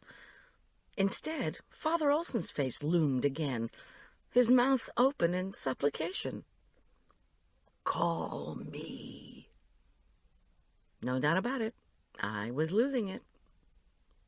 I heard serving utensils clatter loudly to the floor out in the narthex. That was all I needed. I made a slow, clumsy retreat out to where the catering action was taking place. Unfortunately, the very person I was not in the mood to chat with was Canon Montgomery. His toad-like presence filled the narthex. Or maybe it was the poetry that invaded my mind when I saw him smile approvingly at the pan of pasta. "Only a wimp eats shrimp." "Ah, Goldie," he said, with a large synthetic smile. He moved toward me. "Just the person I've been looking for." Marla gave me a helpless look as the Mountain Journal, in the person of Frances Marchesian, breezed through the church doors. When Frances spotted me talking with Montgomery, she grabbed the wooden door behind her and eased it closed so that it would make no noise. I felt an equal amount of discouragement and unease. Ignorant of either woman's presence, Montgomery confided, "Goldie, I'm so very, very sorry that I was hard on you during the service yesterday." He made a gesture of apology with his meaty hands. "I feel terrible that my grief expressed itself in an ugly outburst against you. I called and left a message with your son, but I wanted to tell you so myself." I muttered, "Okay." In her duct-taped sneakers, Frances Marchesian tiptoed up behind Montgomery so she could eavesdrop on our conversation. The stealth reporter. I said nothing. In fact, I rather enjoyed the prospect of the canon theologian getting a painful dose of our local journalism. "It's just," Montgomery went on, casting his eyes heavenward and warming to his topic, "that I'm still so terribly upset over losing Ted Olson. And this parish, I don't know." A cast of tragedy hung over every word. Frances Marchesian was getting it all down. I couldn't help it. I laughed. Again. Perhaps it was the lack of sleep, the stress, the pill, or maybe it was the way Montgomery took himself so seriously that brought out the hyena in me. "In any event," he rushed on with a self-important sniff and pat of his middle-parted white hair, "we've decided to move up the exams by 1 day. Since Olson's funeral is tomorrow, and the whole committee's already here.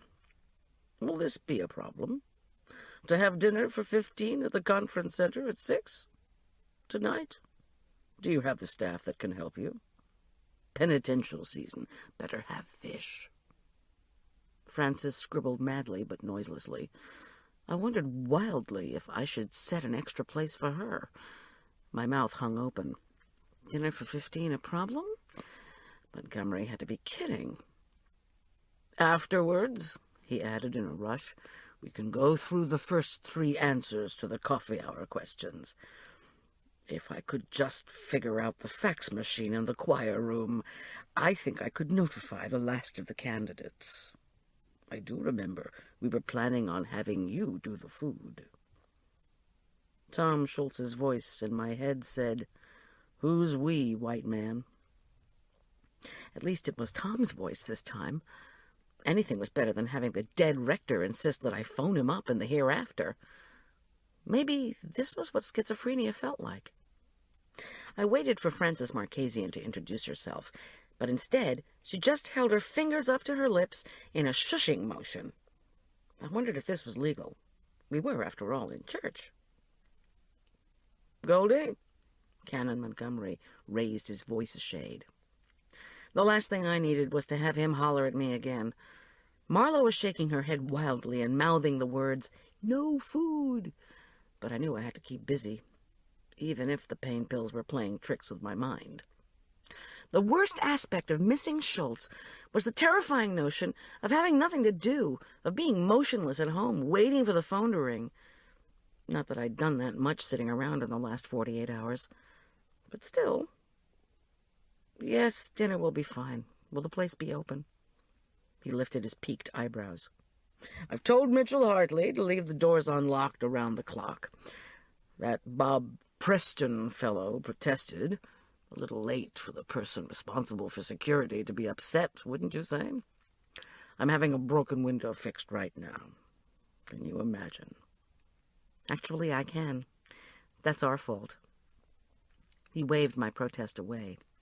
"I'm assigning you and Doug Ramsey to examine Mitchell Hartley tonight, just for an hour. Go ahead and open your letter matching numbers with candidates and concentrate on his written work. We hope Hartley'll do better this time." There was that "we" again. "How's Father Doug doing?" "Oh, well," said Montgomery with a sniff. "You know he was upset with Olson over the miracle claims, and I do believe he was a trifle jealous, perhaps. Olson was so handsome and charismatic in every sense. A ladies' man, you know." Frances Marchesian wrote furiously. "He was never a ladies' man with me," I said, my voice as stiff as my aching back. I didn't wish to see any undocumented insinuations about Father Olson in the Mountain Journal. "I'm just saying," Montgomery replied, testy and oblivious, "that I've been working with the clergy in this deanery to change suspicious, jealous attitudes. There have already been some meaningful changes. However, I do admit to frustration over priests' feelings that the pie is only so big." "Pie?" cried Marla. "I just knew there was something I needed to talk to Goldie about. Sorry that you're feeling frustrated, Canon Montgomery. Actually, I've been meaning to tell you about this other canon I knew. His name was Canon Glasscock." I said, "Glasscock? Is that your real name? Do you have crystal balls, too?" Montgomery gagged. I bit my lip. Frances Marchesian wrote. But Marlowe was unyielding. "You know what the clergy should do," she said, wagging a bejeweled finger at him. "Give you a jingle when they feel blue. Here, tell the Mountain Journal all about it. Frances here can write, 'When you want to feel all summery, you can call Canon Montgomery.'" With that, she grabbed my arm, whirled us both around, and marched in the direction of the kitchen. Behind us, I heard Frances say with potently false humility, "Hi, I'm from the paper, and I'd like to talk to you about your relationship with the murder victim, Father Olson. Could you talk a little bit more about those jealous attitudes?" howled Canon Montgomery. I didn't dare look back to see how the canon theologian looked. I felt like a Filipino racing away from an erupting Mount Pinatubo. A Filipino with a bad back, no less. Marla took the hotel pan from the church's oven. She set it in the chafer with a minimal amount of overflow splashing, from which she deftly leapt away. "Hey, Montgomery deserves it after the way he treated you on Sunday, so don't give me a lecture," she said defensively. She scooped up the salad bowl, swayed her body from side to side, and chanted, I truly don't know which is worse, listening to his sermons or listening to his verse. The woman was on a roll. I saw Montgomery storm out of the church with Francis Marchesian in hot pursuit. My bet was on the journalist. The bakery fresh smell of breadsticks heating filled the kitchen. I watched Marla toss the salad with the balsamic vinaigrette and wrap the warm breadsticks in a linen napkin inside a wicker basket. When the ladies emerged from the prayer meeting, they oohed and awed over the sumptuous array. In a fuzzy part of my brain, I registered that Agatha Preston hadn't shown up. Maybe Francis Marchesian had nabbed her, too. Between refilling the salad bowl and breadstick basket, Marla remarked that she hadn't seen Agatha either. But when I went outside to get a breath of fresh air and stretch my back, I saw Agatha on her knees, digging around in the columbarium construction area. With its deep mud and frozen puddles, steep-sided ditches and erratic surface, perhaps Agatha was working in the mud and thinking about her favorite topic, hell. The women raved about the Canterbury jumbles more than any other dish. This bore out the truth of the caterer's maxim that you must serve a rich and sweet dessert after a fish course. This was true, even if the fish is shrimp in a wine and cheese sauce. After virtuous behavior, even if it is not truly virtuous, people feel they have earned their right to calories. "Ta-ta, dear," one woman called gaily to me as she tied her Hermès scarf under her chin. "I hope they find your fiancé." Her tone was along the lines of, "I hope you buy a new car." I glanced at my watch as Marla cleared the plates. 1 o'clock. Tom Schultz had been gone for 50 hours. "You cannot cater tonight," Marla insisted, once we were back at my house, sitting in the kitchen with our feet up. "I won't let you. I'm too tired. Besides, we don't have any food left." I shook my head. The only message on my machine had been from Alicia, my supplier. That afternoon, she was bringing up the Chilean sea bass and vegetables I had been planning to prepare for the first meeting of the Board of Theological Examiners. This was fortunate, as I was indeed out of shrimp. I said, "This committee is counting on me. I can't just show up with no food." "They were counting on you for tomorrow, not tonight." I got up slowly and took unsweetened chocolate, vanilla, and amaretto from my pantry. "Look, Julian will be home soon, and he won't mind helping. Dinner will be very simple," I said, as convincingly as possible. Marla scowled. "What kind of medication did Stodgy Hodge put you on, anyway? Hallucinogenic Darvon? Was lunch your idea of simple?" Actually, the pain pills were helping.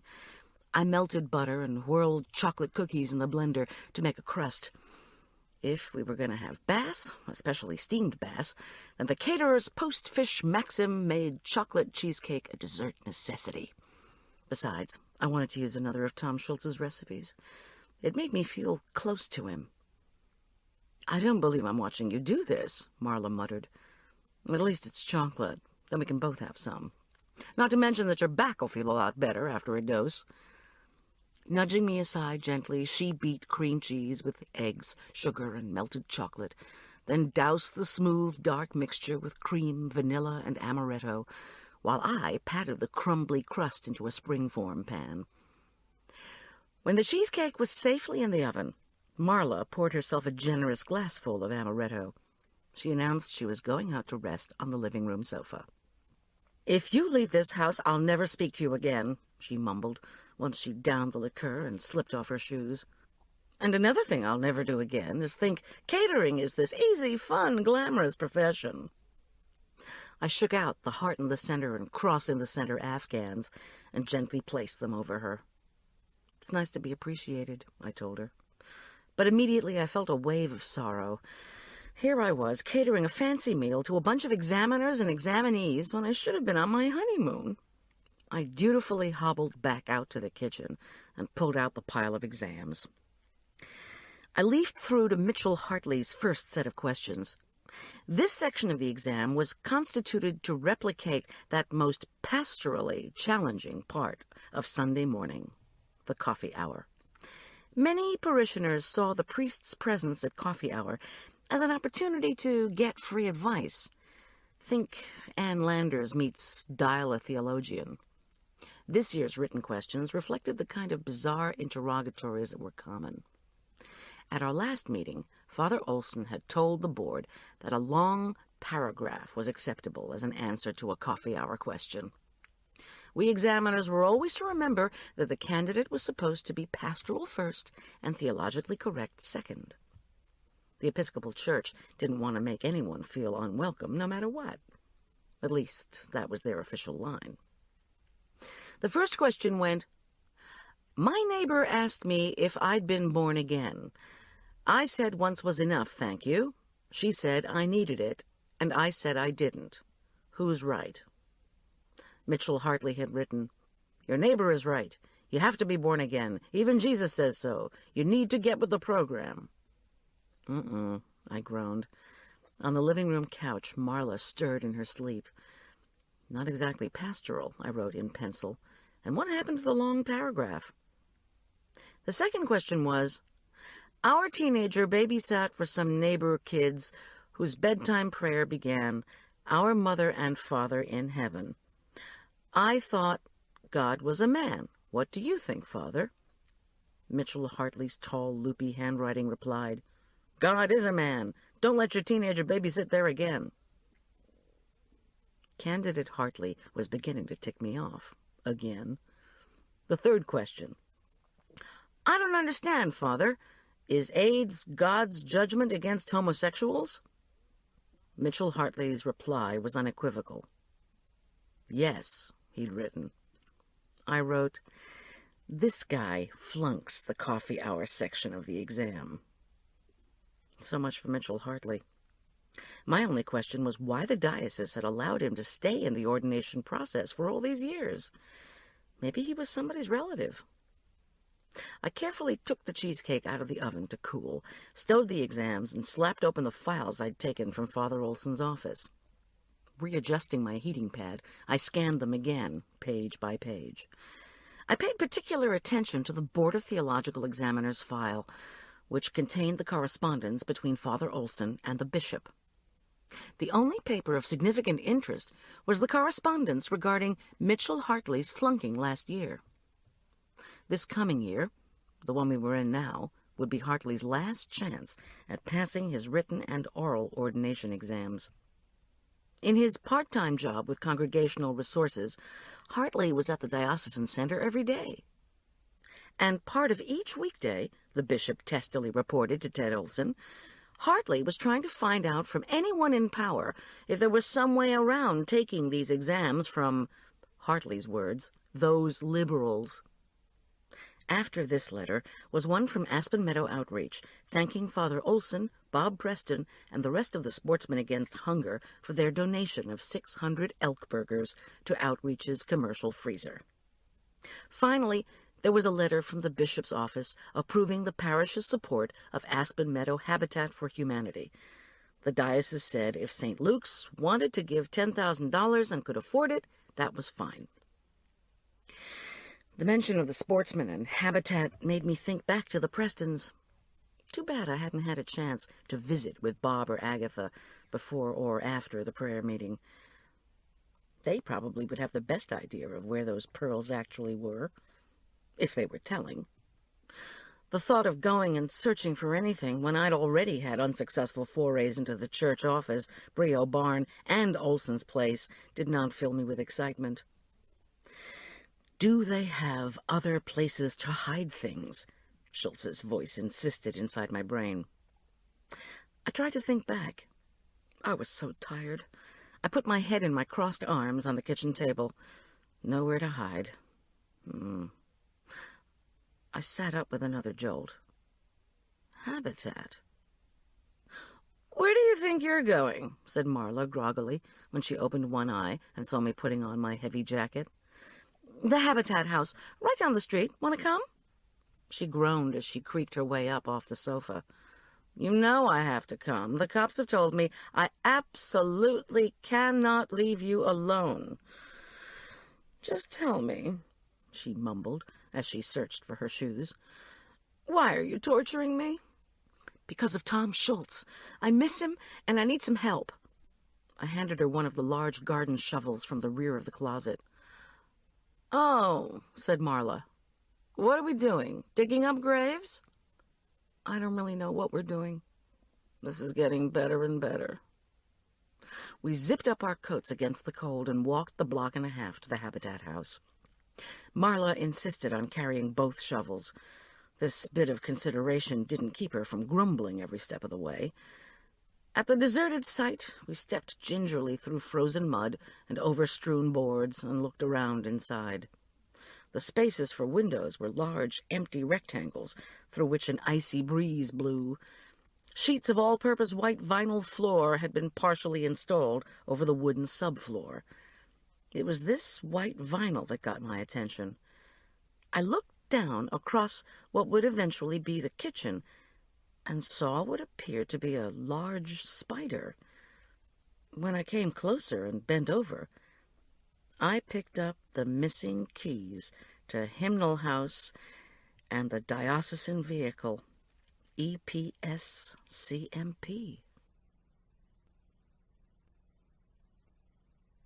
Chapter 19. They were even labeled. Hymnal House, Brio Barn, Nissan. I didn't know what finding them here meant, but I knew it meant something. Marla and I scoured the rest of the construction site, but came up with nothing else. No sign of pearls or letters or sacramental vessels. No sign of Tom Schultz. We walked back to my house as quickly as my throbbing back would allow. I held the keys tightly in the pocket of my jacket the whole way. Habitat, Bob Preston, the Bob Projects. I couldn't wait to tell Boyd, who still was due to report back to me about Mitchell Hartley. I called and left a breathless message with the investigations secretary. Within minutes, Boyd called me back. We called Hartley and asked to meet him at his apartment. He wasn't too pleased to have to meet with us. Anyway, his place is so small, he'd have to be a magician to have somebody hidden there. Boyd's voice was barely audible above the static. I couldn't imagine where he was calling from. The guy doesn't have much, that's for sure. And he sure doesn't have Schultz. I told him about the missing keys Marla and I had found at the Habitat house. They were just lying there on the floor, said Boyd suspiciously. Not hidden in any way. You just found them, the way you found those letters. Which, by the way, don't tell us squat, except that Agatha Preston has a couple thousand stashed away in a checking account in Denver. So, the keys were on the floor. Yes, they were on the floor. No, they weren't hidden. And yes, we found them. What do you think? My doorbell rang. Alicia had arrived with the bass and vegetables. In the front hall, Marla welcomed her and asked if she wanted some amaretto. They laughed boisterously and then immediately suppressed it.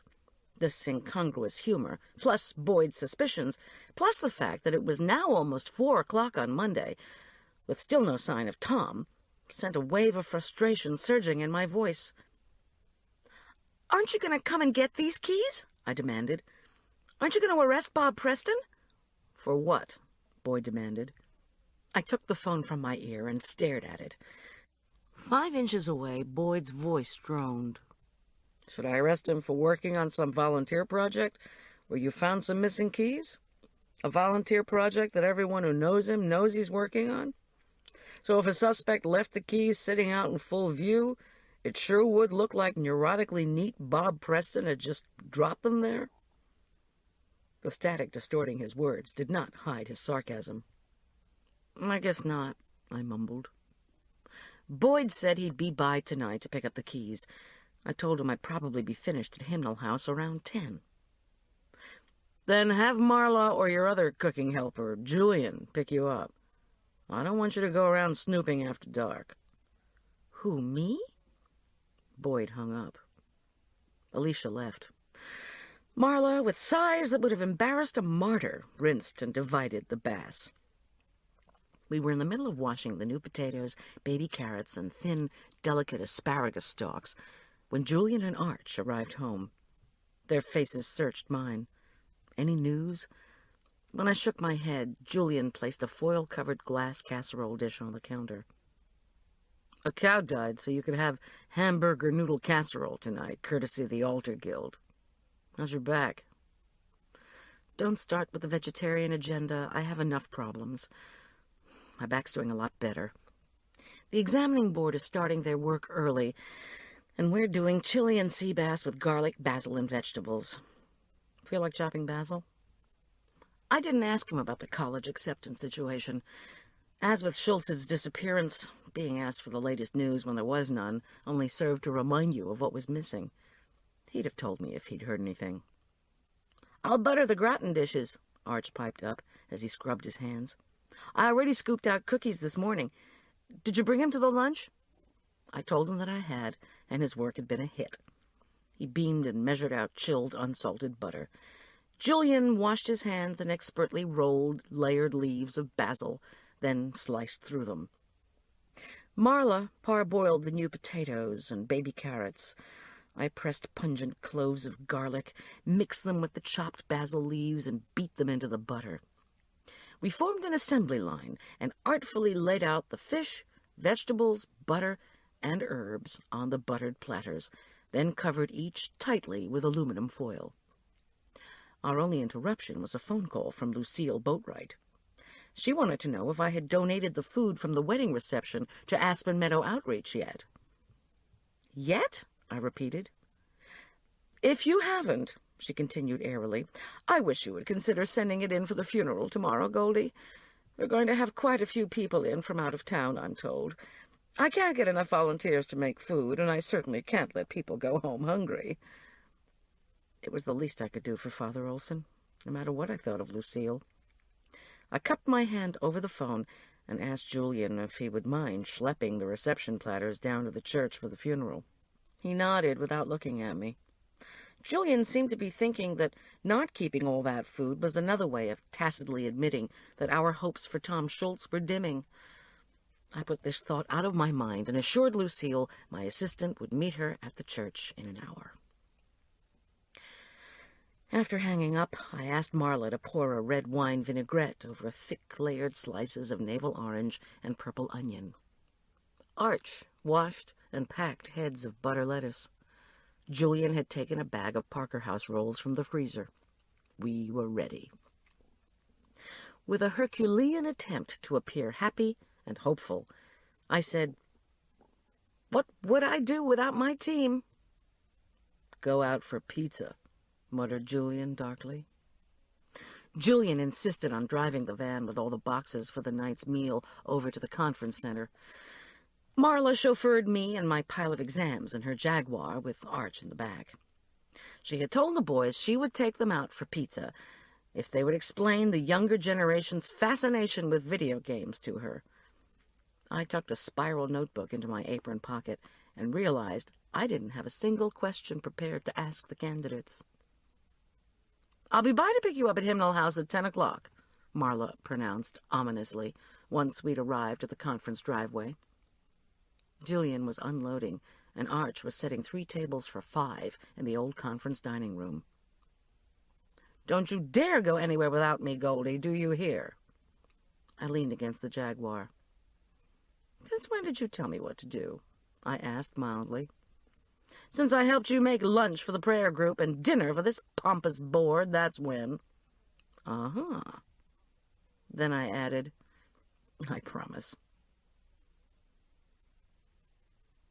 On the deck of Hymnal House, the 3 candidates for ordination, including Mitchell Hartley, and a dozen priests, including Canon Montgomery, Doug Ramsey, and other men I knew from previous meetings, were sipping white wine and trying to look as if they all weren't terribly nervous. They hadn't asked for hors d'oeuvre, and they weren't getting any. But since the last thing I needed was for them to have a layer of alcohol on empty stomachs, I quickly preheated the ancient Hymnal House oven and popped the fish platters and rolls inside. Then arranged the orange and onion on top of individual beds of butter lettuce.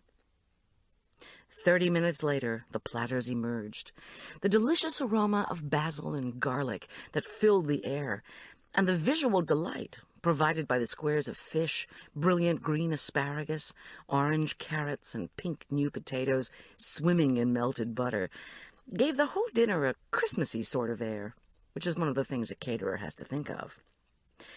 When people don't know each other before a catered function, or have some particularly onerous interpersonal task to perform after the meal, it's usually a good idea to give them something to do at dinner, like opening a present of food. It helps to break the ice. The conversation at dinner, how the new bishop in another diocese was faring, how some recent mass conversions to Anglicanism in Africa were going to affect the church worldwide, was light, but somewhat forced. Canon Montgomery had said some volunteers from the altar guild were doing the dishes, and I was relieved when we could adjourn to the hymnal house living room for evening prayer.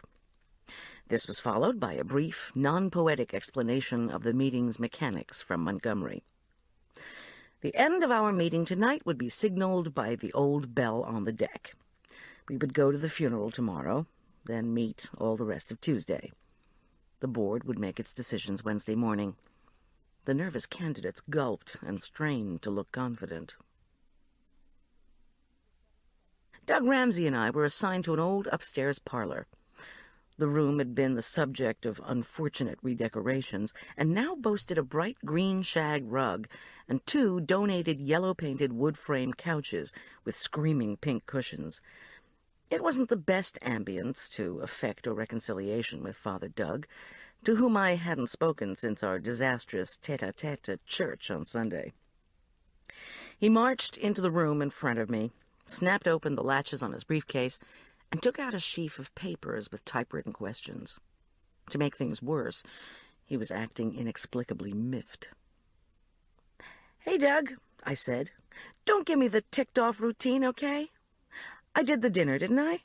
Now, let's talk about how we're going to examine this guy." "You didn't contact those newspapers, did you? Tell them I was the bishop's spy?" "Of course not. Some woman reporter interrogated Montgomery. She wanted to know if he was jealous of Olson because Olson was an alleged miracle worker." Good old Francis. "And did Montgomery agree with the allegations?" At that moment, Mitchell Hartley entered the room. He coughed. Doug Ramsey ignored him. He continued to me in a confidential tone, "There are many reasons why anyone would be jealous of the person in question, and not just for the monetary and other reasons I mentioned to you on Sunday. He was attractive. He was smart. Why, I think he came through the ordination process in the quickest time on record, although I'd have to check that statistic." "Theodore Olson?" Mitchell Hartley's face contorted into an ugly smirk.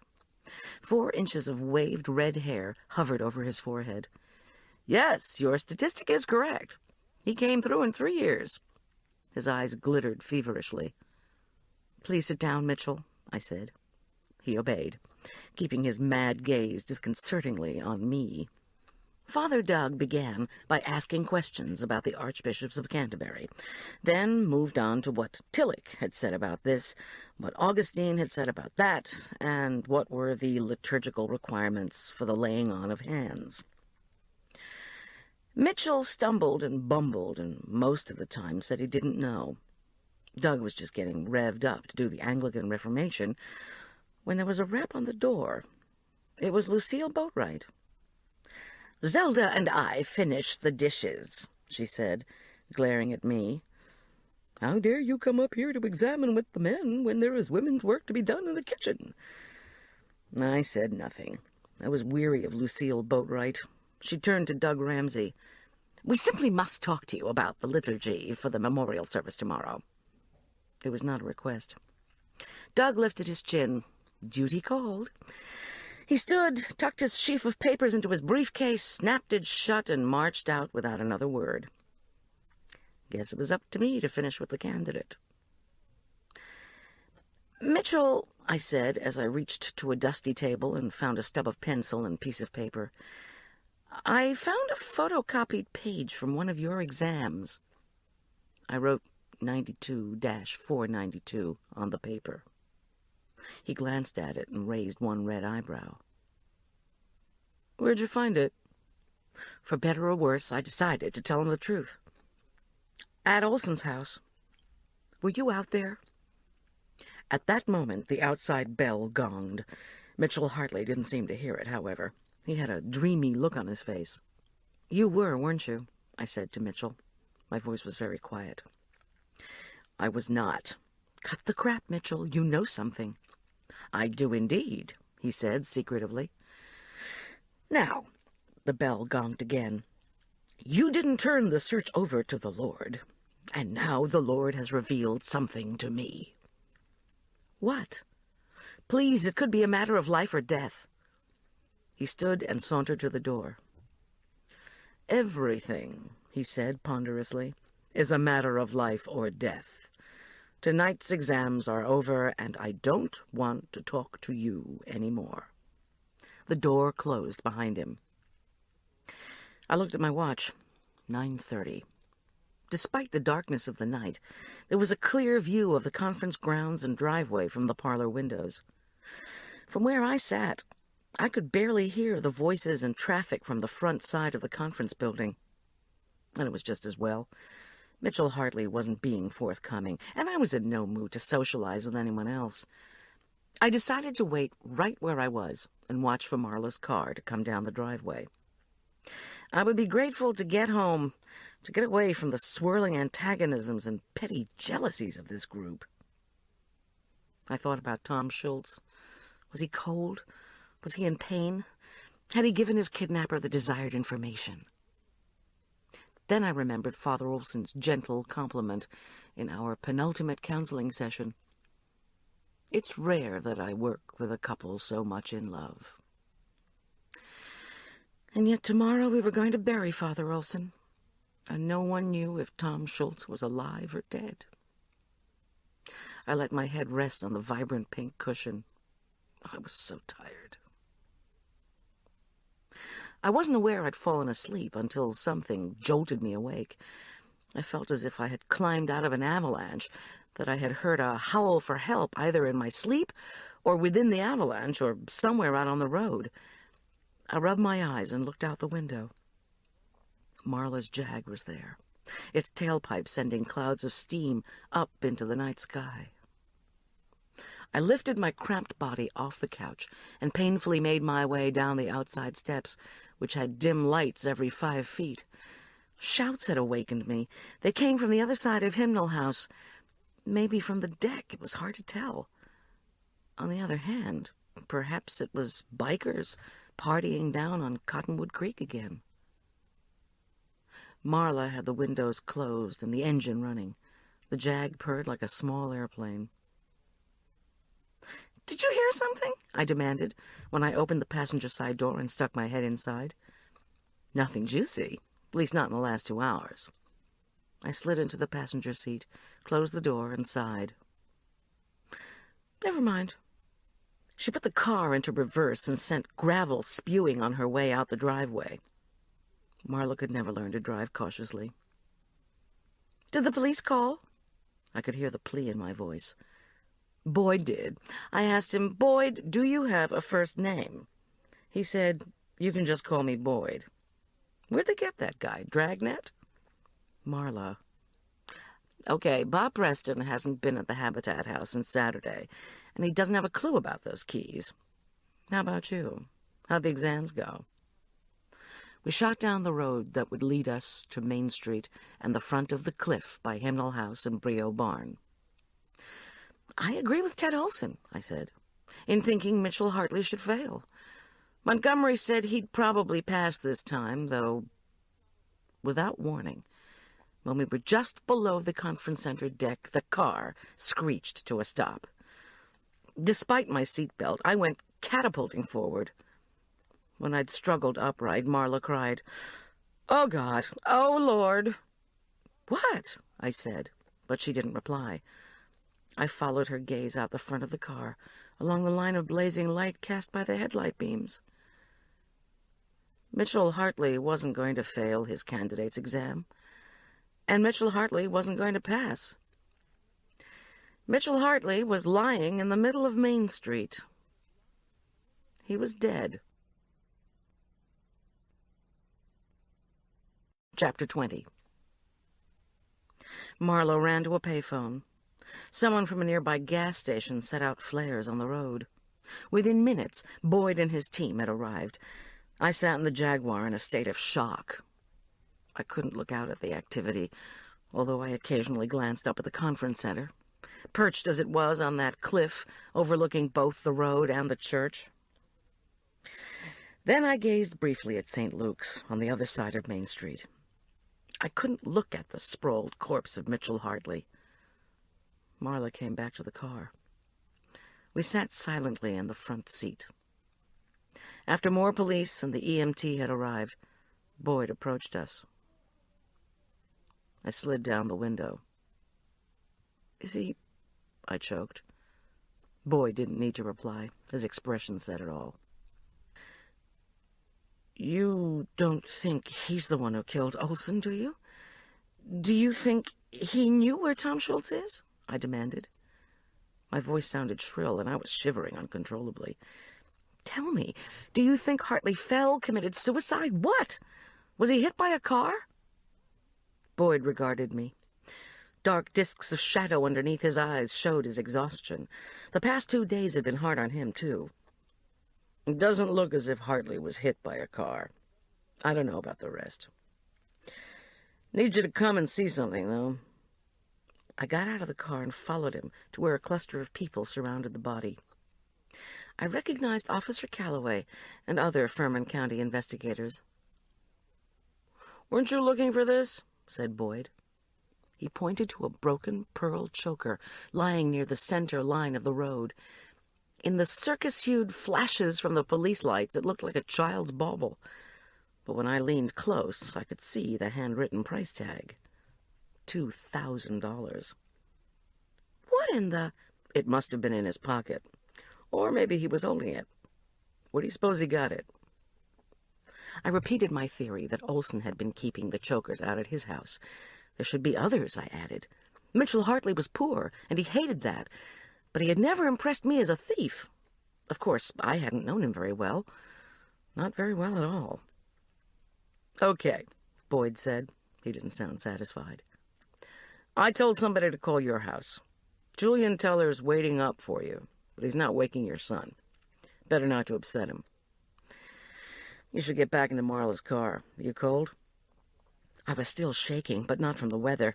Mitchell Hartley had been in the upstairs parlor with Doug Ramsey and me less than an hour ago. The Lord had revealed something to me. What that was, of course, I had no idea. Briefly, I told Boyd about my last conversation with Hartley. Boyd said nothing. Marla restarted the engine. "Just a sec. Goldie, are you listening to me?" Boyd's face neared the open car window. I fastened my seatbelt and tried to assume an attentive expression. "Don't go anywhere, okay? Don't try to figure this out. Somewhere along the line, whoever is doing this is going to make a mistake." "So you don't think he fell from the conference deck?" Boyd pushed away from the car. He slipped a match into the side of his mouth. "I'll call you," he said laconically, and turned back to the group around Mitchell Hartley's body. When we arrived home, it was almost 11. At my insistence, Marla left me off without coming inside and went home. All my supplies, cheesecake leftovers, platters, and bowls from the committee's supper were still in the Hindle House kitchen, so there wasn't even anything to put away. Julian fixed me a cup of hot chocolate. "I froze the wedding cake," he announced, apropos of nothing. "I just couldn't take it down to the church along with the other stuff." I nodded and ran my hand over the gleaming enamel surface of Tom's stove. "Tell me what to do," I mentally begged him. But there was no response. Whenever I was in a muddle, I cooked. But what did Tom Schultz do when he was faced with chaos, trying to sort things out? And then I remembered. He took notes. I poured out the hot chocolate and filled the espresso machine with water. Scout the cat made one of his noiseless appearances by the pantry, purring and arching his back. I fed him.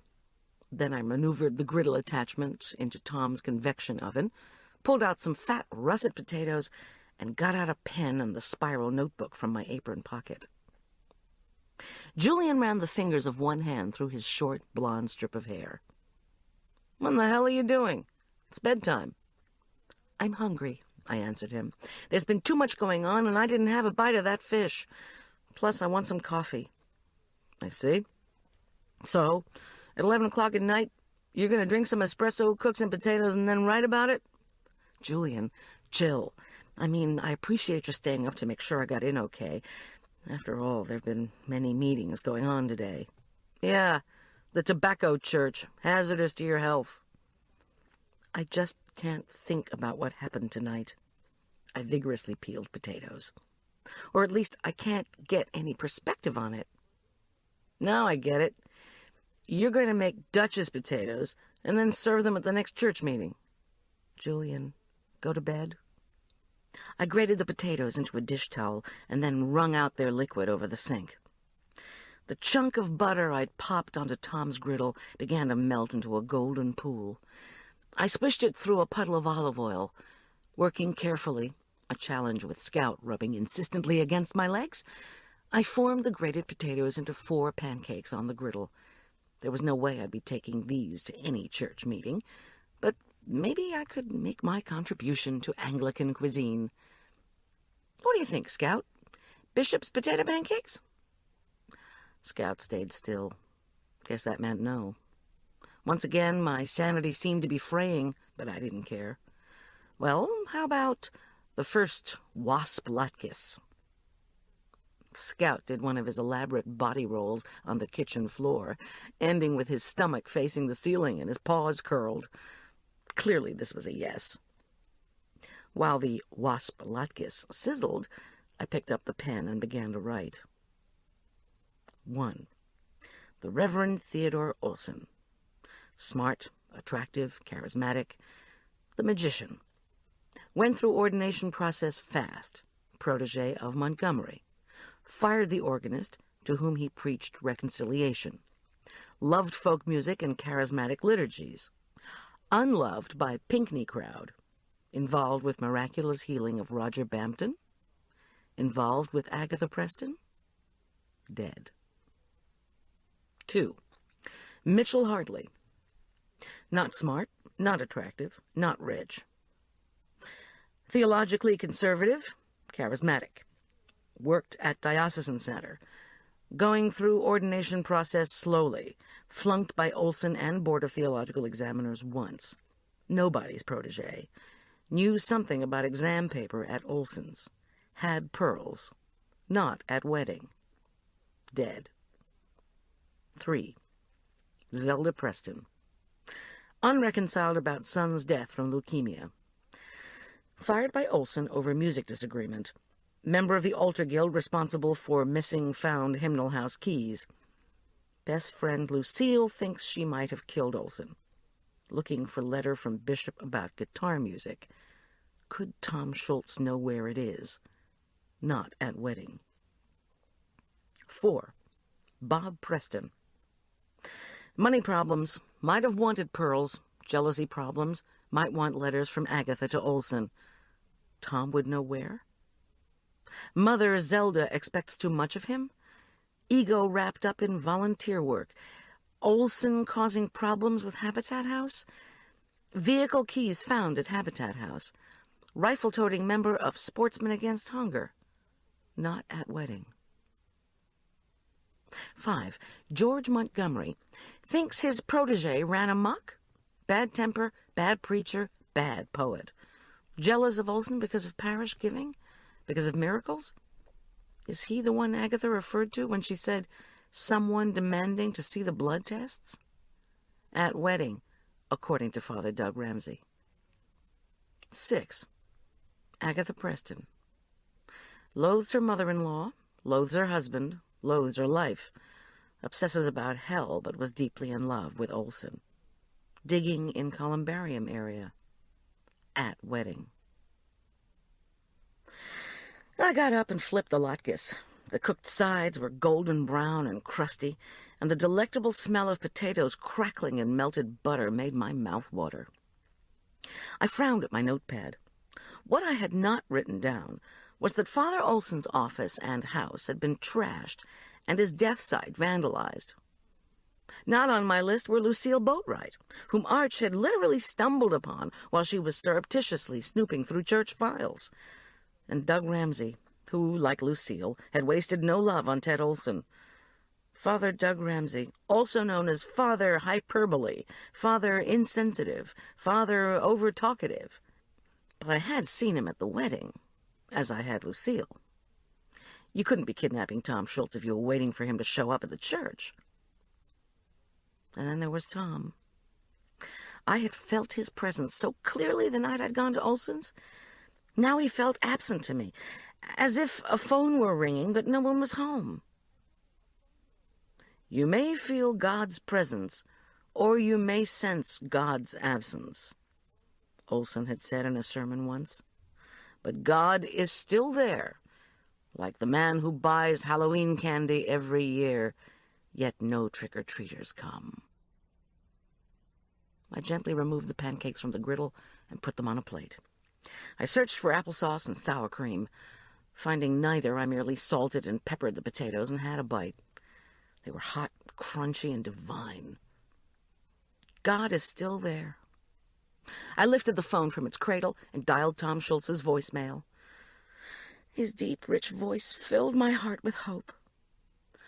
"Call me," Olson's voice said in my ear. I gasped. My mind had been working on the puzzle of Tom's note for 2.5 days, and suddenly I'd figured it out. Or perhaps I'd gotten some kind of message from Olson on the other side. Better not ponder that one. With a shaking hand, I dialed the church's number. "This is St. Luke's Episcopal Church," Ted Olson's voice happily announced, "on Main Street in Aspen Meadow, next to Lower Cottonwood Creek. Services are—" And he went on to announce the 2 Sunday morning Eucharist times. I tapped my foot. He continued, "If you would like to leave a general message, press 1. If you have a confidential message for Father Ted Olson, please press 2. I stood in my kitchen, transfixed. Churchgoers, especially those going through a hard time, desperately desired confidentiality. I had found out the hard way just how elusive "please don't tell anyone" was. From as long ago as my divorce to as recently as the news about Tom Schultz, I had seen details of my personal life spread in the church like fire through a grove of dry aspens. And it was in the note from Schultz that Olson had given a key to who his attacker had been. VM wasn't Victor Mancuso, and it wasn't vestry member. VM, I was willing to bet, was voicemail. But what was PRAY? I stared at my phone, trying to remember Tom Schultz retrieving messages from his own voicemail. He waited for the message and then pressed in a code. 4 digits. Could PRAY be a 4-digit access code Olson had chosen? Unfortunately, I didn't know how to use the code for the church's voicemail system. "Think," commanded Tom Schultz's voice inside my head. "I am," I said out loud. I'd already gone through Olson's files on the Board of Theological Examiners and the diocese twice. There had been no voicemail instructions. And what if Olson had simply discarded his messages after he'd listened to them? "Are you kidding?" Schultz's voice again. "That guy didn't throw away anything." I looked at my kitchen clock. Almost midnight. I called the sheriff's department and left a message for Boyd. "Please call me ASAP." He was probably getting tired of these messages. I put the phone down. There was no way I could go to bed now. Besides, Tom Schultz, if he was still alive, probably wasn't asleep. I needed to concentrate. I covered the potato pancakes and put them in the walk-in, and scanned my kitchen. By my own phone, I had a list of numbers. Tom Schultz, Julian's and Arch's school, Marla, Alicia's supply company, Arch's friend Todd, the library. What had Olson had by his phone? The bulletin board in his office had all kinds of phone numbers on it. I remembered that from my time in there before the wedding was canceled, and afterward when I'd thrown the hymnal and notes had popped off the bulletin board. And the answering machine at Olson's house had been destroyed. Could that have been the motivation for the mayhem out there? To destroy evidence rather than steal anything? But why hit me and take the solitary exam paper from my hand? And what did B. read Judas mean? I didn't know. But I had no doubt that the phone messaging was key, and that was where I had to concentrate. Perhaps whoever had done the vandalism out at Olson's hadn't realized just how voicemail was stored. Maybe someone from a generation that didn't like or understand developments in communications technology. I looked out my kitchen window. A powdery soft snow had begun to fall.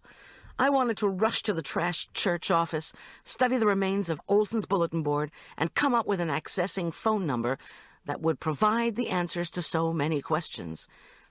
As if in protest, my back contracted with pain. Not enough for a pill, I told myself. I needed to stay sharp.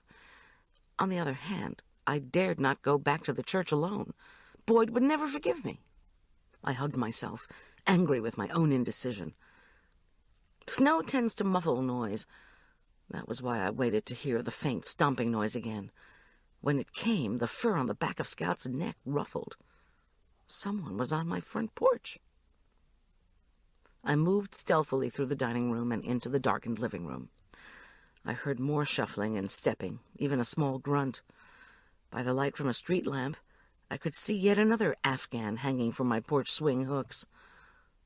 The figure that hopped off the swing was Agatha Preston. "Don't leave!" I shouted as I flung open my front door. "Ah!" Agatha screamed as she reeled backward. "This was supposed to be a surprise. I've been so worried, and I just wanted you to have something." On the deck railing was a mayonnaise jar filled with coffee, or at least it looked like coffee. I took a deep breath to steady myself. "Please, Agatha, come in." She tossed her braids over her shoulders, reverently picked up the jar, and tiptoed inside my house. She was wearing a pink and white warm-up suit with matching pink boots. Pocahontas as a candy cane. "Oh, please don't get mad at me, Goldie.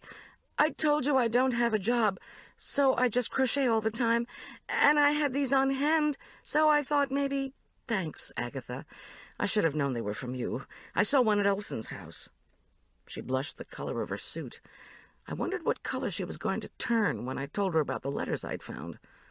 I said, "What's in the jar?" "Oh, well, you know, Ted really had the power." Her eyes brightened. "Miraculous power. And so I heard on television that if you dig up the dirt where the blood—" "Don't go on, I know all about it. My son saw the same program. Come on out to the kitchen." "But I already poured some of this water around over at the church because we have so much unhealing there." She moved hesitantly into the kitchen, put her jar on the table, and sat down. "At the columbarium site? I saw you, and I just thought," she turned to me breathlessly, "that since you'd had so many things going wrong in your life, you really needed healing, a supernatural kind that was sure to work." "Please, that is not a miracle, Agatha. That is superstition." She looked at me, her mouth open. "What's the difference? Don't you pray for things? Don't you think we need a childlike faith?" She stood and sidled over to Julian's mound of dirt. "What's this? Is it from Chimayo?" "It belongs to somebody who works for me." "Oh." She regarded me earnestly. "Didn't you ever in your life pray for something specific?" "Of course." Agatha was, as I told Arch, part of the church family. I wanted to relate to her, I just didn't know how. I searched my memory for the kind of kindred experience she meant. "Let's see," I faltered. "Oh, yes. My parents sent me to Roman Catholic school for first grade. I loved it because we made butter in the classroom." "That's what you were praying for?" asked Agatha, confused. "Butter? No. My mother had an unusually bad case of appendicitis. She was in the hospital for weeks. So Suddenly I felt terribly foolish, but Agatha was leaning forward expectantly. "So I wrote, 'Please make my mommy well' on a piece of paper, rolled it up, and placed it in between the stone fingers of a statue of the Virgin Mary in the school courtyard." I let out a tiny laugh of embarrassment. "Wow. And was your mother healed? Well, yes, but, I said, groping for words, I think you have to test what you would call the weird against church doctrine and tradition, maybe. My own words gave me pause. I sounded like a member of the old guard. I ought to believe in the weird anyway. I certainly had experienced enough of it lately. She pouted. Your attitude is a cop-out. Ted had the power. Great. What were you doing out at Ted Olson's? Did you steal a paper from him? She colored brilliantly. I was getting the dirt from the place where he fell. Is that a crime? What paper? I studied her carefully. For the moment, I was willing to believe she was telling the truth. I'm sorry, Agatha, I blurted out. I found the letters you sent to Ted Olson. I gave them to the police. The color drained from her face. Oh, God, she said softly. Oh, God.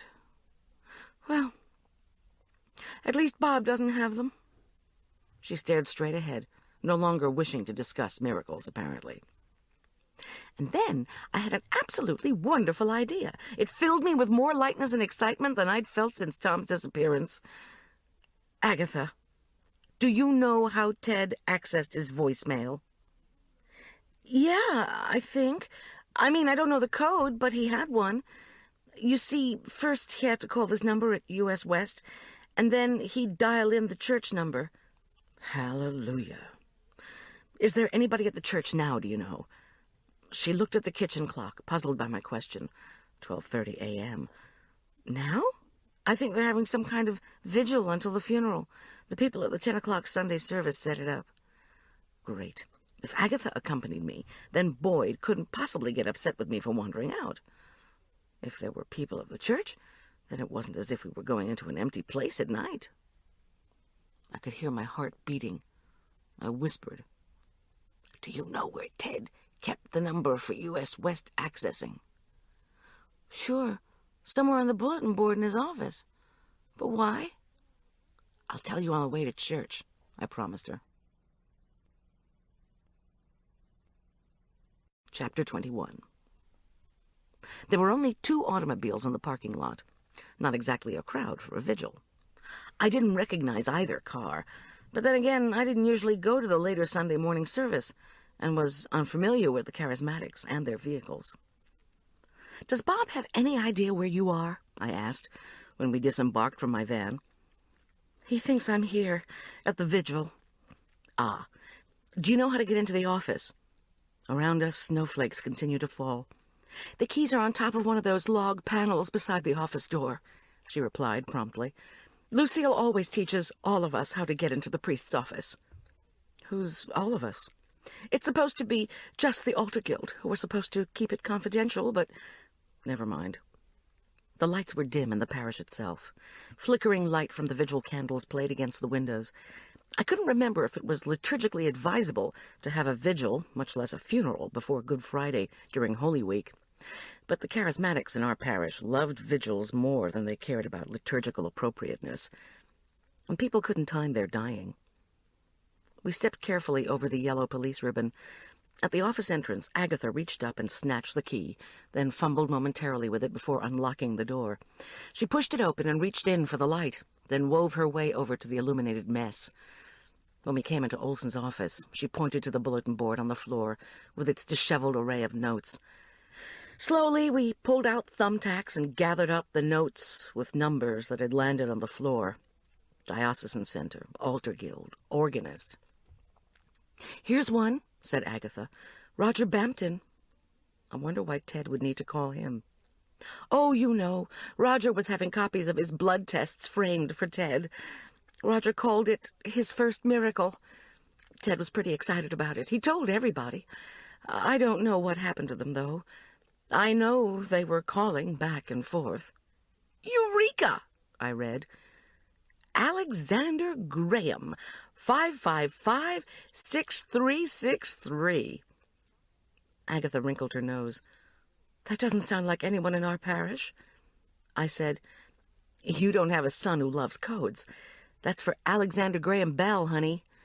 I thought for a moment. Go to a payphone or try to plug in the phones here?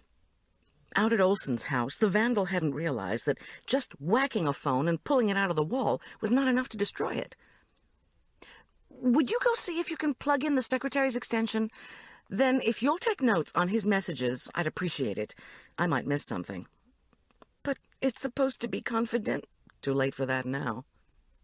Agatha clamped her mouth shut and minced into the outer office. She fussed with the secretary's extension while I plugged in Olson's smashed phone and got a dial tone.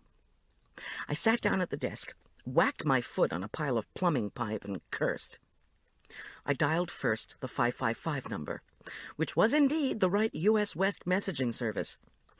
Then dialed the church number, then pressed the buttons for P, R, A, and Y. The first message came on. It was Agatha. "Hi, it's me calling Thursday night. Sorry you have that society meeting tomorrow during the day. I'll miss you. Let's talk after the wedding on Saturday. Plan something else. Love you." In the outer room, I heard Agatha stifle a sob. I couldn't stop the electronic message and didn't want to. The voicemail beeped with another message. "This is the diocesan office. Please pick up your photocopies of the general ordination examinations by Friday afternoon so that your committee can begin its work next week. Call if there's a problem." Another beep. Lucille Boatwright said, "I just think it's terrible what you've done to Zelda.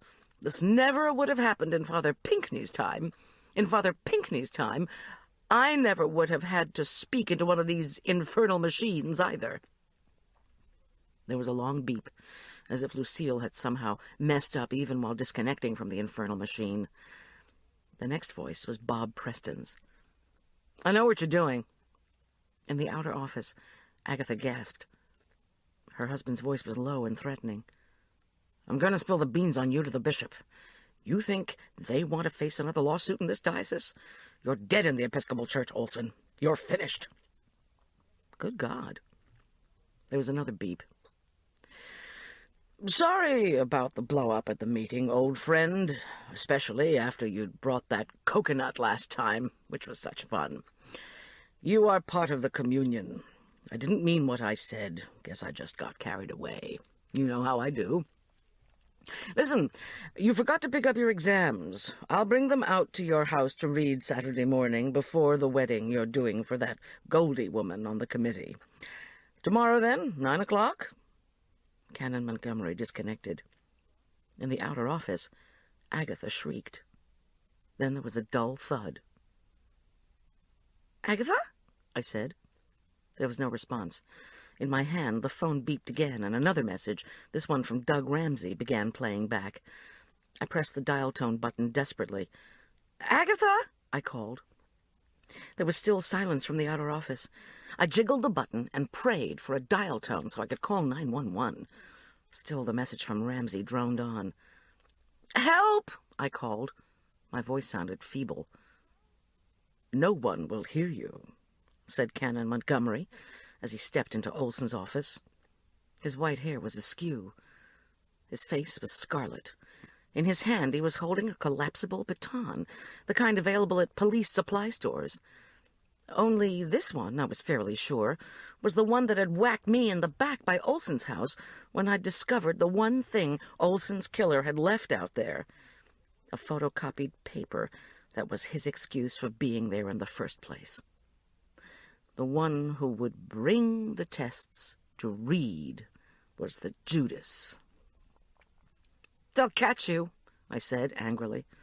"You will never—" "Shut up!" He was dressed all in black, except for his snowy white clerical collar, which didn't go with his flushed, toad-like face and his hand gripping the weapon. "Where are the blood tests? You must know. I know he told someone." "What?" "I know Olson was lying," he growled. "Where's Tom Schultz, you son of a bitch?" I screeched. "Olson called Tom before the wedding because he was afraid of you. And well, he should have been." He laughed. It was a horrible, gritty laugh that made my stomach turn. I glanced quickly around the ransacked office, from grimy windows to the shelves of books to the floor, where the tangle of pipes from the renovation lay in an unattractive heap. There was no way out. "Where is Tom Schultz?" I demanded again. Canon Montgomery shook his head. "You know, I could have destroyed Olson. I mean, fix it so he'd be defrocked. He had monkey business with that woman out there. He had questionable money transactions with the pearls, and all this sudden giving, driving a Mercedes. Pah! But you killed him." "Stall," I thought frantically. "Do anything to keep him talking, so that someone will have a chance to see you or hear you. And Mitchell Hartley, too. He must have found out something." "No great loss, Hartley. He didn't even want to turn me in. He just wanted to tell me he knew I'd picked up Olson's exams, and that they'd found one page out at Olson's house.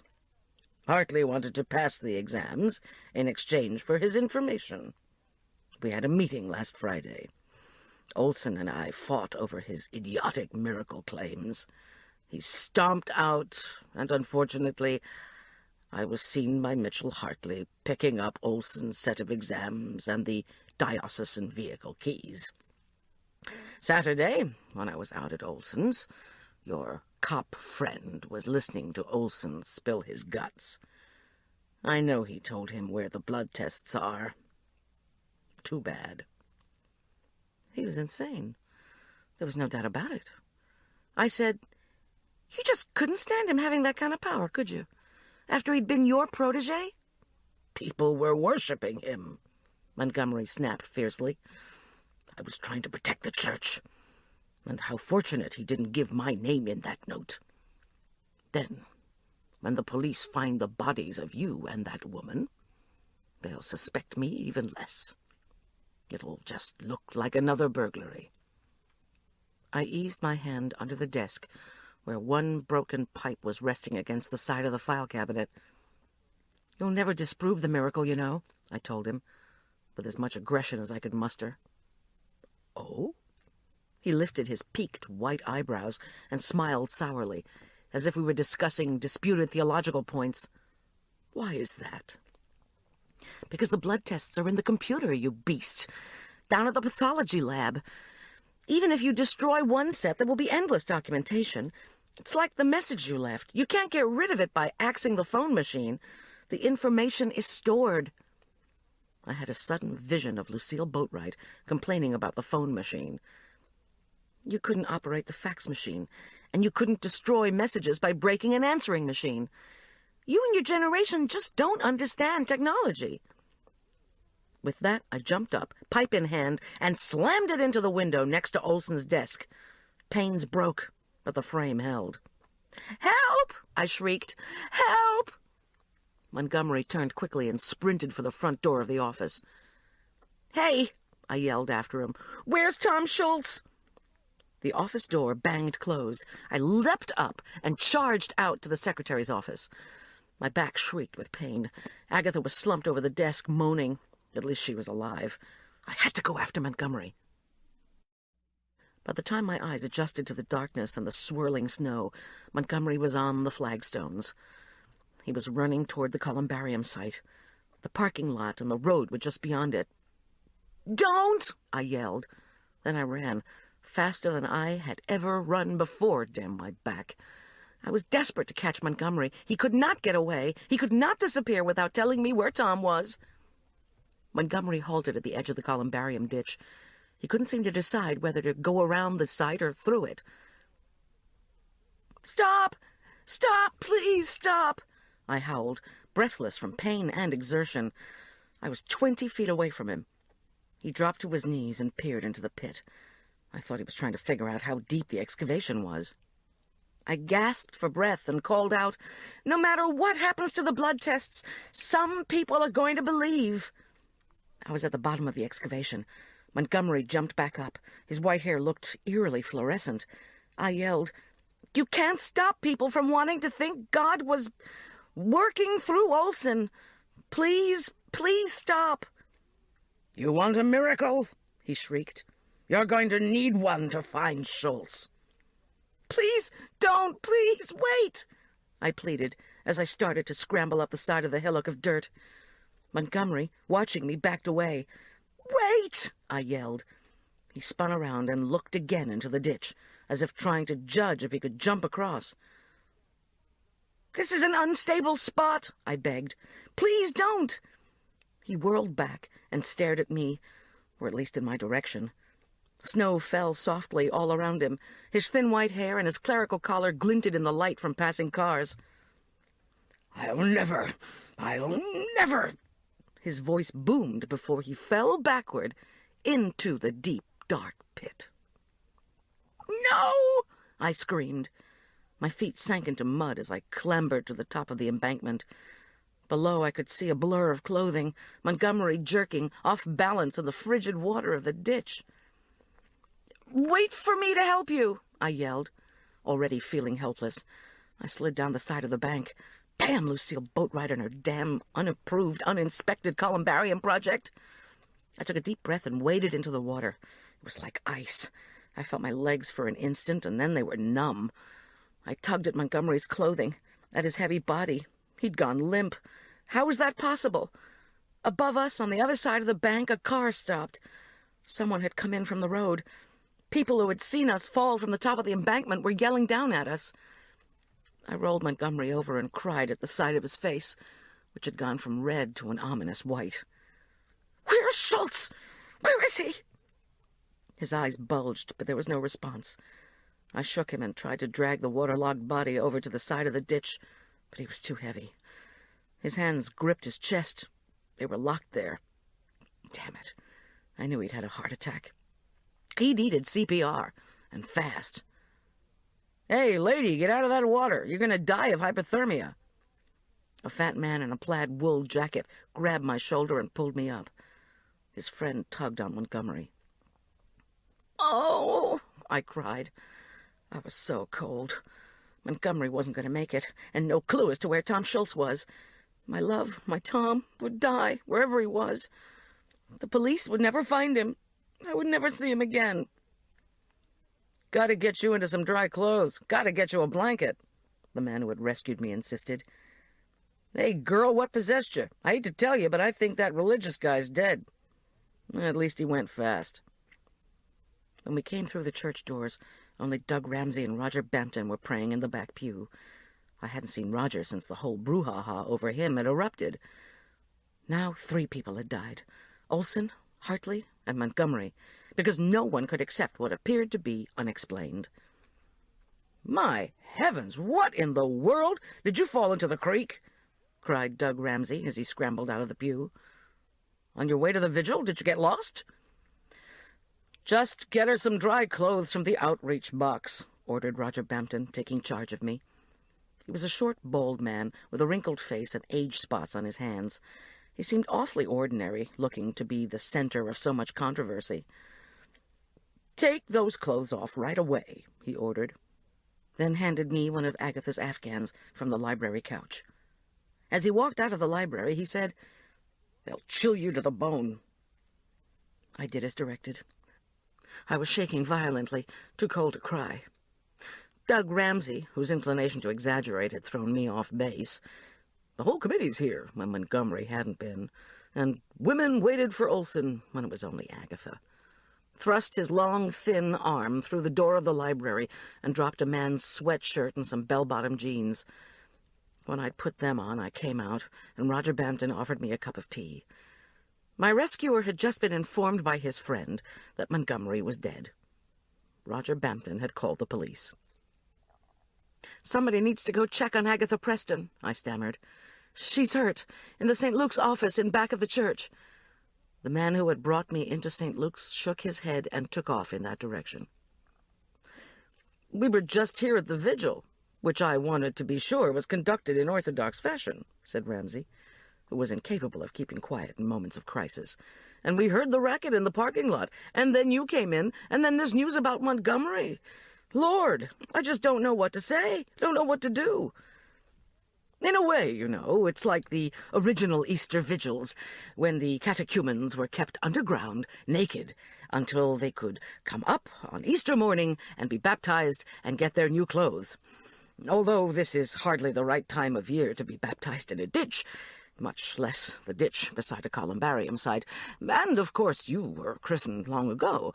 I'm just saying—" "What?" I yelled. I grabbed Father Doug Ramsey by the lapels of his black suit. "Kept underground. Father Doug would know this. He was an expert on the liturgy, as was Canon Montgomery, who always asked about the history of the Eucharist. Montgomery, who just happened to be close by Agatha and me when we were dialing on the church office phone.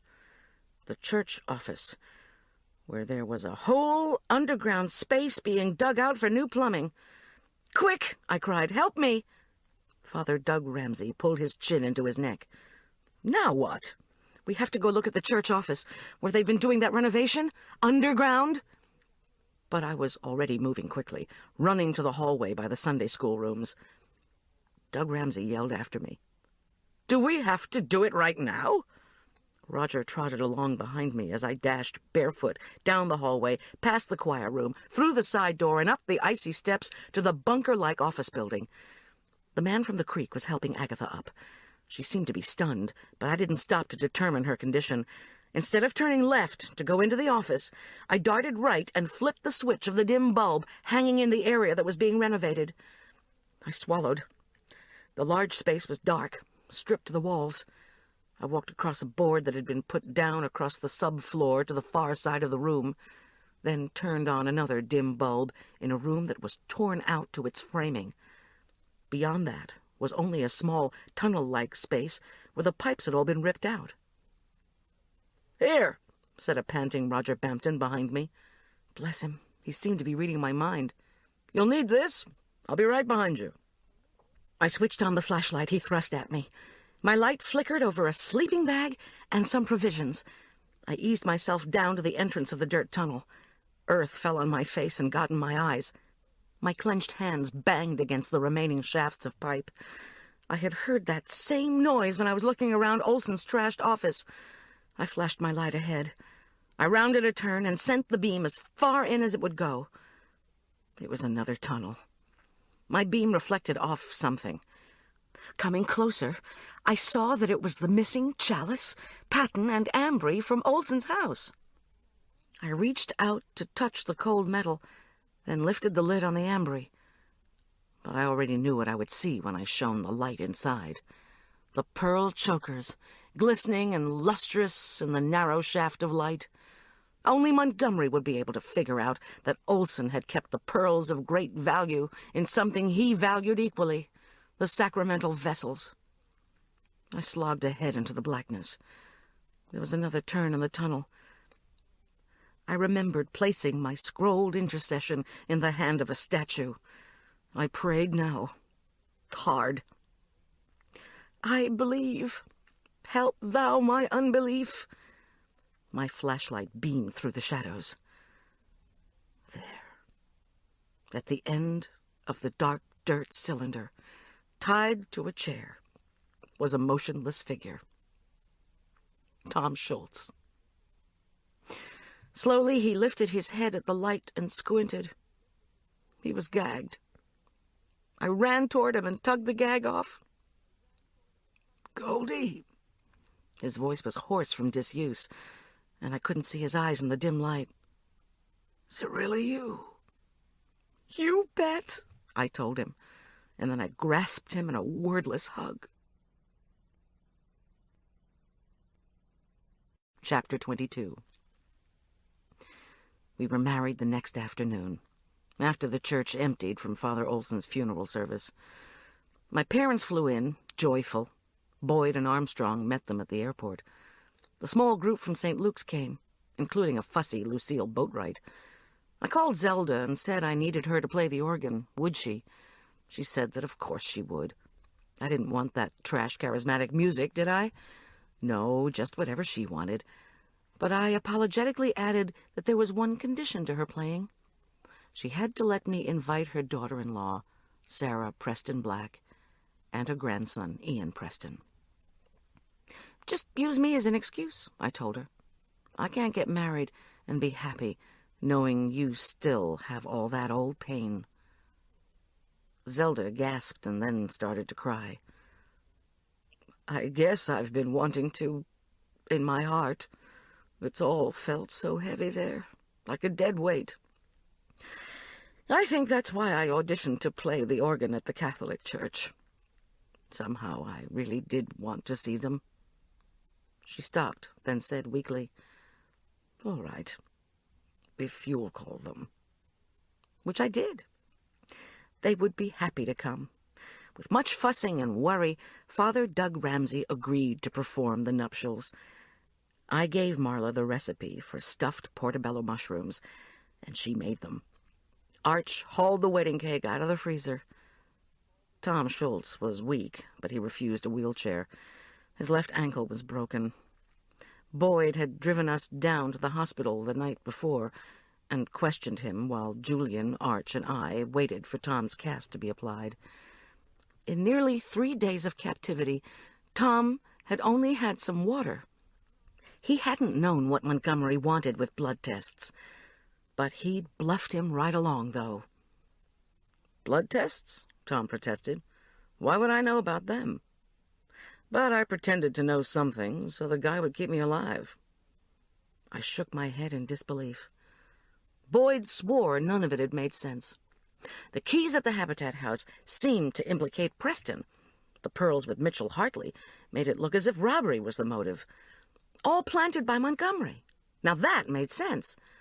At Agatha's request, Boyd shredded her letters to Olson. Bob Preston would never see them.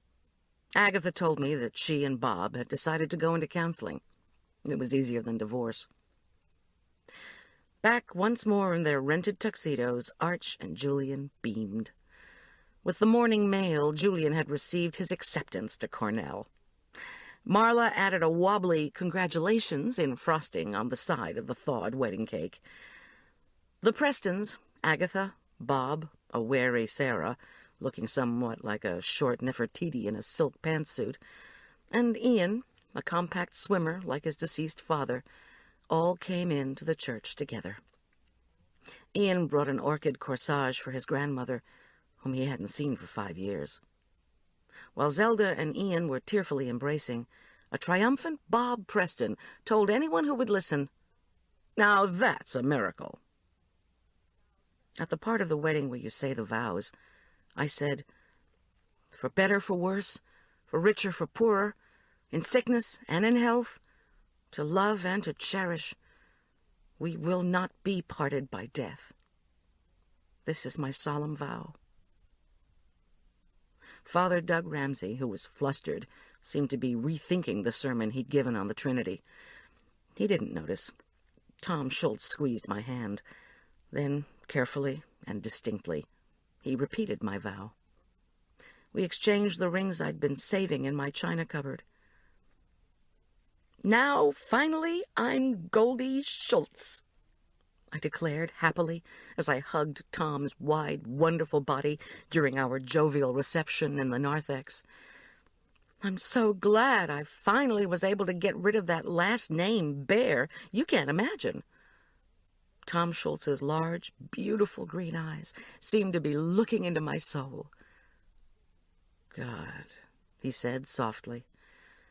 "Goldie, I missed you." I kissed him.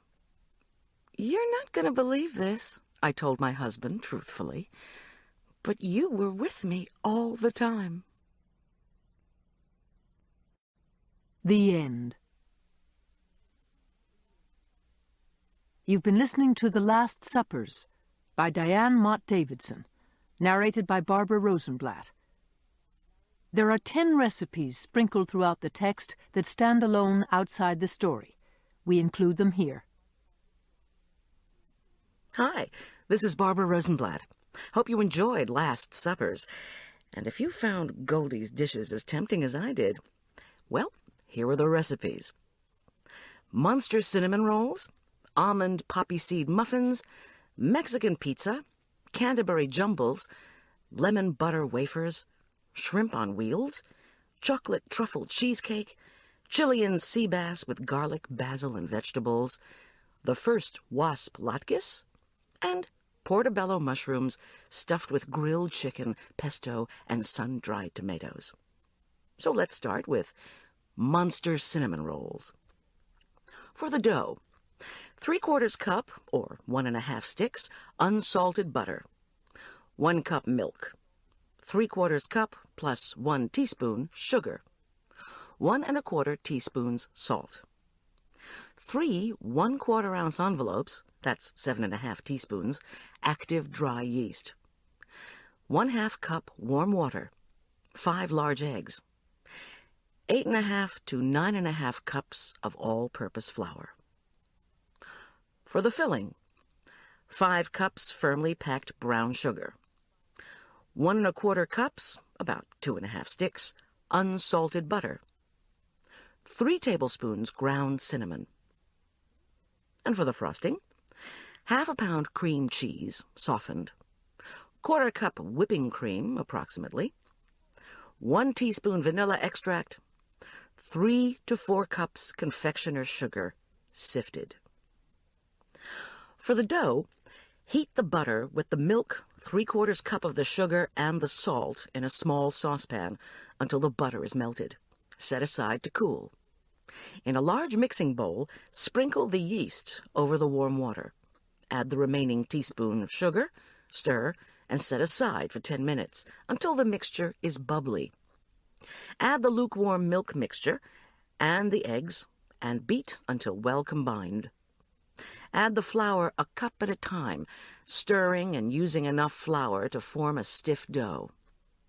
Turn out on a floured board and knead until smooth and satiny, approximately 10 minutes. Or place in the bowl of an electric mixer and knead with a dough hook until the dough cleans the sides of the bowl, approximately 5 minutes. Place the dough in a very large buttered bowl, turn to butter the top, and allow to rise, covered loosely with a kitchen towel, in a warm place until doubled in bulk, approximately 1 hour. Punch the dough down and roll out to a large rectangle, 24 inches by 36 inches. Butter 2 9 by 13-inch glass baking dishes. For the filling, beat together the brown sugar, butter, and cinnamon until well combined. Spread evenly over the surface of the dough. Roll up lengthwise and cut at 2-inch intervals to make 12 rolls. Place 6 rolls in each buttered dish. Cover loosely with a kitchen towel and allow to rise until doubled in bulk, about 1 hour. Preheat the oven to 350 degrees. Bake the rolls for about 20 to 30 minutes or until puffed and browned. Cool to room temperature on racks. For the frosting, beat the cream cheese, cream, and vanilla until well combined. Add the confectioner's sugar and beat until smooth and soft, not stiff. Frost the rolls and serve immediately. Mix 12 large rolls. Almond poppy seed muffins. 4 large eggs, 2 cups sugar, 1 3/4 cups, or 13-ounce can, of evaporated milk, 1/4 cup milk, 2 cups vegetable oil, 3 1/2 teaspoons baking powder, 1/2 teaspoon salt, 4 cups flour, 1 teaspoon vanilla extract, 1 teaspoon almond extract, 1/2 cup poppy seeds. Preheat the oven to 325 degrees. Line 30 muffin cups with paper liners. In a large mixing bowl, beat together the eggs, sugar, evaporated milk, and vegetable oil. Sift together the baking powder, salt, and flour. Gradually add the flour mixture to the egg mixture, beating until well combined. Add the extracts and poppy seeds, stirring only until well combined. Using a 1/3 cup measure, pour the batter into the muffin cups. Bake for 25 to 30 minutes or until a toothpick inserted into the center of a muffin comes out clean. Makes 30 muffins. Mexican pizza. 2 1/4 ounce envelopes, or 5 teaspoons, of active dry yeast. 2 cups warm water. 1 teaspoon sugar. 1 teaspoon salt. 4 teaspoons olive oil, 5 to 6 cups all-purpose flour, olive oil and cornmeal for the pans, 1 1/3 cups picante sauce, 6 cups grated cheddar cheese. In a large mixing bowl, sprinkle the yeast over the warm water. Add the sugar, stir, and set aside for 10 minutes until the mixture is bubbly. Stir in the salt and olive oil. Beat in 5 cups of the flour, then add as much extra flour as needed to make a dough that is not too sticky to knead. Knead on a floured surface until the dough is smooth and satiny, 5 to 10 minutes. Or, place the dough in the bowl of an electric mixer and knead with a dough hook until the dough cleans the sides of the bowl, approximately 5 minutes. Place the dough in an oiled bowl, turn to oil the top, cover with a kitchen towel, and let rise in a warm place until doubled in bulk, about an hour. Preheat the oven to 425 degrees. Brush a little olive oil over the bottom and sides of 4 9 or 10-inch spring-form pans. Sprinkle cornmeal over the oiled bottoms and sides. Punch the dough down and divide it into quarters. Press each piece of dough out to fit the bottom of a pan, making a small collar around the edges. Spread a 1/3 cup picante sauce on top of the dough circles. Top each pizza with 1 1/2 cups cheese. Bake for 10 to 20 minutes or until the dough is cooked through and the cheese is completely melted. Makes 4 9 or 10-inch pizzas. Canterbury Jumbles. 1/2 cup solid vegetable shortening. 1/2 cup, or 1 stick, unsalted butter. 2 cups firmly packed dark brown sugar. 2 large eggs. 1/2 cup buttermilk. 2 teaspoons vanilla extract. 3 1/2 cups flour. 1 teaspoon baking soda. 1 teaspoon salt. 1 cup sweetened flaked coconut. 1 cup coarsely chopped macadamia nuts. 1 1/2 cups raisins. 3 cups semi-sweet chocolate chips. Preheat the oven to 400 degrees. In a large mixing bowl, beat the shortening, butter, and brown sugar together until smooth. Beat in the eggs, then stir in the buttermilk and vanilla. Blend the flour, baking soda, and salt together in a small bowl.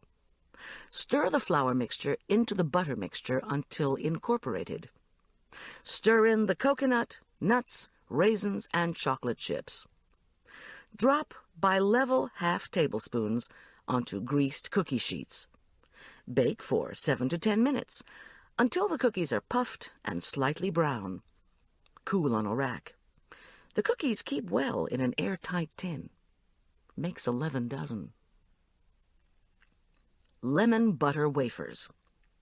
3/4 cup, or 1 1/2 sticks, unsalted butter. 1 cup sugar. 2 large eggs. 1 1/4 cups sifted flour. 2 tablespoons very finely minced lemon zest. 1/3 cup ground almonds. In the large bowl of an electric mixer, beat the butter until smooth and add the sugar, beating until creamy. Beat in the eggs, scraping down the sides of the bowl. Add the flour, beating just until combined. Add the lemon zest and almonds, stirring until well incorporated. Cover the bowl with plastic wrap and place in the refrigerator until well chilled, at least 3 hours. Preheat the oven to 350 degrees. Butter a non-stick cookie sheet. Using a 1/2 tablespoon measure, spoon out level 1/2 tablespoon of chilled cookie dough onto the cookie sheet, placing them 3 inches apart. Bake for about 10 minutes or until the cookies have just flattened and are lightly browned around the edges. Cool the cookies on racks. Store in a covered tin. Makes 64. One note, though, It is best to grind the almonds and mince the lemon zest in a small electric grinder such as a coffee grinder. The result is superior to that obtained with an ordinary food processor. And here's a variation on this recipe. Spread 1 tablespoon best quality seedless raspberry jam on the bottom of one cookie, then place the bottom of another cookie on top. This makes a delicious lemon raspberry cookie sandwich. This variation will yield 32 cookies. Shrimp on wheels. 5 ounces pasta wagon wheels, or ruote in Italian. Salt to taste. 1 quart water. 1 tablespoon crab and shrimp seasoning, known as crab boil. 1 quarter lemon. 3/4 pound large deveined raw shrimp, easy peel. 2 tablespoons unsalted butter. 2 tablespoons minced shallot. 2 tablespoons flour. 1 tablespoon chicken bouillon granules, dissolved in 1/4 cup boiling water. 1 cup milk. 1/2 cup dry white wine, preferably vermouth. 2 tablespoons best quality mayonnaise, such as homemade. 1 teaspoon Dijon mustard. 1 cup shredded sharp cheddar cheese. 1 cup frozen baby peas. Preheat the oven to 350 degrees. Butter a 2-quart casserole dish with a lid and set aside. Cook the pasta in a large pot of boiling salted water for 10 to 12 minutes or until al dente. Drain. Set aside. In a large frying pan, bring the quart of water to a boil and add the lemon and the crab and shrimp seasoning. Add the shrimp, cook until just pink, about a minute, and immediately transfer with a slotted spoon, leaving the seasonings behind, to a colander to drain. Do not overcook. Drain, peel, and set aside. In another large frying pan, melt the butter over low heat and sauté the shallot in it for several minutes, until limp but not browned. Sprinkle the flour over the shallot and cook over low heat for 1 or 2 minutes until the mixture bubbles. Stirring constantly, slowly add the chicken bouillon, milk, and wine, stirring until thickened. Combine the mayonnaise and mustard in a small bowl.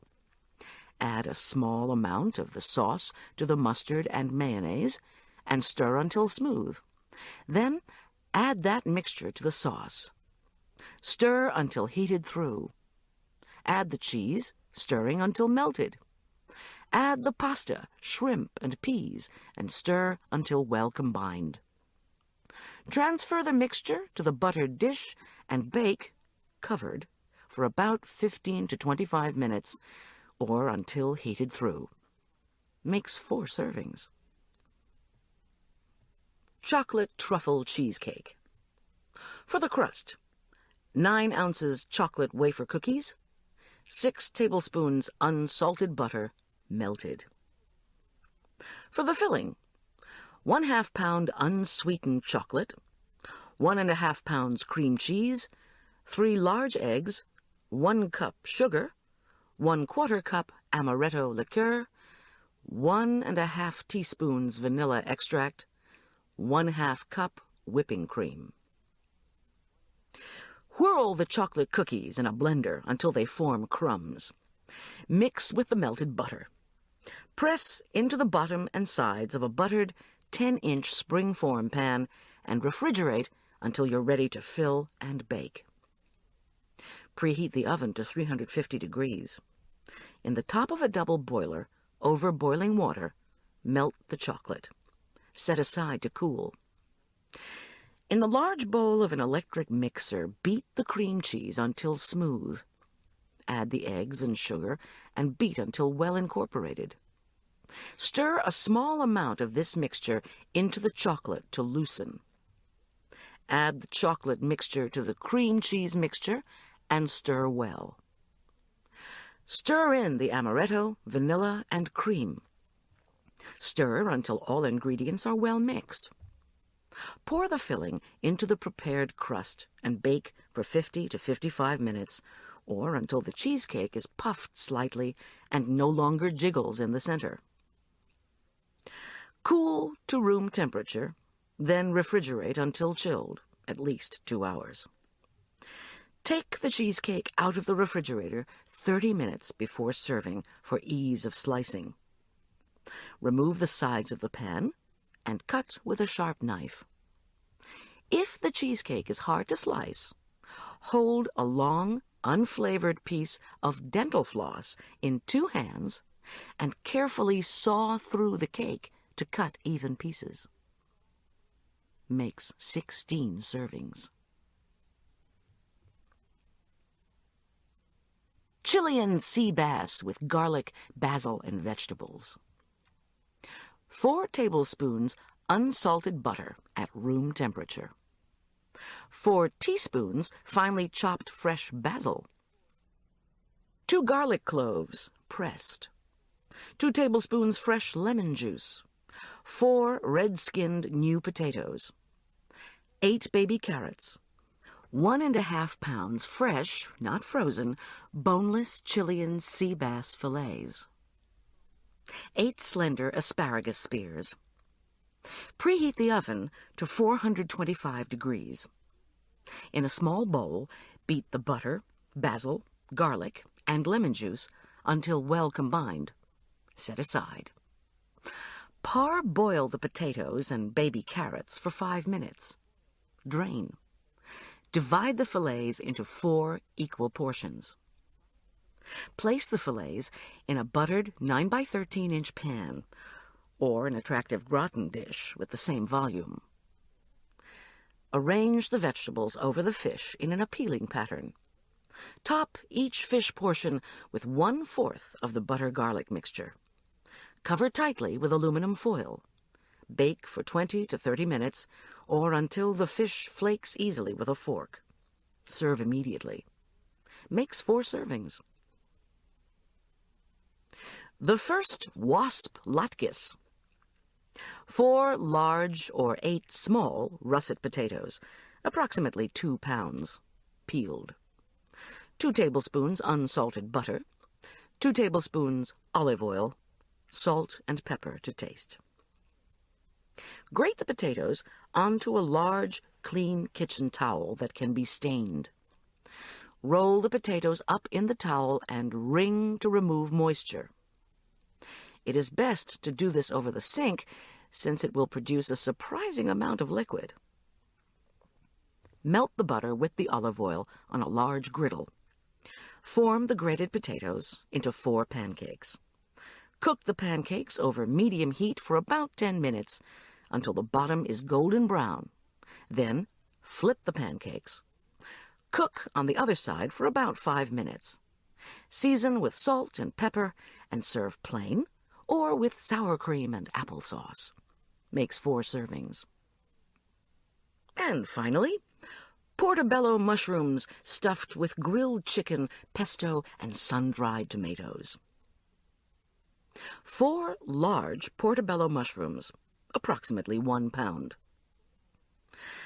For the marinade for the mushrooms, you will need 5 tablespoons best quality olive oil, 5 tablespoons best quality dry sherry. For the marinade for the chicken, you will need 1/2 cup best quality olive oil, 2 tablespoons balsamic vinegar, 1 teaspoon Dijon mustard, 1 garlic clove pressed.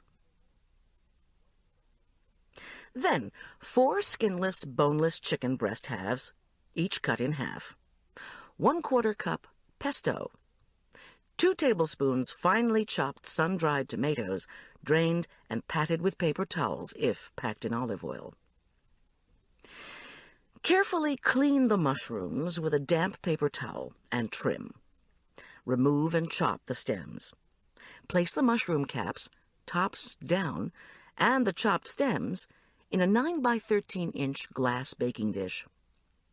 Pour 1 tablespoon olive oil and 1 tablespoon sherry over the underside of each mushroom cap. Pour the remaining olive oil and sherry over the stems. Cover and set aside to marinate at room temperature for 1 hour. Mix together the marinade for the chicken and pour over the chicken slices. Cover and set aside to marinate at room temperature for 1 hour. Preheat a grill. Grill the chicken quickly, about 1 to 2 minutes per side. They will be cooked further. Preheat the oven to 400 degrees. Carefully spread 1 tablespoon pesto over the underside of each mushroom cap.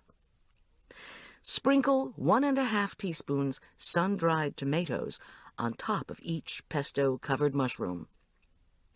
Evenly distribute the marinated mushroom stems on top of the tomatoes. Place 2 slices of chicken on top. Place the stuffed mushrooms in a greased 9 by 13 inch pan. Bake for approximately 20 to 25 minutes or until heated through. Serve immediately. Makes 4 servings. Well, there you have it. This is Barbara Rosenblatt. Till next time. You've been listening to The Last Suppers by Diane Mott Davidson, narrated by Barbara Rosenblatt. If you've enjoyed this book and this performance, Recorded Books recommends the next book in this series by Diane Mott Davidson, Killer Pancake, also narrated by Barbara Rosenblatt. While catering a cosmetics company luncheon, Goldie witnesses the hit-and-run death of a rising young sales associate. Could the death have anything to do with the animal rights picket line in the parking lot, or with the exotic blue rose found next to the victim's body? You'll find a wide selection of titles in the Recorded Books catalog, including bestsellers, mysteries, classics, histories, and more. Call us toll-free or log on to www.recordedbooks.com to learn about our latest releases and special offers, order another recorded book, or to enjoy author interviews and narrator profiles. Don't forget to ask about easy 30-day rentals by mail. And thank you for being a Recorded Books reader.